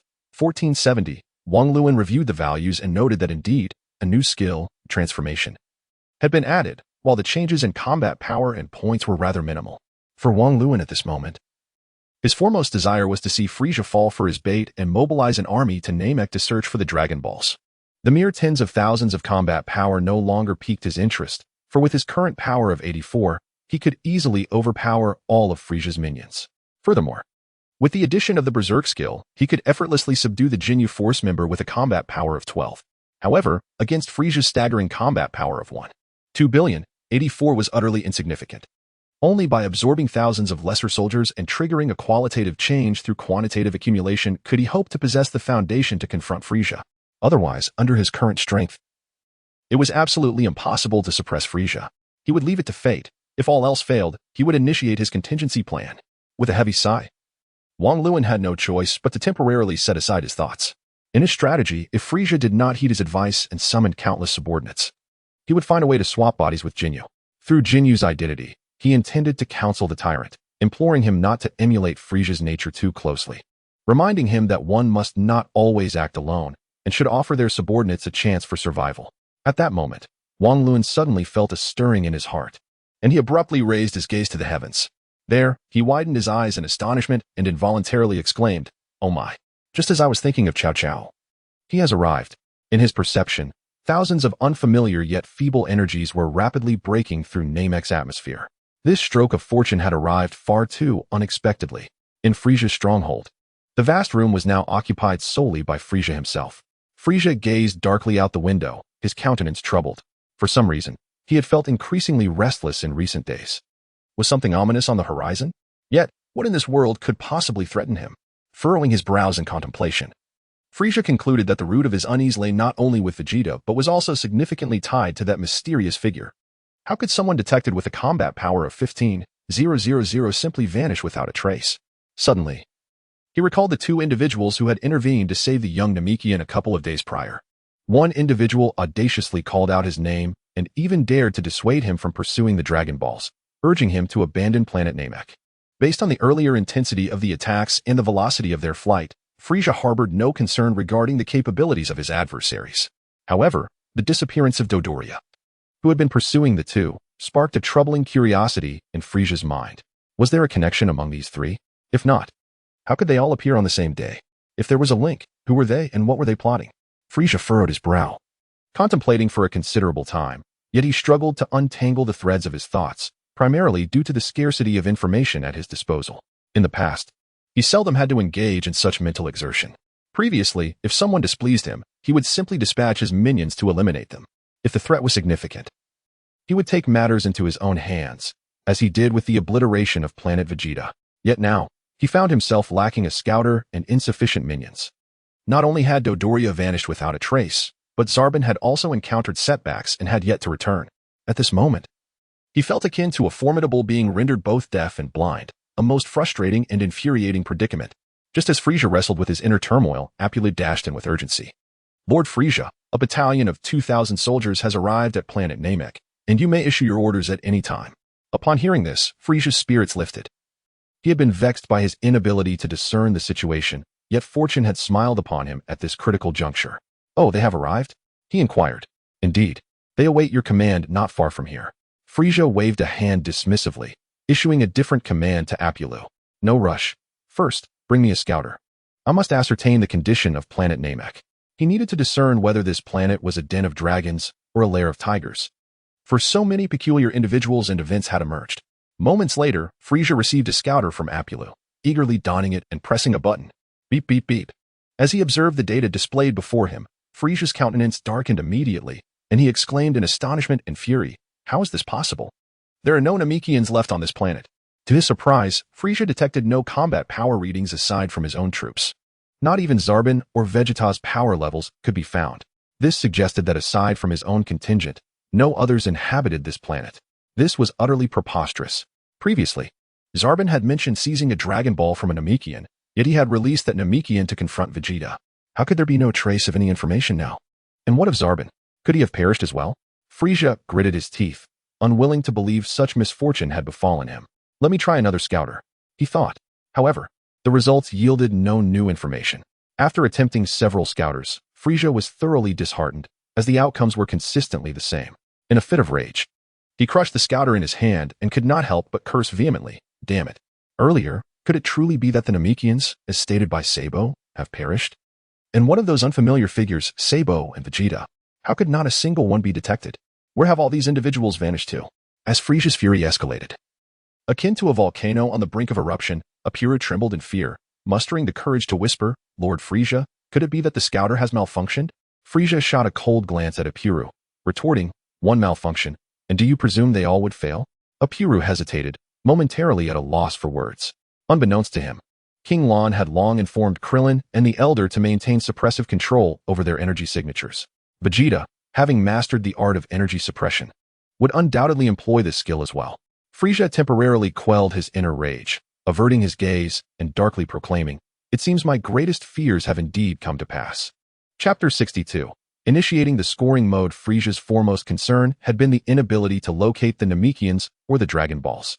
At this juncture, he found himself futilely searching, a fruitless endeavor that only compounded his frustrations.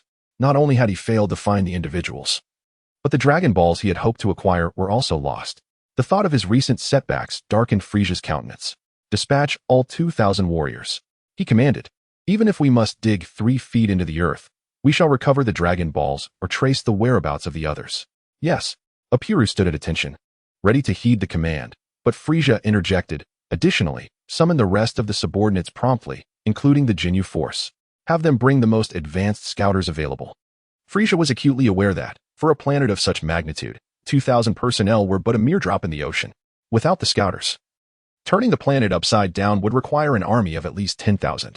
Perhaps the arrival of the Ginyu Force would alleviate some of his unease and troubles. Upon hearing about the Ginyu Force, Apuru's mouth fell agape in astonishment. As one of Frieza's close aides, he understood the significance of this elite unit, Frieza's true trump card. Within the entire Frieza force, those aware of this name were few and far between.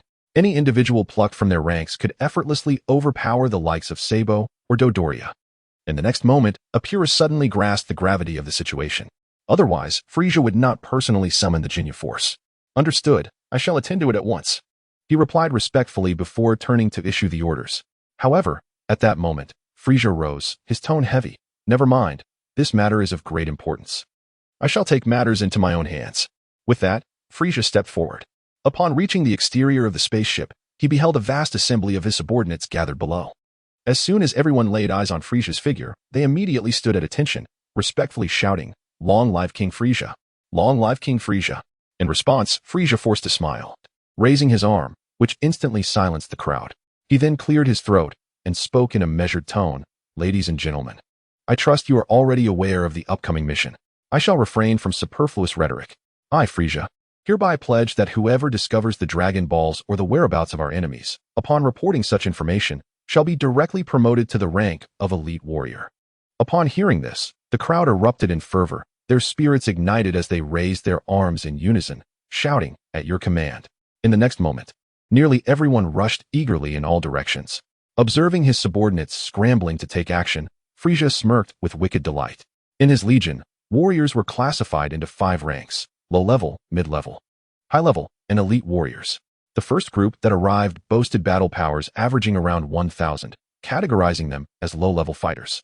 Aside from a few individuals with exceedingly weak powers classified as the lowest tier, they were indeed at the bottom of the hierarchy. Now that they had a chance to transform from mere hens to phoenixes, how could they not scramble for the opportunity? In the Grand Elder's chamber, I am indeed a genius, Wang Luan exclaimed as he instantly teleported back, excitedly lunging at Krillin. He embraced Krillin tightly, his hands incessantly rubbing the latter's smooth forehead. Rubbing. This is the legendary Devil's Claw. Witnessing Wang Luan's antics, particularly his eagerness to lick his forehead, Krillin felt utterly disgusted. Hey. What kind of madness has possessed you? Don't touch me. Let go of me. With a face full of disdain, he struggled vigorously, finally managing to push Wang Luan aside. Thinking to himself that this guy must be seriously unwell. Gohan, Dandy, and the others looked on in a daze, puzzled by what could possibly elate Wang Luan so. While only the Grand Elder smiled silently. Due to the weakness of the 2,000 minor soldiers, only Wang Luan and the Grand Elder could sense their arrival. After being freed by Krillin, Wang Luan immediately scooped up Gohan and joyfully exclaimed, "Haha, that fool Frieza has fallen for the trap. He has truly summoned his subordinates.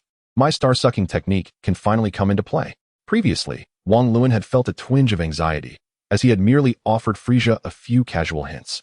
Deep down, he was genuinely afraid that Frieza would not call upon his subordinates, and upon sensing the presence of over 1,000 weak energies, he had even doubted himself. However, once he felt those unfamiliar energies converging towards Frieza and then dispersing, he was utterly convinced of the power of his words. This is what it means to change the course of fate with just a few words. His mouth, akin to that of a stripped king, bore the mark of a divine blessing from a systematic father. Upon hearing Wang Luan's jubilant exclamations, Wufan and Krillin suddenly grasped the implications. They were all acutely aware of what the star absorption technique signified for Wang Luan. At that moment, however, the Grand Elder waved his hand and gently remarked, "Young man, do not be too hasty in your joy. What do you intend to do next?" Upon hearing this, Wang Luan realized that everyone was gazing at him with peculiar expressions, prompting him to silently chastise himself for his lack of composure. Setting aside his exasperation, Wufan, Wang Luan cleared his throat and began to articulate the plan he had meticulously prepared. "Ahem, Grand Elder, I propose to first place you all aboard my spaceship. Its depths, concealed within a cavern, are far more secure than this exposed location. Since the narrative has unfolded as I envisioned, I must ensure the Grand Elder and the others are settled safely. Only with their security assured can I fully unleash my efforts to absorb the adversaries." Although Frieza's subordinates were not particularly formidable, they undoubtedly bore detection devices. Even with Nelu, Wufan, and the others present, there was little concern for the Grand Elder's genuine safety. Yet, should even a single minion relay their coordinates, the Grand Elder and his companions would be immediately compromised. The Grand Elder pondered briefly before nodding in agreement. His tone resolute as he declared, "Indeed, this location is quite exposed, elevated, and conspicuous.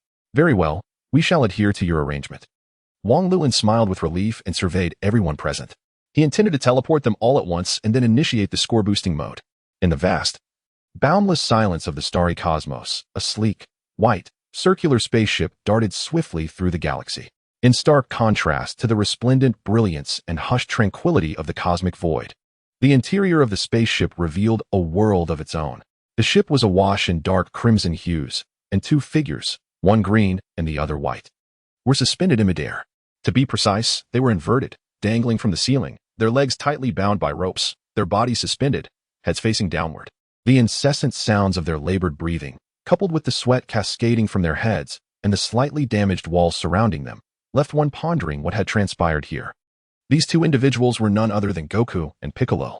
Since boarding the spaceship 2 days prior, they had relentlessly trained without respite, enduring until now. Goku, bare-chested, felt an overwhelming sense of aching fatigue that made him teeter on the brink of unconsciousness. Yet, when certain thoughts crossed his mind, he found the strength to rally himself once more. "Haha, ugh," Goku grimaced, gritting his teeth, as he painfully groaned while exerting every ounce of his strength to slowly lift his upper body. Once he bent at a certain angle, he finally released the breath he had been holding, exhaling heavily. 9,995. As he spoke, Goku turned his head slightly to glance at the similarly afflicted Piccolo, offering a wry smile as he said, "Piccolo." At that moment, Piccolo, with a face contorted in pain, managed to complete another movement while gasping for breath and cheerfully exclaimed, "Ha, ha, 9999, just one more." Hearing this, Goku's eyes widened in astonishment, his entire monkey face displaying a look of disbelief. "What? You've already reached 9,999? Piccolo shut his eyes, nodded with a smile, feeling a swell of pride within. He, the great demon King Piccolo, had triumphed over Son Goku once again. "You truly are relentless. I must step up my game," Goku remarked with a hint of envy, and without hesitation, he began to fervently twist his body, rapidly executing several more movements. He was determined to finish ahead of Piccolo and complete 10,000 inverted sit-ups. Witnessing Goku's determination, Piccolo inwardly criticized the youth for lacking sportsmanship. Nevertheless, he pressed on, despite his body being in a state of cramping. He was resolute in completing that final count. 10,000. Almost simultaneously, both completed their last movement. Although they each felt a sense of rivalry, they shared a knowing smile with one another. While the outcome of their competition held significance, the bond of friendship would always take precedence. After a moment of reflection, Piccolo sensed that the warm-up had sufficiently concluded and proposed, "Let us take a break. The warm-up exercises are complete. Now, it's time to attempt training under 60 times the gravity." Goku nodded in agreement, showing no dissent. Previously, they had completed 10,000 push-ups, squats, and inverted sit-ups under 50 times the gravity. Piccolo lifted a hand and cast a spell towards the control panel, causing a control button to float momentarily. In the next instant, the dark crimson hue within the spaceship gradually faded, and the immense gravity dissipated. The two freed themselves from their restraints, and, with a thud, their bodies crashed onto the ground. Without concern for decorum, they sprawled on the floor, gasping for air, relishing the opportunity to relax. Their arduous training made them deeply appreciate this rare and fleeting respite. After a considerable pause, Goku lowered his gaze. Fatigue etched on his face as he remarked, finally feeling a bit easier. "I must say, those warm-up exercises are truly exhausting. I feel utterly drained now." Piccolo cast a sidelong glance at Goku and casually replied, "Isn't this exactly what you desired?" Upon hearing this, Goku couldn't help but chuckle. "Haha, that's true. Only training at this intensity truly satisfies my spirit." Reflecting on the spaceship's remarkable utility, Goku marveled aloud. Speaking of which, Wang Luan is indeed an extraordinary individual, capable of crafting such a treasure tailored for us. Piccolo rolled his eyes, choosing not to engage in that topic, and slowly stood up, his gaze resolute and unwavering. "Let us begin the 60 times gravity training." Goku admired Piccolo with a smile and nodded in agreement. As several whistles echoed, the spaceship was once again enveloped in a dark crimson hue. Soon after, Wang Luan and Piccolo felt an unprecedented, immense pressure abruptly descend upon their weary bodies. With legs slightly bent and his entire body trembling like a leaf in the wind, cold sweat began to pour forth as his breath turned rapid and labored. Yet, Goku exclaimed with delight, "Aha! This 60-fold gravity is indeed heavier than 50. At that moment, Piccolo felt as if he were submerged in the depths of an unfathomable ocean, an overwhelming pressure threatening to tear him apart. Nodding with great difficulty, Piccolo stammered, "You'll gradually get used to it. Goku, this time I will not be defeated by you." Upon hearing this, a spark ignited in Piccolo's eyes as he understood that Goku was issuing a challenge. "Humph, mere bravado will not suffice." With a cold smirk, Piccolo braced against the relentless pressure, crouched down, and forcefully propelled himself towards Goku. He intended to strike first. However, under 60-fold gravity, both his speed and strength were significantly suppressed, allowing Goku to discern Piccolo's attack trajectory with clarity. "Come on," Goku retorted defiantly, clenching his fists as he charged towards Piccolo. The moment they clashed, they exchanged powerful blows, the impact resonating like the clash of metal. Boom! A tremendous force erupted between them, causing their clothes and hair to flutter as if caught in a tempest. The powerful recoil compelled both Goku and Piccolo to grunt and stagger backward several steps, each retreat accompanied by a thudding sound beneath their feet. Yet, before they could regain their balance, they summoned every ounce of strength to launch another assault at each other. Goku surged forward, executing a sweeping kick. Seeing the wind from the kick whip through the air, Piccolo dared not take it head-on. Instead, he sidestepped while simultaneously raising his fist to deliver a powerful strike to Goku's forehead. Goku's pupils constricted at the sight, but with the momentum of his kick waning, retreat was no longer an option. With no means to evade, he tightened his fists once more and retaliated with a punch aimed at Piccolo's feet. With a resounding bang, they were both sent flying backward. As they staggered back to their feet, both warriors felt their bodies ache profoundly. Yet, inexplicably, they were filled with an exhilarating rush, their blood boiling and spirits soaring. In unison, Goku and Piccolo shouted with fervor, "Let us go again." Goku flashed a toothy grin. Lowering his center of gravity and extending his claws slightly, he called out, "Well done, Piccolo. Battling you is truly exhilarating. But now, I shall unleash my full power. You had better bring forth your strongest techniques." Chapter 64, You Fool. Goku continued to roar, waves of blue and white light radiating from his palms. "Humph, as you wish." Observing Goku's hands positioned at his sides, Piccolo scoffed and immediately focused his energy at his forehead, golden light shimmering from his fingertips. Both warriors relentlessly gathered their power, persisting despite the sweat pouring down and their labored breaths. Before long, the radiance on both sides became overwhelmingly blinding, as if each side were fiercely contesting for dominance, each claiming half of the celestial expanse. As their energy surged to a crescendo, both warriors silently intoned, "Turtle, School, Chi, Technique, Wave, Demon-Penetrating Light Killing Cannon." In that fleeting moment, Goku and Piccolo simultaneously thrust their palms outward. In the next instant, a blue-white shockwave collided with a golden beam entwined in violet light. The earth-shattering sound reverberated as the two forces clashed, tearing into one another like dragons and tigers in a tempest, unleashing an immense and fierce aura that caused the entire spacecraft to tremble violently. Fortunately, both fighters had tempered their strength somewhat, preventing the vessel from disintegrating in the vastness of space. After a tumultuous exchange, Goku and Piccolo were astonished to discover that neither could gain the upper hand against the other. The epicenter of their confrontation fluctuated, retreating and advancing, yet failing to tip the scales in either direction, resulting in a stalemate. Locking eyes, neither Goku nor Piccolo would concede. With a resolute shout, they triggered a cataclysmic explosion of their energies. In an instant, an enormous blast erupted, engulfing the room in flames. The shockwave swept through, sending both warriors hurtling backward. With a resounding crash, Goku slammed against the wall and then crumpled helplessly to the ground, struggling to lift his head amidst the thick smoke. Goku felt his consciousness fading into a haze. Yet, fearing for Piccolo's safety, he painfully coughed a few times and instinctively called out, "Cough. Piccolo, are you all right?" After what felt like an eternity, a faint voice emerged from the haze. "I'm fine. Not dead yet." Hearing this, Goku finally felt a sense of relief, though his eyelids fluttered and waves of fatigue washed over him. At that moment, they were truly exhausted. Even bodies forged of steel would succumb under such relentless pressure. As the smoke gradually dispersed, it revealed the disheveled figures of the two warriors. Noticing Goku's deepening slumber, Piccolo felt a twinge of alarm and bellowed, "Son, we can't afford to sleep now." His voice, amplified by his magical energy, resonated like thunder in Goku's ears. Instinctively, Goku jolted awake, the drowsiness dissipating significantly. "What is going on?" He mumbled groggily, lifting his head slightly, his face a canvas of confusion. A perfect portrayal of bewilderment. Observing this, Piccolo could only shake his head in exasperation, silently lamenting, "Goodness, how cruel." With a resigned grin, he chided, "You fool." At that moment, Goku recognized his own predicament, but the sheer fatigue weighed heavily upon him.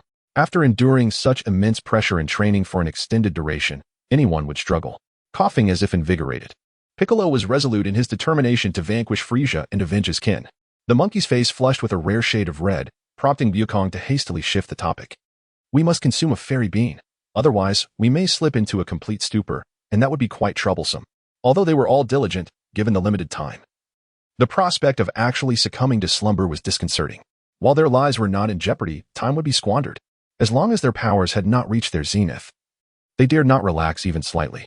Piccolo nodded, trembling as he propped himself up and summoned the scant energy remaining within him to conjure the fairy beans, which wobbled precariously into position before him and Wukong. With eager anticipation, they both opened their mouths and devoured the beans, the sound of crunching filling the air. Upon swallowing, Wukong and Piccolo immediately felt rejuvenated, as though they had been resurrected. Wukong sprang to his feet, stretching his limbs while attuning to the changes within his body, and excitedly shouted at Piccolo, "How do you feel?" After assessing his internal condition, Piccolo expressed a degree of satisfaction. "Not bad. Indeed, I am considerably stronger than before." However, his tone shifted abruptly, "But let us not rush to celebrate. In less than 3 days, we have already consumed nearly half of our fairy beans." Upon hearing this, Wukong dashed over with fervor, exclaiming, "What? How could it deplete so quickly? Let me see." Piccolo flipped his palm, and the pouch containing the beans materialized in his hand. Wukong opened it and discovered that the once full bag indeed contained almost half as many beans as before. Embarrassed, he scratched his head and looked at Piccolo with confusion. "Oh, how did we use them? I thought we hadn't consumed that many." At this, Piccolo could not help but roll his eyes, responding irritably, "With your absent-mindedness. Aside from fighting and eating, what else can you possibly remember?" Wukong felt a retort bubbling up but lacked conviction, ultimately conceding, "All right. It seems we truly need to be frugal. Wang Luan has previously advised us to save some beans." He had been wholly absorbed in his training, scarcely aware of how many beans he had utilized. Otherwise, he surely would not be in such a position now, advancing as if aided by divine intervention. Although the reduction of fairy beans would undoubtedly affect the speed of their power enhancement, Wukong was untroubled by this notion. After all, his relentless pursuit of strength stemmed not only from his own desires but also from a commitment to safeguard those around him. He must ensure some reserve energy for Gohan and the others. Prudence was indeed necessary. Conservation of the fairy beans was imperative. After a moment of contemplation, Piccolo continued, "Let us allow some leeway during our sparring sessions. We should refrain from inflicting severe injuries upon one another. Unless absolutely necessary, we will avoid using the beans."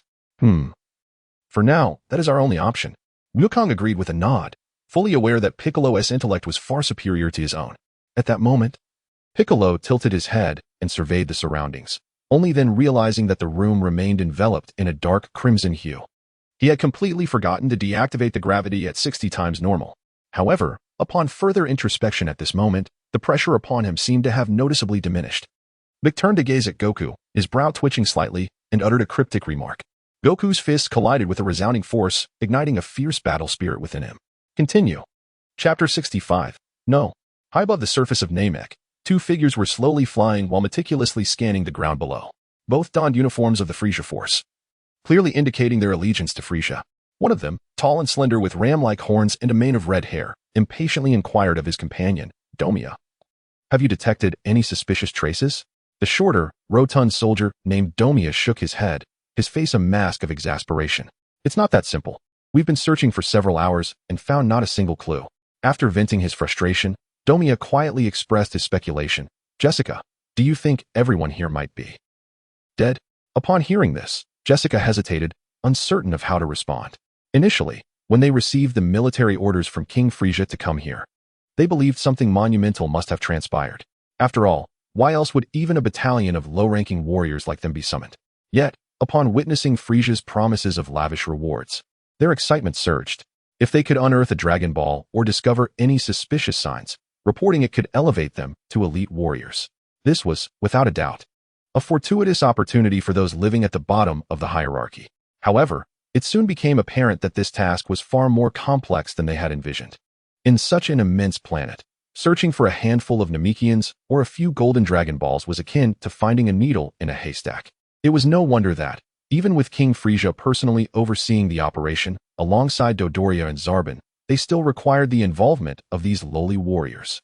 Finding anything in such a vast expanse was not merely a matter of strength if the Dragon Balls were intentionally concealed. Even an army of 20,000 would be of no avail. After a considerable pause, Jessica shook his head in denial. That's impossible. Lord Apura specifically mentioned that aside from the Namekians, there are also some mysterious individuals present on this planet.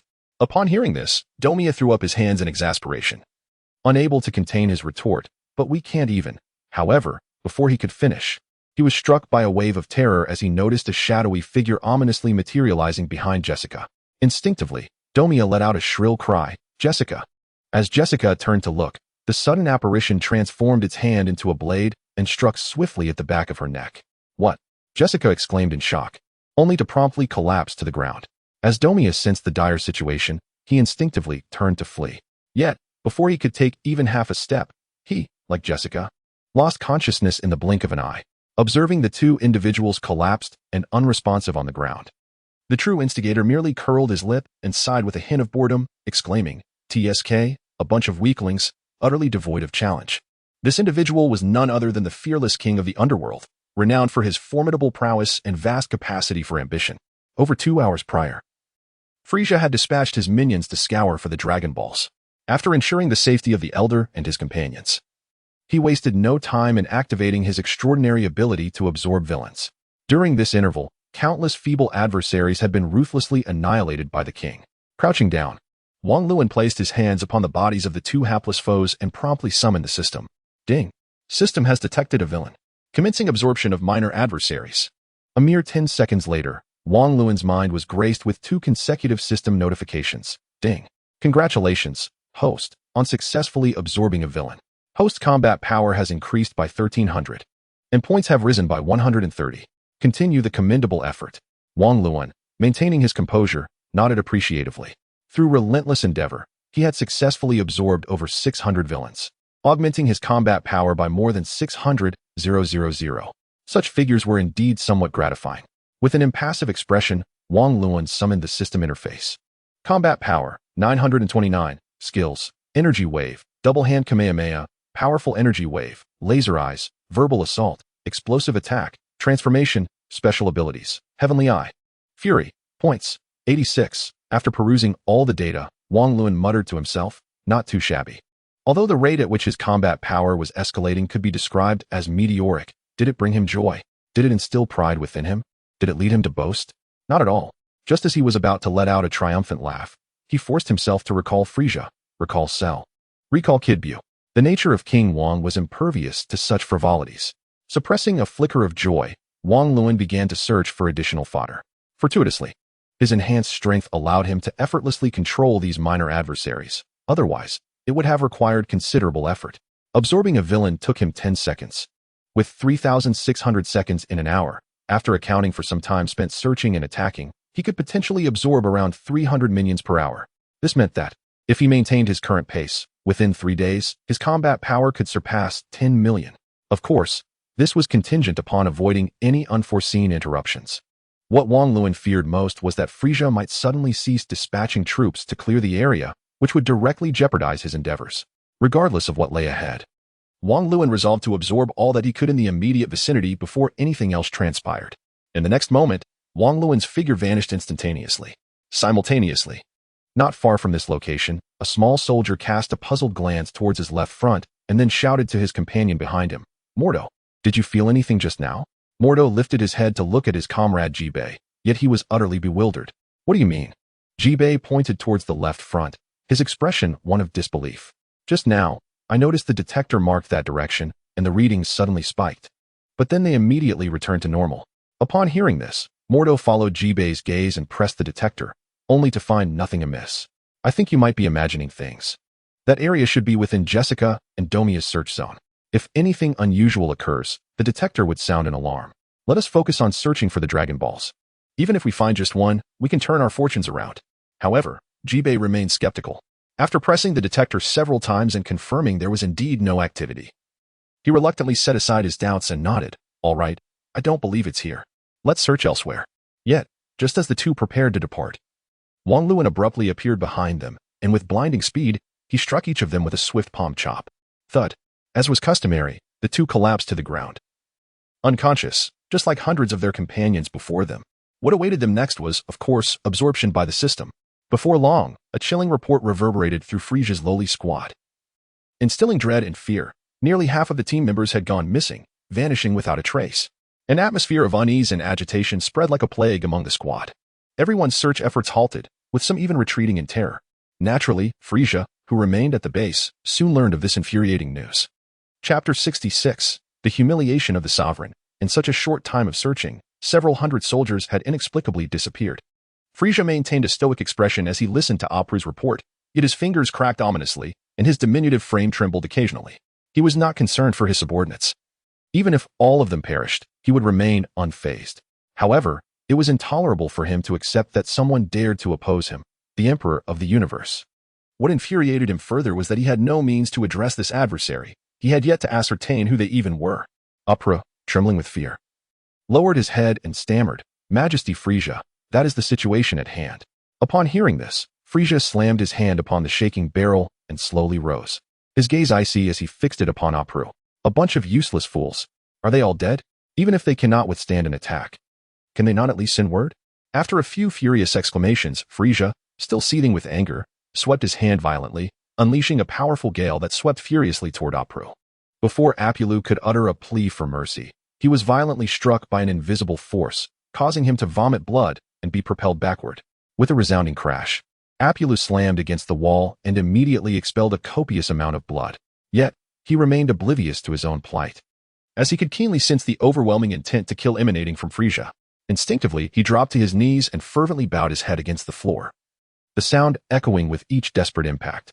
"King Frieza, O King Frieza, please spare my life. The fault lies not with your subordinate." As Apulu, bloodied and tearful, begged for mercy, Frieza felt no stirrings of sympathy. Instead, his expression twisted into a grotesque snarl. Silently and deliberately, he approached Apulu, towering over him like a predator surveying its prey, devoid of any emotion. Enveloped in a suffocating shadow, Apulu pounded his forehead against the ground in frenzied desperation. Just as he was about to plead further, Apulu suddenly felt a vice-like grip around his neck, lifting him off the ground as if he were a mere chick. Observing Apulu's futile thrashing, Frieza narrowed his elongated eyes and spoke in a slow, ominous tone. "A ruler is dishonored by his subjects. A subject's dishonor leads to death. You do not comprehend this simple truth, and I find myself in a particularly foul mood today." With a sinister smirk playing upon his lips, Frieza tightened his grip. Confronted with the chilling threat of death, Apulu's eyes bulged with terror, his face turning crimson as he stammered, "King Frieza, I possess urgent intelligence that I must report to you. Upon hearing this, Frieza paused momentarily, then unceremoniously tossed Apulu aside like a ragged dog. Speak. But be warned, should I discover that you are merely attempting to weasel out of your fate, I shall ensure your demise is far more excruciating.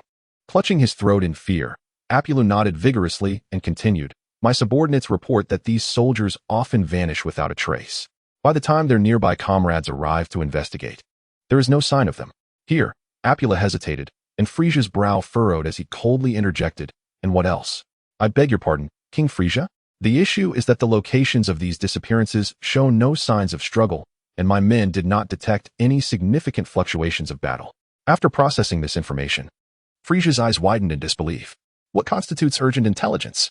It merely suggests that our adversary strikes with lethal precision and obliterates all evidence. You seem resolutely intent on meeting a miserable end. As Frieza exhibited signs of imminent action, Apula hastily waved his hands, exclaiming in a sharp tone, No, Lord Frieza. Please allow me to elucidate. Have you considered the motives behind their actions? If the intent was to assassinate soldiers to thwart your quest for the Dragon Balls, why leave no corpses behind? They could have simply killed them outright. Frieza paused, taken aback, for these thoughts had never crossed his mind. What do you mean? Noticing Frieza's burgeoning interest, Apula seized the opportunity to elaborate. In my humble opinion, their actions, beyond obstructing your search for the Dragon Balls, must harbor ulterior motives. Do you recall the Earthlings that Vegeta encountered during his journey to Earth? At this mention, Frieza's memory jolted to life, recalling the intelligence he had intercepted regarding Vegeta's battle with Earthlings. Among them, there appeared to be one with the extraordinary ability to make individuals vanish instantaneously. Moreover, that individual seemed to be a deity of Earth. Indeed, that being named Baba had also disappeared in a similarly enigmatic fashion. With this revelation, Frieza could not suppress his excitement, exclaiming, Are you suggesting that this mysterious individual is an Earthling? Seeing Frieza's anger dissipate slightly, Apulu felt a surge of relief and continued, I believe this to be a possibility. Aside from that individual named Wang Luan, there are also Namekians on Earth, with whom Vegeta has had dealings. They currently appear to be the most suspicious. Frieza nodded thoughtfully and cast a sidelong glance at Apulu. Your reasoning holds merit. For today, I shall spare your life. But I expect you to persist in your efforts. Upon hearing this, Apulu gratefully prostrated himself, overwhelmed by the unexpected reprieve from death. Thank you, Lord Frieza. However, Frieza's tone shifted abruptly, calm yet laced with menace. Do not rejoice too soon. If I fail to locate the Dragon Balls, there will be no need for your existence. Do you grasp my meaning? At this ominous declaration, Apula hastily bowed his head to the ground, trembling as he replied, I understand. After a considerable pause, Apula dared to lift his head, observing Frieza deep in contemplation. Hesitating momentarily, he ventured, Lord Frieza, what are your plans moving forward? Though he longed to escape the tension of the moment, the news of the mysterious individual's assassination of soldiers had spread like wildfire throughout the ranks. As one of the few remaining besides Frieza, he could not afford to remain indifferent. Frieza pondered for a moment before issuing a cold command. Spread the word. If anyone dares to retreat, I shall take their life without hesitation. Furthermore, assemble search teams. I wish to see how many he can handle at once. Having discerned the identity of the adversary, Frieza no longer felt the same ire as before. Instead, he was eager to discover what sort of tumult this ant-like creature could stir. Yes, I shall issue the orders immediately. Chapter 67. I want to fight 10,000. The open ground surrounding Frieza's base was now teeming with individuals, densely packed with no fewer than several thousand. Aside from the newly arrived soldiers from Namek, the majority were remnants of troops that had retreated in fear. The entire Frieza army is enveloped in an atmosphere of palpable tension. Among them, a robust bull-headed soldier leans towards a companion, whispering conspiratorially, Have you heard? That mysterious individual possesses extraordinary abilities. In just a few hours, we've lost over 1,000 men. The horse-faced soldier immediately turns his head, gazing incredulously at the bull. Is it truly that exaggerated? Surely it cannot be true. It is indeed so. My uncle's cousin's friend's uncle has calculated that half of our forces have vanished. The bull continues, Do you think this mysterious figure could be Vegeta? No. Vegeta's power pales in comparison to Lord Zabo's, and Zabo is currently untraceable. Vegeta would never be capable of this. If that were the case, this mysterious individual would be utterly terrifying. Indeed, is it any wonder so many are huddled here, too afraid to venture out? But King Frieza has issued a decree. Yet what can we do? Stepping outside is tantamount to death. Perhaps King Frieza is considering alternative strategies to preserve our military strength? Your thoughts are quite optimistic. Just as the two were engrossed in their fervent discussion, another comrade patted their shoulders, warning silence. Lord Apiru is emerging. Instantly, all fell silent, their gazes lifting to the figure of Apura hovering above the spaceship. Observing the sudden stillness below, Apura nodded in satisfaction, devoid of the earlier disarray. I understand your concerns. Thus, King Frieza has specifically ordered all warriors to form teams for a search. Should any trace of that mysterious individual be discovered, there will be substantial rewards for those who report it. Upon hearing Apuru's words, the soldiers erupted into animated discussions. Soon, someone boldly shouted, "But, Lord Apuru, even if we form teams, we may not withstand that mysterious individual. Indeed, all those who have disappeared were annihilated in an instant. It would be a death sentence for us to go. Why not have you intervene personally, Lord Apuru?" As the situation spiraled out of control, Apuru's face flushed with anger. He had already endured humiliation under Frieza's command, and now he had to contend with these insolent wretches. Without hesitation, Apura glared fiercely, raising his hands, from which he unleashed several piercing beams of light. Whoosh! The most vociferous of the soldiers fell lifeless in an instant. Though Apuru's power may not rival that of the likes of Dodoria, he was far beyond the capabilities of these lowly warriors. This display of power served as a stark warning, instilling fear among the remaining soldiers, who bowed their heads in terror, scarcely daring to breathe. Apuru's eyes widened with fury as he surveyed the crowd. You fear being killed by the mysterious figure. Do you not fear the wrath of King Frieza? The king has already instructed that your task is merely to locate that individual. You need not concern yourselves with anything else. If not, you shall all perish here. Below. Everyone remained silent and still, as if frozen in fear. Apuru raised an eyebrow and coldly remarked, "Why are you still here? Do you wish to linger and meet your demise?" At that moment, the bull-headed figure gritted his teeth and forcefully waved his hand, declaring, "Brothers, let us depart. It is better to face death valiantly on the battlefield than to perish in cowardice." With that, the bull-headed leader took flight, leading his comrades away, emboldened by his example. The remaining warriors gradually formed search parties, scattering in all directions. Observing this, Apuru smiled with satisfaction before returning to report. Unbeknownst to him, however, there was an individual lazily leaning against a rock wall, enjoying the unfolding scene. This person was, naturally, Wang Luan. As he absorbed more minions, he sensed that Frieza's lackeys were dwindling in number. They appeared increasingly timid, no longer exhibiting the fearless demeanor they had at the outset. Upon hearing Apuru's words, Wang Luan sneered, dismissing the notion that they could successfully track him down. With his power having surged dramatically, he felt an overwhelming confidence. His combat prowess had now surpassed the million mark. A mere glance from him could render these weaklings immobile. Even a careless gesture could obliterate hundreds of such insignificant nuisances. Nevertheless, these weaklings were merely his obedient pawns. No matter how many they sent, Wang Luan had but one declaration: I shall vanquish 10,000. Why should I not seize every opportunity? I refuse to accept subservience from villains. Such compliant little creatures were most welcome. He would gladly welcome them in droves. Casting a mischievous glance at Frieza's stronghold, Wang Luan mused that it would not be long before he surpassed Frieza himself. Next, Wang Luan's gaze shifted curiously to the right front. There, hidden away, was the formidable scion, Vegeta. Wang Luan was intrigued to see if Vegeta had emerged from the shadows. After all, he had finally gathered the Dragon Balls, only to discover he lacked the knowledge to utilize them effectively.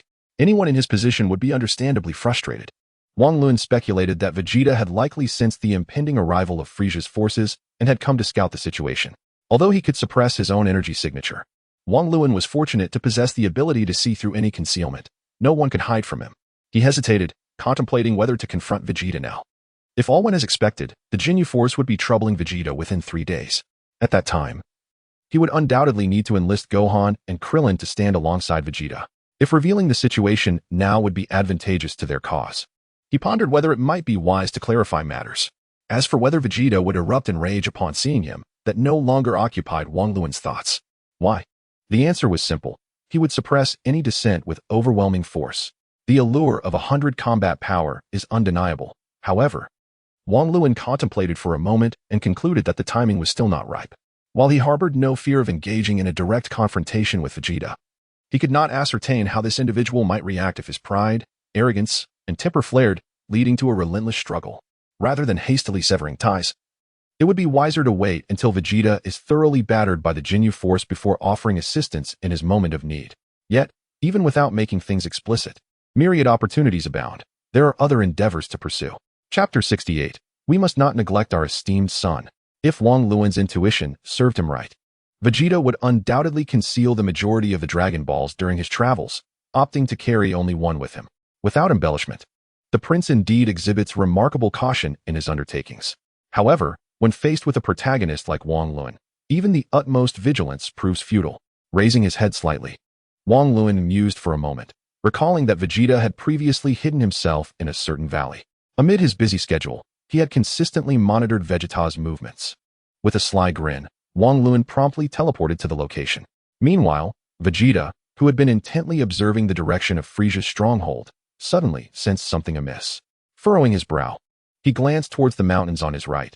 There seemed to be something in that direction that captivated his attention. A sensation of unease washed over him, as if he were being watched. Refocusing his mind, Vegeta concentrated all his attention on that direction, yet upon careful inspection, he found nothing. Perhaps it was merely a figment of his imagination? Muttering to himself, Vegeta reluctantly dismissed the thought. What, after all, was Frieza scheming by arbitrarily mobilizing his troops? Due to his instinctive wariness of Frieza, Vegeta dared not approach too closely. He could discern that Apple was issuing commands, yet the specifics remained elusive.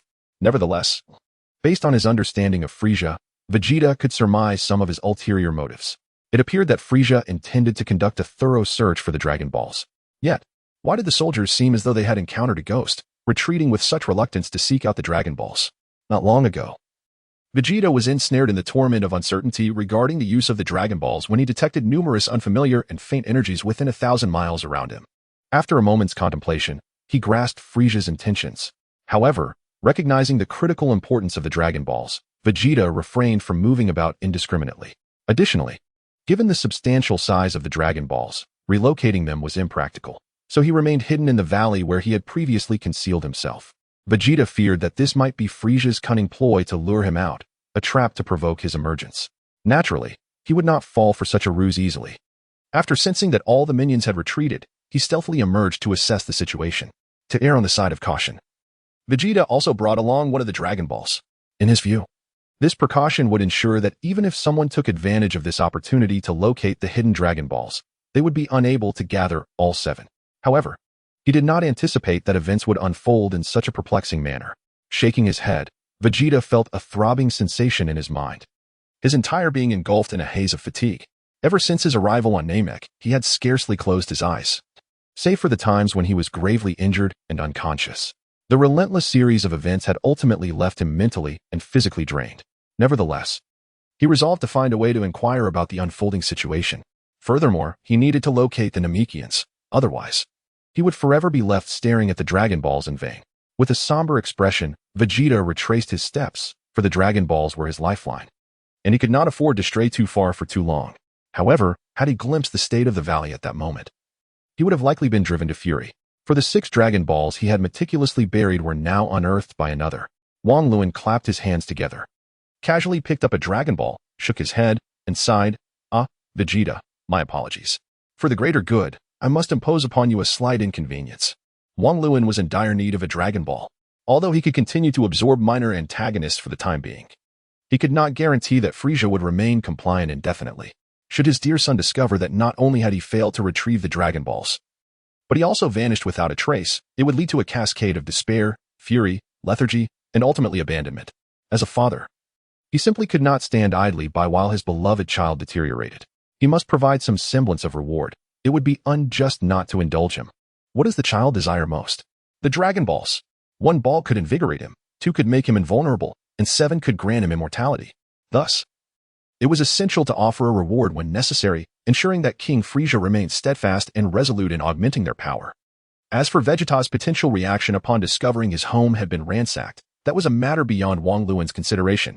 Several warm corpses lay sprawled on the ground as Vegeta seized the neck of the horse-faced creature, his expression dark and his voice menacing.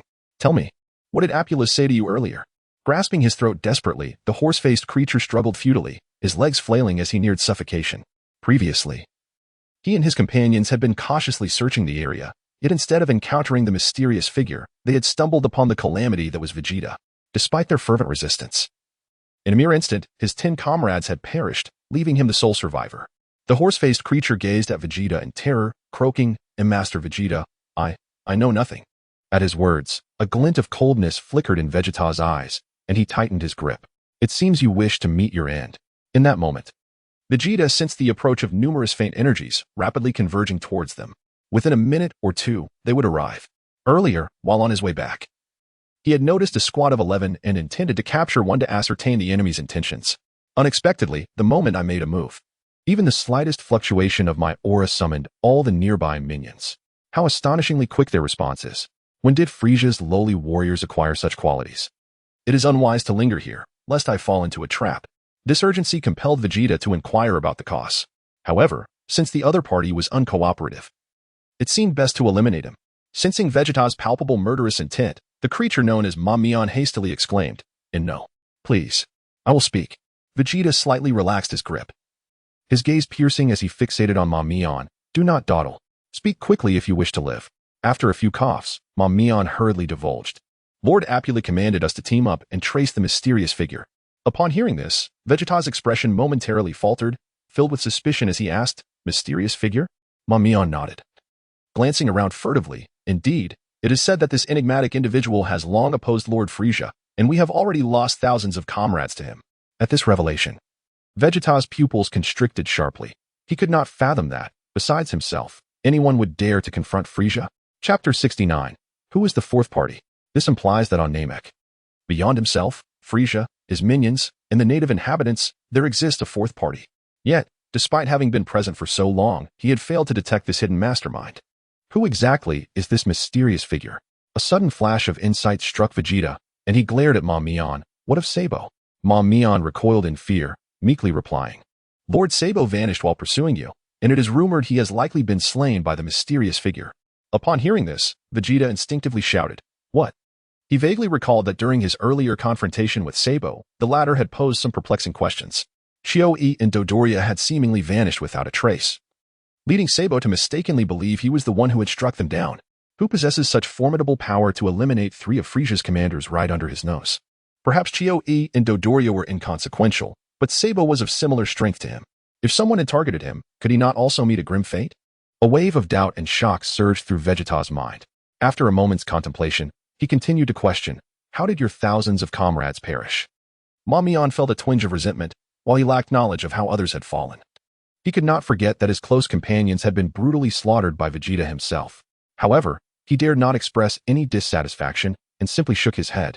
"I do not know. They were reportedly killed instantaneously. We did not even discern who the assailant was or their battle power." Seeing that he could not extract any useful information, Vegeta's gaze turned icy. "Very well, you may now die." As Ma Mian opened his mouth to protest, Vegeta's grip tightened violently, snapping his neck with a swift motion. With a casual toss of the lifeless body, Vegeta's gaze was drawn to the multitude of dark figures emerging on the horizon. In no more than half a minute, they would arrive. At that moment, an inexplicable tremor surged through Vegeta's heart, compelling him to glance back, and he could not help but exclaim in anger, "Damn it! How could that bastard Frieza come out himself?" Vegeta sensed a formidable aura of malevolence swiftly approaching from a distance. At Frieza's current speed, he would arrive in less than a minute.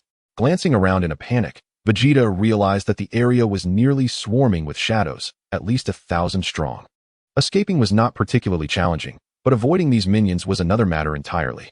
If he were to be ensnared by this legion of reinforcements, even for a moment, Frieza could arrive, and at that point, his demise would be inevitable. What to do? Cold sweat dripped down Vegeta's brow as his mind raced, seeking a swift escape from this predicament. Suddenly, his eyes fell upon the surface of the water beneath him, recalling his previous escape. He could dash out in the same manner as before. Eureka! With a spark of joy, Vegeta hurriedly propelled himself downward. Splash! As he submerged into the depths, he began to swim with all his might, desperate to distance himself before Frieza's arrival, as far away as possible. Before long, hundreds of figures appeared overhead, gazing down at the tragic remains scattered below. Each one exchanged bewildered glances, uncertain of how to proceed. Meanwhile, a petite and delicate figure abruptly surfaced. Upon seeing this unexpected apparition, everyone instinctively placed their right hands over their chests and knelt on one knee, their faces filled with reverence as they collectively shouted, "All hail Lord Frieza!" Frieza stood with his hands clasped behind his back, his expression dark as he surveyed the scene. Upon finding no suspicious traces, he coldly bellowed, "Where is everyone?" At his command, the soldiers exchanged perplexed looks, but none dared to speak. They had rushed to the scene upon sensing the disturbance of battle, only to find themselves surrounded by corpses with no sign of the perpetrator in sight. Seeing his 100 subordinates silent, Frieza's face contorted in rage as he hissed. What use are you worthless fools? As his words hung in the air, an orb of fiery red energy, pulsating with the essence of death and the size of a palm, suddenly manifested in his palm. This orb began to grow at a visible pace, swelling into a massive sphere several meters wide within moments. The aura of death permeated the entirety of Namek. The once serene and verdant sky now darkened with ominous clouds, and a furious wind began to howl. Realizing the impending doom, all the soldiers understood the gravity of the situation, trembling in fear, with some crying out in desperation. Lord Frieza, no, please spare our lives, my lord. Some of the more astute individuals, perceiving the dire situation, instinctively retreated swiftly. However, Frieza remained indifferent, disregarding their actions entirely. With a cold, piercing glance, he surveyed all present, and with a disdainful huff, he unleashed a sphere of lethal energy. Boom! Flames erupted, accompanied by a thunderous roar. In an instant, the area spanning dozens of miles was transformed into an abyss of nothingness, obliterating all sand, stone, water, flora, and fauna without exception. The minions caught at the epicenter of the explosion were annihilated, leaving no trace behind. As the thick smoke gradually dissipated, Frieza's diminutive figure emerged, untouched by the devastation he had wrought. Looking around, he beheld a landscape reduced to ruins.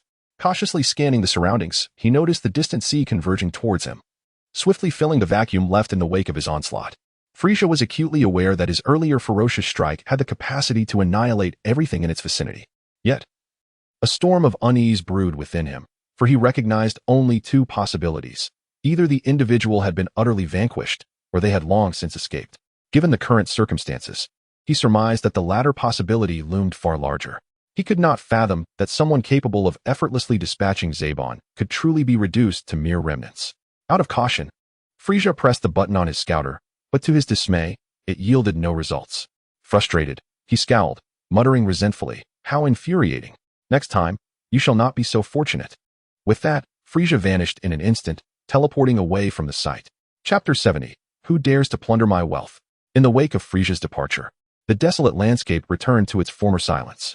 The land, already devoid of life and vitality, now appeared even more lifeless after Frieza's merciless ravaging. Yet, beneath the depths of several thousand meters, in a pitch-black abyss, bubbles began to form. Beneath the soil producing these bubbles, a half-visible human face emerged, none other than Vegeta, who had desperately fled beneath the water. However, in stark contrast to his earlier formidable demeanor, he now lay prostrate in the filthy, putrid mud, too terrified to move. Upon sensing Frieza's aura, he had sought to escape from the depths, but he had not anticipated the extent of Frieza's mercilessness. Unable to locate him, Frieza had obliterated the surrounding area, leaving no refuge. With time running out, complete escape was impossible. Even with his immense power, he could not evade the repercussions. His body, which had only just begun to heal, was once again riddled with wounds. Fortunately, he had managed to evade the epicenter of the explosion and, in a desperate bid, burrowed deep into the mud just in time. Who would have imagined that the once proud and arrogant Saiyan prince would find himself in such a humiliating predicament? Reduced to a cowardly turtle? Such disgrace! The dignity of the Saiyan race had been thoroughly tarnished. Clutching the damp earth tightly in his grasp, Vegeta's heart was engulfed in an indescribable sorrow and anguish as he comprehended the sheer terror of Frieza's might.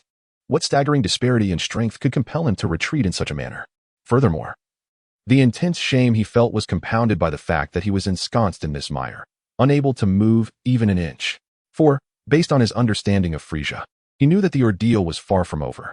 Even though Frieza had distanced himself from this location, the excruciating pain coursing through Vegeta made his entire being tremble. Yet, he remained silent, gritting his teeth, as he keenly attuned himself to the fluctuations above. Indeed, it was not long before Vegeta detected an exceptionally powerful aura suddenly materializing above the water's surface. Startled, he quivered, quickly pressing himself deeper into the mud to ensure he was completely concealed. Truly, experience is a formidable teacher. Frieza was not merely cunning. Had he recklessly emerged earlier, he would have undoubtedly been caught red-handed. After a considerable interval, Vegeta sensed Frieza hovering momentarily in the air before gradually departing. With the threat dissipated, he exhaled softly, releasing the soil from his grasp, though his eyes betrayed his turmoil, glistening with unshed tears. In his quest to vanquish Frieza and exact revenge, he had forsaken his dignity and pride, which he once held dearer than his very life. It was an easy task to rush forth and meet his demise, but to endure with humiliation and pain, while carrying the weight of conviction and purpose, was an arduous endeavor. Gritting his teeth, Vegeta cast a venomous glance in the direction of Frieza's disappearance, his resentment towards the tyrant reaching unprecedented heights. Frieza, you scoundrel, wait for the day when I, Vegeta, shall repay you for this day's suffering and disgrace 1,000-fold. After carefully reassessing the surrounding energies, Vegeta slowly began to maneuver his injured body, hastily making his way back to the valley where he had previously concealed himself. As he navigated cautiously through the water, evading the occasional henchman above, he pondered the information he had just acquired. Chio-E, Dodoria, and Sabo possessed considerable strength, and logically, there should be no Namekian capable of exterminating them. So, who else could have possibly slain them? Upon his arrival on Namek, he had intended to eliminate the pursuing Chio-E, yet after waiting for a considerable time, the latter's presence had been entirely absent. At that moment, preoccupied with seeking the Dragon Balls, Vegeta had merely felt a twinge of regret, not dwelling too heavily on it. However, reflecting on it now, he was struck by the myriad of inconsistencies. If the henchman's claims were to be believed, Chio-E had been dispatched. Yet he had sensed no battle fluctuations nor the eruption of formidable power. Moreover, Sabo had inexplicably vanished while tracking him. The layers of doubt gnawed at Vegeta, furrowing his brow in confusion. He had initially assumed that Frieza's deployment of forces was a direct response to his rebellion, but he now realized that there was a more sinister puppeteer at play. However, with all 7 Dragon Balls in his possession, what could this individual possibly intend? Did he merely desire to confront Frieza? Vegeta cast a glance at the Dragon Balls cradled in his arms. Suddenly, a thought struck him like lightning, and with wide, fearful eyes, he began to frantically sway his body, hastening toward the valley. After a while, Vegeta finally reached his destination and discovered that, indeed, the spot where the Dragon Balls were buried had fresh soil turned up to the surface. Instinctively, he disregarded his injuries and exhaustion, digging madly into the earth. After counting, he realized there were only 5. One had vanished without a trace. Fury ignited within him, and the frustration of repeated setbacks shattered Vegeta's rationality. He threw his head back and roared into the sky. Which scoundrel dares to pilfer my fortune? His thunderous cry reverberated through the valley, sending birds and beasts scattering in panic. Fortunately, there were no minions of Frieza searching the vicinity. Otherwise, he would have faced yet another confrontation. Moments later, Vegeta slumped despondently to the ground, finally grasping the extent of this mysterious individual's malevolence. While scheming against Frieza, this person had also plotted against him. The Dragon Balls he had painstakingly gathered, though temporarily useless, had now lost one, and Vegeta was utterly displeased.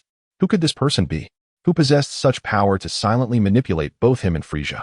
Vegeta furrowed his brow, methodically eliminating suspects. Chio-E, Dodoria, and Cybermen were immediately dismissed. Even if they were alive, they lacked the courage. The Namekians were unlikely as well, given their significantly lower combat power. So who else could it be? Vegeta tilted his head in thought, wondering who could be connected to him, Frieza, and the Namekians. By some strange twist of fate, he suddenly thought of Earth. Immediately, a particular name sprang to mind. Vegeta leapt to his feet, his face a canvas of rage and astonishment, involuntarily uttering 2 words, Wanglin. The moment he considered that name, a blaze of fury surged within him, propelling him to the brink of losing control. If Wang Luan were to appear before him now, Vegeta had no doubt he would swallow him whole. He could never forget how that despicable scoundrel had humiliated him with those vile, slippery insects. Remembering his previous encounters, Vegeta's teeth clenched, his face contorted in a snarl. It had to be that detestable Wang Luan. If he were the mastermind behind this chaos, Vegeta firmly believed that man could turn the situation on Namek upside down. Without further ado, the individual possesses the uncanny ability to suppress his own aura, eluding the scrutiny of detection devices, and can mysteriously flash into existence in an instant, allowing him to vanish before his adversaries can even register his presence. His insidious, malevolent heart, dark and tainted, could ensnare the majority of individuals to the extent that they remain blissfully unaware of their own demise. A blend of hatred and helplessness, combined with disdain and admiration, compelled Vegeta to gaze skyward and exhale a heavy sigh. If he were to arrive on Namek, everything would fall into place. Previously, Vegeta had regarded Earth as a remote and primitive locale, believing its inhabitants lacked the capability for interstellar travel. However, the mere thought of the Namekians residing on Earth made him reconsider the connection between the backward planet and Namek. The inexplicable disappearances of Chio-E, Dodoria, and others parallel the fate that befell Ba at the hands of that beast. With this realization, Vegeta became increasingly convinced that Wang Luan was orchestrating these events. This individual had arrived on Namek around the same time as Vegeta. Otherwise, Chio-E would not have vanished before even landing. Thus, it became evident that both he and Frieza had been ensnared in this miscreant's machinations.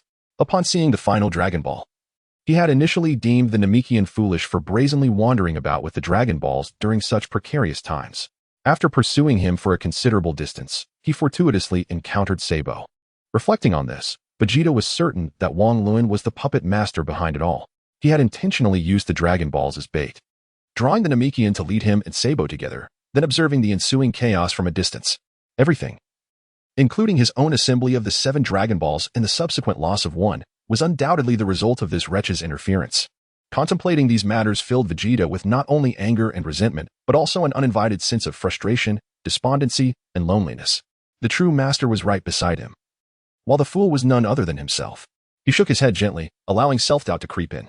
He was still the same proud and powerful, cunning and intelligent Vegeta. What was meant to be lost was lost, and what should not have been lost was also gone. He had once believed himself to be the architect of these events, only to realize that he was merely a pawn in this game.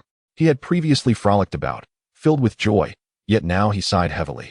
Gazing at the heavens with his eyes tightly shut, clenching his fist with great intensity, he opened his eyes, only to find tears welling up in his gaze. As if the weight of his suppressed emotions had finally overwhelmed him, Vegeta summoned all his strength and bellowed into the sky, "Wang Luan, I curse you." In the next moment, Vegeta's body began to sway uncontrollably. The relentless strain of recent days, coupled with the series of setbacks he had endured, left him mentally and physically drained. Like a withered tree buffeted by a tempest, he faltered and, with a loud thud, collapsed, losing consciousness. Meanwhile, above the site previously decimated by Frieza, the solitary figure of Wang Luan lingered. At this moment, he appeared as dark as coal, grumbling incessantly. For reasons unknown, Wang Luan suddenly felt a tickle in his nose, and in the next instant, a sneeze erupted forth. Achoo! Casually wiping his nose, he inadvertently brushed away some mucus. Wang Luan, consumed by a blazing anger, could not help but express his ire loudly. "Damn you, Frieza! What kind of fool are you to unleash your wrath upon your subordinates? If you have the guts, face the Super Saiyan directly, without restraint." He cursed Frieza's entire lineage. Gazing down at the eerily still ocean, Wang Luan felt a tremor in his heart. Just like that, in the blink of an eye, that wretched Frieza had decimated all the nearby minions, leaving a swath of destruction. There must have been no fewer than 1,000 of those soldiers. That was undeniably a force of millions. Clutching his chest, Wang Luan's face contorted with anguish. If only he could absorb that power. It would take him several hours to reap the benefits, yet it had been squandered by that reckless fool. Earlier, he had taken a Dragon Ball from Vegeta, intending to return briefly, but upon sensing the unusual situation here, he had teleported to this location. By the time he arrived, Frieza was already perilously close, and there was no time for any salvaging measures. He could only watch helplessly as the experience he was entitled to slipped away. With the situation as it was, Wang Luan sighed heavily, suppressing his inner rage. He activated his celestial vision, detecting abnormalities on Vegeta's end. What had happened to that young prince? He muttered in confusion, and with impatience, he teleported over, only to find Vegeta sprawled on the ground, unconscious, with 6 Dragon Balls lying unburied beside him. Upon closer inspection, Wang Luan noted that Vegeta's injuries were not particularly severe. He shouldn't have lost consciousness completely. How could he be sleeping like a dead pig? Raising an eyebrow, Wang Luan disdainfully shook his head. Alas, the prince is still too fragile. With that, he teleported away. He could surmise some of the truth, but at this moment, Vegeta was not worthy of sympathy. The real trials lay ahead. In the next instant, Wang Luan appeared aboard the spaceship, where the Grand Elder, Krillin, and Gohan awaited news. As soon as Gohan spotted Wang Luan, he rushed over with a beaming smile. "Uncle Wang Luan, you're back." Wang Luan managed a strained smile and nodded, "Yes." At that moment, the bald-headed Krillin approached, noticing Wang Luan's grim expression, and asked anxiously, "Wang Luan, what is the situation outside?" Seeing the worried faces of everyone except the Grand Elder, Wang Luan felt compelled to explain, Don't mention it. The situation is basically under control. More or less within my grasp. I recently experienced a minor setback, which understandably left me feeling somewhat distressed." Upon hearing this, the Grand Elder chuckled lightly and offered some words of comfort, saying, "Young one, you must learn to be content. You have already gained quite a bit. Why lament over trivial profits?" He then added with a tone of astonishment, "I can sense that your strength has significantly increased." Chapter 72, Revenge and Truth. Hearing these words, Wang Luan understood that the Grand Elder had certainly perceived the series of events that had transpired outside. What surprised him, however, was the Elder's apparent ability to intuit his thoughts.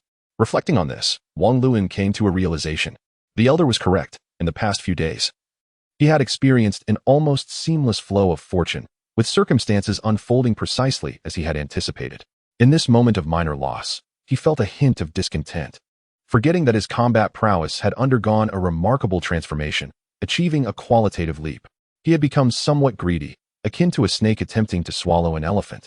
Moreover, to take a step back, Frieza's minions were continuously arriving, ensuring an ample supply. Why should he be anxious? Feeling somewhat embarrassed, Wang Luan scratched the back of his head and smiled sheepishly. Thank you for the reminder, Grand Elder. It seems I have been rather short-sighted. The Grand Elder waved his hand with a gentle smile, kindly advising, you are still young. A bit of impatience is natural.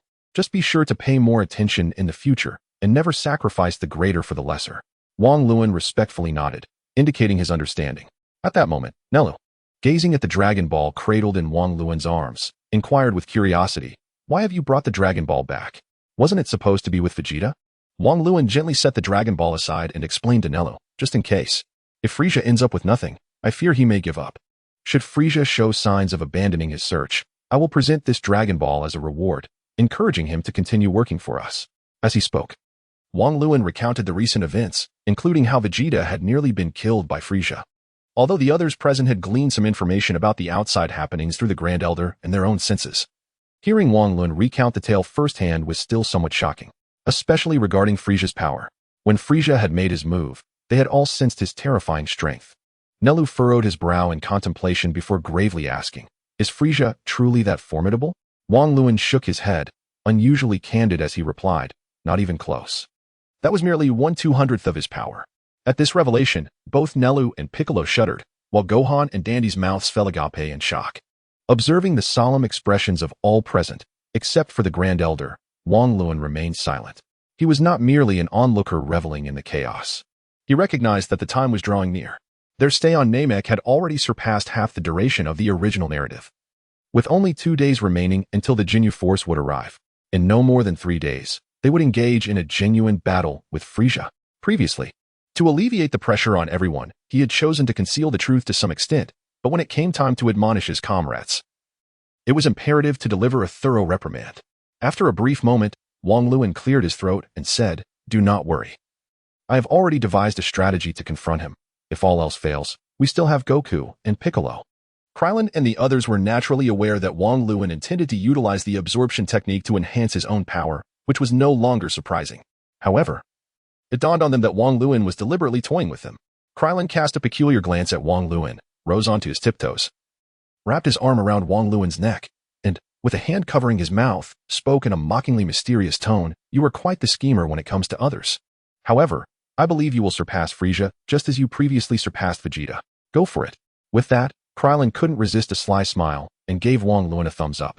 But his voice was loud enough that everyone present could hear, and his expression, regardless of the intent, seemed to invite a playful smack. Wang Luan rolled his eyes in exasperation. Was this praise or mockery?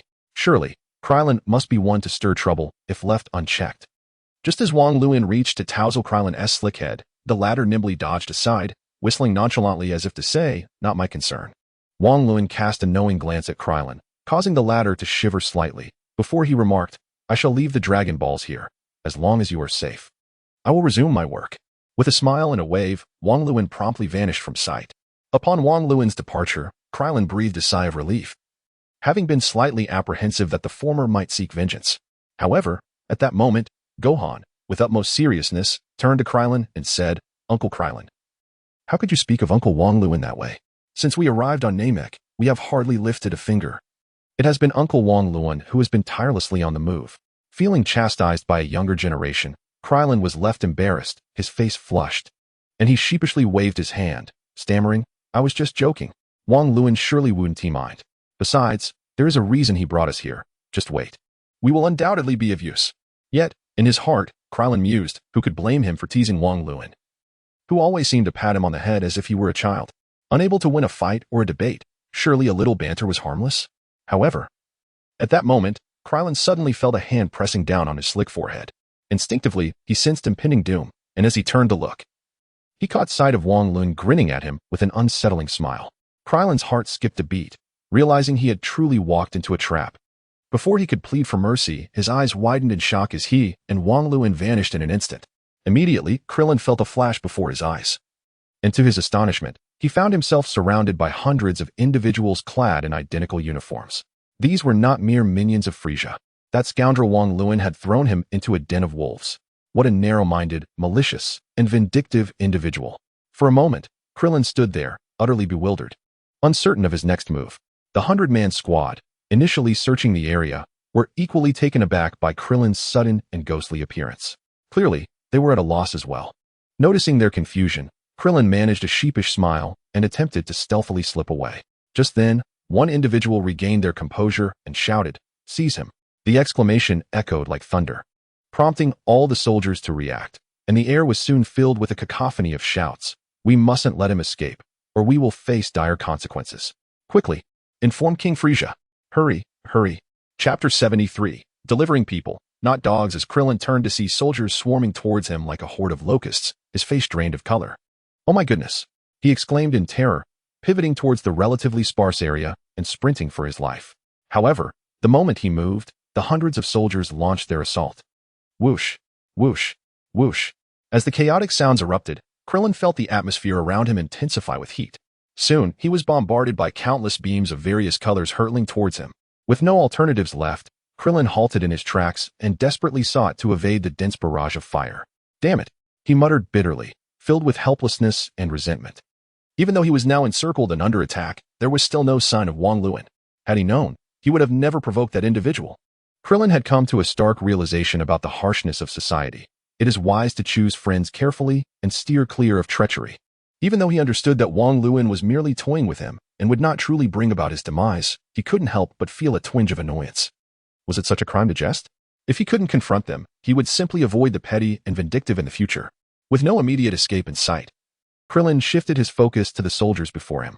Swiftly dodging several attacks, his eyes sparkled with intensity as he furrowed his brow and shouted, "You think I fear you? Energy sphere slash." With that, Krillin unleashed all his power, raising one hand high above his head as a slowly rotating crescent moon energy wheel materialized. As he bellowed, he spread his fingers, and the energy wheel multiplied exponentially, its rotation accelerating dramatically. Observing the readings on his scouter, the soldiers around him surprisingly remained calm. One squad leader boldly declared, "Everyone, do not be afraid. He is not that mysterious figure. We can capture him and claim our reward." Upon hearing this, the eyes of the group ignited with fervor. The prospect of becoming elite warriors is a significant temptation for them. Although a battle power of 13,000 is not insignificant, it pales in comparison to the formidable strength they had envisioned of the mysterious figure. With their numerical advantage, they felt confident they would not fall to the bald man before them. After a brief pause, the minions resumed their assault on Krillin. To this, Krillin responded not with anger but with a smile. He waved his hand vigorously, causing the speed of 10 energy blades to surge dramatically. "If I cannot overcome him, surely I can deal with you all." In the next moment, these 10 icy energy blades, under Krillin's command, moved through the crowd like merciless instruments of death, swiftly weaving among the throng. Due to the ferocity of the assault, some minions were unable to evade in time. Thus, with each blade that passed a person, injuries were inflicted, and many fell to the ground in agony. Some attempted to block the attacks, but their defenses crumbled like cheese meeting a hot knife, effortlessly shattered.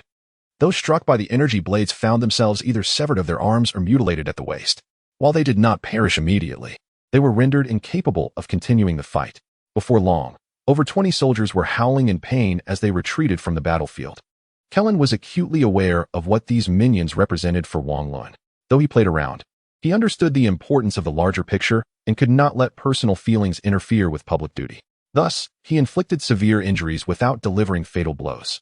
However, this decision inadvertently increased the difficulty of his confrontation, as taking a life would be simple, yet he had to remain cautious and vigilant. As the small squad of 100 began to realize the gravity of their losses, they quickly dispersed, launching attacks from a distance. Seeing this, Krillin felt a headache coming on. The power of the energy blades diminished significantly as the crowd scattered. He had no choice but to maneuver the blades while continuously evading attacks. Bang, bang, bang.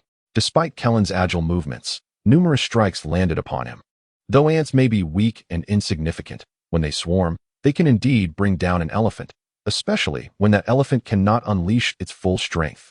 Gritting his teeth in pain, Krillin opted to abandon his offensive strategy and focus on defense. While desperately dodging, he shouted in exasperation, "You miser! Is it necessary to hold such a grudge? since Wang Luan had previously warned them that Frieza and his associates' detection devices possessed listening capabilities. Krillin refrained from uttering Wang Luan's name directly. However, the response he received was merely a cacophony of taunts and explosive attacks. Left with no other choice, Krillin's tone softened as he called out, "That's enough." When there was still no reply, his mouth twitched slightly. He was about to yell, "If you don't show yourself now, I won't hold back any longer." Just then, Krillin suddenly sensed hundreds, if not thousands, of energies approaching his vicinity. Oh dear. Just as one wave subsides, another rises. Even with his newfound strength, he could not withstand the onslaught of so many. With no other options, Krillin was forced to relent. His face contorted in despair as he cried out, "Big brother, master, I have truly realized my mistakes. Please, just grant me this moment of mercy." As soon as Krillin's voice faded, an invisible barrier materialized around him, effortlessly repelling all incoming assaults. In the next instant, Wang Luan's figure appeared before Krillin. With a playful expression, he inquired, "What's the matter? Is it not enough?" Hearing this, Krillin inwardly cursed Wang Luan. Yet outwardly he hastily waved his hand with a reluctant smile. Well, no. Wang Luan chuckled lightly, choosing not to further tease Krillin, but instead lifted his gaze to survey the surroundings. The soldiers present, upon seeing his arrival, looked on in astonishment, their movements significantly slowed, while more soldiers continued to rush toward them. Clearly, these soldiers had begun to suspect something amiss. Wang Luan had deliberately chosen this squad due to their distance from Frieza. Even if Frieza became aware of the situation, he would not arrive in time. This allowed Wang Luan to comfortably absorb the energy of the surrounding soldiers. Estimating, Wang Luan thought, 50,000 battle power should suffice. In the next moment, Wang Luan stepped forward, his aura surging rapidly, and he soon reached the threshold of 50,000. Beep, beep, beep. As he observed the readings on the scouter, accompanied by the piercing alarm, the soldiers immediately sensed the impending danger. The earlier captain shouted, "Do not fear. We are many and reinforcements are on their way." However, this time the soldiers did not rally. Instead, each one thought better of their own safety and hastily retreated. Suddenly, they spotted Wang Luan inexplicably hovering high above.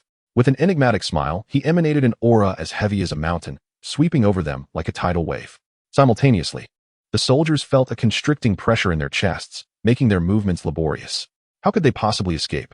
Within Wang Luan's aura, this group of soldiers, possessing around 1,000 battle power, struggled just to withstand the pressure, leaving them with little strength to flee.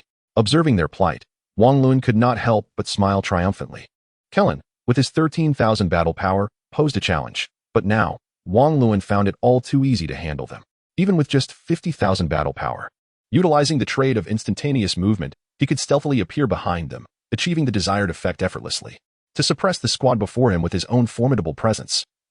Rendering them momentarily immobile was a strategy Wang Luan had devised.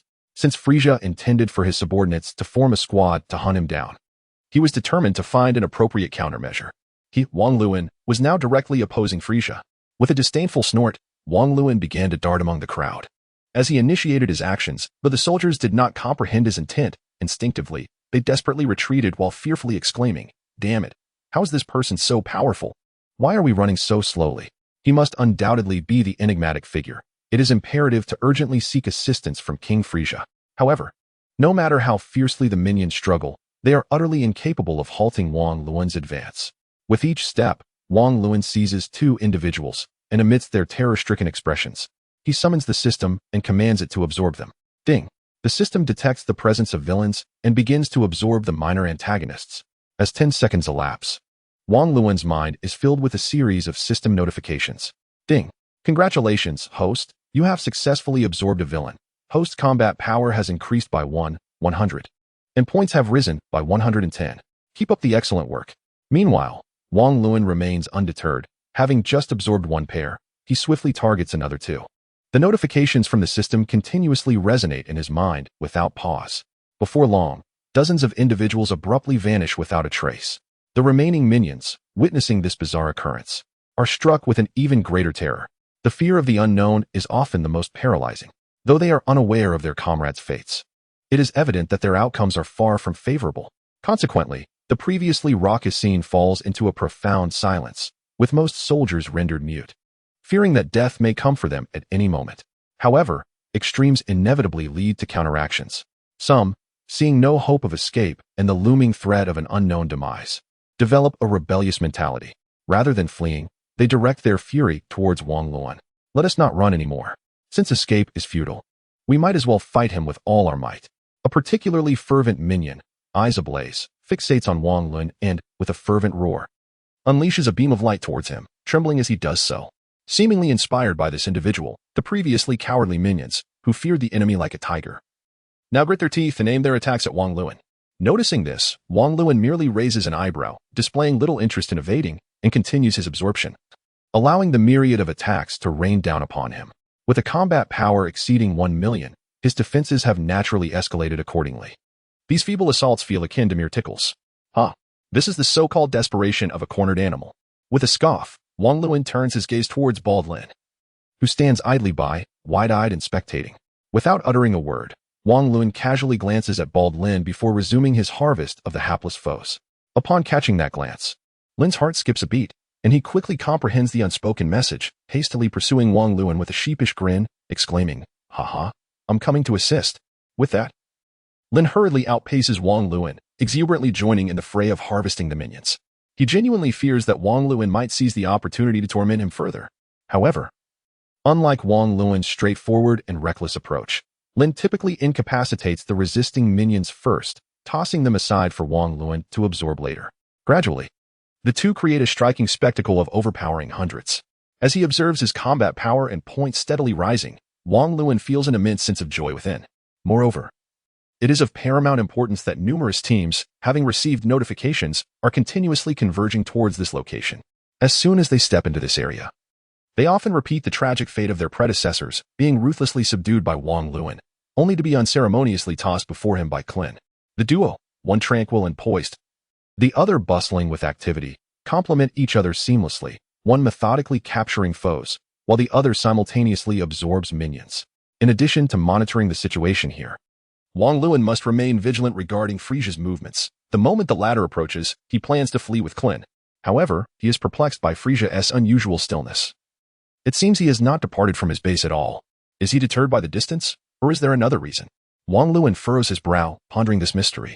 After a moment of silence, the key to the situation suddenly dawns on him. Frieza is undoubtedly eavesdropping on their circumstances. Previously, when he incapacitated squads of around 10 with a swift and thunderous strike, Frieza would have gleaned no information. Yet now, facing a squad of over 100, he cannot replicate that feat. It is evident that some minions must be stealthily relaying their findings back to Frieza via detection devices.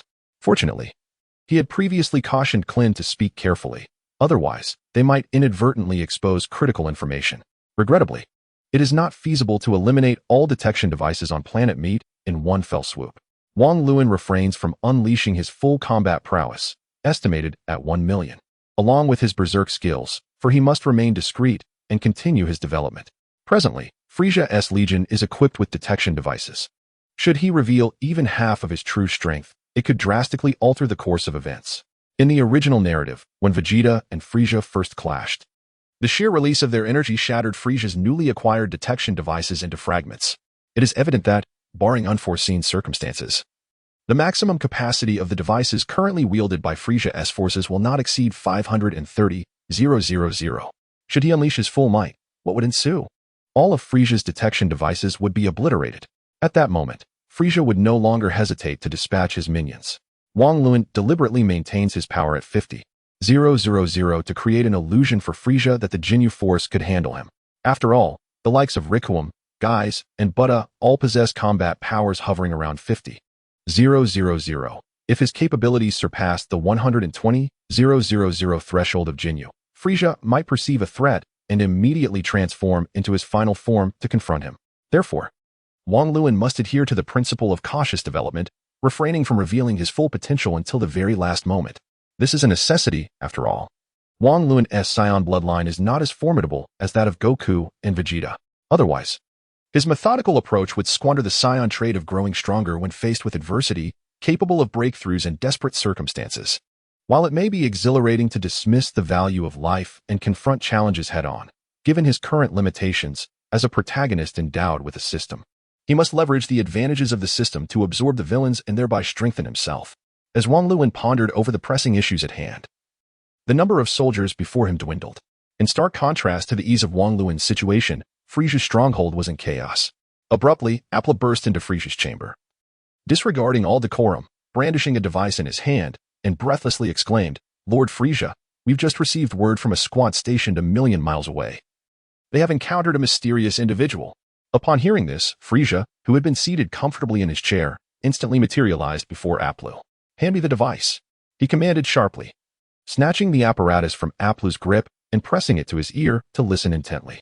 Unlike the standardized devices used by the troops, this was a newly developed secret weapon designed for intercepting classified communications, boasting a significantly broader range than the conventional models. However, Frieza could only vaguely discern the sounds of terrified gasps. Frieza hurled the device back at Aplu, glaring fiercely as he demanded, "What is happening?"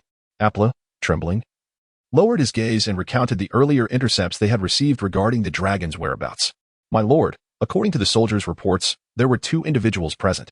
One was a short, bald man with a combat power around 13,000, and the other was a young man with a power level of approximately 50,000. Initially, we believed we could capture the bald man, but unexpectedly, the young man intervened, overpowering all our soldiers and causing them to vanish mysteriously." As Aplu spoke, he cautiously raised his eyes to Frieza, who remained expressionless. He continued in a hushed tone, "One of the voices we heard seemed to belong to the person who earlier advised you against seeking the Dragon Balls." Upon hearing Aplu's words, Frieza fell into a contemplative silence, his eyes narrowing slightly. The means by which individuals vanished, coupled with the audacity of that young man to obstruct his quest for the Dragon Balls, led Frieza to a definitive conclusion. This individual was none other than a deity from Earth. It was akin to being a lifelong eagle, only to have one's eyes pecked out by a mere sparrow. How dare such a contemptible species, born on a remote planet, oppose him, the Emperor of the Universe? Realizing he had been outmaneuvered by the Earthlings, Frieza's expression turned icy, a surge of murderous intent quietly boiling within him. His eyes, sharp as lightning, fixated on Aplu as he spoke in a low, menacing voice. "Where are they located?" "My lord, they are situated in a mountainous region a million miles away." At this, Frieza let out a disdainful chuckle, a flicker of scorn flashing in his eyes. If they merely possessed a combat power of 50,000, it was no wonder they had fled so far. Initially, he had underestimated their strength, but now, with the actual power revealed, he recognized he had overestimated them. It seemed they had chosen such a distant location out of fear that he might take matters into his own hands. After a brief pause, Frieza raised his hand nonchalantly and commanded with overwhelming authority, "Aplu, issue a command to the troops to begin narrowing their search radius. Furthermore, dispatch a fleet to Earth to search for the Dragon Balls while annihilating all of its inhabitants. I am eager to witness just how formidable these Earthlings truly are. Despite their own precarious existence, they still concern themselves with the fates of others." In response, Apula hastily bowed and nodded, yet hesitated for a moment before cautiously inquiring, "Lord Frieza, will you not attend to matters over there?" Frieza, fully aware that Apula referred to events occurring hundreds of thousands of miles away, had other plans in mind. "No, by the time I arrive, they will likely have vanished without a trace. That Earth deity has managed to conceal themselves for so long. They must be exceptionally cunning. As for the lives of those under my command, what a joke. Would I, Frieza, care for such expendable beings? To perish on the battlefield for the sake of the Cosmic Emperor is a glory reserved only for their ancestors. Moreover, judging by recent developments, the effectiveness of these lowly warriors is pathetically minimal." Receiving such orders sent a chill through Apula's heart, yet he dared not voice further objections and could only comply. The room fell silent as Frieza gazed at the ceiling, harboring some lingering doubts. The tenacity of the Earthlings in eliminating soldiers did not seem solely aimed at diminishing his power. They appeared to have ulterior motives. Their methods were so peculiar that they could vanish in an instant. He could achieve such feats as well, yet why wait 10 seconds? Would it not be more efficient to eliminate them outright? Additionally, how did they manage to evade detection? Did the Earthlings come to Namek solely to thwart his acquisition of the Dragon Balls, or to assist the Namekians? These questions eluded Frieza's understanding for the moment. Nevertheless, regardless of the circumstances, once the Jinyu Force delivered the latest equipment capable of pinpointing enemies, all specters would be rendered visible. Anyone daring to oppose him would face the fiery wrath of retribution, obliterating their lineage and severing their roots. Since he had faced setbacks on Namek, he would now turn his attention to Earth. With a sinister chuckle, Frieza could almost foresee the brutal conflict that would unfold between Earth and Namek. Hours later, a notification chimed. "Congratulations, host. You have successfully absorbed a villain. Your battle power has increased by 1,200, and your points have risen by 120. Keep up the good work." As the final system prompt echoed, the area was left desolate, save for 2 figures. Wang Lun, fatigued yet visibly elated, rose and stretched. He contemplated a triumphant shout of "Who else is there?" but abruptly recalled the elder's words, and instead, he could only smile in silence, his heart blooming with joy. For the nearby forces that came to assist, nearly all had been absorbed by him. Over 2,000 minions, over 2 million in battle power. The spoils of this endeavor were nothing short of vast. Upon accessing the system panel, Wang Luan discovered that his battle power had soared to over 3.6 million. Name: Wang Luan. Combat power: 365 skills: energy wave, double-handed ki blast, powerful energy wave, laser eyes, verbal assault, explosive attack, transformation, special abilities, heavenly eye. Fury points: 334, progressing significantly closer to the established target value. Chapter 76. Neither human nor dog at that moment. Krillin flew beside Wang Luan, appearing rather fatigued. Nonetheless, he forced a smile and inquired, "Wang Luan, how did I perform this time?" Wang Luan nodded with a smile, then playfully ruffled Klin's bald head, narrowing his eyes slightly. "Indeed, you did quite well, even daring to jest with me." Upon hearing this, Klin's grin instantly vanished, and he lamented with a woeful expression. "Why are you still fixated on that trivial matter? I have rendered you a significant service. It's one thing for you not to express gratitude, but why must you cling to such a minor issue?" After saying this, Krillin gazed at Wang Luan with a sorrowful look, on the verge of uttering a curse. Seeing this, Wang Luan chuckled softly, feeling that the teasing had gone on long enough. He genuinely feared Krillin might become upset. Clearing his throat, Wang Luan patted Klin's shoulder and, with a serious expression, said, "I was merely jesting. Do not take it to heart. I truly must thank you. You are indeed a great contributor." Previously, Wang Luan had playfully troubled Krillin, certainly not out of genuine offense from a mere jest. Although there may have been an element of intentional teasing, more importantly, Wang Luan had realized through his earlier experience of absorbing minor antagonists that the system's method of absorption possessed significant flaws. A mandatory interval of 10 seconds was required for absorption. Even if he were to absorb antagonists without pause, he could only manage a maximum of 360 within an hour.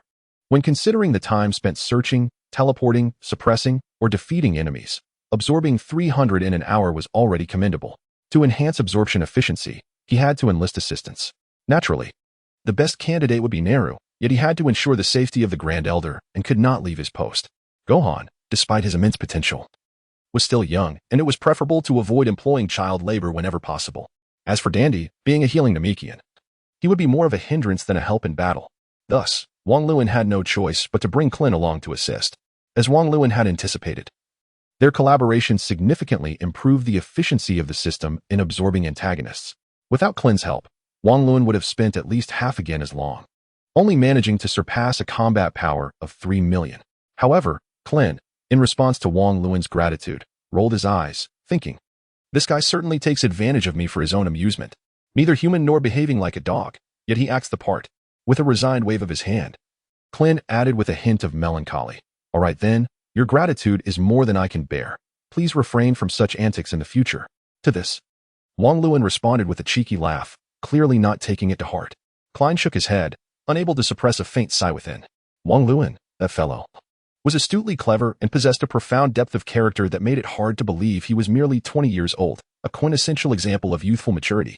Yet, at times, he could be rather capricious and overly meticulous, akin to a child endowed with both wisdom and valor.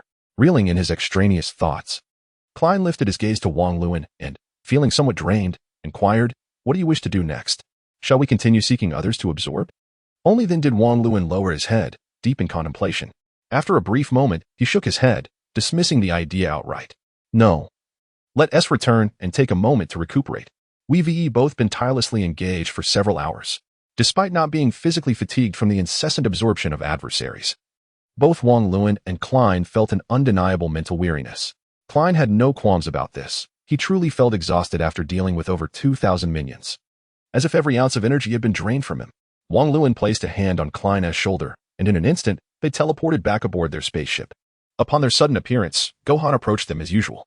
"Uncle Wang Luan, Uncle Krillin, you're back." He then leaned in closer and quietly asked Krillin, "Uncle Krillin, are you all right?" Krillin shot Gohan a silent glance before collapsing onto the ground, choosing not to respond. Wang Luan patted Gohan's head, greeted Elder and Nailu, and then turned his attention to Dandy. "Dandy, could you please assist us in alleviating our fatigue?" He gestured towards the somewhat drained Krillin.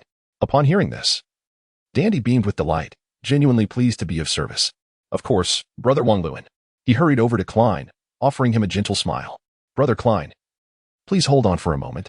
With arms outstretched, Dandy began to channel his energy, invisible waves of power gradually emanating around Klein. Initially puzzled, Klein was about to voice a question when he suddenly felt a soothing and gentle current flowing into his being.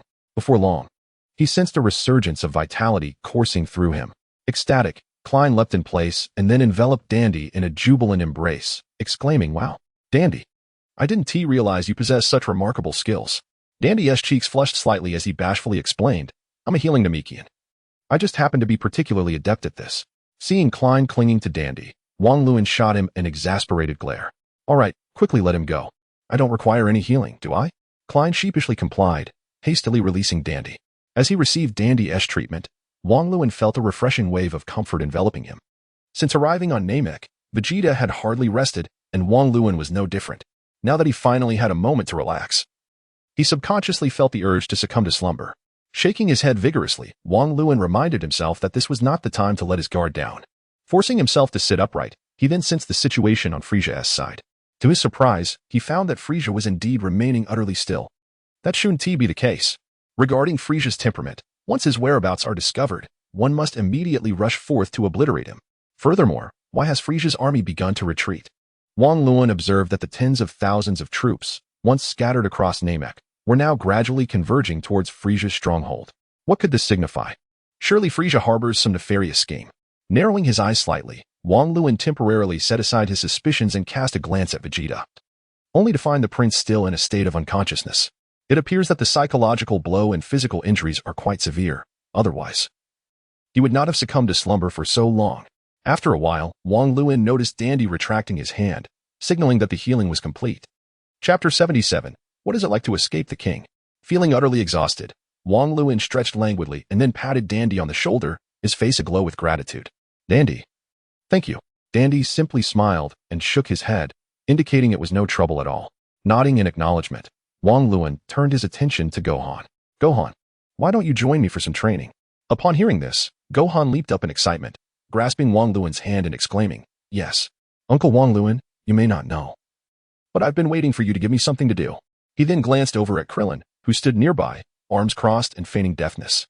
"Is Krillin coming too?" Wang Luan cast a casual glance at Krillin and lightly remarked, "He certainly must accompany us." Hearing this, Krillin drooped his head, dejectedly lamenting, "Why do you insist on dragging me along as a laborer? Isn't Gohan enough?"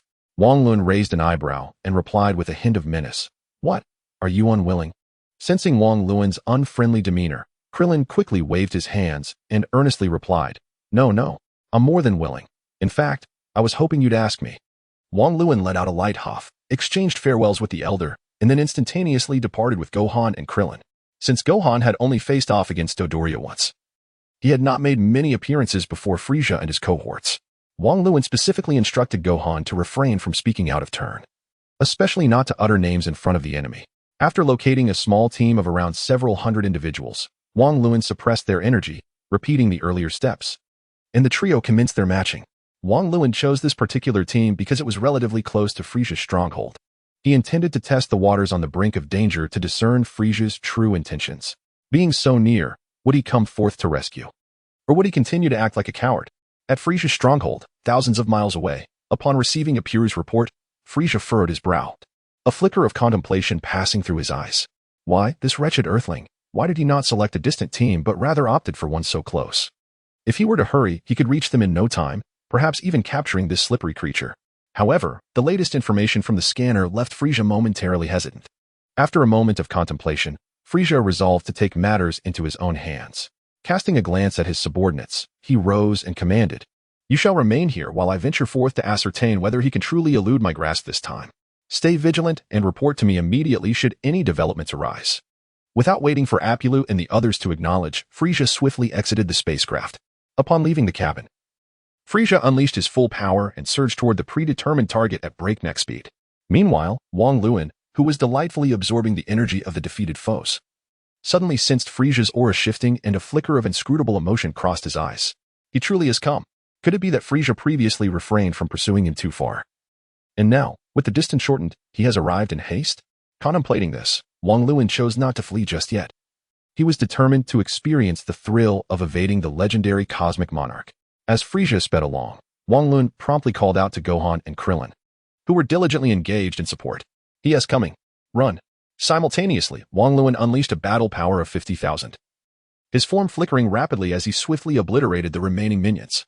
Absorbing their energy was cumbersome, but dispatching them was remarkably facile. They had all witnessed the appearance and actions of the trio, and leaving them behind would inevitably pose future threats. Having cleared the battlefield, Wang Luan sensed that Frieza would arrive within minutes. He hastily transported Gohan and Krillin to a location some distance away, and then resumed his previous activities. Just as Frieza was nearing his destination, the detection device at his side blared ominously. Beep. Following this, a timid voice from Apula reported, Lord Frieza. To the southeast of your current position, another squad has detected the Earthlings. They have changed their location. Upon hearing this, Frieza abruptly halted. His eyes widening with fury as he demanded, what of the previous squad in the southeast?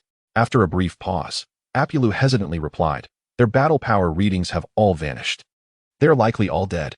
At this revelation, Frieza's countenance twisted in anger, his eyes gleaming with wrath as twin beams of energy erupted forth, instantly reducing the ground beneath him to a wasteland.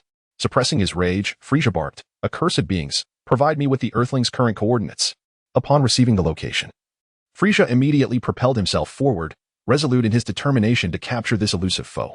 However, shortly thereafter, Frieza received another notification that the Earthlings had appeared elsewhere. Thus, Wang Luan continued to absorb the scattered remnants of the squad while artfully eluding Frieza's grasp. He darted from one location to another. Each time, just as Frieza was on the verge of success, Wang Luan would teleport to the opposite direction. After several such exchanges, Frieza grew increasingly infuriated, realizing he was being brazenly toyed with. Infuriating. Infuriating. Infuriating. This audacious earth creature dares to mock me so. With eyes wide open in fury, Frieza's entire being was engulfed in wrath, trembling with rage, his countenance twisted in a grotesque expression. The malevolent aura surrounding him darkened the very sky above. After crushing the scouter in his grasp, Frieza made his way back to his stronghold. Upon returning, brimming with animosity, he summoned Apulu, instructing him to hasten the return of their subordinates and gather them swiftly by his side. Additionally, he inquired how long it would take for the fleet heading to Earth to arrive. Kneeling in fear, Apulu did not dare raise his head, hastily responding, reporting to you.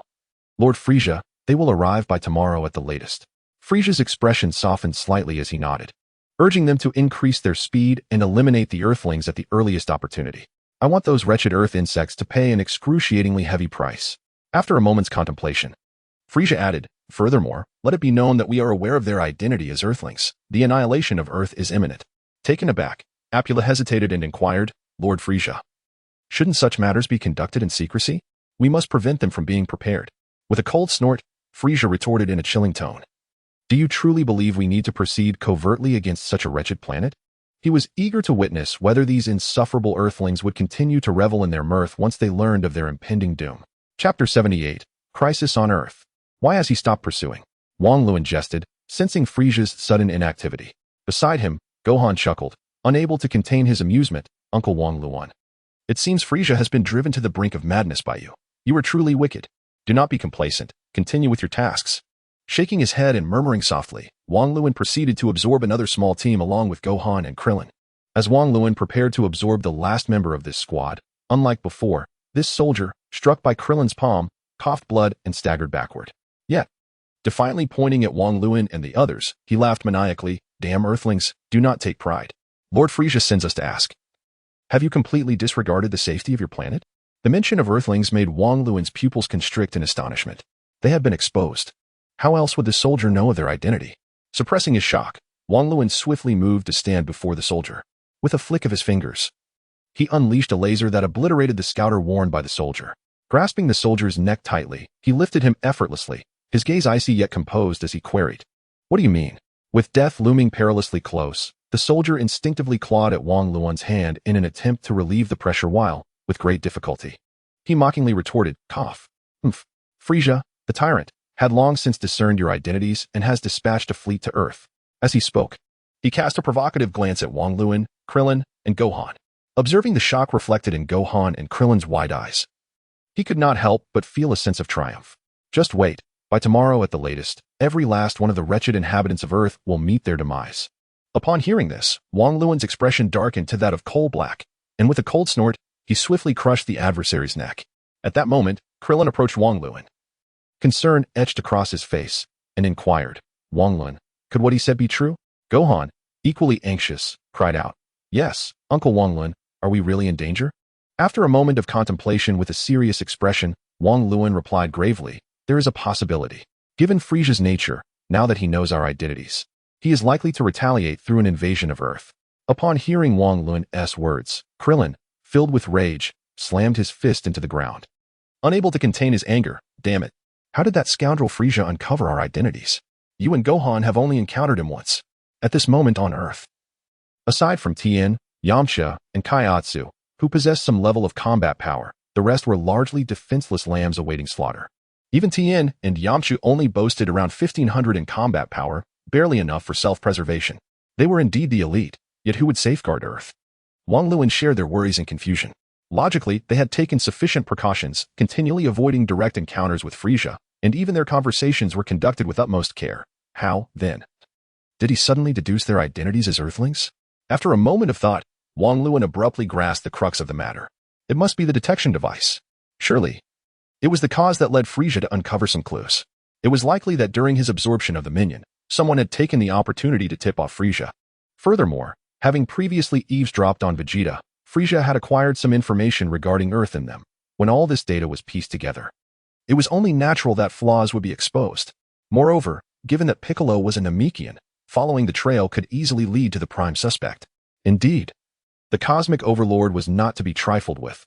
Ultimately, it was his lack of meticulousness that overlooked this aspect. However, given the circumstances, lamentation and anger were futile. Finding a method to respond was paramount. Additionally, from the earlier words of that minion, it seemed Earth had yet to face an attack. After a brief moment of silence, Wang Lun turned to Gohan and Krillin. "Do not panic. Let us return and discuss this further." With that, Wang Lun transported himself, Gohan, and Krillin back to the interior of the spaceship.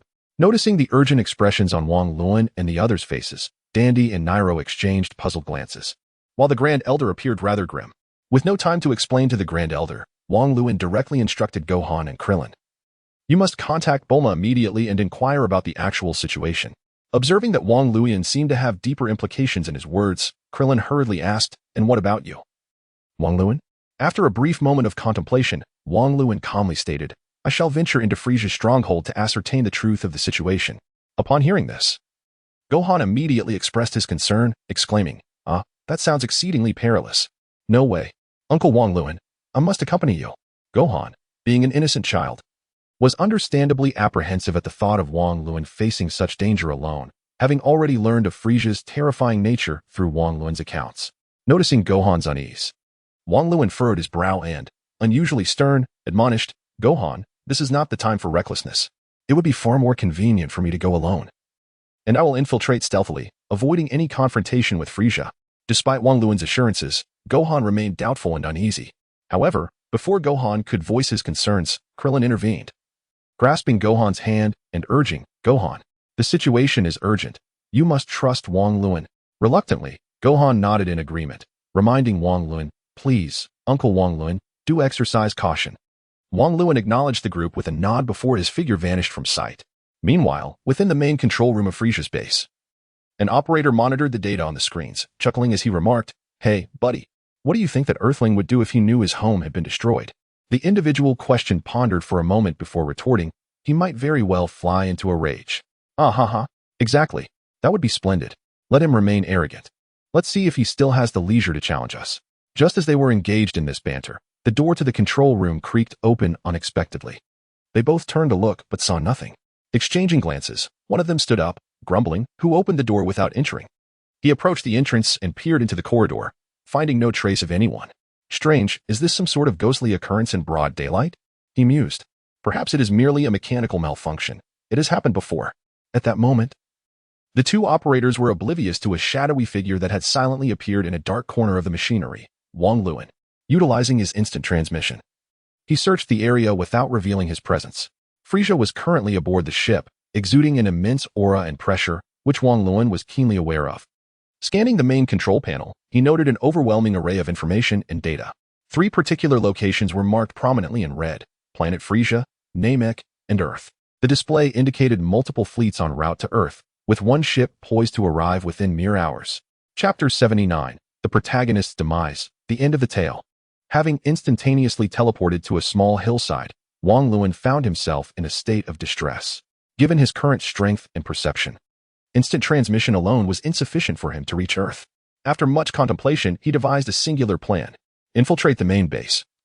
Issue commands through the control console for the fleet to return, and subsequently destroy all communication devices, even obliterating Frieza's stronghold. This will ensure that Frieza's forces on Namek are rendered completely out of contact, at least until the arrival of Jinyu on Namek. They will be unable to receive any further orders. However, the scouters warned by Frieza's forces possess a listening function as well.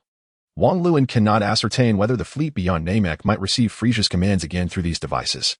Should Frieza manage to re-establish communication with other fleets and issue new orders to attack Earth, it would spell doom for the planet. He must employ the utmost deception only this once. This implies that he must destroy all scouters simultaneously, leaving no room for error. The upper limit of scouters may not exceed 530,000, but there are still at least 200,000 to 300,000. If Wang Luan intends to detonate all scouters at once, he must reveal a portion of his strength. Otherwise, it would be impossible to achieve this. The ranks of soldiers on Namek number at least tens of thousands, indicating that the quantity of scouters is also roughly equivalent. However, exposing his strength would shatter the expectations he previously harbored, potentially altering the entire narrative. If Frieza realizes that the Earthlings possess power that rivals his own, he may no longer rely on the Jinyu Force. Without the Jinyu Force, Goku, Vegeta, Gohan, and others would lack formidable opponents, thus stunting their growth and strength. Particularly for Goku and Vegeta, this is a delicate situation where a single thread pulled could unravel the entire tapestry. The subsequent narrative would fall beyond Wang Luan's control. After all, his journey thus far has heavily relied on foresight and understanding of the plot. Should the storyline shift, the future would become unpredictable, and the dynamics may slip from his grasp. How can he simultaneously enhance his strength and annihilate all of Frieza's devices without raising suspicion? Perhaps there exists but one solution: self-detonation or a suicidal assault. Only in this manner could he convince Frieza that his combat power is merely 50,000. Yet through this self-destructive act, his strength could surge momentarily. After all, with his life forfeit, what could there be left to doubt? It stands to reason that Frieza would subsequently regard Goku and the others with less trepidation. Otherwise, he would unleash his full power immediately. Unlike the gradual escalation depicted in the original narrative, thereby endangering Goku and his allies. Therefore, he must perish. At worst, he could later be revived using the Dragon Balls. Although he could disregard the fate of Earth and restore it later with the Dragon Balls, the thought of countless innocent lives suffering for no reason weighs heavily on Wang Luan's conscience. Some might argue that one could simply wish for Earth's revival with the Dragon Balls, as it is not beyond the realm of possibility. But honestly, would you wish for your friends and family to face unwarranted calamity, even if they could later return to normal? Moreover, Wang Luan is confronted with the plight of innumerable souls. If you are willing, then you are a beast. If you are unwilling, then you are still a beast. Cough. Those who reap benefits for themselves while casting the blame on others in times of misfortune are but cowards. True men do not shirk responsibility. They face it head-on. The mind finds no strategy to evade the arrows of fate, while storms rage like a heavy stone upon the darkened homeland. I express my resolve with the cold stars as my witness. I offer my blood in tribute to the great Xian Yuan. The earth is in peril, and this crisis is inextricably linked to Wang Luan. If he does not enter hell, who will? Upon realizing this, Wang Luan proactively began to strategize. Upon returning to the spacecraft, he first reassured Krillin and Gohan before seeking out the Grand Elder in private, sharing with him the gravity of the situation and his preparations. After a moment of silence, the Grand Elder finally spoke, inquiring, "Are you certain you wish to proceed with this course of action?" Wang Luan remained silent but nodded resolutely. "Very well, pursue your endeavors. During your absence, I shall keep watch," the Grand Elder replied. "Thank you, esteemed Elder. Please remember, when the Jinyu Force arrives on Namek, it is crucial that the wish be made at that moment using the Dragon Balls. The first wish is to resurrect the virtuous souls who perished on Namek this month, avoiding the fate of the second Elder, who met his end at the hands of Vegeta without a chance to return. The second wish is to relocate all Namekians on Namek, except for Dend and Nail, to Earth. As for the third wish," Wang Luan paused briefly before smiling and continuing, "let it be to extend your lifespan, revered Elder." Upon hearing this, the Grand Elder was taken aback, then burst into rare, hearty laughter. "Oh, to extend my lifespan. That is a notion I have never entertained. However, young man, I appreciate your kind intentions. The Namekians are a simple and benevolent race. If we were to use the Dragon Balls to fulfill our own selfish desires, how could we possibly have found ourselves in this current crisis?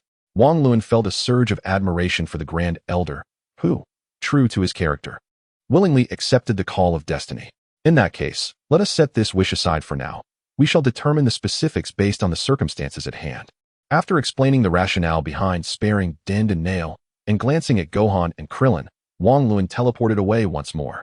Accessing the system panel, he examined his own attributes. Name, Wang Luan, combat power, 500, skills, energy wave, double hand energy wave, powerful energy wave, laser eyes, banter, super explosion attack, transformation technique, special abilities, heavenly eye, berserk, points, 486 system. If I perish, will I still be able to utilize you? Ding. In response to the host. Should the host fall, the system will evaluate comprehensively, determining whether the host possesses the capability to continue the game. If not, the system shall enter eternal dormancy. Wang Luan, upon hearing this, could only roll his eyes in disbelief. Good grief. I am striving with all my might. Yet in the system's eyes, it is merely a game. Taking a deep breath, he teleported directly to the control room. As soon as he materialized, he swiftly eliminated all minions present within the chamber. Simultaneously, the entire Frieza headquarters was immediately engulfed in the blaring sound of alarms. Wang Luan hurriedly tapped the control panel, issuing a command for the fleet to return. He then proceeded to obliterate the main control console. After completing this act, Wang Luan did not rush to depart. Instead, he calmly seated himself. Before long, he was surrounded by hundreds of soldiers, each displaying a vigilant demeanor. Frieza soon appeared, surveying Wang Luan with a curious gaze, remarking enigmatically, "Indeed, it is you. If I am not mistaken, you must be the Earth deity who previously obstructed Vegeta from gathering the Dragon Balls." With an air of arrogance, Wang Luan reclined, legs crossed, and defiantly retorted, "Did you not already possess the answer? Why do you need to question me?" Frieza, momentarily taken aback, found himself speechless, observing the destroyed control console. He comprehended Wang Luan's intentions, and with a sneer he queried, "So, what is your objective for coming here? To issue erroneous commands that halt my subordinates from attacking Earth?" Frieza found Wang Luan's actions utterly ludicrous, knowing he could simply reissue commands when the Jinyu force arrived. The delay in the assault on Earth was merely a postponement of a day. At that moment, Wang Luan rose slowly, stretching his limbs with a cold smile, declaring, "Besides this matter, I am here to fight you."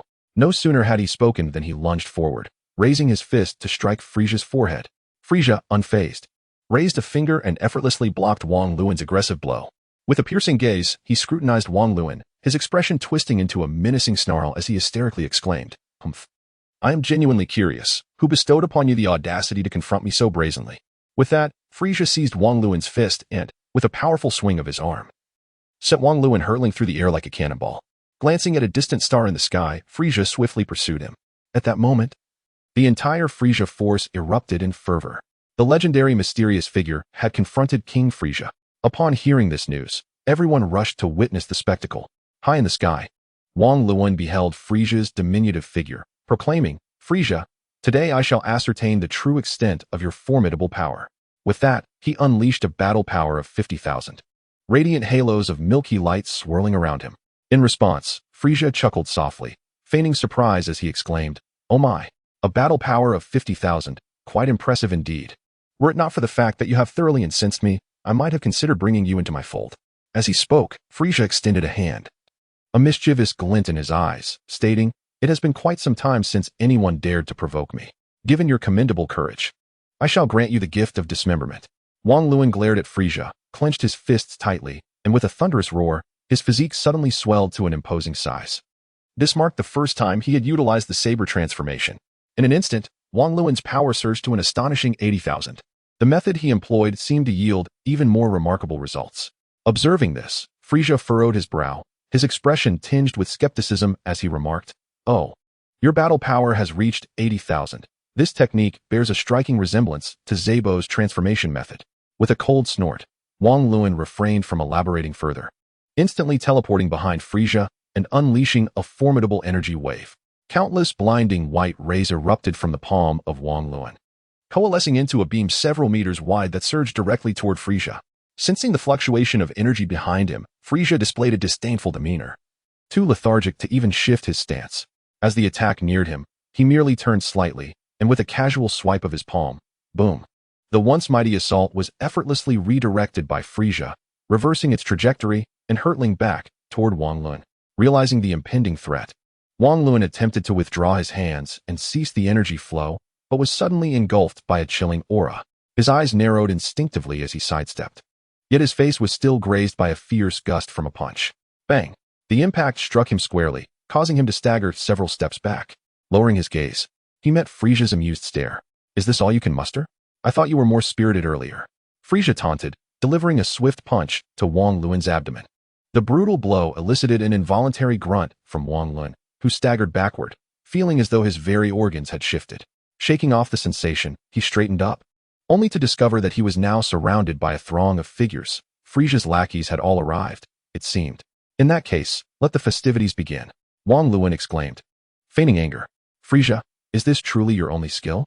This attack feels no more than a mere tickle." At these words, a glint of cold fury flickered in Frieza's eyes.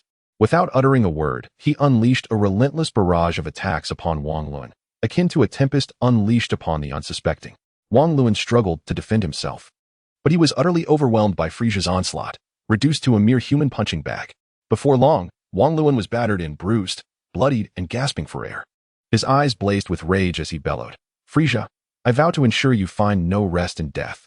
As he shouted to the heavens, Wang Lun crossed his arms before his chest and then suddenly spread them wide, causing his body to swell dramatically.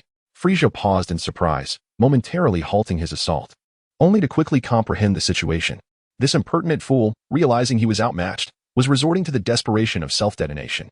A smirk crept across Frieza's face as he leaned back, eager to witness the grand spectacle of this fool treating himself as a mere firecracker. Meanwhile, Wang Lun's form continued to expand, his energy surging wildly around him.